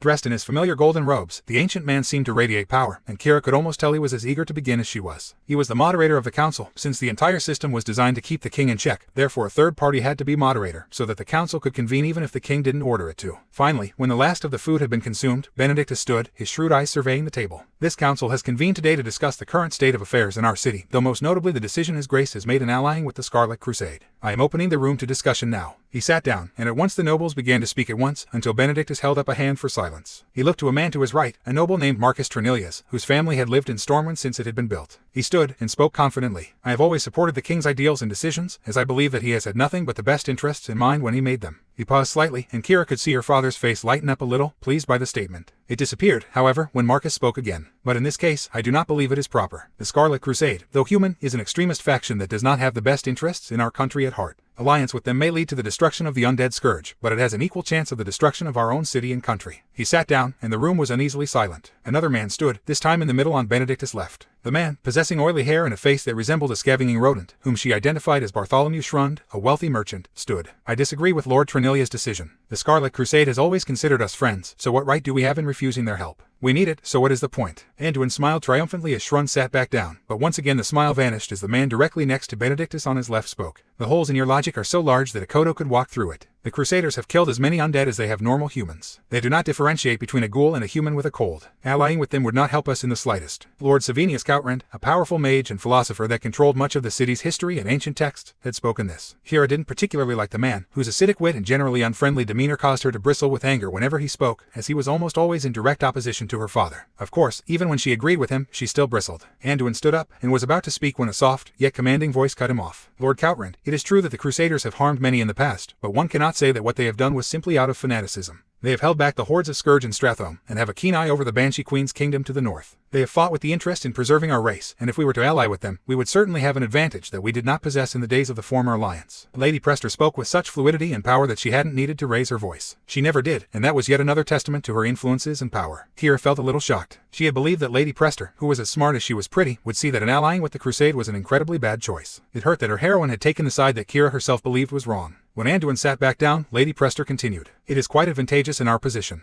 We have no allies, and if we were to be without allies in the future, then there is no telling what harm could come to our city. Is it not true that the dwarves and gnomes have once again allied themselves? The room exploded with shouts of denial, astonishment, and outright anger. Benedictus silenced the room once again with a hand, and then looked at Lady Prester, his eyes narrowed in suspicion. How do you know this? He spoke softly, but like Prester, it carried a wave of power and influence in it. She smiled pleasantly. I have heard the merchants and traders speaking of it. It is amazing what the people have to say. No. Benedictus' eyes did not leave the women for a few seconds, and then he swept them across the table to Captain Reinhardt, who had held his hand up. The bearded captain cleared his throat, and then spoke loudly. I too have heard of this. I think that it is in our best interest to extend a helping hand to them. My reports state that the gnomes have reacquired their capital city, Gnomeregan, and are in the process of rebuilding, with the dwarves by their side. If we were to extend a hand to them, perhaps we could reforge the majority of the alliance. Then, we would not have any need to ally with the Crusade. Benedictus nodded slightly, and Kira felt her heart nearly burst with joy. He did it. He did it. I knew he could. Well, I hoped he could. Lady Prester suddenly spoke. My belief is that someone, or perhaps something, is recreating the alliance by themselves. The gnomes were previously unable to retake their city, and after years of failed attempts, would it not be logical to say that they had even less of a chance of retaking it now than then? They refused both King Magni's help and ours, so it is obvious that someone has been helping them, and if this someone were a threat to our forces, then wouldn't it be prudent to have alliances ourselves? Would it not be more beneficial to keep the crusade in the alliance? And who is to say that the dwarves will even accept our hand? Was it not we who scorned them? I believe that there isn't any reason to not accept the hand of the Crusaders. What danger is there? If we allied with them, wouldn't they simply see us as friends, and thus not attack us like they have in the past? The entire reason they have attacked us in the past was due to the foolishness of travelers passing too close to the Plaguelands, and the lack of any identification. If we allied with them, they would have no reason to betray or harm us, because they see us as a means to rid the world of the scourge. She smiled again, and let her purple eyes drift across the room, which was silent once more. It was Benedictus who spoke next, his eyes once again boring into Lady Prester's. One could easily argue, Lady Prester, that they are in the perfect position to betray us. If they used the alliance as a means of getting close to our leaders, and eventually did betray us, they would be in a fantastic position.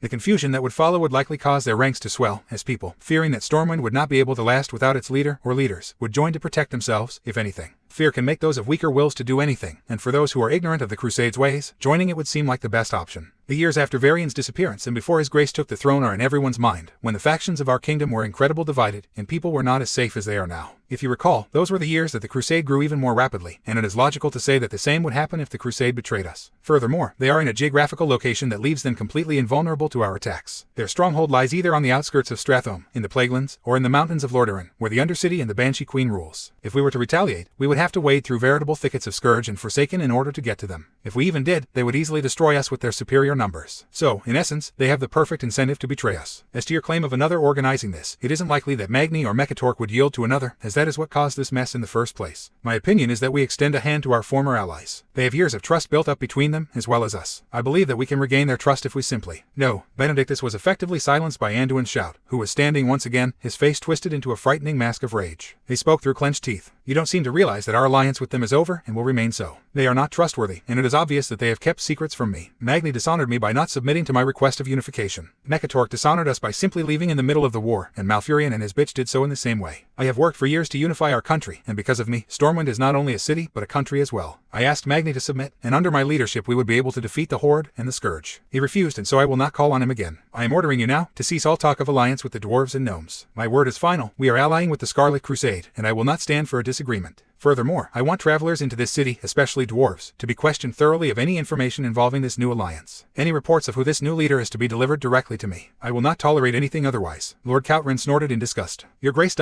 You do know that we have the power to veto any order that we believe is unjust, and perhaps tyrannical. Perhaps voting would see if the others agree with me on this. Anduin's eyes blazed, and he roared. Do not question me. I am the king, so it is I who will decide what is tyrannical or not. His blazing eyes flashed across the room, his face red, and perhaps would have continued shouting had he not spotted Kira's face. The girl was shaking madly, her eyes wide. Tears had pooled in the corners of her eyes, and she looked more frightened than he had ever seen her. She had never seen her father like this. It was terrifying. At once, the anger and hate drained from his expression, and he strode across the room, walking up to Kira and hugging her tightly. The girl flinched at first, then returned her father's embrace. They remained there for a time, simply hugging each other. Eventually, Anduin released her and stood up, turning to face the council, shame displayed as prominently as the symbol on his chest. Forgive me, I do not know what seized me in that moment. I retract those orders, and we will hold another meeting soon to continue this discussion. Right now I must rest. I am so very tired. He hung his head slightly, a rare gesture for a king, and slowly the council members stood and began filing from the room, casting several worried or suspicious glances at the king. Benedictus sighed. What is happening to you, Anduin? Kira sat by her father's bedside later that night and watched the king sleep. It was a restless one, with him tossing and turning, obviously troubled. She longed to reach out and wake him, to save him from the nightmares that plagued him, but couldn't bring herself to. She was still shocked by her father's outburst that morning, and was wondering if the man that lay in front of her was truly her father. She jumped when a hand fell on her shoulder. She looked up into the wizened face of Benedictus. Are you all right, child? She nodded a little feebly, further enhancing the fact that she was not, in fact, all right. What is happening to him? Why did he say those things? He's always been friends with Magni and the High Tinker ... and he's never been that cruel sounding. What is making him do this? She looked at her master for a response, her eyes pleading. He sighed, and spoke softly, watching the king toss and turn in his bed. I have several theories, little one, but none of which have any substance to them at this time. I will not tell them to you, for fear of worrying you more. I may tell you in time, but for now, you must simply focus on your training. I have received a missive from Magni earlier today, which has brought me up to date on what their situation is. At her inquiring look, he explained. Magni easily agreed to joining the new alliance, but he was skeptical about how one would approach the other races. He says that boy stayed with him for a week, training, before departing to find the gnomes. He then says that the boy was able to help the gnomes retake their city, rather surprisingly, and is currently on his way to Kalimdor, where he hopes to enlist the help of Thrall and the orcs. Kira was surprised, but felt her spirits lift a bit, knowing that she had chosen correctly. She let her eyes drift back to her father, but steeled herself. Her father was strong, and she knew that whatever was afflicting him, he would fight to the very last. She wanted desperately to help, but she somehow knew she wasn't experienced enough to break whatever curse had been placed on him. So she looked up at Benedictus, determined. Then we'd better start training, right? I'm going to need to be strong, so that I can help that pervert when the time comes. Benedictus smiled in the girl's courage. You are so much like your mother, little one. Your fire, even in the most trying of times, does not so much as flicker. You chose right in entrusting that boy as well, for I believe that he is of the same mold. My lady, have they accepted the alliance yet? No. But they shall soon, I imagine. The king is strangely receptive to my advances, so it shall only be a matter of time before I have him under my control. Shall we alert his mightiness and her greatness that we are succeeding? Not yet. This is my plan. I don't want that hag interfering and taking the credit. We shall simply wait and see what happens. Of course, my lady. All right, you remember everything.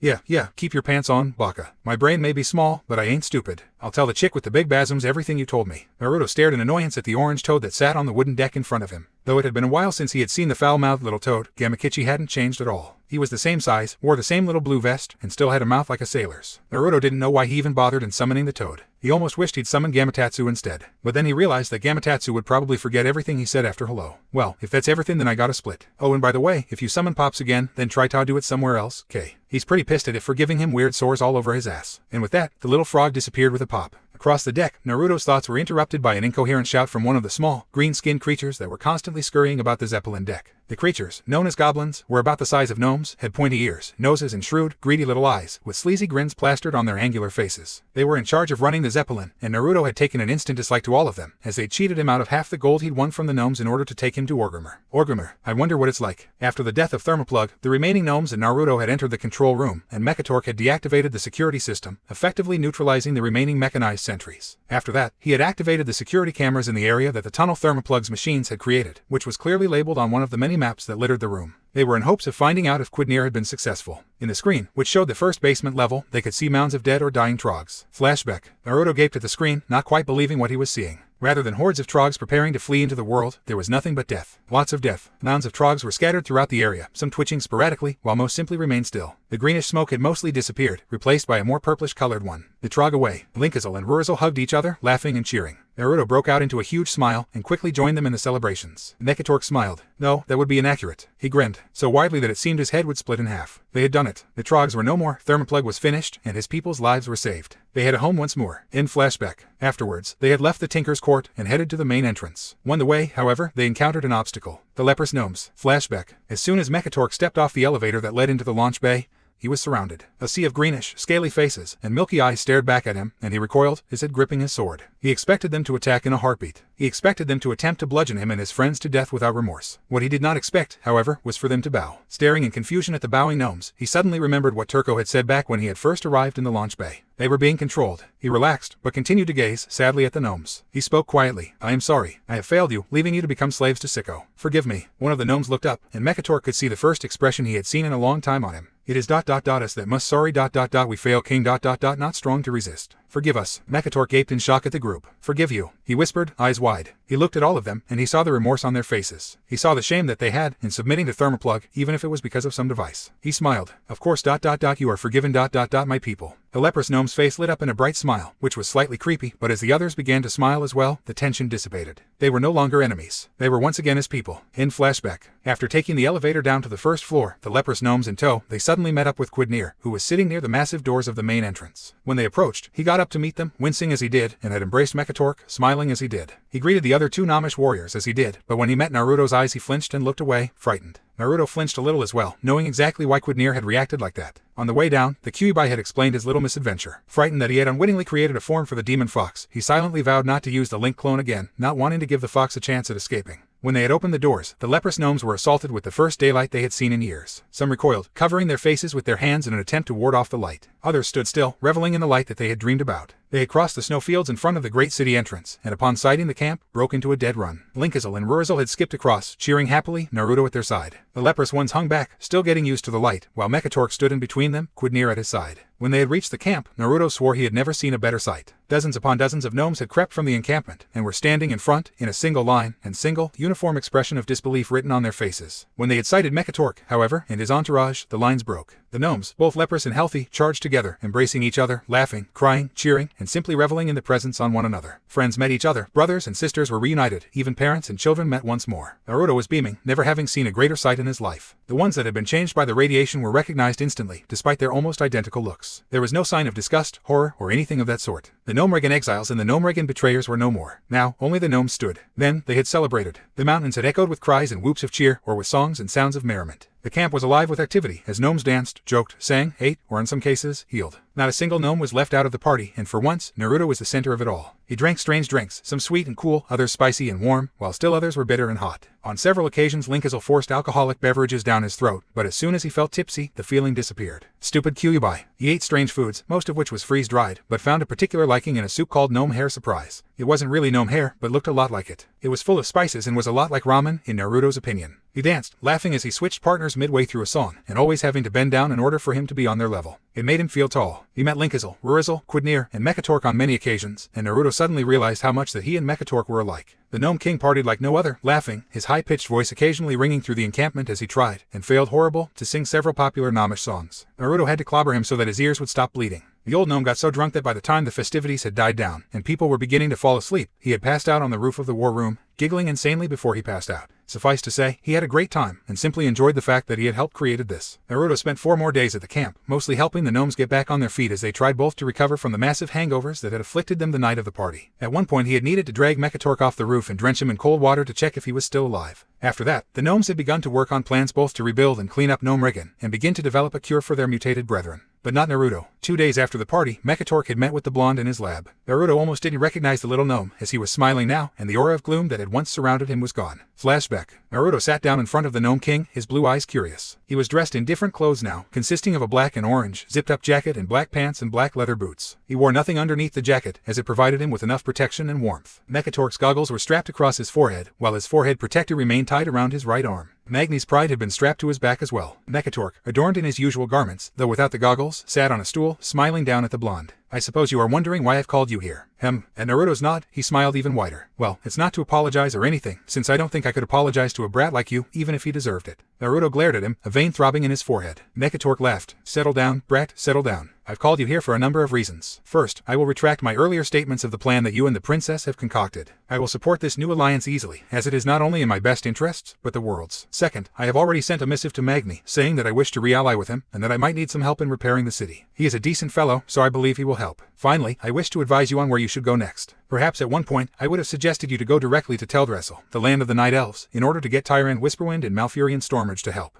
But I don't believe that that is a good idea, not yet. It is far away, and you would have no means of getting there. If I could, I would allow you to use the plans in the launch bay, but they are only built for gnomes, no matter how small you are. Naruto glared again, but this time only with half the power, as he was too focused on what the gnome was going to say. Therefore, I am advising you to head west, to the continent of Kalimdor. On the shores in the north, you will find the legendary city of Orcs, Orgrimmar, where the former war chief of the Horde, Thrall, lives. You may think me crazy, but I believe that Thrall will listen to you, if you give him both the chance, and you don't do anything stupid. Humans raised Thrall, you see, so he has a much better disposition towards them. If you can get an audience with him, it is likely that he may listen to what you have to say. In the worst case scenario, he would kill you, but the best, he would agree. From there you may be able to extend hands to the other former races of the Horde, the Tauren, and the Trolls, before taking on the Forsaken to the north of here, and the Night Elves off the coast of Kalimdor. You will no doubt travel much, but if you are going to make this work, then it is necessary. Mekatork looked at the boy hard, and Naruto nodded. Right, I got it. Orgrimmar, then. But there's a problem. Old man, I don't have any way of going across an ocean. The gnome smirked. Easily remedied, brat. Not too far from here is a Zeppelin Tower, where a group of goblins, the organization of Gobbish Zeppelineers, runs a ferry service for people. If you don't know what a Zeppelin is, then simply think of it as a large balloon with propellers. It is the quickest way for you to get across, even if it isn't the most inexpensive. Goblins are greedy little beasts, and won't hesitate to wring, if possible, every coin that you have from you. I'll give you some extra, so don't worry. I believe the Zeppelins leave in 2-day periods, so the next one won't leave for another 2 days. That gives you time to rest and plan out what you are going to do once you get to Kalimdor. Naruto sat back, nodding slightly. The prospect of flying was exciting, and if it was anything like flying on a Griffon, then he knew he would love it. However, the prospect of going into what was likely the lion's den was not so appealing to him. Kira had told him that the orcs were once a fierce tribe of creatures that had come from another world, much like himself. They had been manipulated by demons, which caused them to attack anything that wasn't like them. Eventually, they had broken free of the enchantment, and had become, as they were now, a ferocious group of shamanistic, tribal people who bore a lingering resentment towards humans. That hadn't stopped them from allying with each other at several points, as Thrall was a much more open-minded leader. Unfortunately, it appeared that it would be much harder for him to get them to agree than either the dwarves or the gnomes. Nothing was ever easy. Mekatork spoke once again. The last last thing I called you here for is a little bit less dire. I see you are still wearing my goggles, eh? Naruto blinked, touching the goggles that rested on his forehead, and nodded. Yeah, why? Well, they are quite unique, so I wanted to give you a bit of an explanation on how to use them effectively. They have several different vision modes, which allow you to see things in a much different way. I don't use them quite often, as it is somewhat draining, due to the fact that they use magic rather than battery power. The first mode is night vision, which is exactly as it sounds. The second is heat vision, which allows you to see the concentrations of body heat, allowing you to spy life forms with ease. The third vision mode is magic vision, which allows you to see high concentrations of magic in objects, and even detect what spell is going to be used. Very nifty. Had I known that Sicko could use magic in his mech, I would have used this against him. The final vision mode is X-ray vision. To Naruto's immense surprise, the little gnome blushed perversely at this. Do you need an explanation on that one? I don't usually tell people about it.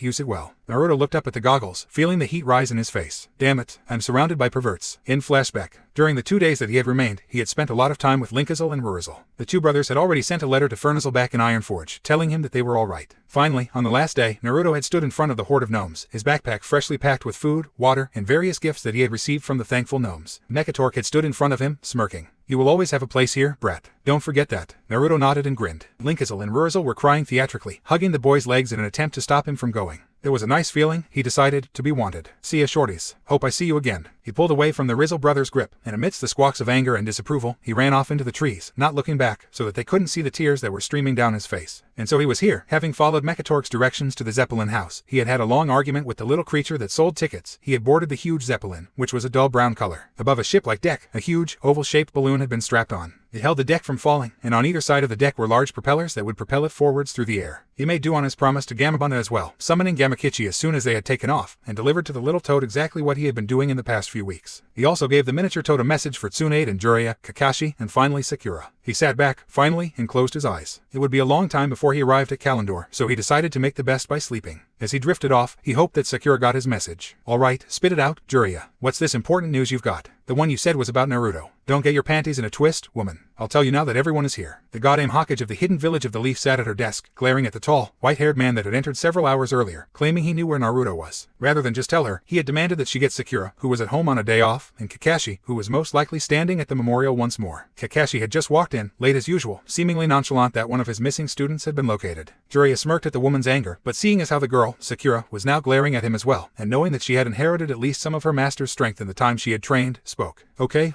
I'll tell you. You know how I've been summoning a toad every day to see if they had been summoned? Well, when I summoned one a few days ago. Gamakichi had a rather outlandish tale of Naruto summoning Gamabunta on top of a bunch of weird monsters in an even weirder place. He said that he didn't know anything else, but that Naruto had promised to explain more. Today, when I summoned them again, Gamakichi here had a couple of messages to give. At this point, a small, orange frog left from the bowels of Jiraiya's hair, almost completely concealed, and landed on the desk in front of Tsunade. Yo, the little creature chirped, grinning at everyone present. Tsunade's forehead throbbed. Get on with it, she snapped, angered that she had to wait so long to hear news of one of the most important people in her life. Sakura was looking similarly angered, but a great deal of concern had appeared, and she prayed that Naruto was okay. The little toad was unfazed by the anger and said, Right, now Naruto summoned me just a couple of hours ago, just before Jiraiya summoned me. He gave me a bunch of messages to say, so I hope I can remember them. Tsunade was at her wit's end. Where is he? Is he alright? Why hasn't he come back? Why? Hold on, lady. I'm gonna tell you, just keep those big melons in your shirt, okay? She glared fiercely at him, so he continued. Alright, when he summoned me, he was on a big ship of some sort, scepted as flying, and had a big balloon attached to the top. He was fine, looked never better, and all that. So here's the message he wanted me to give the chick with the big knockers. He cleared his throat. Hey Oba-chan, sorry I haven't contacted you before, but I was kinda busy. Anyways, I am fine, and as for where I am, that's kinda hard to explain. When I was getting firewood for Hirosenin, I found this weird little pendant, which transported me to another world. Sounds kinda like the plot of a lame fan fiction, huh? So don't make me missing in or anything, okay? I'm gonna come back, but I gotta keep another promise I made. Just wait, okay? I promise to keep you informed, so have Hirosenin keep summoning those frogs just to see if I have anything new, okay? That's it, thanks Oba-chan. Tsunade looked bewildered at the little toad. Her mind was trying its best to comprehend his words, but already the toad had moved on. To Jiraiya he says, don't get all mad that you can't train me anymore. Hirosenin, I'm learning a lot of new stuff, and when I get back, you're not gonna be able to even touch me. Jiraiya snorted, but smirked nonetheless. To the perverted guy with the weird eye, Kakashi sweat dropped. He says this, Kakashi-sensei, don't get even more lazy and perverted now that I'm gone, cause when I get back, you're gonna help me and Sakura-chan get Sasuke team back. Kakashi smiled a little and nodded.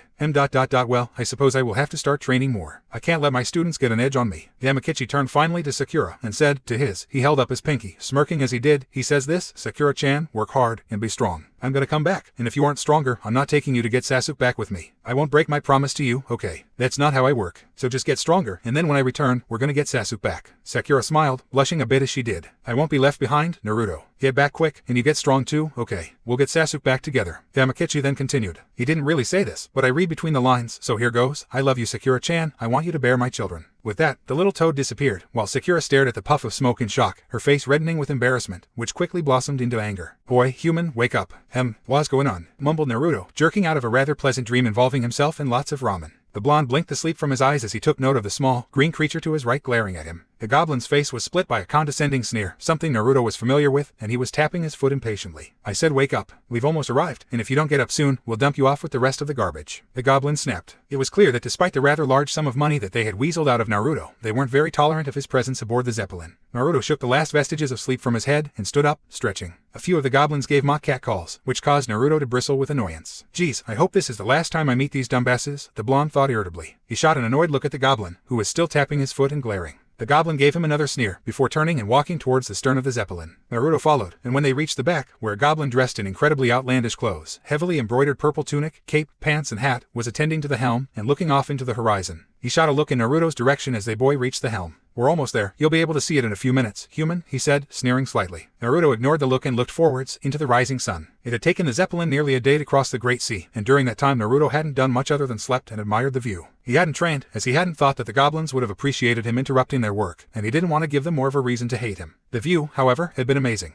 Naruto hadn't been near any great bodies of water other than the coastline in the wave country, though because of the layer of mist that had obscured the horizon, he hadn't gotten a great view then. Now, however, as he flew high above the seemingly endless fields of blue, he was able to properly appreciate its sheer size and awesomeness. It was simply amazing. The fact that he was flying further enhanced his feelings of elation, and though it was different than flying atop a Griffon, it was still one of the best feelings Naruto had ever had, even if it was being controlled by a bunch of greedy little snots whose attitudes resembled Sasuke's on a good day. As he looked across the deck into the morning sun, he spotted a dark splotch beneath it. He placed a hand on his forehead to shield his eyes from the blazing sun, and tried to get a better view of the dark splotch, which was quickly becoming an even larger one. As the Zeppelin moved closer, Naruto got his first glimpse of the great continent of Kalimdor. From what Kira had said, Kalimdor was home to no human populations. The only permanent settlement, the Ramor, had been destroyed some years back, and thusly it was home to completely non-human species. It was characterized by the many grasslands and deserts it had, with few forests and many mountains. That wasn't to say it was all desert and grasslands, as there was a particularly large forest to the north, called Ashenvale, where a contingent of night elves lived. While most of the elves had retreated to Teldrassil, a small portion remained in Ashenvale, watching over it so that the other races didn't wipe it off the face of the earth. But it was the startling fact that Naruto was going to an entirely different continent that really thrilled him. As far as he knew, there were very few shinobi who had ever left the elemental countries, and thusly it wasn't widely speculated that there were other continents out in the world. The idea that he was about to land on an entirely different continent appealed to Naruto's love of adventure, and couldn't help but be slightly excited over the fact that he would be setting foot on a place that very few humans had, as well as a place where he would be the first shinobi to set foot on. When land was completely in sight, the goblin helmsman shot another scathing look at Naruto. We will drop you off near the shore. You will not be getting off at the tower, as there will doubtlessly be orcs there to barter for our goods. Orgrimmar is about 1.5 miles from the shore, just head in the exact opposite direction of the sea. That's easy for you, right human? The goblin said, taking great delight at Naruto's reaction to the insult. Naruto just bristled, having gotten slightly used to the goblin's annoying personalities. He was so glad that he didn't have to hang out with these little snots for longer than he had to. When they came even closer to the shoreline, the helmsman shouted out something in another language, and seconds later the Zeppelin began to descend at a rapid rate. Naruto molded some chakra into his feet to keep himself from falling on his behind. He was suddenly glad he had done so, as the goblins had no apparent reaction to the sudden change in direction.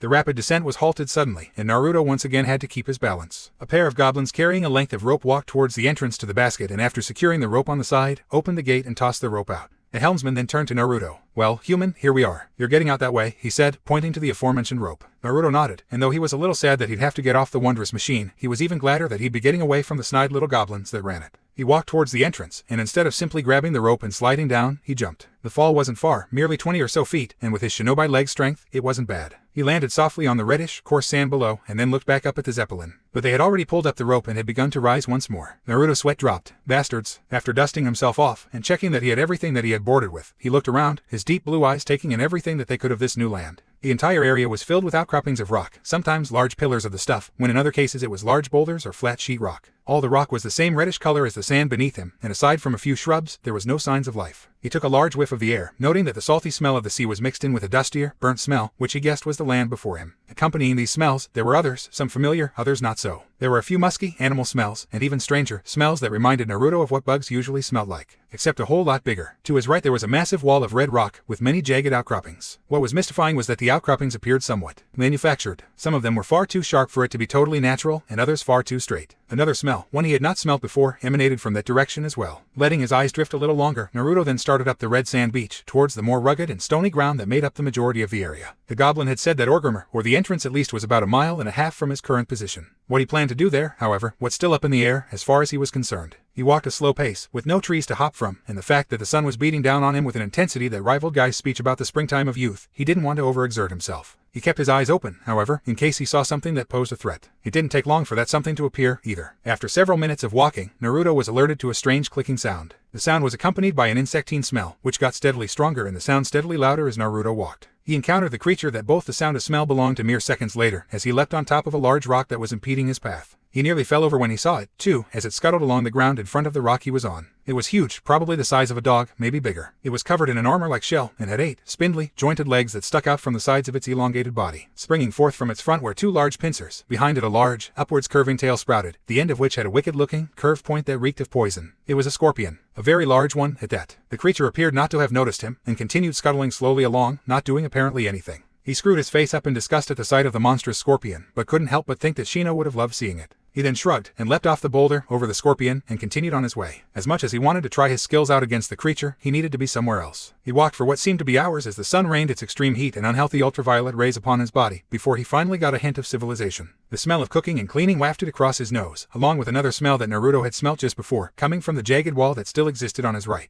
He then spotted something in the distance, something familiar. The Zeppelin. Though the distortion caused by the heat and sun had prevented Naruto from seeing it until now, it was amazing that he had missed it at all. A huge tower, similar to the one he had seen in Dunmorog, had been constructed not far away from the rock wall, and the Zeppelin that he had come on was floating right next to the tower. He could smell and hear the sounds of the goblins unloading whatever cargo they had brought along with him. He sped up, and when the tower was completely in his view, no longer obscured by the wavy heat, he watched the top from behind a boulder, trying to spot whatever the goblins were conversing with. A few minutes passed, and when nothing came, Naruto almost started moving again, until a few grunts froze him in his tracks. From the entrance, which Naruto couldn't see as it was on the other side of the tower, a group of easily some of the strangest creatures Naruto had ever seen in his life came. They were huge, nearly 7 feet tall, most likely more, and were the color of Naruto's least favorite things in the world, vegetables. They were all varying shades of the green as well, ranging from a light, yellowish green to a dark emerald. Each one of the creatures had dark hair that had been braided in some way, and from what he could see of their faces, most of them had beards as well. All of them bulged with huge muscles, not the muscles that a ninja possessed, but that of a brawler's, strong and wild. Their faces were hard and worn-looking, the leathery green skin that covered them stretched taut over bulging facial muscles. They all had strong jaws, and their lips were parted slightly, most likely caused by the tusk-like protrusions that sprang from their bottom jaws. Naruto knew at once what these creatures were. Orcs. He didn't dare go any closer yet, so he simply sat and watched the group as they moved away from the tower, lugging heavy crates with strange markings that Naruto guessed was either Goblish or Orcish. It was all Greek to him anyways. He was slightly in awe of their strength, as they were lifting the huge crates with apparent ease, and talking in audible tones to each other as they did. When they had moved away from the tower, Naruto crept from his hiding spot and followed quickly. He ducked behind rocks every now and then, crouching low both when he was trying to hide and when he was moving. Stealth wasn't his strong point, but, being a ninja, he wasn't totally bereft in that area. He followed them for a few minutes before he caught sight of where they were headed. Then once again, he couldn't help but gawk. A massive gate had been built into the equally massive rock wall. Rather than being the same color as the wall, it is a white stone with crude wooden supports built into it. On both sides were 2 large, wooden guard towers, with small slits along the top. They were crude-looking, and possessed none of the detailed skill that the towers in Stormwind or Ironforge had. Situated directly between the 2 towers was a large, closed gate, also made of wood. In front of the whole structure was a road, which led off into the distance away from the entrance, towards a canyon that Naruto could just see in the distance. On either side of the road large, tusk-like structures had been driven into the earth, forming crude boundaries. The whole structure had a strange feel to it, a primordial, primitive feeling that stirred something within the deepest depths of Naruto's mind. It was, in a word, fantastic. And that was just the entrance. Naruto was distracted from his slight awe when one of the orcs moved forwards, grunting something to the 2 orcs that Naruto couldn't understand. He suddenly grew a little nervous. Mekatork had mentioned that the orcs spoke a different language, but he hadn't remembered that until now. Shit, how am I going to talk to them if they can't understand me? You had been paying attention. Brat, the little morsel did mention that their leader spoke our language. Find him first. Oh yeah. Shaking those thoughts from his mind, Naruto crept a little closer, hiding behind a large boulder that sat nearest to the road.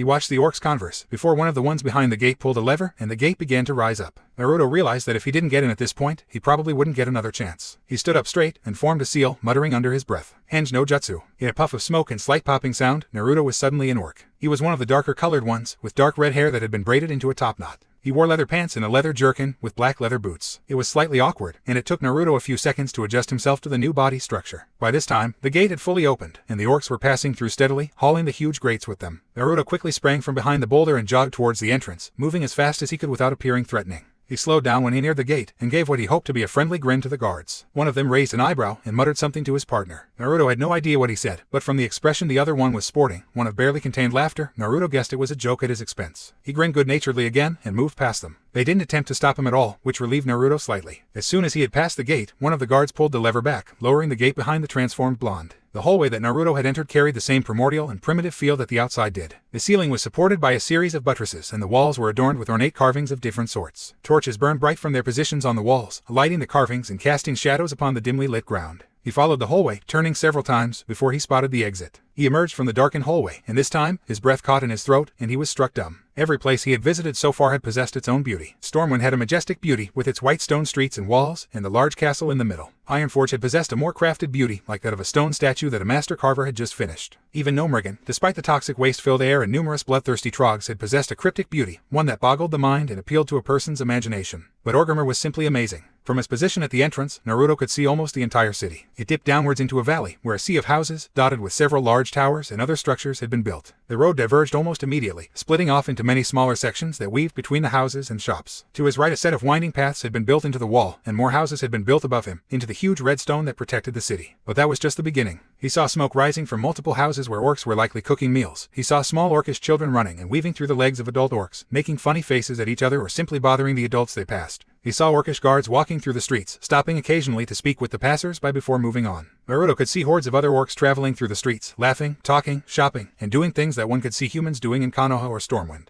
Naruto was struck at how very similar they were to humans, and that despite their size and color, they weren't much different at all. And the smells, Naruto had never smelled such smells in his life. He could smell meals of all kinds being cooked, drinks being served, and many others he simply couldn't identify. The smells enhanced the feeling that had stirred in Naruto since had arrived. It was a feeling that was, for him, hard to describe. He didn't know why, but he felt ... at home at this place. The high walls on all sides, coupled with the fantastic smells and wondrous, open atmosphere, made Naruto instantly think of Konoha. That was it. This place, despite the crudeness of its structure and its green-skinned people, reminded him exactly of the city of his birth. It had different smells, to be sure, but the atmosphere was exactly alike. It was one of peace with a slight undertone of power, something that proved to Naruto that if anyone attacked this place, they would be in for the fight of their lives. He hadn't gotten the same feeling in Stormwind or in Ironforge. Ironforge had been closed off, musky, and hot. Its people had been friendly, but it had felt old, and Naruto had felt that unlike Konoha, the walls of rock that had surrounded Ironforge held much more history, and the stains that accompanied that history. Stormwind, too, hadn't felt this way. It was beautiful, to be sure, but the entire city had been filled with tension. He had seen it in the people's eyes as they walked, never getting too close to another, lest they get their pockets picked or molested in some way. No, Stormwind had been filled with a constant strife, even if it had appeared peaceful. The paranoia, the fear that each citizen had, not knowing if they'd wake up the next day, or praying that their possessions weren't stolen while they slept. But Orgrimmar had that feeling. Orgrimmar had a peaceful feeling to it, despite the constant hustle and bustle of its citizens. As he descended the hill and traveled the road, not really knowing where he was going, he could see that none of the orcs feared for their lives as they drifted off to sleep. None of the orcs kept their guards up around the members of their own kind. The bond of trust that the people had was as great as that of Konoha's. It made Naruto's heart ache, too, for his own home. Even though the people had never really accepted him, it had always been his home, and it always would be. So wrapped up in this experience, Naruto wasn't able to prevent himself from knocking shoulders with another orc, causing them both to stumble slightly. Naruto gave him an apologetic smile. "Sorry," he mumbled, before passing the orc, who stood rooted to the spot, eyes wide. The orc then turned furiously around and grabbed Naruto by the shoulder, pulling the still transformed boy to face him. "And," the orc shouted, his face screwed up with rage. Naruto took a step backwards, utterly baffled. What had he done wrong? He had said sorry, so why was this? A sudden jolt through his thoughts reminded him that he spoke not a word of Orcish, and Gomen could easily be something extremely rude in the orc's language. "You have all the luck, don't you, brat?" Naruto refrained from answering.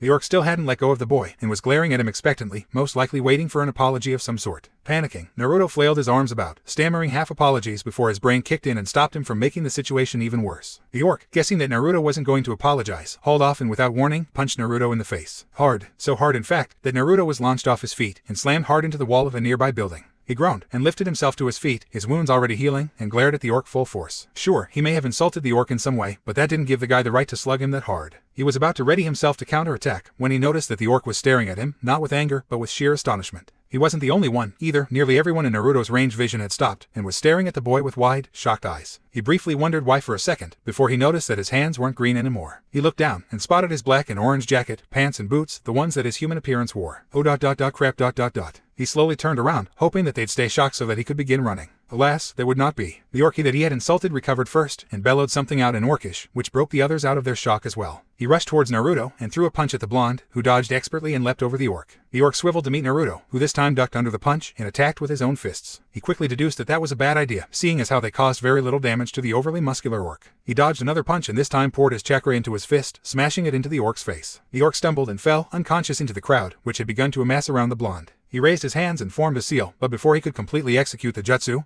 he felt a sharp, blinding pain in his back. He managed a half-turn to see what had struck him, and saw one of the guardian orcs that he had seen patrolling earlier. The tip of the orc's spear was covered in blood. His blood. Growling in anger, he struck out with his fists and hands, unconsciously adding the demon's chakra into them. The breath was driven suddenly from his lungs as an orc in front of him drove its fist into Naruto's gut, and as he fell, a second attack from his side, then a third from behind, before Naruto's world degenerated into a haze of pain, sound, and finally blackness. Naruto suddenly became aware of his surroundings. He was lying on the ground, no doubt, as it was coarse and sandy. The smell of earth was very heavy in his nostrils, and above him he could dimly hear the shouts and roars of possibly hundreds of orcs. As consciousness gradually returned to him, he realized that he was still alive. He managed to crack open one eye, and found that he was indeed face down in the dirt. He managed a soft moan, and as feeling began to return to his limbs, he struggled to turn himself over. He managed to get one arm to move, but the other remained limp at his side, the whole thing covered in a fuzzy, lifeless haze. The feeling began to return much quicker now that Naruto was almost completely conscious, and after several seconds of struggling, managed to lift his upper torso off the ground, and flip himself onto his back. He was staring up at the blue sky, his vision still slightly blurry. He became increasingly aware of the din that was blaring on all sides of him, and with a few seconds more struggle, Naruto managed to turn and look at what was causing it.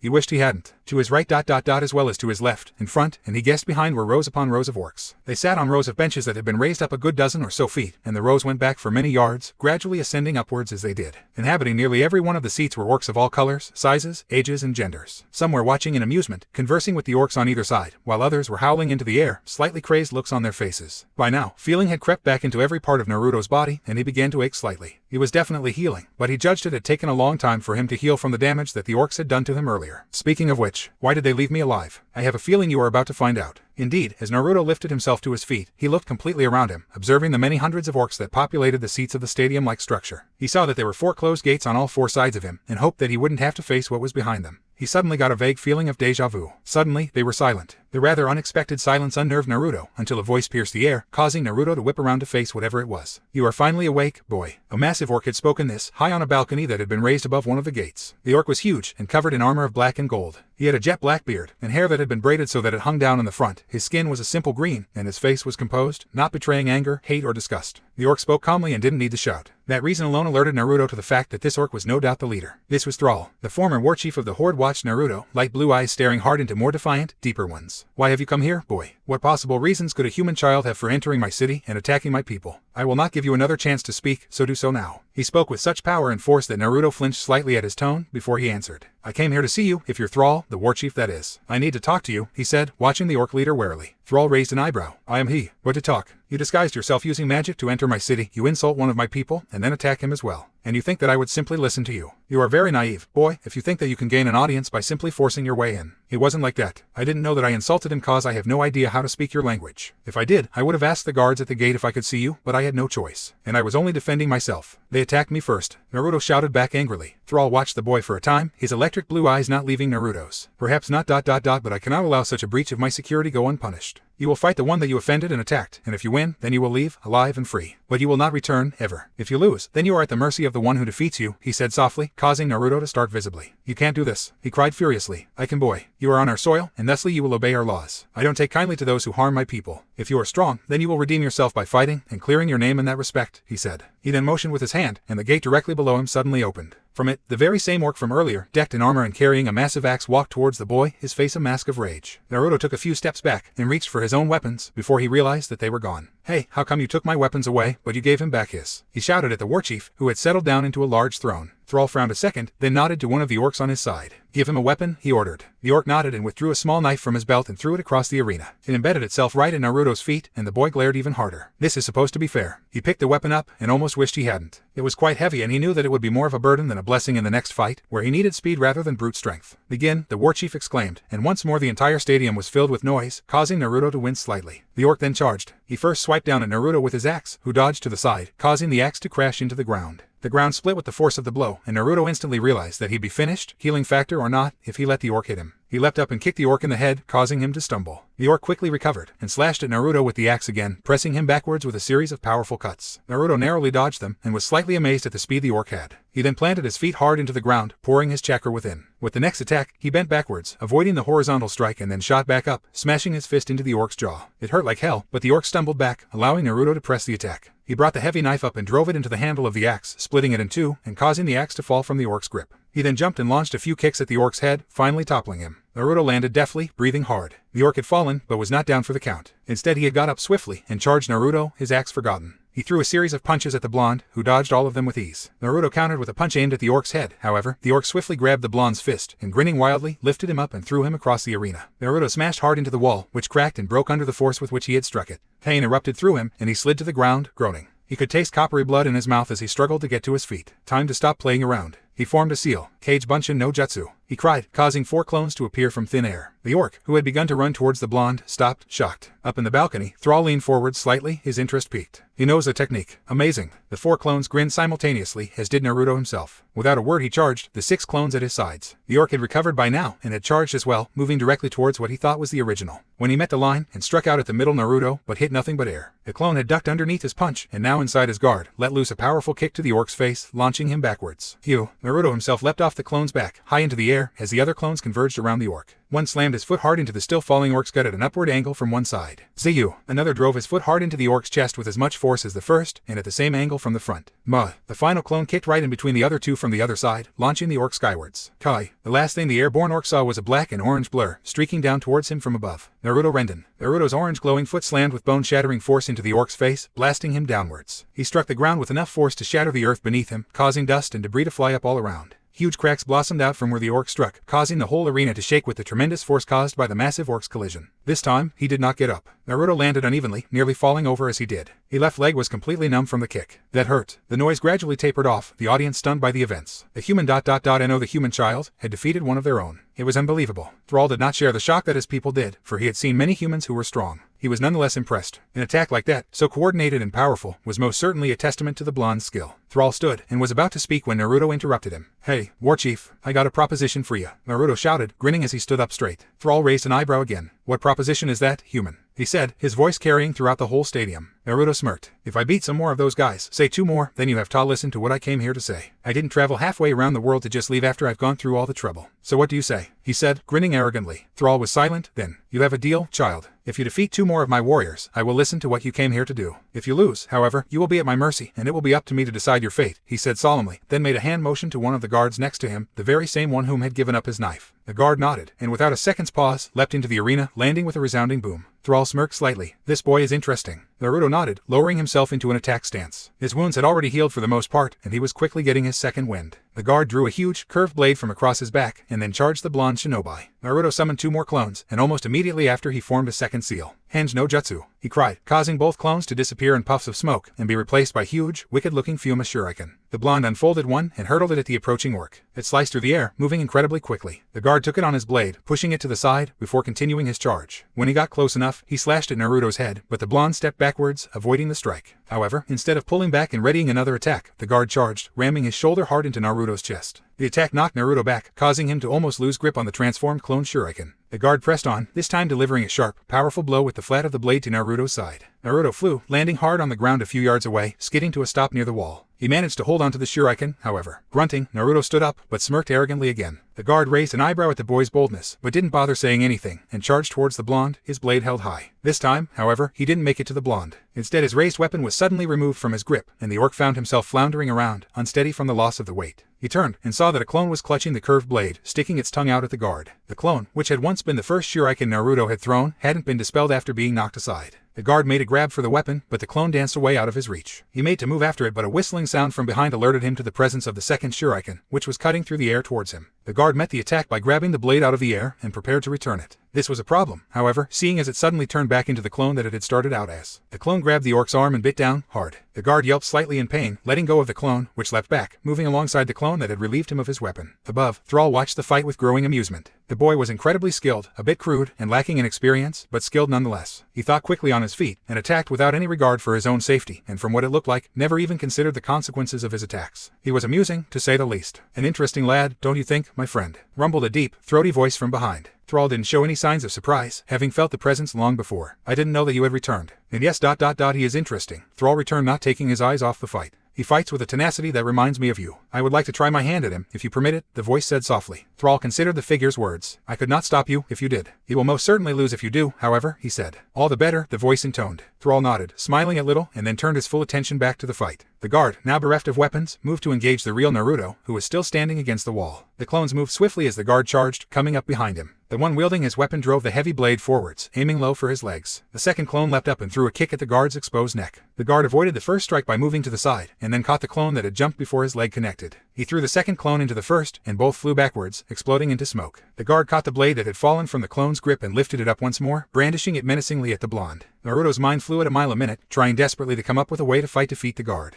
It was clear the thing was much stronger than he, and its skill with a weapon far surpassed his own. Plus, the guard had experience in battle. But then again, fighting against Uzumaki Naruto was an experience in itself. His mind suddenly stopped, and a sudden thought came to him. It was crazy, stupid, and completely unpredictable. In other words, it was totally Naruto. He grinned wickedly, his eyes scanning the crowd, before finding what he was looking for. His wild imagination doing the rest, Naruto formed a seal. Sexy no jutsu, style, orc. The guard stopped dead in his tracks, his eyes wide. The audience fell silent, staring wildly at the scene in front of him. Thrall snorted as he held a hand to stem the nosebleed he was getting. Standing where Naruto had been was a lusciously gorgeous female orc, bereft of any sort of clothing, standing in a very sexy pose, and smiling cutely at the guard, who was still frozen on the spot. The guard could only stare for so long, however, before his animal instincts kicked in and blood began to gush from his nose. The guard grinned perversely, stumbling forwards, his weapon forgotten. The female blew a kiss in his direction, and he sped up. Instead of another kiss, however, he got Naruto's fist in his face. The shinobi had released the transformation, and had run forwards, hammering his fist into the guard's face. He followed up with a second series of powerful punches to the orc's face, causing the guard to lose balance and fall backwards onto the ground, with Naruto still punching him. He landed with a crash, and was soon unconscious, Naruto's powerful strikes taking their toll, coupled with the blood loss from earlier as well. Naruto stood, triumphant, and turned back to Thrall, smirking. The war chief was smirking as well, and had cleaned the remnants of his own nosebleed away. How'd you like that, hero orc? Naruto shouted. Thrall growled slightly, a little annoyed at the disrespect, but still amazed that the boy had won. Well done, you have one more to go, boy, Thrall said, forcing down the annoyance. He nodded, and while Naruto prepared for the other guard to jump in, something different happened. The gate below the balcony opened once more, and something huge moved out into the ring, something much bigger than the previous two orcs. The massive figure that stepped into the light was not an orc, Naruto knew. If it was far bigger than any he had seen, and was a different color as well. All other orcs were varying shades of green, but this one was sort of a dark beige color. The creature's body bulged with even larger muscles than any of the previous orcs, and Naruto could feel the barely restrained power flowing from it. It was garbed in bulky leather armor, and a strange helmet obscured the majority of its head. It was the upper jaw and skull of a wolf, with the fur still attached. The rest of the wolf's skin fell down behind him, forming a sort of cape. In its hands, the creature clutched two massive axes, deadly sharp, and what was exposed of its face was bared in a feral snarl, even bigger tusks than the previous orcs sprouting from the lower jaw. The crowd began to cheer so loudly that Naruto nearly fell over. He pulled off the earring of hearing, growling. He was going to have to talk to Burlyro about that. Naruto crouched low again, ignoring the feeling he was getting in facing this creature. He didn't know why, but he could tell that if he fought this thing, then he would lose. But it wasn't in his nature to give up. He charged, summoning another crowd of clones as he did. Unlike the other two, the Uber Orc didn't move a muscle and let Naruto come to it. The clones split to the side, surrounding it, and then launched themselves at the orc, moving as one. They never even got close. The orc moved with frightening speed, and began spinning quickly, his huge axes whirling through the air. The attacking clones were blown away by the force generated from the spinning, and a small, but extremely powerful windstorm blew up around the orc. The ground was torn asunder, rocks, pieces of earth and dirt were thrown in every direction. The charging clones sailed in every direction, too, and some landed hard on the ground of the arena, while others smashed into the walls, and even some landed in the audience. Naruto gaped at the extraordinary technique, but didn't have time to do much of anything else. The orc, despite its size, charged at Naruto with incredible speed, slamming his left axe into Naruto's stomach, driving the breath from his lungs. A second attack dislocated Naruto's right arm, and a final shattered a rib or two, launching him across the arena. He rolled across the ground to a stop on the opposite end, coughing and spitting blood. The orc didn't chase him, but remained stoically in the middle, his axes gleaming in the light of the sun. Naruto managed to get back to his feet, groaning. His right arm hung limply at his side, and it hurt to even breath. The Kyuubi was working hard to repair the damage, but Naruto didn't think he'd be able to last another attack like that. He growled and lowered himself. He couldn't afford to lose. His wounds repaired even faster as reddish chakra began to coalesce around the blonde, subtly changing his features. His hair grew slightly longer and wilder, his canines and fingernails lengthened, and his eyes became blood red. He lowered himself onto all fours, the Kyuubi's instincts running through his head. The huge orc frowned, watching the transformation. He had never seen anything quite like it, especially from a human. In the presence the boy gave off had tripled in size, causing the orc to question if this creature truly was a human. He had never felt such powerful animalistic emotions in his life. Whatever this boy was, or whatever ability allowed him to duplicate the presence of something akin to a dragon, or worse, a demon, he knew that he'd have to finish it off quickly if he was going to win. Naruto shot forwards, moving much faster than before. He was upon the huge orc in seconds, slashing with his new claws, kicking, headbutting, snapping his jaws and doing everything possible to injure the huge orc. Amazed at the boy's sudden surge in power, the orc defended himself with increasing difficulty, as the boy never seemed to do the same thing twice. He slashed downwards with his axe, but the boy avoided it, leaping to the side, and attacking again, this time summoning clones to aid him. The huge orc then focused all of his power into his axes, and slammed them downwards. The ground beneath them exploded, blasting the clones and the boy away from him. The boy landed on all fours, growling slightly, before he held out his hand, and a sphere of glowing power appeared, spinning wildly. The boy charged again, the reddish aura growing as he did, and pulled his arm back to ready the attack. But the huge orc was ready, and as the boy shouted, "Udama Rasengan," he moved. An aura of chakra, wild and untamed, erupted from the orc's body, and he dropped one of his axes, catching the boy's arm and stopping the attack from striking him. He then swung the boy downwards, and brought the handle of his axe down hard on the boy's chest. The force of the strike drove Naruto deeper into the ground, rock and earth cracking underneath him. The sharp blow from the axe, however, did its work, and Naruto's consciousness was snuffed out immediately. The Rasengan dissipated, and Naruto knew no more. The orc stepped back, watching the fallen boy keenly. The audience erupted with cheers, making it hard for him to think. He watched the boy for a little longer, before turning and walking back towards the gate. He stopped, however, when he felt something grab his boot. He turned and stared down at the blonde shinobi, whose hand had shot out, even in his unconsciousness, and grabbed the orc. He raised an eyebrow, intrigued. Even in oblivion the boy doesn't want to lose. How curious. He gently shook the hand from his boot, and turned, disappearing through the gate from whence he had come. Thrall was there to meet him. He passed the war chief without stopping. Keep him alive. He is a curious little thing, and I don't believe he is here to cause harm. Keep an eye on him. He could be useful, I think, he rumbled. Thrall looked at him curiously, but nodded. Good luck, Rexar, my friend, he said. Rexar nodded, and without another word, departed. Naruto woke in a bed. It was a soft one as well, somewhat strange smelling but comfy and warm. He slowly sat up, and at once was alerted to the presence of another in the room. Good afternoon, boy, came the deep, commanding voice of the war chief Thrall. Naruto swiveled his head towards the orc, who was sitting in a chair near the bed. Two other orcs stood by the door, both Naruto had never seen before, and were dressed the same as the guards on the balcony. Why am I still alive? Naruto said softly, looking at the orc, confused. Because I chose to let you live. I said you would be at my mercy, not that you would die, Thrall responded. He stood. You had something to say to me, I believe. But I will not hear it now. You are indebted to me, boy, and thusly you must repay me in some way. How? Naruto said. Thrall looked down at the boy, piercingly. You will train under me. You will perform services for me. You will act like a member of the Horde, and you will obey me. If you do all of this, then I will listen to your proposal in time. For now, you are mine to command, and if you refuse, I will kill you. What to choose? He said, his voice rising slightly. Naruto was taken aback, his eyes wide. For how long? He asked. Thrall's face didn't change as he said, for as long as I see fit. He then waited again for the blonde's response. Naruto looked down, fighting an internal battle. If he accepted, then there was no telling how long that he'd be there, and he didn't exactly have all the time in the world. But if he didn't accept ... well, he was dead. He sighed in resignation. I'll do it, he said tiredly. Thrall nodded, his ice blue eyes staring once more into Naruto's deep blue ones, before he turned and left the room. And so Naruto was apprenticed to the war chief of the former Horde, for an indeterminate amount of time. He was so lucky. Shall I repeat myself? You have all the luck, don't you, brat? Shut up.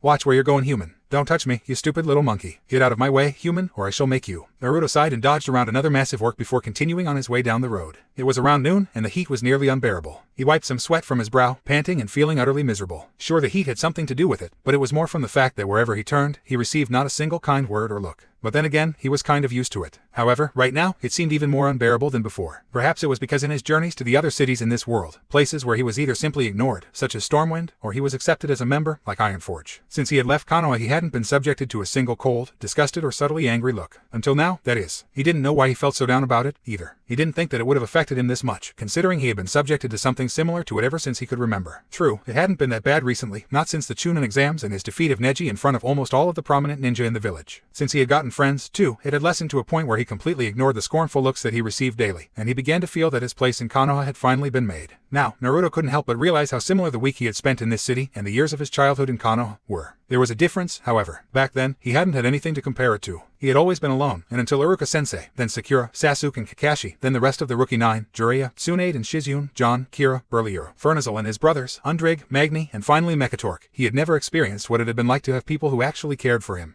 He had never realized how good he actually had it. He didn't know that something could be so precious until you didn't have it anymore. That was essentially what summed up Naruto's first week in Orgrimmar. From day one of his training with Thrall, to that very second as Naruto trudged through the simmering streets of the Orc City, Naruto had been cast back into the days before his graduation of the academy, where he was glared at, snarled at, shouted at, sworn at, and had been subjected to numerous other unpleasant experiences that he had once been so good at ignoring. But he wasn't all that bad. Despite what his people thought of Naruto, Thrall was a surprisingly good teacher. In the first week Naruto had been there, he had managed to teach Naruto the majority of the Orcish language, which, while harder sounding and more stressed than his own, wasn't much different. Of course, Naruto realized that if he hadn't learned quickly, his days there would have been even worse. He was still shaky on his own pronunciations and vocabulary, but he could get the gist of what most orcs were saying when he went out to eat in the evening, after the day's teaching had been completed, and Naruto was starving. Thrall didn't feed Naruto during the 8 hours that he spent teaching the boy, so aside from a meager breakfast left outside the door of his room near Thrall's throne room, he wasn't fed at all. Thrall had given him a few gold pieces at the end of his first training session, saying that it would be the only money he would get from him until he finished his first real mission, which, according to Thrall, wouldn't be for some time. But that didn't mean that Naruto wouldn't work. No, Thrall used Naruto every moment he possibly could for errands, either sending messages here or delivering a package there, traveling back and forth through the city in every waking moment that he had. Thrall would sometimes break off the language lessons for a while, and have Naruto deliver a message halfway across the city without truly telling him where he was supposed to go. In theory, it would force Naruto to ask for directions, so that he would get a better grasp of the language that he was still learning.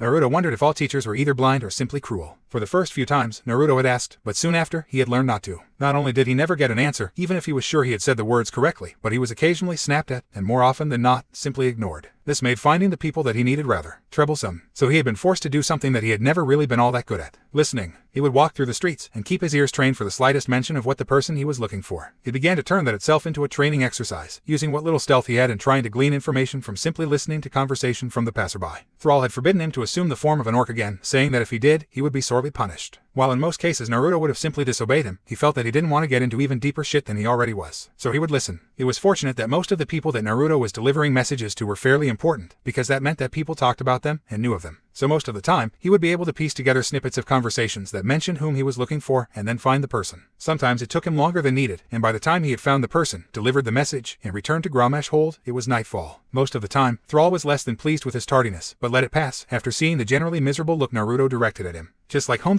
He though irritably, dodging around another orc before stopping near the wall of the winding road he was on. Despite his seemingly endless stamina, Naruto found that he still had to take several minutes to rest, both because of the unbearable heat and the fact that nearly every orc in his path seemed to go out of their way to knock into Naruto. Naruto was currently in search of an orc named Gredoker, whom Thrall wished to see about some matter or another. He had left Grommash Hold nearly 2 hours ago, and had managed to catch several snippets of conversation in one of the bars in the Valley of Strength. Gredoker apparently lived in the Valley of Spirits, which thankfully was only a few miles away from the entrance to the Valley of Strength. The few miles, however, were up twisting and winding roads that led from the deepest section of the valley that Orgrimmar had been built in, the Valley of Strength, all the way up to the highest section, built into the massive rock wall on the west side of the city, where the Valley of Spirits resided. Naruto had been to the Valley of Spirits several times in the past week, and he was beginning to get the layout of the city. He smiled in triumph as he reached the top of the road, wiping sweat from his face. He didn't stop long, not wanting to be trampled to death by the numerous orcs who had decided that there wasn't really a human in front of them. He hurried along the road, entering the Valley of Spirits, and hurrying along towards his destination. The Valley of Spirits was one of the smallest sections of the city, but it was easily the most beautiful. The majority of the valley was a large pool, where numerous houses had been built atop, held just above the water by long poles. The pool was clear and tinged a light blue. There were no fish in sight, which made Naruto wonder why there was a pool in the first place. He finally slowed to a stop in front of a small, tidy-looking hut across the road that led around the pool. He walked calmly up to the doorway, which was closed, and knocked twice. He was met, as usual, with a scowling green face and distrustful black eyes. "What do you want?" the orc rumbled, looking at Naruto suspiciously. Naruto sighed, and said, "I have message for you, from..." He hesitated slightly, grimacing at what he was about to say, His Greatness Warchief Thrall. The orc frowned a little, obviously noting the hesitation and grimace as well as the mangled language. "Fine, give it here, then boy." Naruto handed over the letter, printed on a rough, leathery skin tied together. He waited as the orc opened the letter, read the first few lines, muttered something, then simply turned and went back inside, not bothering to tell the boy to leave. Naruto sighed again, turned and made his way back towards Grommash Hold. "Yes. Life was fantastic. You will have to learn, boy, that control is the essence of what I am to be teaching you. Without control, your power is half of what it could be, and if you don't start taking care of what I say, then you will not learn," Thrall said, eyeing the blonde shinobi who was glaring at a small bucket of water on the stone floor of his throne room. It was the 6th day of Naruto's actual training.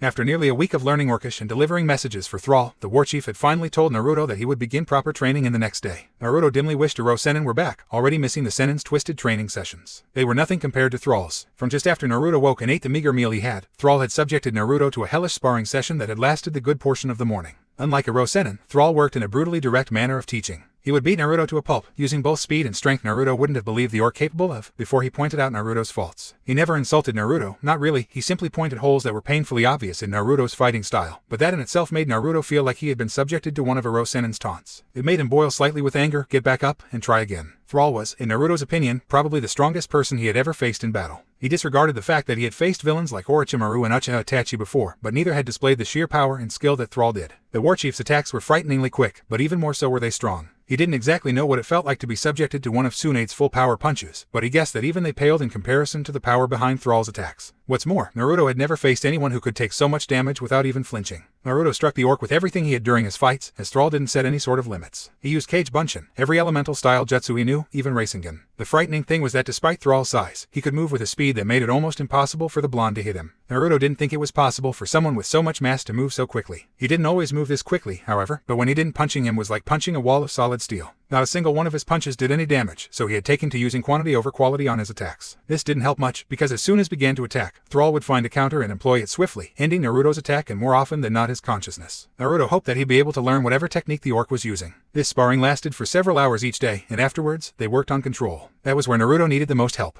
Though he had learned much in the way of control in his 6 months with Jiraiya, the Toad Sennin had mostly focused on mastering the jutsu that Naruto already had, ironing out the holes in them and making them better suited to Naruto's fighting style. He had learned control, but only the necessary amount for furthering his mastery of Cage Bunshin, the Katen jutsu that Jiraiya had taught him, and the meager amounts of other elemental jutsu that Jiraiya had allowed him to learn. For Thrall, it seemed that the control that Naruto had wasn't enough, so instead of teaching him anything else, he taught Naruto some of the most obscure and difficult chakra control exercises that the boy had ever seen. They all revolved around the manipulation of elements, as Thrall was a shaman, and he planned for Naruto to become one as well. Shaman were manipulators of the elements, warriors who spoke to the spirits of the world, gaining their knowledge, learning to become one with them. When he had first heard of it, Naruto had been excited. Aside from some fire jutsu, a few earth jutsu, 1 or 2 water jutsu, Rasengan, and his Cage Bunshin related techniques, Naruto didn't know that many jutsu. He had believed that this would be his ticket into learning the cooler jutsu that he had seen Kakashi and Jiraiya using during their battles against Zabuza and Orochimaru. But so far, Thrall had first taught Naruto to focus his chakra into his hands, molding a thin layer atop his skin and then putting it into an open flame to see if he could protect himself. It had resulted in Naruto getting numerous burns and a very foul temper. It had taken him days to finally perfect it, and by then Thrall had already moved him onto water catching.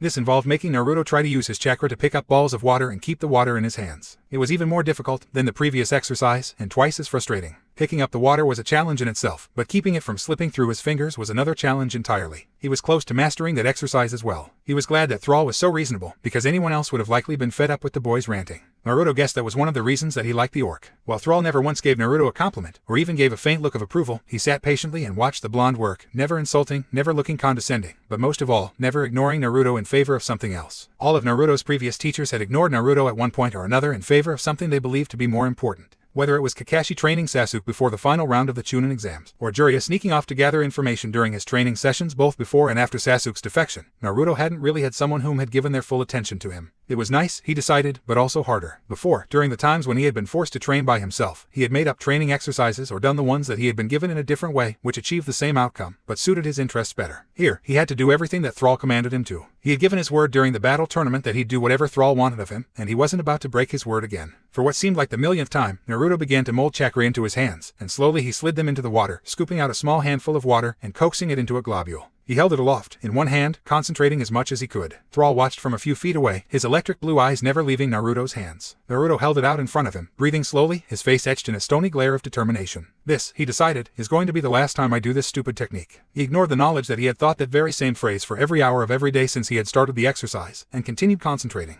It wavered slightly, as did Naruto's mask of concentration. But it held. Naruto grinned childishly, holding out his hand for the orc to see. Mission accomplished, Warchief-san, he said. Thrall gave a nod, his features perfectly composed, though Naruto caught a flicker of something in the orc's eyes. It was gone before he could look again, but he was sure that he had seen something. Good, Thrall rumbled, now we start on wind grasping. Naruto looked puzzled. What the hole? No heck, is air grasping? The boy asked, frowning and reddening a little at his slight slip-up in words. Thrall stood and slipped into a fighting stance. Naruto was instantly alert, getting up himself and dropping the ball of water. Thrall motioned for Naruto to attack, and the boy did so, shooting forwards as he did. They formed a seal, summoning several Cage Bunshin, and they as one attacked the warchief. Thrall, however, was easily ready for the attack, and leapt into the air, dodging the strikes at once. He sailed over their heads in an impressive feat of agility that was somewhat surprising of the orc, but Naruto had gotten used to, thanks to the sparring they had every morning. Naruto turned to meet the orc as he landed, when something odd happened. Instead of landing on the ground, pushing off his feet, and charging at the blonde, Thrall pushed off mid-air, shooting across the room and reaching Naruto in a heartbeat, never once touching the ground. Startled, Naruto had no way to defend, and was slammed into the floor by Thrall as the huge orc reached him. Naruto's vision exploded in white-hot pain, and he coughed up a large amount of blood. Moaning, he opened one eye and spotted Thrall watching him curiously. Feeling both angry and puzzled, Naruto slowly got up, moaning as he did, and when he had reached one knee, he looked up at Thrall. "How did you do that?" he asked, wiping some blood from his mouth. Thrall beckoned Naruto to follow, and as he did said, "That was air-grasping, child." He walked towards the door at the end of the massive hall, and Naruto followed reluctantly, rubbing the back of his head. The boy was still slightly shocked. He used his chakra to push off the air. "I didn't think that was even possible." "Just because the shinobi haven't discovered it, doesn't mean it isn't possible, brat." Naruto nodded slightly, feeling slightly foolish that he hadn't assumed that.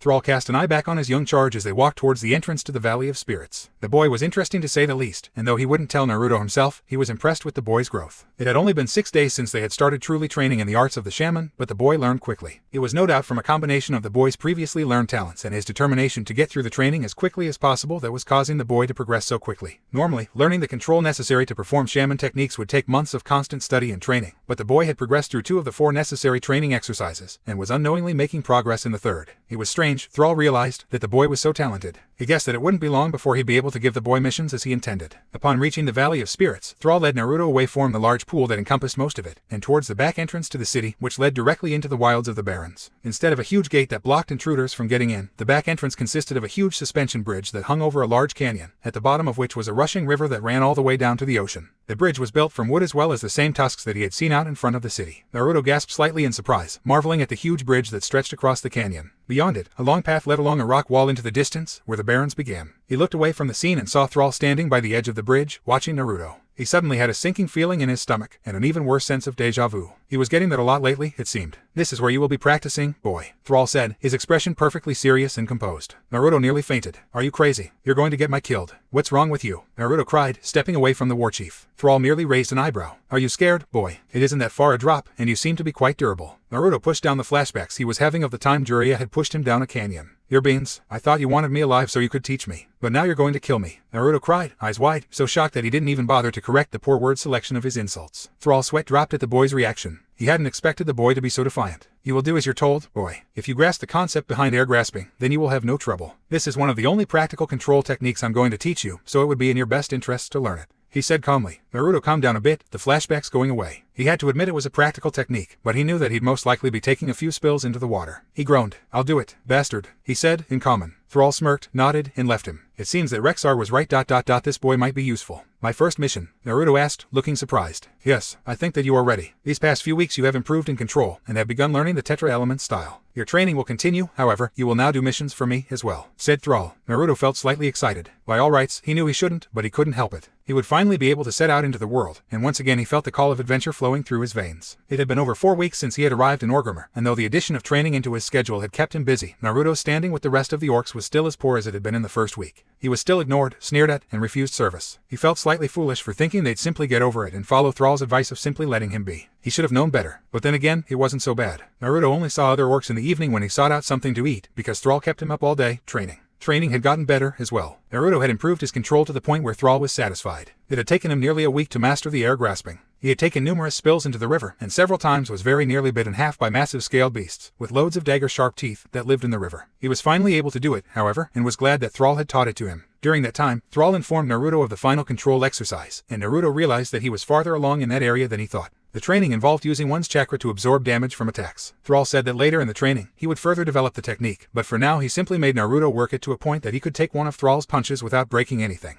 After several days of this, and numerous broken ribs, arms, and jaws, Naruto could effectively prevent his bones from being broken by absorbing the damage that Thrall's punches did. It wasn't perfect, as he was still flung backwards by the force, but Thrall was satisfied. Thrall had then begun to teach Naruto the style of taijutsu that all shamans used, a style that incorporated the incredible chakra control needed to pursue the shaman path, and the sheer stamina that could only come from a non-human. Or Uzumaki Naruto, of course. The ancient taijutsu style was known as tetra-elemental as it took aspects from each of the elements, and incorporated them into the techniques. Naruto had only learned one aspect of the style, however, the one called the earth style. It took the principles from Naruto's damage-absorbing chakra control exercise and turned it into an extremely powerful defense ability. But that was only level 1, and Naruto had yet to master even that. Suffice to say, Naruto felt that he could even take on Lee at this point. He had yet, however, to learn a single jutsu from the war chief, which irked him a little. Back in the present, Thrall held out a rolled-up animal skin, his electric eyes staring hard into Naruto's. Here, take this to Serga Darkthorne, an officer who is stationed in the Crossroads outpost in the Barrens. She will give you the details of the mission, as I have heard she is having trouble due to a creature that roams the Barrens. Do not return until you have completed this mission. Thrall spoke with a slight edge of warning in his voice. Naruto wasn't sure why at first, however, it struck him that this was the first time that Thrall had ever let him out of the city since he had arrived. Even when training with the air grasping on the bridge, the guards hadn't been far away, and it was obvious that Naruto wouldn't be able to get away after having fallen several dozen feet into rushing waters filled with scaly monsters. This was not only his first mission, but a test as well. Naruto set his face in a determined glare. He would teach Thrall that while he may have been a host of other things, he wasn't unreliable. He had given his word that he'd stay, and he would. Thrall then said quietly, "Watch your tongue around Serga, boy. She does not approve of my methods, and ever since the horde collapsed, she has been deeply resentful of my way of ruling.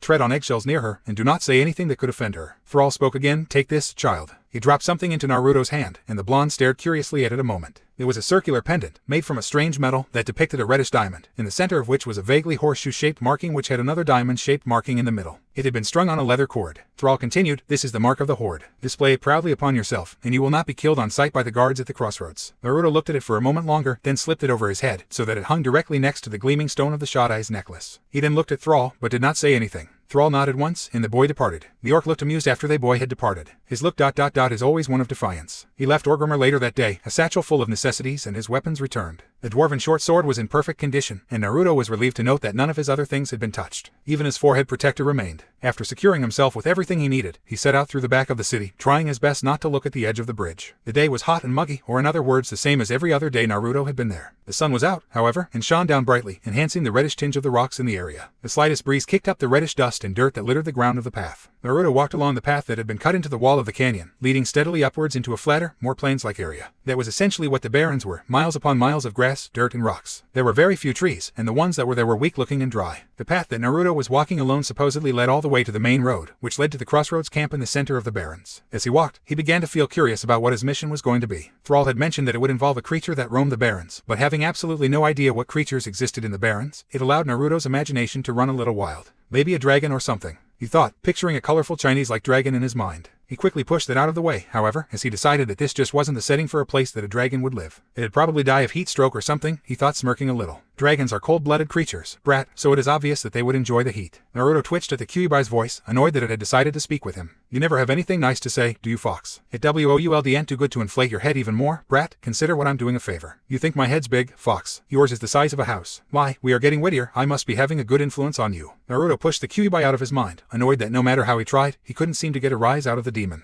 He should have realized that something that old knew probably more insults than everyone in Konoha put together, and he'd had centuries to perfect the acerbic wit that he seemed so fond of showing to Naruto. He walked for nearly an hour longer before he caught sight of something in the distance. It was a bridge, similar to the suspension bridge he had previously crossed, made of the same materials as well. He also spotted a smaller structure next to the bridge, and as it became clear, he saw that it was guard tower, made of wood and metal, with spiked logs driven into the ground all around the bottom. His nose immediately picked up the scent of orc, and wearily prepared himself for the inevitable confrontation he would have with them. When he finally reached the tower, 2 orcs were waiting for him. He stopped and saluted in the way Thrall had taught him, by standing up perfectly straight and thumping the area nearest to his heart with his right hand. The 2 orcs didn't react to the salute, and simply watched the blonde. Feeling slightly uncomfortable, Naruto turned and followed the road to the right, towards a long hill that would take him into the main Barrens. He could feel the orc's eyes on him the entire time, but ignored the feeling. The smells of the Barrens reached Naruto long before he reached the endless plains themselves. Almost none were smells that he had smelt before, either. They were different, and it made him giddy and hoped that he'd be able to discover their source. Soon he had reached the top of the hill, and was allowed his first view of the Barrens. It was exactly as Thrall had described it to him, too. There were the endless plains stretching in every direction, the sparse, dry trees, and the huge mountains looming in the background. It was awesome. He also got his first view of a denizen of the Barrens, and it was a strange one, too. It resembled a horse, but was striped black and white, and had a large, straight horn on its forehead. A group of them were grazing near a tree, and would occasionally look up at him, as if checking to see if he would attack, before returning to their meals. He kept walking as he watched, before another sound and accompanying smell stole his attention. A small group of odd, deer-like creatures were bounding through the grass about a dozen yards away from the road. They were slight, covered in short, tan fur, and had strangely curved horns on their heads. Rather than simply running, they sort of bounded and leapt until were out of sight. He walked for hours like this, stopping every so often to watch one of the many creatures that he saw roaming the plains.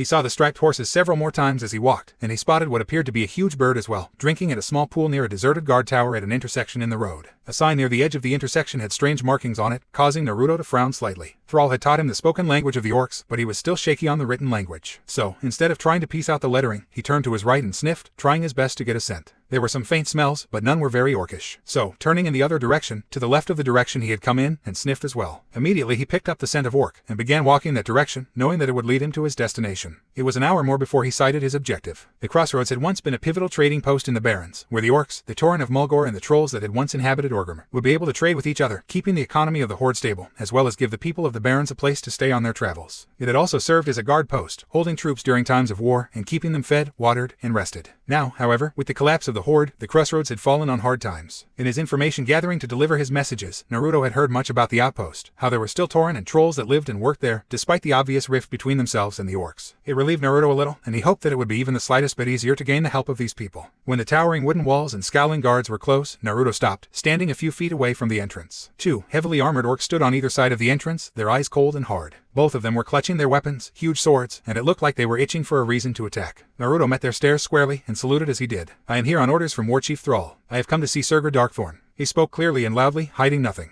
He held out the rolled-up skin and one of the guards walked up, taking it, and read. He frowned slightly, looking back at Naruto, before re-rolling the scroll and handing it back to him. "Go in, human," he growled. Naruto nodded and walked past them into the walls of the outpost, shaking away the feeling he kept getting from the looks. Even if they didn't look like humans, their eyes were still the same. Inside the walls, Naruto immediately spotted why it was called the Crossroads. The road that he had come in on had been crossed with a second, which went in two completely different directions. They formed and crossed in the middle, where a large post with numerous marking upon it had been placed, arrows pointing all four directions that likely indicated what was in those directions. Aside from that, there were many buildings within the enclosure, the biggest of them on Naruto's right. There was a guard tower in front of him, and several huts lined the walls on his left. He then noticed that a large section of the wall had been broken, and the huts under it had been destroyed. He made his way farther inwards, and saw that several other huts, towards the direction to his right, had been destroyed as well. It was odd, too, that no one seemed to be trying to rebuild them. He also began to notice that the orcs inside had stopped in their daily activities upon sighting him. To his left, an orcish butcher stared at him strangely in the middle of chopping up a large slab of raw meat. In front of him he could see several other groups of orcs, some dressed as guards, others wearing normal clothes, had stopped and were watching him as well. Naruto noted that not all of them looked at him coldly, some simply watched in confusion. "Human ... what are you doing here?" came a soft, clear voice to his right. Naruto jumped slightly and turned to see a female orc standing near the entrance of the large building to his right. The orc was probably a looker by orc standards, because even Naruto could see that she was attractive. She had long black hair that was tied back in a tail, and unlike the male orcs, her face was delicate and soft, with much smaller mandibles. She had a curved, graceful figure, and she was wearing a dark brown leather robe, with tribal designs sewn into it. She was leaning on a curved wood staff, and watched him with sharp, calculating eyes. Naruto shook his head, banishing his previous thoughts, saluted, and held out the scroll. "Are you Serga Darkthorne?" he asked. The orc raised an eyebrow and crossed her arms in front of her chest. "I am," she said. Naruto held out the animal skin scroll and said, "I am to give you this ... It is from Thrall, and thinks that you need help with something." "I am here to give that help," he returned, looking hard into the female orc's eyes. He was met with the sound of laughter. Holding her hand up to her mouth, Serga Darkthorne began to laugh nothing short of uproariously. Naruto reddened in embarrassment, angered that she was laughing at him. "Come now, child human. I do not know why Thrall has sent you here, but if it was to help with the problem ... then he has finally lost his mind. I expected at least one or two of his finest warriors, his soldiers, instead of the pitifully weak guards that are stationed here. But instead he sends a small child, a human one at that. I didn't know that Thrall even had the gall to associate with you little bags of flesh and bone anymore. The creature that plagues us is something that is beyond the power of a little thing like yourself." Now go. She was cut off from her rant by Naruto's frustrated growl. "Shut it. I didn't come here to listen to you. I came here to fight whatever needs to be fought to complete my mission. Got it?" He snapped, his blue eyes alight with an insulted blaze. She was taken aback slightly by the boy's fury, but recovered quickly. "Such arrogance ... how disgusting. I cannot believe that you have the gall to order me around, boy. You'd best watch your tongue, for I might find my sudden urge to cut it out too strong to resist," she said. She then turned and made to go back into the building before she was stopped by Naruto's voice. "I didn't come here to argue. I came to help. So what if I die? If you just tell me what it is that did all that," he pointed to the ruined houses, "then I can go, and you won't have to deal with me. If you don't, I'll be stuck here until it either comes back or I badger you into telling me anyways," he said softly. Serga noted that the blonde's anger had completely evaporated like a drop of water on the surface of a heated frying pan. In fact, his voice was tinged with something else, something like resignation. She cast a look back at the boy, and saw that he was still staring at her, but his eyes weren't full of rage. They were full of determination, with a small amount of pain. A look that, in her opinion, was strange on a boy so young's face. It wasn't a look you saw on someone that young, especially a human. She bit her lip. The creature that did this was a monstrous kodo, pure white, that roams the Barrens. It doesn't act like a normal kodo, however. It attacks anything that stands in its way, destroying it utterly. For that reason, we have named it Korakagas the White Destroyer. We were able to drive it off before it destroyed the rest of the outpost, but its attacks are not always on us. It destroys caravans that bring us goods from the coast, and it does the same to caravans to the north, in Ashenvale. Our scouts have seen it resting near the bones of another kodo to the north. I do not know why Thrall has sent you ... of all creatures. But if you want to help, I will not stop you, she said, before her face hardened once more, and she returned to the large house, not looking back. If she had, she would have seen that Naruto had already left, moving north, his hands twitching in anticipation. It truly was a massive creature. Naruto was standing near the sun-bleached bones of a massive creature, and was watching a similarly massive creature from afar, his eyes slightly wide. Geez ... that thing's huge. It would make a fine appetizer, I suspect. The blonde ignored the response and crept closer. The beast was unlike anything he had ever seen. It resembled the dinosaurs that he had seen in the picture books that Sarutobi had given him when he was little. The exception, of course, was that it was completely white, making it stick out like sore thumb among the golden browns, reds, and dark greens of the Barrens. It was huge, far bigger than a horse, almost as big as the demigriffin that Naruto had faced back in the mountains before Dunmorog. It had a blunt, stubby head on the end of a long neck, which sloped downwards, as if the head was heavy. On the snout of the creature, there was a strange, horn-like protrusion. The creature's body was solid muscle, with 4 powerful, elephant-like feet and legs, and a long, strong-looking tail. It was currently tearing apart the carcass of one of the strange striped horses, using the surprisingly blunt teeth to little effect. It isn't a natural carnivore. It seems to have developed a taste for flesh even though its body is designed for it. Naruto was a bit surprised by the Kyubai's words, wondering what could have caused the creature to develop a taste for flesh. But then again, it didn't really matter. He stepped forwards, drawing his sword as he did. The ringing metal caused the Korakagas to pause and look up from its meal, sighting Naruto standing near the bones. At once, the creature bellowed out into the air, a frightening call of battle that reverberated throughout the whole area. Naruto was a bit shocked, but recovered quickly as the beast charged. Naruto summoned several clones, and then charged as well. The Korakagas lowered its head even more, preparing to slam into the blonde, but Naruto immediately leapt over it, driving his sword into the creature's back. It roared in anguish, and in retaliation, whipped its long tail upwards, striking Naruto in the chest. The boy sailed away from the Korakagas, dropping hard onto the ground. He was relatively unharmed, however, as he had absorbed the damage using his chakra. It was the first stage of the Earth style of the Tetra-Elemental style. The Korakagas roared again, whipping its tail around to dispel the clones that had tried to surround it. Naruto stood, grinning fiercely as he did. The white kodo charged again, its huge feet causing the ground to shake with every step. Naruto leapt above the best once again, and in a flash used an extra burst from his air grasping to propel himself behind the beast. It halted its charge, and as it did, Naruto whipped across, slashing through the beast's tail, cutting cleanly through. The beast howled in agony again, blood gushing from the wound as it turned fully around. However, without its tail, its attacking capabilities were now sorely limited. Naruto summoned 4 clones, before lowering himself into the first style of attack for the Earth style. His legs were should-length apart, his hands held out in front, fists clenched, just in front of his waist. The clones, however, moved away from Naruto, 2 on each side. The Korakagas roared, and ran at the true Naruto, who stood perfectly still, focusing his chakra into his feet as well as the rest of his body. Let's see if his techniques really work, huh? The white kodo lowered its head, snarling, readying for impact. It struck with enough force to shatter stone. Naruto grunted from the force, pouring his chakra into every fiber of his body. The ground cracked and shattered beneath him, driving him back as the massive beast pushed with all its might. Naruto had grabbed onto the horn on the kodo's snout, and his face was red as he fought to stay standing.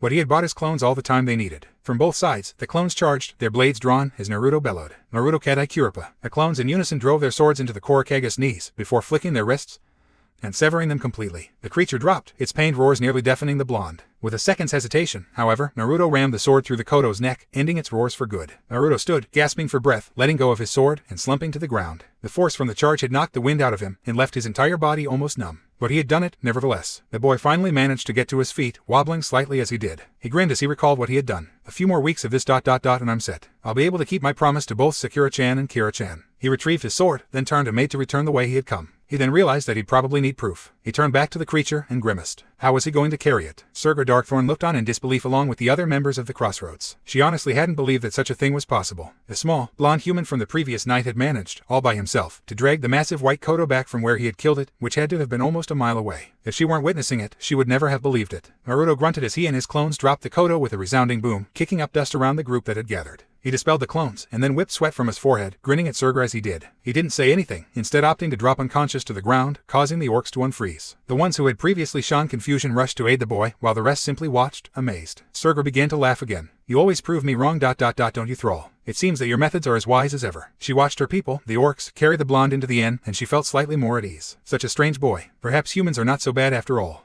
Naruto dropped a dried animal skin at Thrall's feet, before slumping to the ground, exhausted. The warchief raised an eyebrow, then bent down and picked up the piece of skin, noticing the writing on it. He read the contents over and then nodded at Naruto. "You did well," he said, smiling a little. Naruto muttered something unintelligible, then looked up at the orc almost pleadingly. "Bed now?" the exhausted boy asked. The blonde had returned to the city only a few minutes ago, and it was late enough that any normal person would be long lost in the land of dreams. The city was silent, which was strange for Orgrimmar, as one would never expect a city like it to sleep. Thrall nodded, turning away from Naruto and walking back towards his own chambers in the back of Grommash Hold. "Yes, you have earned it. But tomorrow you will continue your training, and I might have another mission for you," Thrall said. Naruto groaned. When Thrall had departed, Naruto made his way sleepily to his own room. When he reached it, he shucked off the dirt-caked clothes and boots he was wearing, letting them drop to the ground with loud clangs and clunks as their numerous contents crashed against the floor. Then he dropped right into his bed and hoped to fall asleep as quickly as he could. Unfortunately, his brain was still buzzing with so much information, so many images from the past few weeks that he found it hard to drift off to the lands of Nod. It had been an exhausting few weeks, for sure. After the success of his first mission, Naruto had returned to Orgrimmar bearing the massive hide of the Korokage upon his back, reveling in his first completed mission. The people of the Crossroads had been surprisingly good-willed to him, and after seeing that he had accomplished a feat of strength and daring that no one else had, felt that it was necessary to praise him. Serga Darkthorne had retracted the words she had said to him when they first met, which was surprising for Naruto. The woman obviously had an enormous amount of pride, so it must have been difficult for her to take back words that she had meant with all her heart. She was still wary of him, he guessed, but it felt good that the orcs were completely blinded by their prejudice to humans. After resting for the night, Naruto had found the body of the creature already skinned and cut up into pieces. Serga had urged him to take the hide with him back to Orgrimmar, seeing as it was his prize, and therefore now belonged to him. The butcher had even given Naruto some slabs of the creature's meat to take back as well, commenting on how tasty it was. Naruto had to agree, even though he wasn't the biggest fan of grilled meat, it was sweeter than the kodo meat he had had in his ramen back in Stormwind, and very filling.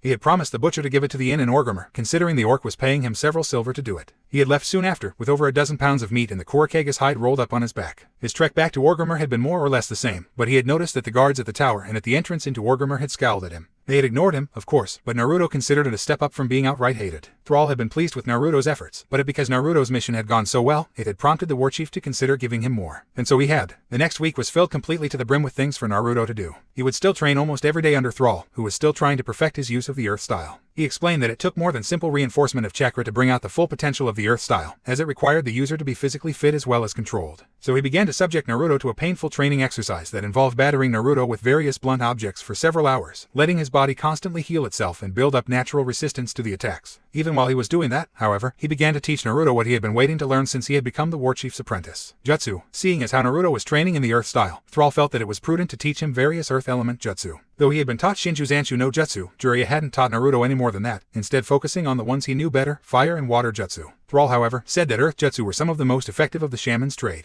After seeing him use one to lift a rock the size of his throne room up, Naruto was completely convinced. But training was not the only thing that Naruto did during those weeks. Thrall began to send Naruto on missions every time the boy wasn't training. Many of them weren't even out of the city, too, but some took him back to the Barrens, searching for a plant to take, a person to speak to, or a creature to destroy. Others took him further into the region called Duroder, where Orgrimmar was. He went to a small encampment at the end of a very treacherous canyon called Razor Hill, where he had been assigned to fight and destroy a creature that he had disliked ever since he had met one. A goblin. Flashback. Naruto crept through the winding canyons of a place called Thunder Ridge. He had entered it in a rather unconventional way, simply by adhering himself to the canyon walls, rather than go through the sloping entrance which lay near a ruined house at the far end of the canyon. It was named as such for the dozens of massive, armored lizards that roamed its depths. They were an off-white color, and about as big as the Korokages that Naruto had faced on his first mission. However, their backs were covered in long, plated spikes, they had curved horns on their noses, and the ends of their tails were covered in wicked, sharp spikes. But, seeing as they had the name Thunder Lizard led Naruto to believe that they had a trait that wasn't apparent from simply looking at them. He was right. Upon first sighting them, he had nearly screamed in terror when one launched a bolt of lightning from its mouth, hitting another in the side. Hugging the wall in alarm, Naruto watched as the one that had been hit simply shrugged it off, seemingly unharmed by the blast. After letting his heartbeat slow down, Naruto had slipped past them before they could see or smell him, having a whole new appreciation for what it meant to be a ninja. After nearly an hour of expertly avoiding any encounters with the Thunder Lizards, as well as their larger, greener cousins, the Thunder Hides, Naruto caught a familiar scent. It was orc, but strangely there was the scent of burning pitch mixed into the smell, but not overlaying. In addition, he caught the scent of a creature he had been desperately avoiding since he had arrived on Kalimdor. A goblin. Joy of joys ... he thought menacingly. He had known that the person he had been sent to dispose of, Fizzle Darkstorm, was a goblin, but the fact that he could now smell it made it all the more real. He'd have to deal with another goblin. But then again, this one probably wasn't going to try and swindle him, but instead kill him. It wasn't that he hated all goblins, either. He just had yet to meet one that was actually pleasant to speak to, and didn't have a greedy shine in its eye. He hadn't heard of one either, as even Mechatork had something bad to say about the little creatures. For now, Naruto decided that he'd continue to stay on his toes around the creatures, but he wouldn't pass judgment on them just yet. Fizzle was something Thrall had called a warlock, or a person whose power came from the world of the demons. They could use a special type of summoning technique that allowed them to make pacts with demons, or even simply inherit their powers and abilities. Or, as Kyuubi liked to say, they are simply fools who believe they have some power over demons. The only ones that would even let them make pacts are the weak weaker ones. Whether this was true or not, Naruto didn't know. He did know, however, that Fizzle was supposedly a member of the Burning Blade, a former clan of orcs whose violent savagery was legendary. While most of the remaining Burning Blade served Thrall, a section still was loyal to the monstrous force known as the Burning Legion, the cult that was responsible for the creation of the Scourge and numerous other maladies that now plagued the world.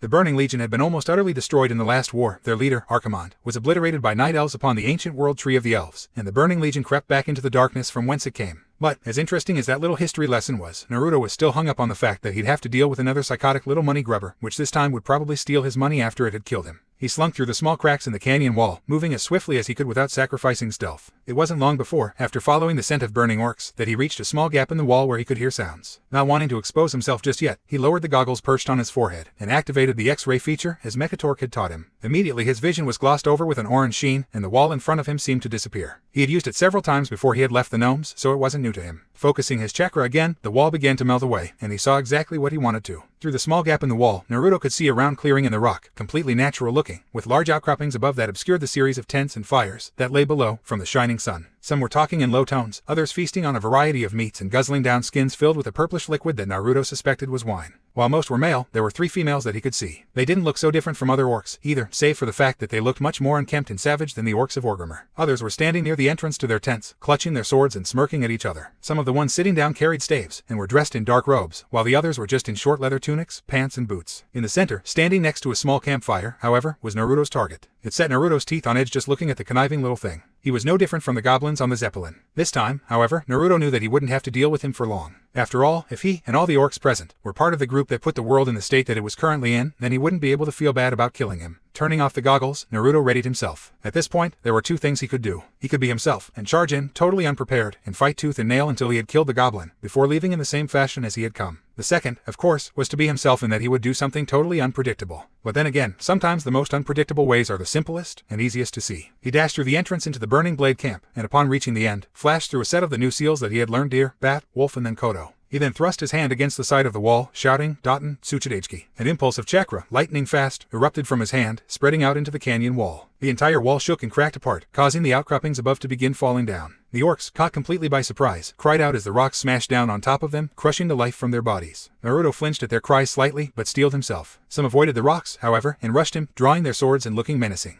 Unfortunately, one of those that had survived was Fizzle Darkstorm himself. The little goblin dusted himself off, looking murderous. So Thrall has finally sent the pet human. Hey, how dare you? You will soon wish that you hadn't. He was cut off by Naruto's impetuous laugh. Shut up, you ugly little swindler. I've got a lot of payback to dish out on you, considering the last time I met one of you freaks, you tricked me out of half my money. So just shut up and die. Naruto bellowed, before he charged as well. The first orc swiped at Naruto's face with his sword, grinning wildly. The blonde immediately concentrated his chakra outwards, forming the basis of the earth style, the Kongu or the diamond skin. It was the same technique that Naruto had used against the Korokegas, but after several more days of training, coupled with Naruto's insane rate of growth, had strengthened it considerably. It wasn't perfect, but it was certainly enough to stop the dull, rusty blade of the Burning Blade cultist that was currently attempting to slice his head off. As a result, the blade ricocheted off Naruto's face, causing the boy absolutely no damage at all. He broke the technique, and slammed his fist into the orc's face, knocking him backwards. He then drew Magni's pride from its place on his back, and drove it into the orc's chest, killing him swiftly. He conjured a clone to deal with the next orc, whom had appeared from behind, attempting to drive his long blade into Naruto's back. Naruto's clone appeared from thin air, grabbing the blade, and then smashing its foot into the cultist's face, launching him away. At the same time, Naruto drew a kunai, and threw it directly at the impish Fizzle, who had backed away towards the wall, glaring acidly at the fight. Yelping in surprise, the goblin dodged the attack, before he began to form seals with his small hands at a rate that was slightly surprising to the blonde shinobi. Fizzle bellowed, multiple shadow bolt. It caused his hands to glow a deep purplish black with a poisonous green mixed in. Then the warlock swept his hand across the air in front of him, causing multiply spheres of black to shoot towards Naruto. As they neared him, Naruto could see that they were not spheres at all, but rather miniature skulls, their mouths open and laughing.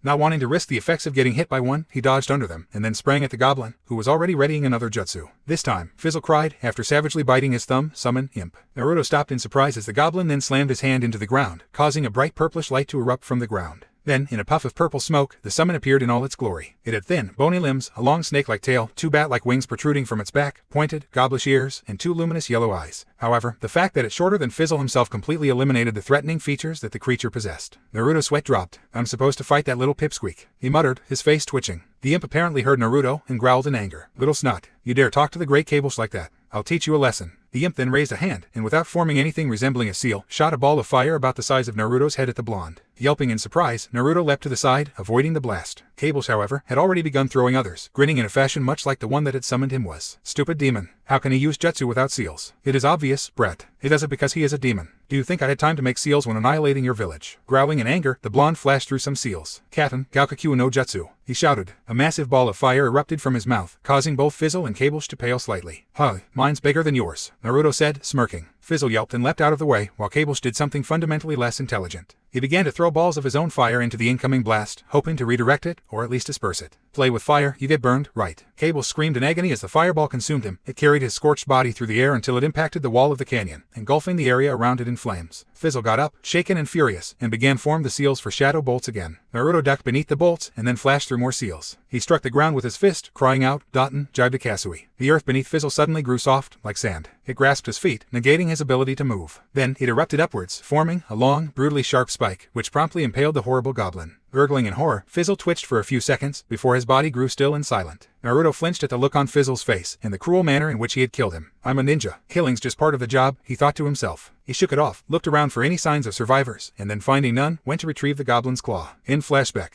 after completing that mission, Naruto had been sent on a few more, none that went outside Duroder. He delivered messages to people in Razor Hill and a small valley called the Valley of Trials, where a small encampment of orcs trained new recruits for the Horde. But soon Thrall began to send Naruto on missions that he could not complete himself. As such, the war chief began to force Naruto to work with other orcs, and on occasion whole groups of them. For the first time, Naruto hadn't gotten along with them very well. He would constantly argue with the leader of the group, or if he was with only one, them. But Naruto believed he had more of a right to, because they didn't exactly try to get along with him either. But that changed. Slowly, ever so slowly, the arguments got less and less frequent, to the point where he could work alongside the orcs with relative ease. There wasn't much camaraderie between him and the others, but they functioned as a group should. Of course, that didn't exactly guarantee success on the missions. Flashback. What are we doing in this creepy place again? Spelunking, Naruto griped, crossing his arms over his chest and glaring at the head orc, Golbarn. Your mouth is annoying, so shut it. We are here simply to gather a collection of hides from the deviates that live in this place. Then we will leave. Is that too hard to grasp, human? The heavy-set, red-haired, dark green-skinned orc returned, glaring at the blonde. Naruto raised an eyebrow. Deviates? He asked. The orc nodded. A species of reptile that lives within these caverns. They're cannibalistic creatures, as there isn't enough food down here for them to sustain their large numbers. They generally feed off other species of deviates, but occasionally do their own if food is particularly scarce. Their hides also make good armor, and the war chief knows that the leatherworkers are running low on them. Due to the danger that this place possesses, he generally sends a group to collect them. The creatures are quite resistant to damage, hence why he wants their hides. The lower levels are also prey to a cult of druids called the Druids of the Fang. However, we ignore them, so they ignore us. They don't cause much problems for us nowadays, as their leaders were killed years ago, and they are only a shadow of their former selves, he said calmly. Naruto nodded a little at the information, realizing that he hadn't paid much attention during the briefing. He had just been excited to see a part of the Barrens which he never seen before, the Wailing Caverns. Thrall had assigned Naruto to the group that typically went to harvest the hides, which consisted of Golbarn, the leader, along with 3 other orcs, Morgek, Elmoy, and Torgok. They were strong fighters, apparently, and used to exploring the caverns. Golbarn was a commanding and strict orc, whose demand for order within the group clashed with Naruto's unruliness. From the start, they had found themselves at odds with each other, with Golbarn almost constantly demanding Naruto's attention, while the blonde almost constantly ignoring Golbarn's orders in favor of doing what he thought was better. It must have made for a very amusing sight to behold. With Morgek, Elmoy, and Torgok almost constantly snickering, it was not hard to see that. They were creeping down through a small path in the walls of the rocks, where at the end a large group of deviates supposedly dwelled. Golbarn had mentioned that they went to that place every time, and the harvest was the best there. They stopped just near the entrance, allowing Naruto to see inside. The boy blinked in wonder at the sight. Large and small, purple and blue, sitting and walking, a huge crowd of reptilian beasts lay beyond, filling the cavern almost to the brim. They were all standing atop a ledge that looked down on the cavern, which was vaguely circular, with a large pool in the middle. The deviates themselves varied in size and shape considerably. They were the long, snake-like ones that hovered on wings above the ground. In the small pool, he could see others swimming around, with long necks and flippers. And then there were the large, bipedal, blue and purple ones, that bore a shocking resemblance to the velociraptors Naruto had seen in picture books as a child. They even had the curved, hooked claw on the end of their feet, long straight tails, and elongated heads, mouths filled with dozens of sharp teeth. Those are raptors, he muttered to himself. His inner child was acting up, remembering the days he had dreamed of having a dinosaur for a pet, now realizing that he could make it possible. Yes, but they are considerably more ferocious than the ones that prowl the Barrens. Now, sit still, we need to plan out how we are going to approach this, Golbarn muttered, turning to the other 3. Naruto huffed in anger at being ignored, but leaned to listen in anyways. Morgek, seeing as how you are the best with a bow, will stay back here, and launch arrows at them. Elmoy and Torgok will come with the boy and I to fight them directly. There are many of them, however, while they are vicious, they scare easily, so if we take enough of them down, the rest will take off. After that, we will see where we are in terms of numbers. If we're short, I'll take the boy and hunt down some more, he muttered, then shot a glare back at Naruto,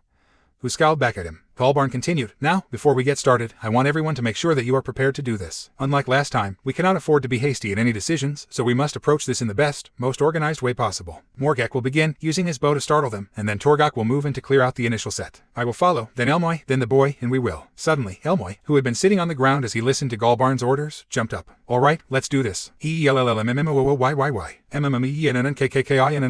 With that, the orc drew his axe and rushed into the cavern, bellowing his name again and again. Naruto gaped, his jaw touching the slimy, damp ground. He just the boy asked, looking in astonishment up at Galbarn, who had buried his face in his hands, muttering something under his breath. Morgek groaned. "What the hell is wrong with that bastard? He does this every time. Was he dropped on his head as a child, or what?" The orc growled, readying his bow as he did. He saw some dumbass human do the same thing back during a battle. Apparently he thought it was cool, and started duplicating it. Galbarn muttered, drawing his sword. "All right, change of plans, just kill anything that moves, including Elmoy." Agreed. 2 orcs and 1 boy muttered in unison. In flashback, he smiled a little at the memory. Somehow they had all managed to survive and get back, albeit a little worse for wear. But moreover, Naruto had managed, somehow, to strike up a tentative friendship with the members of the group. He and Galbarn still argued every chance they got, but Naruto found himself enjoying it. The others had warmed up to Naruto's presence after seeing how he had handled Elmoy's charge, and though it was far from the camaraderie that he had had with the gnomes or the dwarves, Naruto was glad that he was finally making something that at least resembled friends. Thrall was pleased that Naruto had formed such a bond with some of his people, and told Naruto as much during one of their training sessions. As such, the war chief began pairing Naruto off with them more often, rather than just other random orcs that Thrall employed. And slowly, things changed. After he came back from missions, and was dead tired and incredibly hungry, Naruto found that restaurants no longer refused him service. They weren't pleased that he ate there, but they did nothing to stop him from entering and ordering something to eat. He became quickly attached to one particular restaurant, called Sarjak's, which sold a dish called Goranyaluns, which was apparently orcish for most excellent noodles. The dish resembled ramen in taste, texture, and appearance, and was as good as the ramen at Ikaraku's and the noodles at Stormwind's Noodles. The owner of the shop, an older orc named Sarjak, who had a bushy beard and small, gray eyes, had initially been as cold as the others towards him. However, as Naruto started stopping thereafter and sometimes before missions, Sarjak slowly eased up on the boy, even engaging him in small talk at points. But that was only one of a compound of things. In the streets, passing orcs no longer went out of their way to knock into him. He no longer received the cold glares or disgusted glances. The people of Orgrimmar began to accept Naruto's presence, and of how great an asset he was to the horde. Just like home, he had thought, smiling a little. It felt great. It felt amazing that after all the hard work he had done, people were finally recognizing him for being more than a nuisance. He knew that he had slowly achieved the same status in Konoha through his actions in the Chunin exam, the retrieval of Tsunade, and the attempted retrieval of Sasuke. But Naruto's thoughts slowly became less and less coherent as he drifted off to sleep. His final conscious thoughts were of Sakura and Kira, and the promises he had made to both of them. "You've got to be kidding me," Naruto moaned, looking with absolute dread as he stared down the slope of a hill, towards a small clustering of houses near the shoreline. Galbarn snorted. "I'm not a big fan either, brat, but we don't have a choice," he said, starting down the slope. Naruto stared after him, but followed anyways, hefting the heavy load he was carrying up from where it had slipped off during their walk. This was definitely not his idea of a good mission. It wasn't that the mission was hard or anything, as it was only a simple delivery mission, but the place that they were delivering to was another story. Ratchet, or, as Naruto liked to think of it, the Green Hell. Though it was the first time Naruto had been there, its reputation was somewhat notorious. There was also the fact that almost its entire population was comprised of goblins. Naruto shuddered just thinking about it. 4,200 ways to have my money taken, he thought, sweat dropping. Galbarn seemed to share his sentiments, too. Never was there a time when a goblin gave something out at a normal price. They were notorious swindlers among all the races, not just humans. Though the goblins had supposedly been allies of the Horde at one point or another, after the Horde was defeated during one of the Great Wars, the goblins retreated and took a neutral stance in the last Great War. They sold weapons and helped build new technologies for both sides. They also apparently had a fierce rivalry with the gnomes, to the point where they had actively competed against the little men to show off their technologies. Naruto had heard talk of a racing track far to the south of the Barrens, in a place called the Thousand Needles, where goblins and gnomes continually built and rebuilt racing devices to prove to one another that they are the better engineers. From what he had also heard, the goblins' racing machines generally exploded before the race was over, and the gnomes always left theirs unfinished, moving on to another project before it was completed. How can two types of people be so alike and still so different?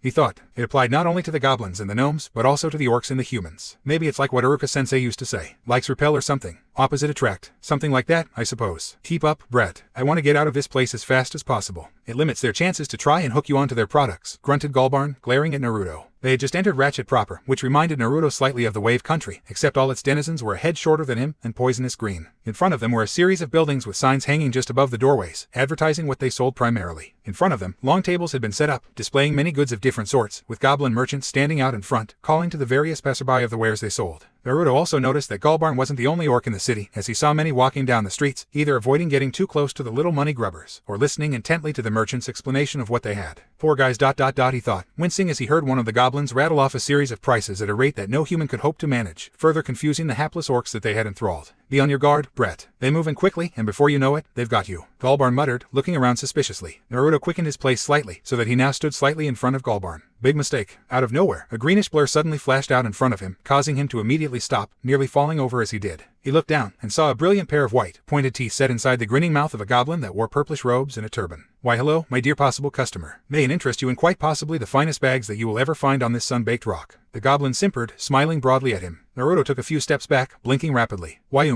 I think I'm fine. Really, he said, rubbing the back of his head and slowly backing away. The goblin's smile didn't falter for a second as he said, come now, my friend. I am simply asking you to take a look. There is no obligation whatsoever, of course, but I do believe that you will never find a better price for these one-of-a-kind Kodo hide bags. What harm is there is looking, honored customer? Naruto blinked rapidly, trying to find a way out of it. He looked over at Galbarn, who was shaking his head rapidly and pointing ahead. He looked back at the goblin, who was still smiling pleasantly, and Naruto began to feel oddly at ease with the smile. I guess one look won't hurt ... he said, smiling a little. The merchant smiled even more brightly. Galbarn groaned. Geez, sorry, I couldn't help it. He was just so friendly. How could I say no? Naruto griped as they both left the goblin's shop, nearly 24 silvers lighter and Naruto carrying a Kodo hide backpack and weapons pouch. The boy was looking sheepish and annoyed that he had been so naive. Easily, you start by saying N and then O that spells no, so it isn't that hard, growled Galbarn. They crested a hill, still griping, before Galbarn stopped and pointed to their destination. There, he said, that's the Ratchet division of the Goblin Engineering Guild. That's where we are delivering our package. Naruto nodded, and they continued towards it. They stopped briefly outside to check with the two guards that stood on either side of the door, whispering to each other. They stopped whispering to speak with Galbarn, but resumed after they had entered, and Naruto could swear he heard the word stinky human uttered by one. The room they entered was not completely foreign to Naruto. In fact, it resembled a cross between Mechatork's laboratory and the library in Ironforge. It was not very big, probably only a couple dozen square feet, and on both sides of the room were large bookcases. The bookcases were stuffed from top to bottom with books, so much so that some had been placed on their sides at the very edge of the shelves. The room had a greenish glow to it, emanating from the strange green fire that burned in a fireplace in a small gap in the bookshelf. In between the books, there were several circular tables covered in various papers and open books, as well as tools, wrenches, soldering irons, screwdrivers, and the like. At the very end there was a small staircase that led up to a higher point in the room where more books had been stuffed. Goblins sat at the tables, fiddling with the tools, writing in the books and on the papers, or reading books that they must have taken off the shelf. Other goblins were climbing on long ladders to reach books far out of their reach, so focused in their searching that they didn't notice Naruto and Galbarn's arrival. Save one, that is. Ah, you are Thrall's men, yes. Come here, I suspect you have my parts. Said an aged goblin that was leaning over the railing at the top of the stairs, watching them. The goblin was wrinkly, his nose crooked and bent, his ears drooping slightly, and a pair of spectacles was perched on the end of his nose. He had no facial hair, but then again, Naruto had never seen a male goblin with hair, period. Galbarn nodded. Yes, that's us, he said. He motioned to Naruto, who nodded, and took off the heavy pack that he had been lugging around. Strapped to his backpack was a large crate with foreign markings on the side that looked vaguely familiar. When he pulled off the strap securing the crate to his backpack, he lifted it off and slammed it on the ground, causing the room to vibrate, and several goblins to look up in annoyance. Careful, you little urchin. Those are very important. Can't you see it says fragile? The goblin groused, hobbling down the stairs and glaring at Naruto. Naruto stuck his tongue out at the goblin, who glared in return, but said nothing else as he came to the crate. He motioned to one of the younger goblins, who came forwards with a crowbar. He pried the top open, and the contents were exposed to the greenish light of the room. Inside were dozens of gears and random parts, all completely baffling to the blonde, but from the looks of childish glee on the faces of the goblins, they must have been important. Finally, the aged goblin said, snickering, these will help me complete my new invention. Let's see those fools at the Venture Co. try and beat this. Ignoring the goblin's continued cackling, Naruto turned to Galbarn. What's the Venture Co? I think I've heard of it, but why's that old bat going on about it? Galbarn opened his mouth to respond, but apparently the old goblin had heard Naruto, and so answered for him. They're a bunch of cheating, stealing, lazy slobs, that's what. They not only employ gnomes of all people, but they steal people's ideas. The goblin roared. He hobbled towards one of the tables, and after a bit of searching came back, clutching a rolled-up piece of paper in his hand. He shoved the paper at Naruto, who unfurled it and looked at the contents. It was, from what Naruto could tell, a large robot. Unlike the vaguely human ones that he had seen in Gnomeregan, this one resembled the nothing like a human. They were huge and bulky, with massive claws on both sides, a large, rectangular body attached to rolling tank treads. It had a head-like structure where it was apparently operated from, and it seemed to be immensely large, as it had a comparison chart to a goblin. My brother invented this. He drew up those plans, and hoped to get into the Venture Company's good graces by building that for them. What do? They take the blueprints from him, kill him, and then have a slimy little gnome build it. If it weren't for the fact that the owner of the company makes huge donations to our guild, I would do something about it. The goblin ranted, snatching the plans back from Naruto before hobbling away, still muttering. Naruto's sweat dropped. These guys are crazy, he thought. Galbarn took this time to clear his throat and look at the goblin squarely in the eye. If that is all, then we will collect our payment and leave, he said. The aged goblin pushed up his spectacles, blinking shrewdly at the orc. Payment ... yes ... yes ... of course ... payment ... he said evasively, shuffling a little farther away from the fearsome-looking orc. Galbarn groaned, muttering something about goblins under his breath that Naruto didn't quite catch. The old goblin searched for a few minutes and then announced, Eureka. He grabbed a large sack of leather from beneath one of the tables, then made his way back towards the only two in the room that weren't goblins. They dropped the sack in front of Naruto and then opened it, revealing a mountain of copper coins. Now let's see, just so you don't fleece me, I will count out how much I owe you myself. Very well ... 1 ... 2 ... 3 ... 4 ... he continued counting, causing Naruto to blink and look at Galbarn, who groaned. Isn't he supposed to give us like ... 10 gold or something? Naruto asked. Galbarn just nodded. Ah, so you've returned again, Rexar, Thrall said, smiling. The massive half-orc grunted, the huge bear by his side making a similar noise. Rexar sat down on the floor in front of Thrall, which prompted the warchief to stand and sit by him, as a formality of showing that he considered Rexar to be his equal. What news do you bring, then? He asked. Rexar took a swig from the goblet of wine that had been set out for him, and said huskily, much news ... and it concerns our former Tauren allies. Thrall frowned. They will always be our allies. Rexar, you know the circumstances that Cairn left under were far better than the ones that Vol'jin and Sylvanas did. Rexar nodded absently, stroking the head of his bear companion. The huge bear, Misha, was his constant companion, a spirit bear from the wilds of Kalimdor that Rexar had befriended long ago. Perhaps ... but I believe the circumstances were not as they appear. You know that in the years following the Horde's destruction, Cairn has grown distant, and has refused aid of yours on many occasions. I fear that they are fighting a losing battle against an enemy that is too great for one race to stop. Rexar said. It is possible ... but what is happening? Thrall asked calmly, sipping some wine himself. The wild plains of Mulgore burn and wilt, the spirits of the earth that once flourished in the Stonetalons now dwindle and die in agony. The unnatural force that plagues them, the greed of earthly beings, is causing their world to crumble. Our aid is needed, but Cairn will not answer it. Rexar answered. That is troubling indeed ... then we must give it even if he does not ask. I have someone who can help, I think, Thrall said, finishing the drink. You speak of the human, I suspect. His spirit is strong, untamed. He has not submitted to your will yet, has he? Rexar said, grinning a little. The grin was horrifying to behold, but Thrall was used to it. No, I don't think he will ever. He does not seem to be that type of person. He completes the missions I give him for one reason, and that is either to finally gain my attention for the matter that he originally came here for, or more recently, to gain a better standing with my people. He is achieving both quite admirably. He bows to no one. You are correct. Are you not pleased that I spared his life? Rexar asked. I am very pleased. He is a quick learner, and I believe that he may master the earth to a point where I can move him onto the wind, or perhaps the fire style in only a few short weeks.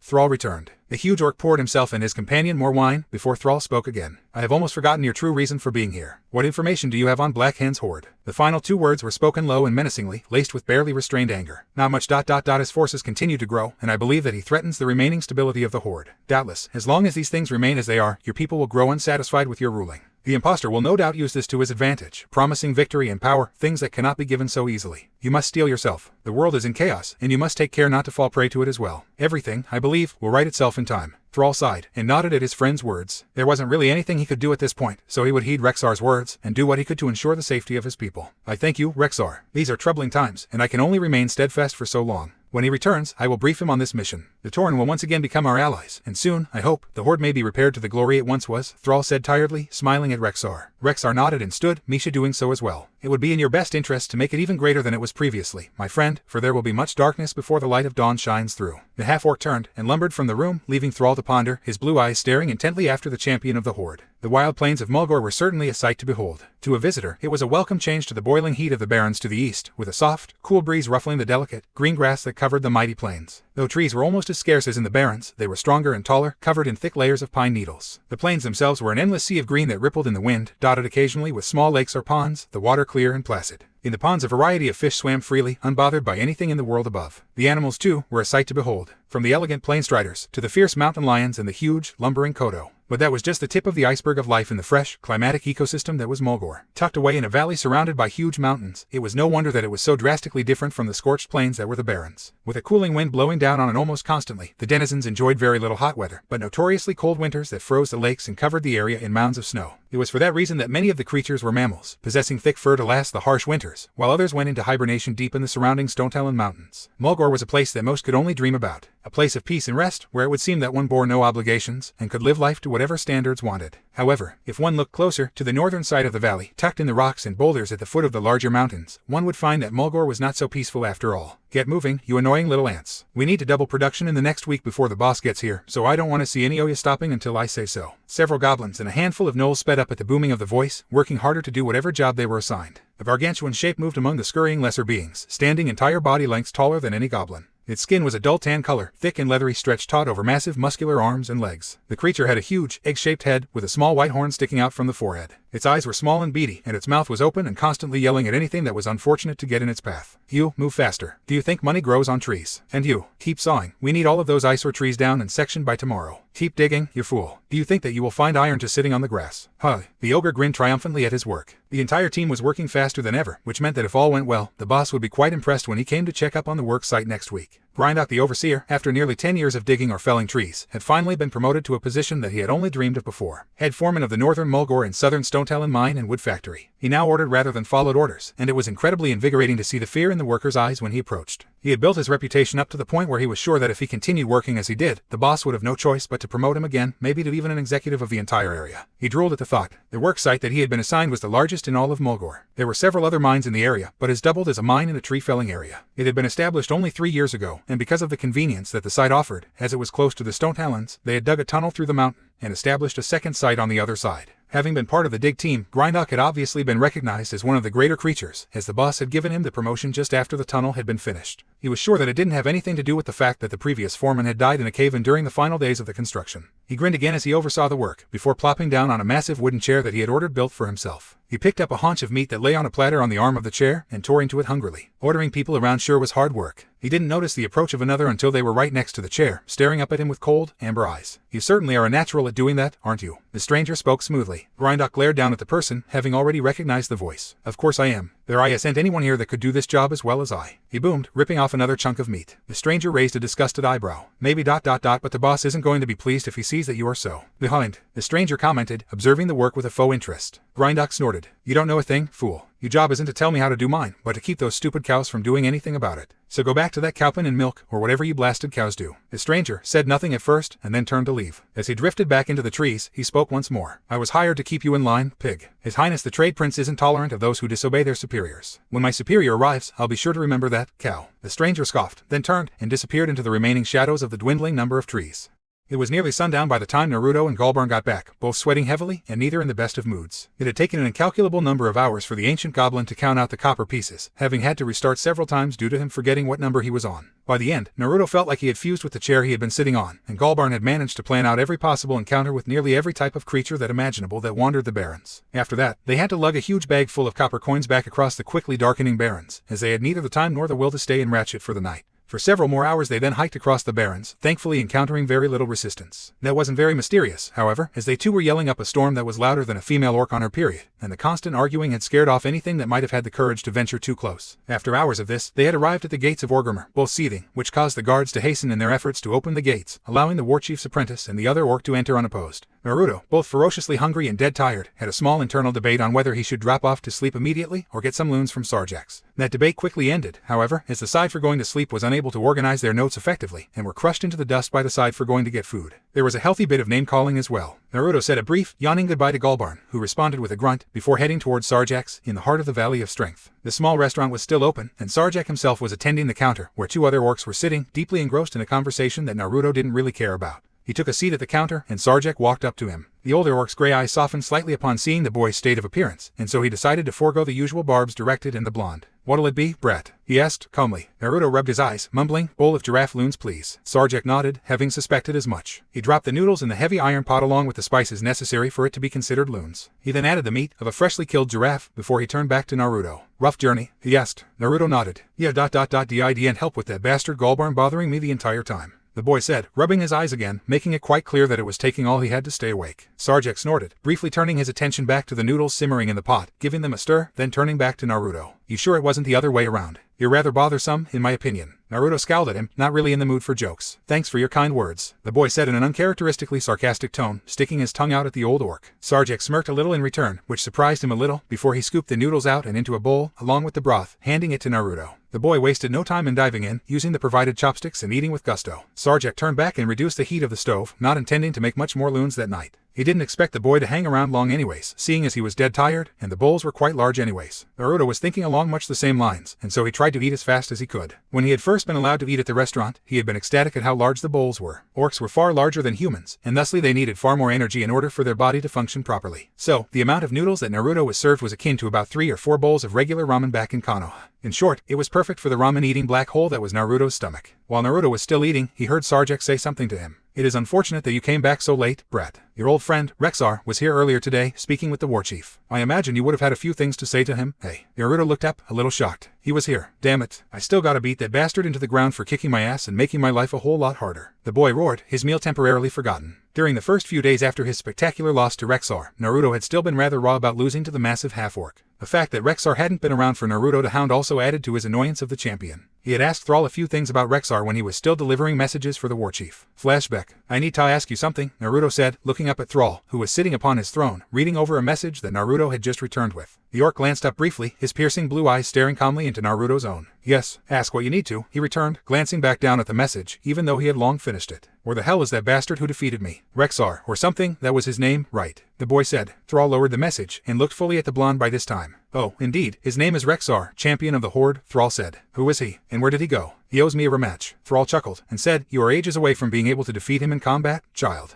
Rexar is incredibly powerful. He is my equal in many respects, and my superior in many others. Even with your strange and incredible power of the demons, his skill far surpasses anything that you can do currently. I have not even begun teaching you, so how can you expect to be able to fight him so soon?" Naruto reddened a little, realizing that he was still quite raw about losing to the orc. He hadn't lost once in a battle since he had arrived in Azeroth, and compounding on the fact that he had the only true battle that he had lost since becoming a ninja was to Orochimaru, then Sasuke. It annoyed the boy to no end. He didn't take loss as well, and the feelings that he had felt after Sasuke had defeated him at the Valley of the End had been brought to the surface once more. He, even with the power of a demon, had lost to a foe that could have killed him at any time. If he had died, then he would have failed Kira and Sakura and everyone in this world and the next. Somewhere in the back of his mind, he knew that he should just buck up and accept his loss, but that wasn't something Naruto could do. It wasn't something that he had needed to do ever in the course of his life. He had always fought, and had never simply accepted his losses. Because that was what Uzumaki Naruto did. He was a fighter, born and bred, and for that reason, could not accept his loss, not when he could fight to rectify it. Thrall, however, continued, unabated. "As for where he is, I cannot say. Rexar is a trusted friend, but I still do not know where he goes. He wanders the land, and does what needs to be done in order for my people to thrive. He returns occasionally to inform me of the news of the world, but those times are few and far between. Wait until you are stronger, perhaps then you might challenge him again, since you seem so keen on fighting the ones that are stronger than you." Naruto nodded, letting the information settle in. Thrall then lifted up another animal skin scroll, and tossed it to Naruto. "Here's your next assignment. Take this to Vargris, whom you should find in the Valley of Strength," the war chief said. Naruto pocketed the scroll, and left, muttering about how vague instructions would be the death of him. In flashback.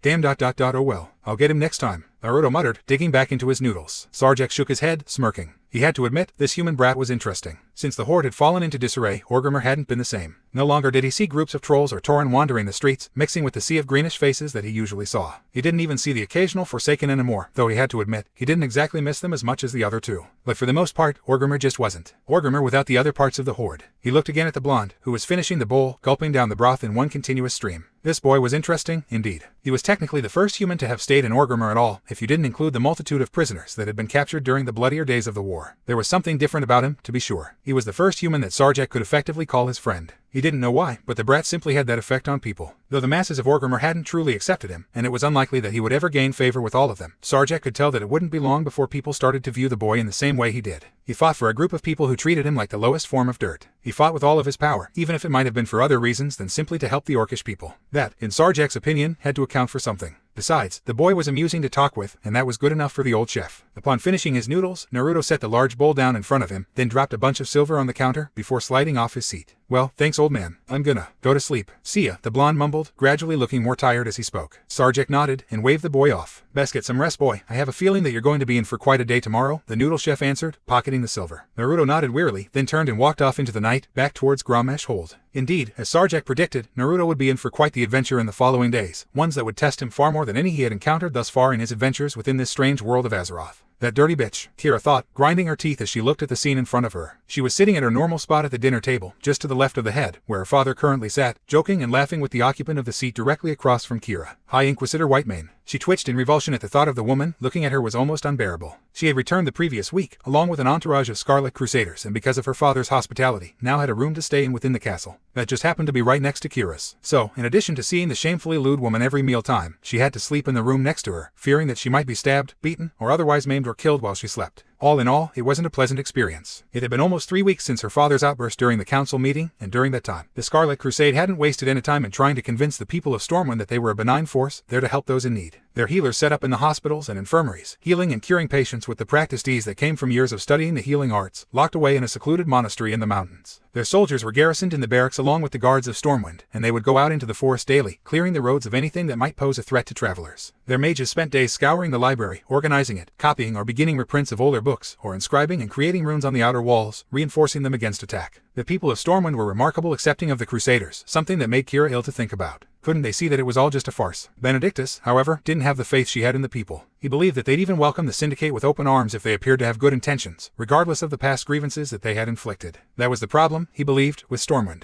In recent years, they had become too trusting of their own kind, and far too untrusting of any others. Though it pained Kira to think like that, she knew it was true. Something needed to be done to rectify that. She didn't know what or how, but it needed to be done, and fast. The world was growing darker by the day, and unless the races of the world forgot their pasts with each other and began anew, then it would continue to darken until it smothered everything, extinguishing the life that flourished like one would a candle. She knew that her father was on the verge of allying with the Crusade, and that scared her. She had yet to find any reason for why her father was acting as he was, and Benedictus wasn't telling her anything. Unless she could do something to convince her father that the Crusade was completely untrustworthy, the alliance would be sealed. Then, she believed, everything would go to hell. Amazing, beautiful, and a sense of humor. You are quite the lady, my dear Andrea, said Anduin, laughing along with the scantily clad priestess. Well, you can appreciate such a good joke, your grace, and you aren't half bad looking, to boot, said Whitemane, her brilliant blue eyes shining with mirth. I'm gonna be sick, she thought, slumping lower in her seat as she glared at the two. They had done the very same thing the past few days, simply chatting away, ignoring everyone else in the room, laughing at their own private jokes, or whispering things at each other's ears that made one or the other chuckle or, in some cases, blush. On several occasions when they did those things, Kira had needed to leave the table as fast as possible, so that she didn't accidentally throw up her dinner in front of them. Though, if she had been sure she could get Whitemane with a stream, it wouldn't be a total loss. But it was as sickening as it was infuriating.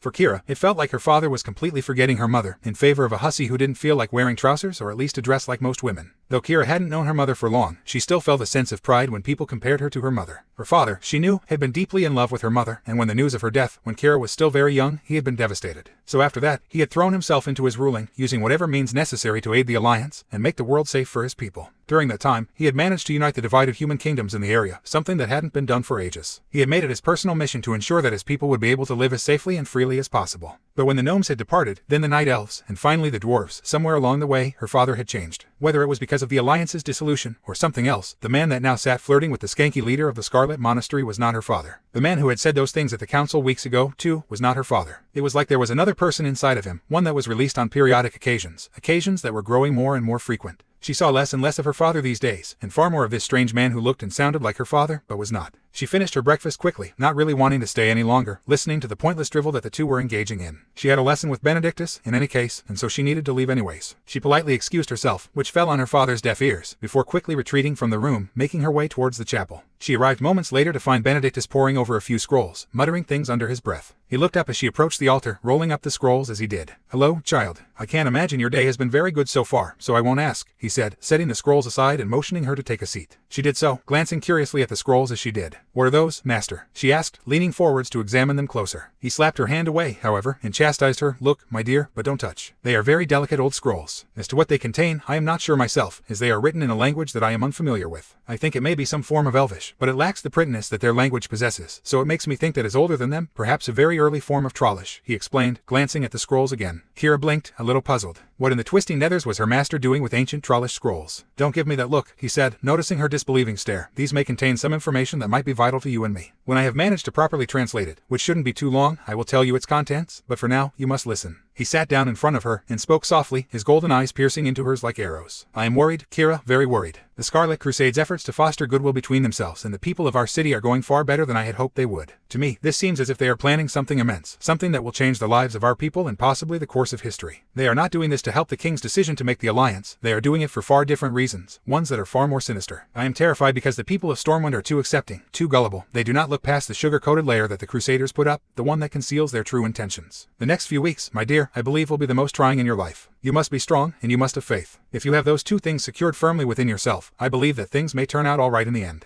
But, there is something that I must ask you to do. Something that may or may not come to pass, but should it, you must do exactly as I say. Do you understand? He said, in almost a whisper. He was staring directly at her, so hard that it was becoming increasingly difficult to maintain eye contact, for his eyes seemed to glow as bright as miniature suns. She nodded, I understand. He sighed, smiling sadly at her, before his features composed themselves. Should anything happen, to myself, or to your father, I want you to leave, he said, causing her to stand up in shock, staring at him wide-eyed. What? She nearly shouted, leave. Why? Simple. In anything of that magnitude occur, I would like to leave Stormwind as soon as possible. Whatever happens, nothing good will come of it, and you would be caught in the middle, something that I do not want you to experience. Should something happen to me, then the chances for reallying with the other races will drop considerably, and the only person aside from the boy who knows of your plan will be dead. If it is your father, then those fools would propose you as the new heir, and you would be made queen well before you are ready. Either way, you would be in a position that will make it exceedingly difficult to accomplish what you need to. Therefore, it would be in your best interest to leave, he finished, still watching her, unblinking. Then where would I go? She asked, worry coursing through every vein in her body. She couldn't bear the thought of something happening to her father, and it would be just as bad if Benedictus were harmed. It was also deeply worrisome that Benedictus was so afraid. She had once rather foolishly believed him to be invincible, a person who omniscient, omnipotent, and could make everything as it should be. She had harbored the same feelings for her father, but those had changed as he had. Her father was not invincible, for if he was, then he would not have changed so much. Similarly, Benedictus had since proved to her that he was just as human as the rest of Stormwind.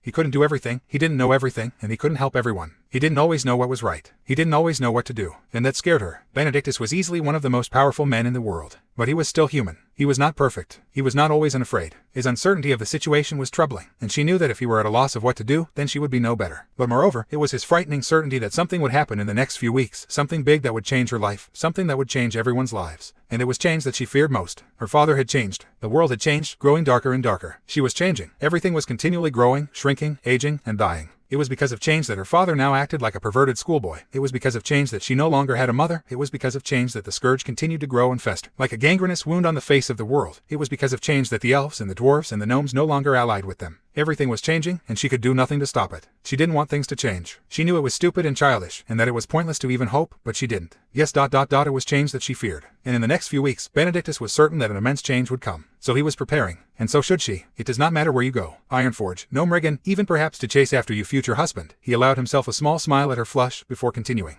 It matters only that you get away from here. Can you promise me this, my dear? Can you promise that should something happen, you will leave? Kira bit her lip, trying her best to speak with certainty. I promise, she said slowly, looking at him. He stared at her for a few seconds, and then nodded. Very good. Then we must get started. Yes, master. Thrall sat upon his throne, his face as composed as ever, his electric blue eyes betraying no emotion. The huge orc was leaning forward, resting his hands upon the massive doomhammer that was never far from his reach. He was staring hard at Naruto, who was standing a few yards in front of the throne, watching him. It was still early morning, and Naruto had only just woken up. The blonde's disheveled appearance was testament to the fact that he hadn't gotten the necessary sleep the previous night. He yawned widely, briefly glancing away from Thrall in order to rub his eyes. It turned out to be a big mistake. Half a second later, Thrall had appeared in front of the blonde, startling him, and without a second's pause the huge orc had driven his foot hard into Naruto's stomach. The blonde was launched across the room, but managed to absorb the damage from his inevitable impact with the wall using Kongu. When the impact came, the stone wall cracked and broke under the strain, but Naruto was almost unharmed by the attack. All that training is really paying off, he thought. He lowered himself into a fighting stance, but before he could even locate where Thrall had gone, the orc was right in front of him, fist raised, ready to deliver an excruciatingly powerful blow to Naruto. The boy readied himself a second time for Kongu, managing to put up the defense mere milliseconds before Thrall's punch landed. The punch, as hard as the last, slammed Naruto away from Thrall, but this time he managed to reorient himself before he struck the wall, instead landing deftly against it, causing the stone to crack once again beneath the force. Using the built-up energy in his legs, Naruto shot forwards, straight towards Thrall. The massive orc, however, was not there to greet, instead was suddenly at the blonde's side, delivering a series of powerful, lightning-quick blows that Naruto couldn't defend against. Naruto was once again thrown backwards. This time, however, he hadn't readied the Kongu to absorb the damage. Instead, he crashed against the wall, crying out in pain as he did, before landing hard on the ground. Naruto struggled to his feet, emitting a series of hacking coughs that brought up a significant amount of blood. He lifted his head slightly, only to find Thrall standing in front of him, staring down with large, blue eyes. Too fast, Naruto thought, stunned. The war chief watched Naruto for a few seconds, before reaching out a hand and helping the blonde to his feet. Though dazed, Naruto found the pain in his back and chest ebbing away as a result of the Kyuubi's regeneration. He sorely wished he hadn't told Thrall of that particular ability, because afterwards Thrall had begun testing it to its limits during their spars, leaving Naruto beaten and bruised despite the healing factor. When Naruto was able to stand unaided, Thrall met his questioning glare. Wind, he said aloud, glancing about him as if he could see something Naruto could not. Wind is invisible, unable to be caught, fluid and extremely powerful. It is fast, strong, and it is what every fighter attempts to emulate in battle. though none but the shaman can truly duplicate its power. That is the second style of the tetra-elemental, wind. In my opinion, it is the hardest of the styles to master, because one's body needs to be immensely strong to be able to handle the speed that you go when using this style. It also takes the longest to learn, and though you have strengthened your body considerably in the past few weeks, you will need to do so even more in order to handle the power that you will wield with this style. Naruto felt incredibly giddy. After seeing a monstrously huge person like Thrall move at such an incredible speed, probably even faster than Guy,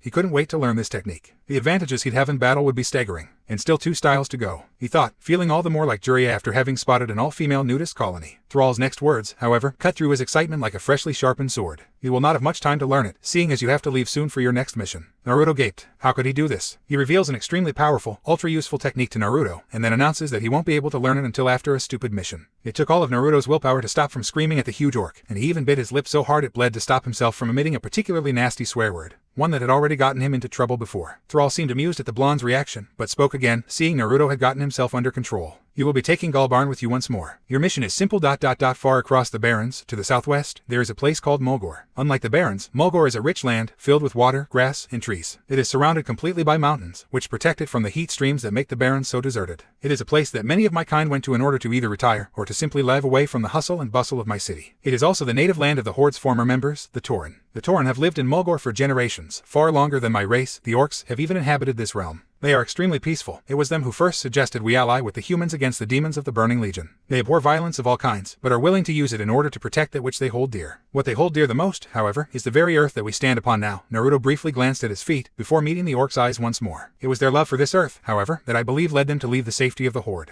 They are a deeply shamanistic people, having trained the majority of the shamans that reside in this city right now. They are also far more in tune with the spirits of this world, and it is for that reason that they needed to leave. Cairn Bloodhoof, the chieftain of the Tauren, came to me one day, saying that he needed my help with something. Cairn was, and still is, a great friend and ally, so I listened to what he had to say. He explained that he would explain all at time, and that he knew that the world was in danger, not from the Scourge or the Burning Legion, but from a very different and unexpected foe. Who? Naruto asked, his attention drawn in by the story. The Venture Company, the war chief responded, sighing a little. Naruto blinked. That was the second time in a day that he had heard of the Venture Company. I keep hearing about these Venture Company guys. Who are they? The goblins and Ratchet seem to hate them, but the goblins of Ratchet would hate them. The Venture Company has almost a monopoly in the mining, oiling, and wood harvesting trades. They acquire the majority of their inventions by stealing the blueprints of other inventors, and then usually killing them. They also mine and oil in places extremely lush and fertile areas, such as the Stranglethorn Vale or the Stonetalon Mountains. They cut down trees by the bunch. They tear up ground in search of oil and other fossil fuels, destroying environments that people such as the Tauren hold dear. They then sell the goods at prices that nobody can match, because they have acquired control of all the prime areas in this world. Cairn was deeply troubled when the Venture Co. moved into Mulgore many years ago. He did not concern himself with them for a while, focusing all his power and resources on fighting the humans and their allies. However, they grew in power and strength and number, eventually drilling a hole straight through the mountains to the north of Mulgore, so that they could have easy access to the Stonetalon Mountain Forest. By this point, Cairn believed he needed to take action. I sent several of my men along with him, as did the trolls, so that they could combat and drive them out of Mulgore. But it didn't work. Why not? Naruto asked. Because the Venture Co. had hired several mercenary groups, ogres, mostly, to protect the mining operations. Though Cairn and his people were able to drive them back several times, the Venture Co. returned with powerful machines, ones that were able to drive Cairn back to Thunder Bluff. He had been unable to drive them away, something that I believe shamed him. Nevertheless, I sent more of my people to aid him, despite the heavy strain that I was putting on them. I was already at war with the Scourge, the remnants of the Legion, and the Alliance. I did not have many forces to spare, though I did my best. Cairn fought the Venture Co. for nearly a year like this, doing his best to try and drive them from his sacred homelands. Though he made much progress, he was not able to fully accomplish it when I last heard from it.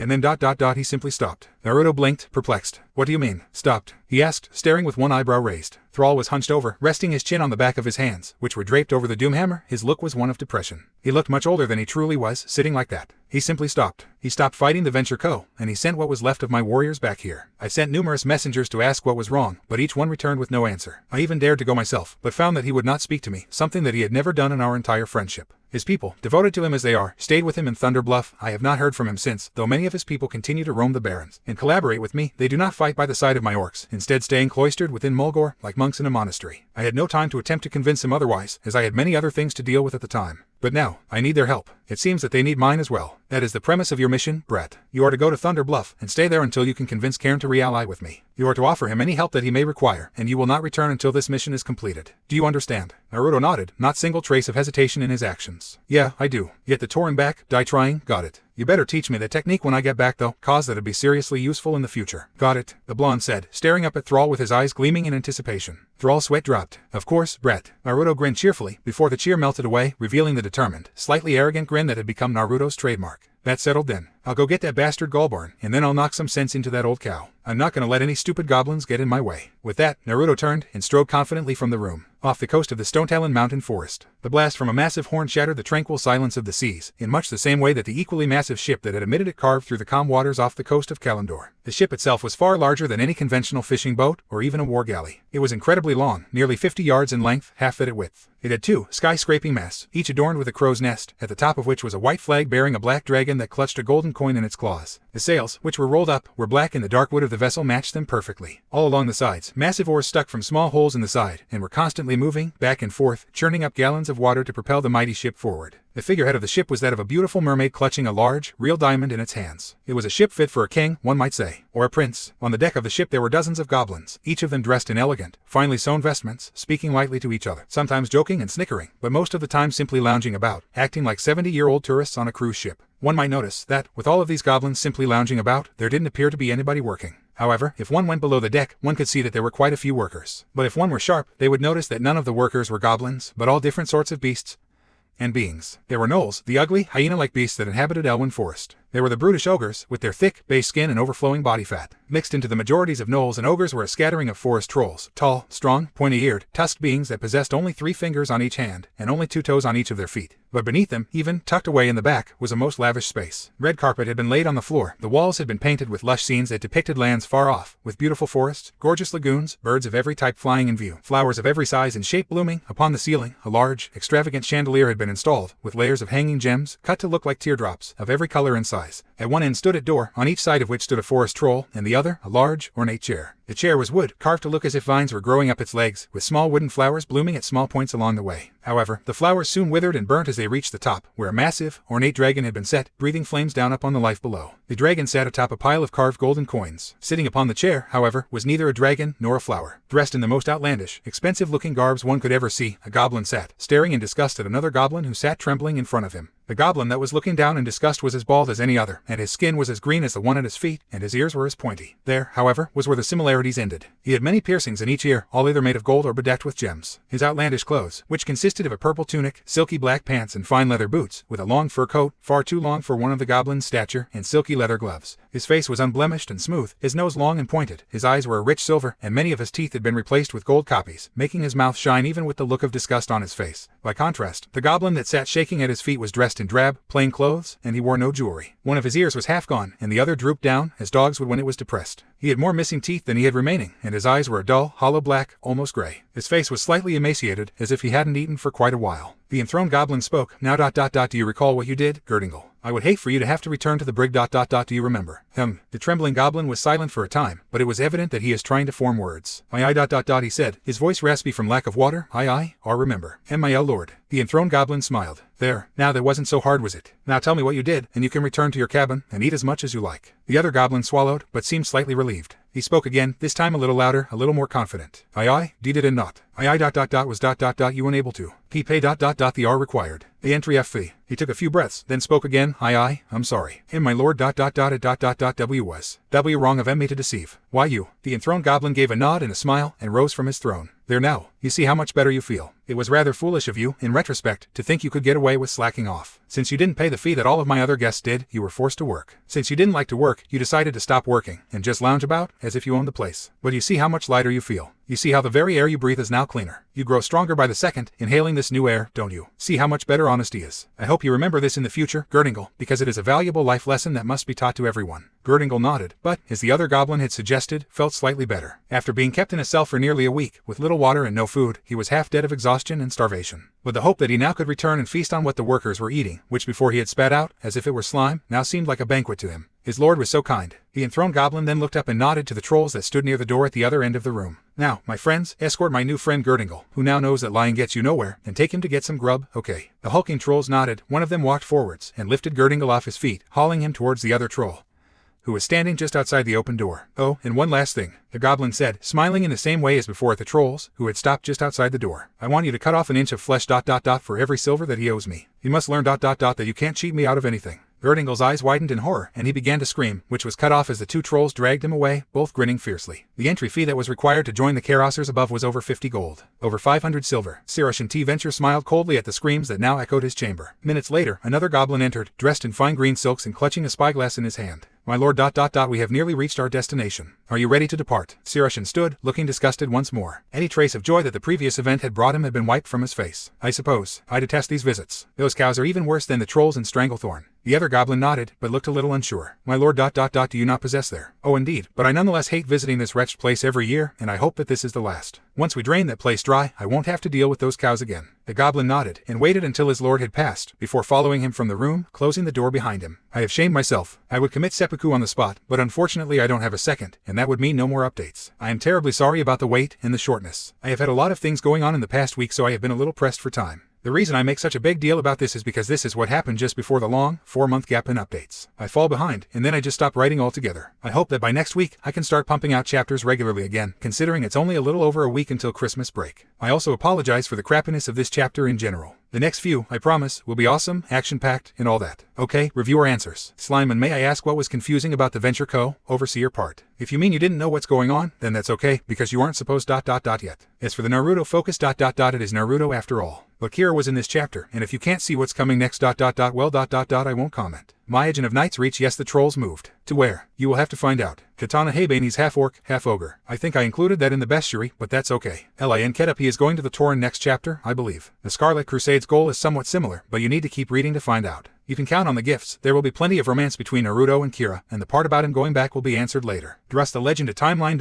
that's going to be difficult, but I will try to make one for the next chapter. Naruto isn't at Jounin level strength, actually. He's almost there, but he still doesn't have the experience, nor does he have the state of mind for a Jounin. He attacks head-on, rather than using sneak attacks or surprise attacks like a ninja is supposed to. He's strong, and will get stronger, but he's still no match for Kakashi or Asuma or Kurenai or Guy. Magni's pride is simply a powerful, adamantium weapon. Magni didn't put any enchantments on it. Totems are little things that shamans get through quests that allow them to cast certain spells. When a totem is summoned, its effects target everything around it, rather than just a certain target. For example, they have totems which makes every monster in range go slower, or increases you and your party's armor or mana regen. It's like that. As for Tsunade and Thrall ...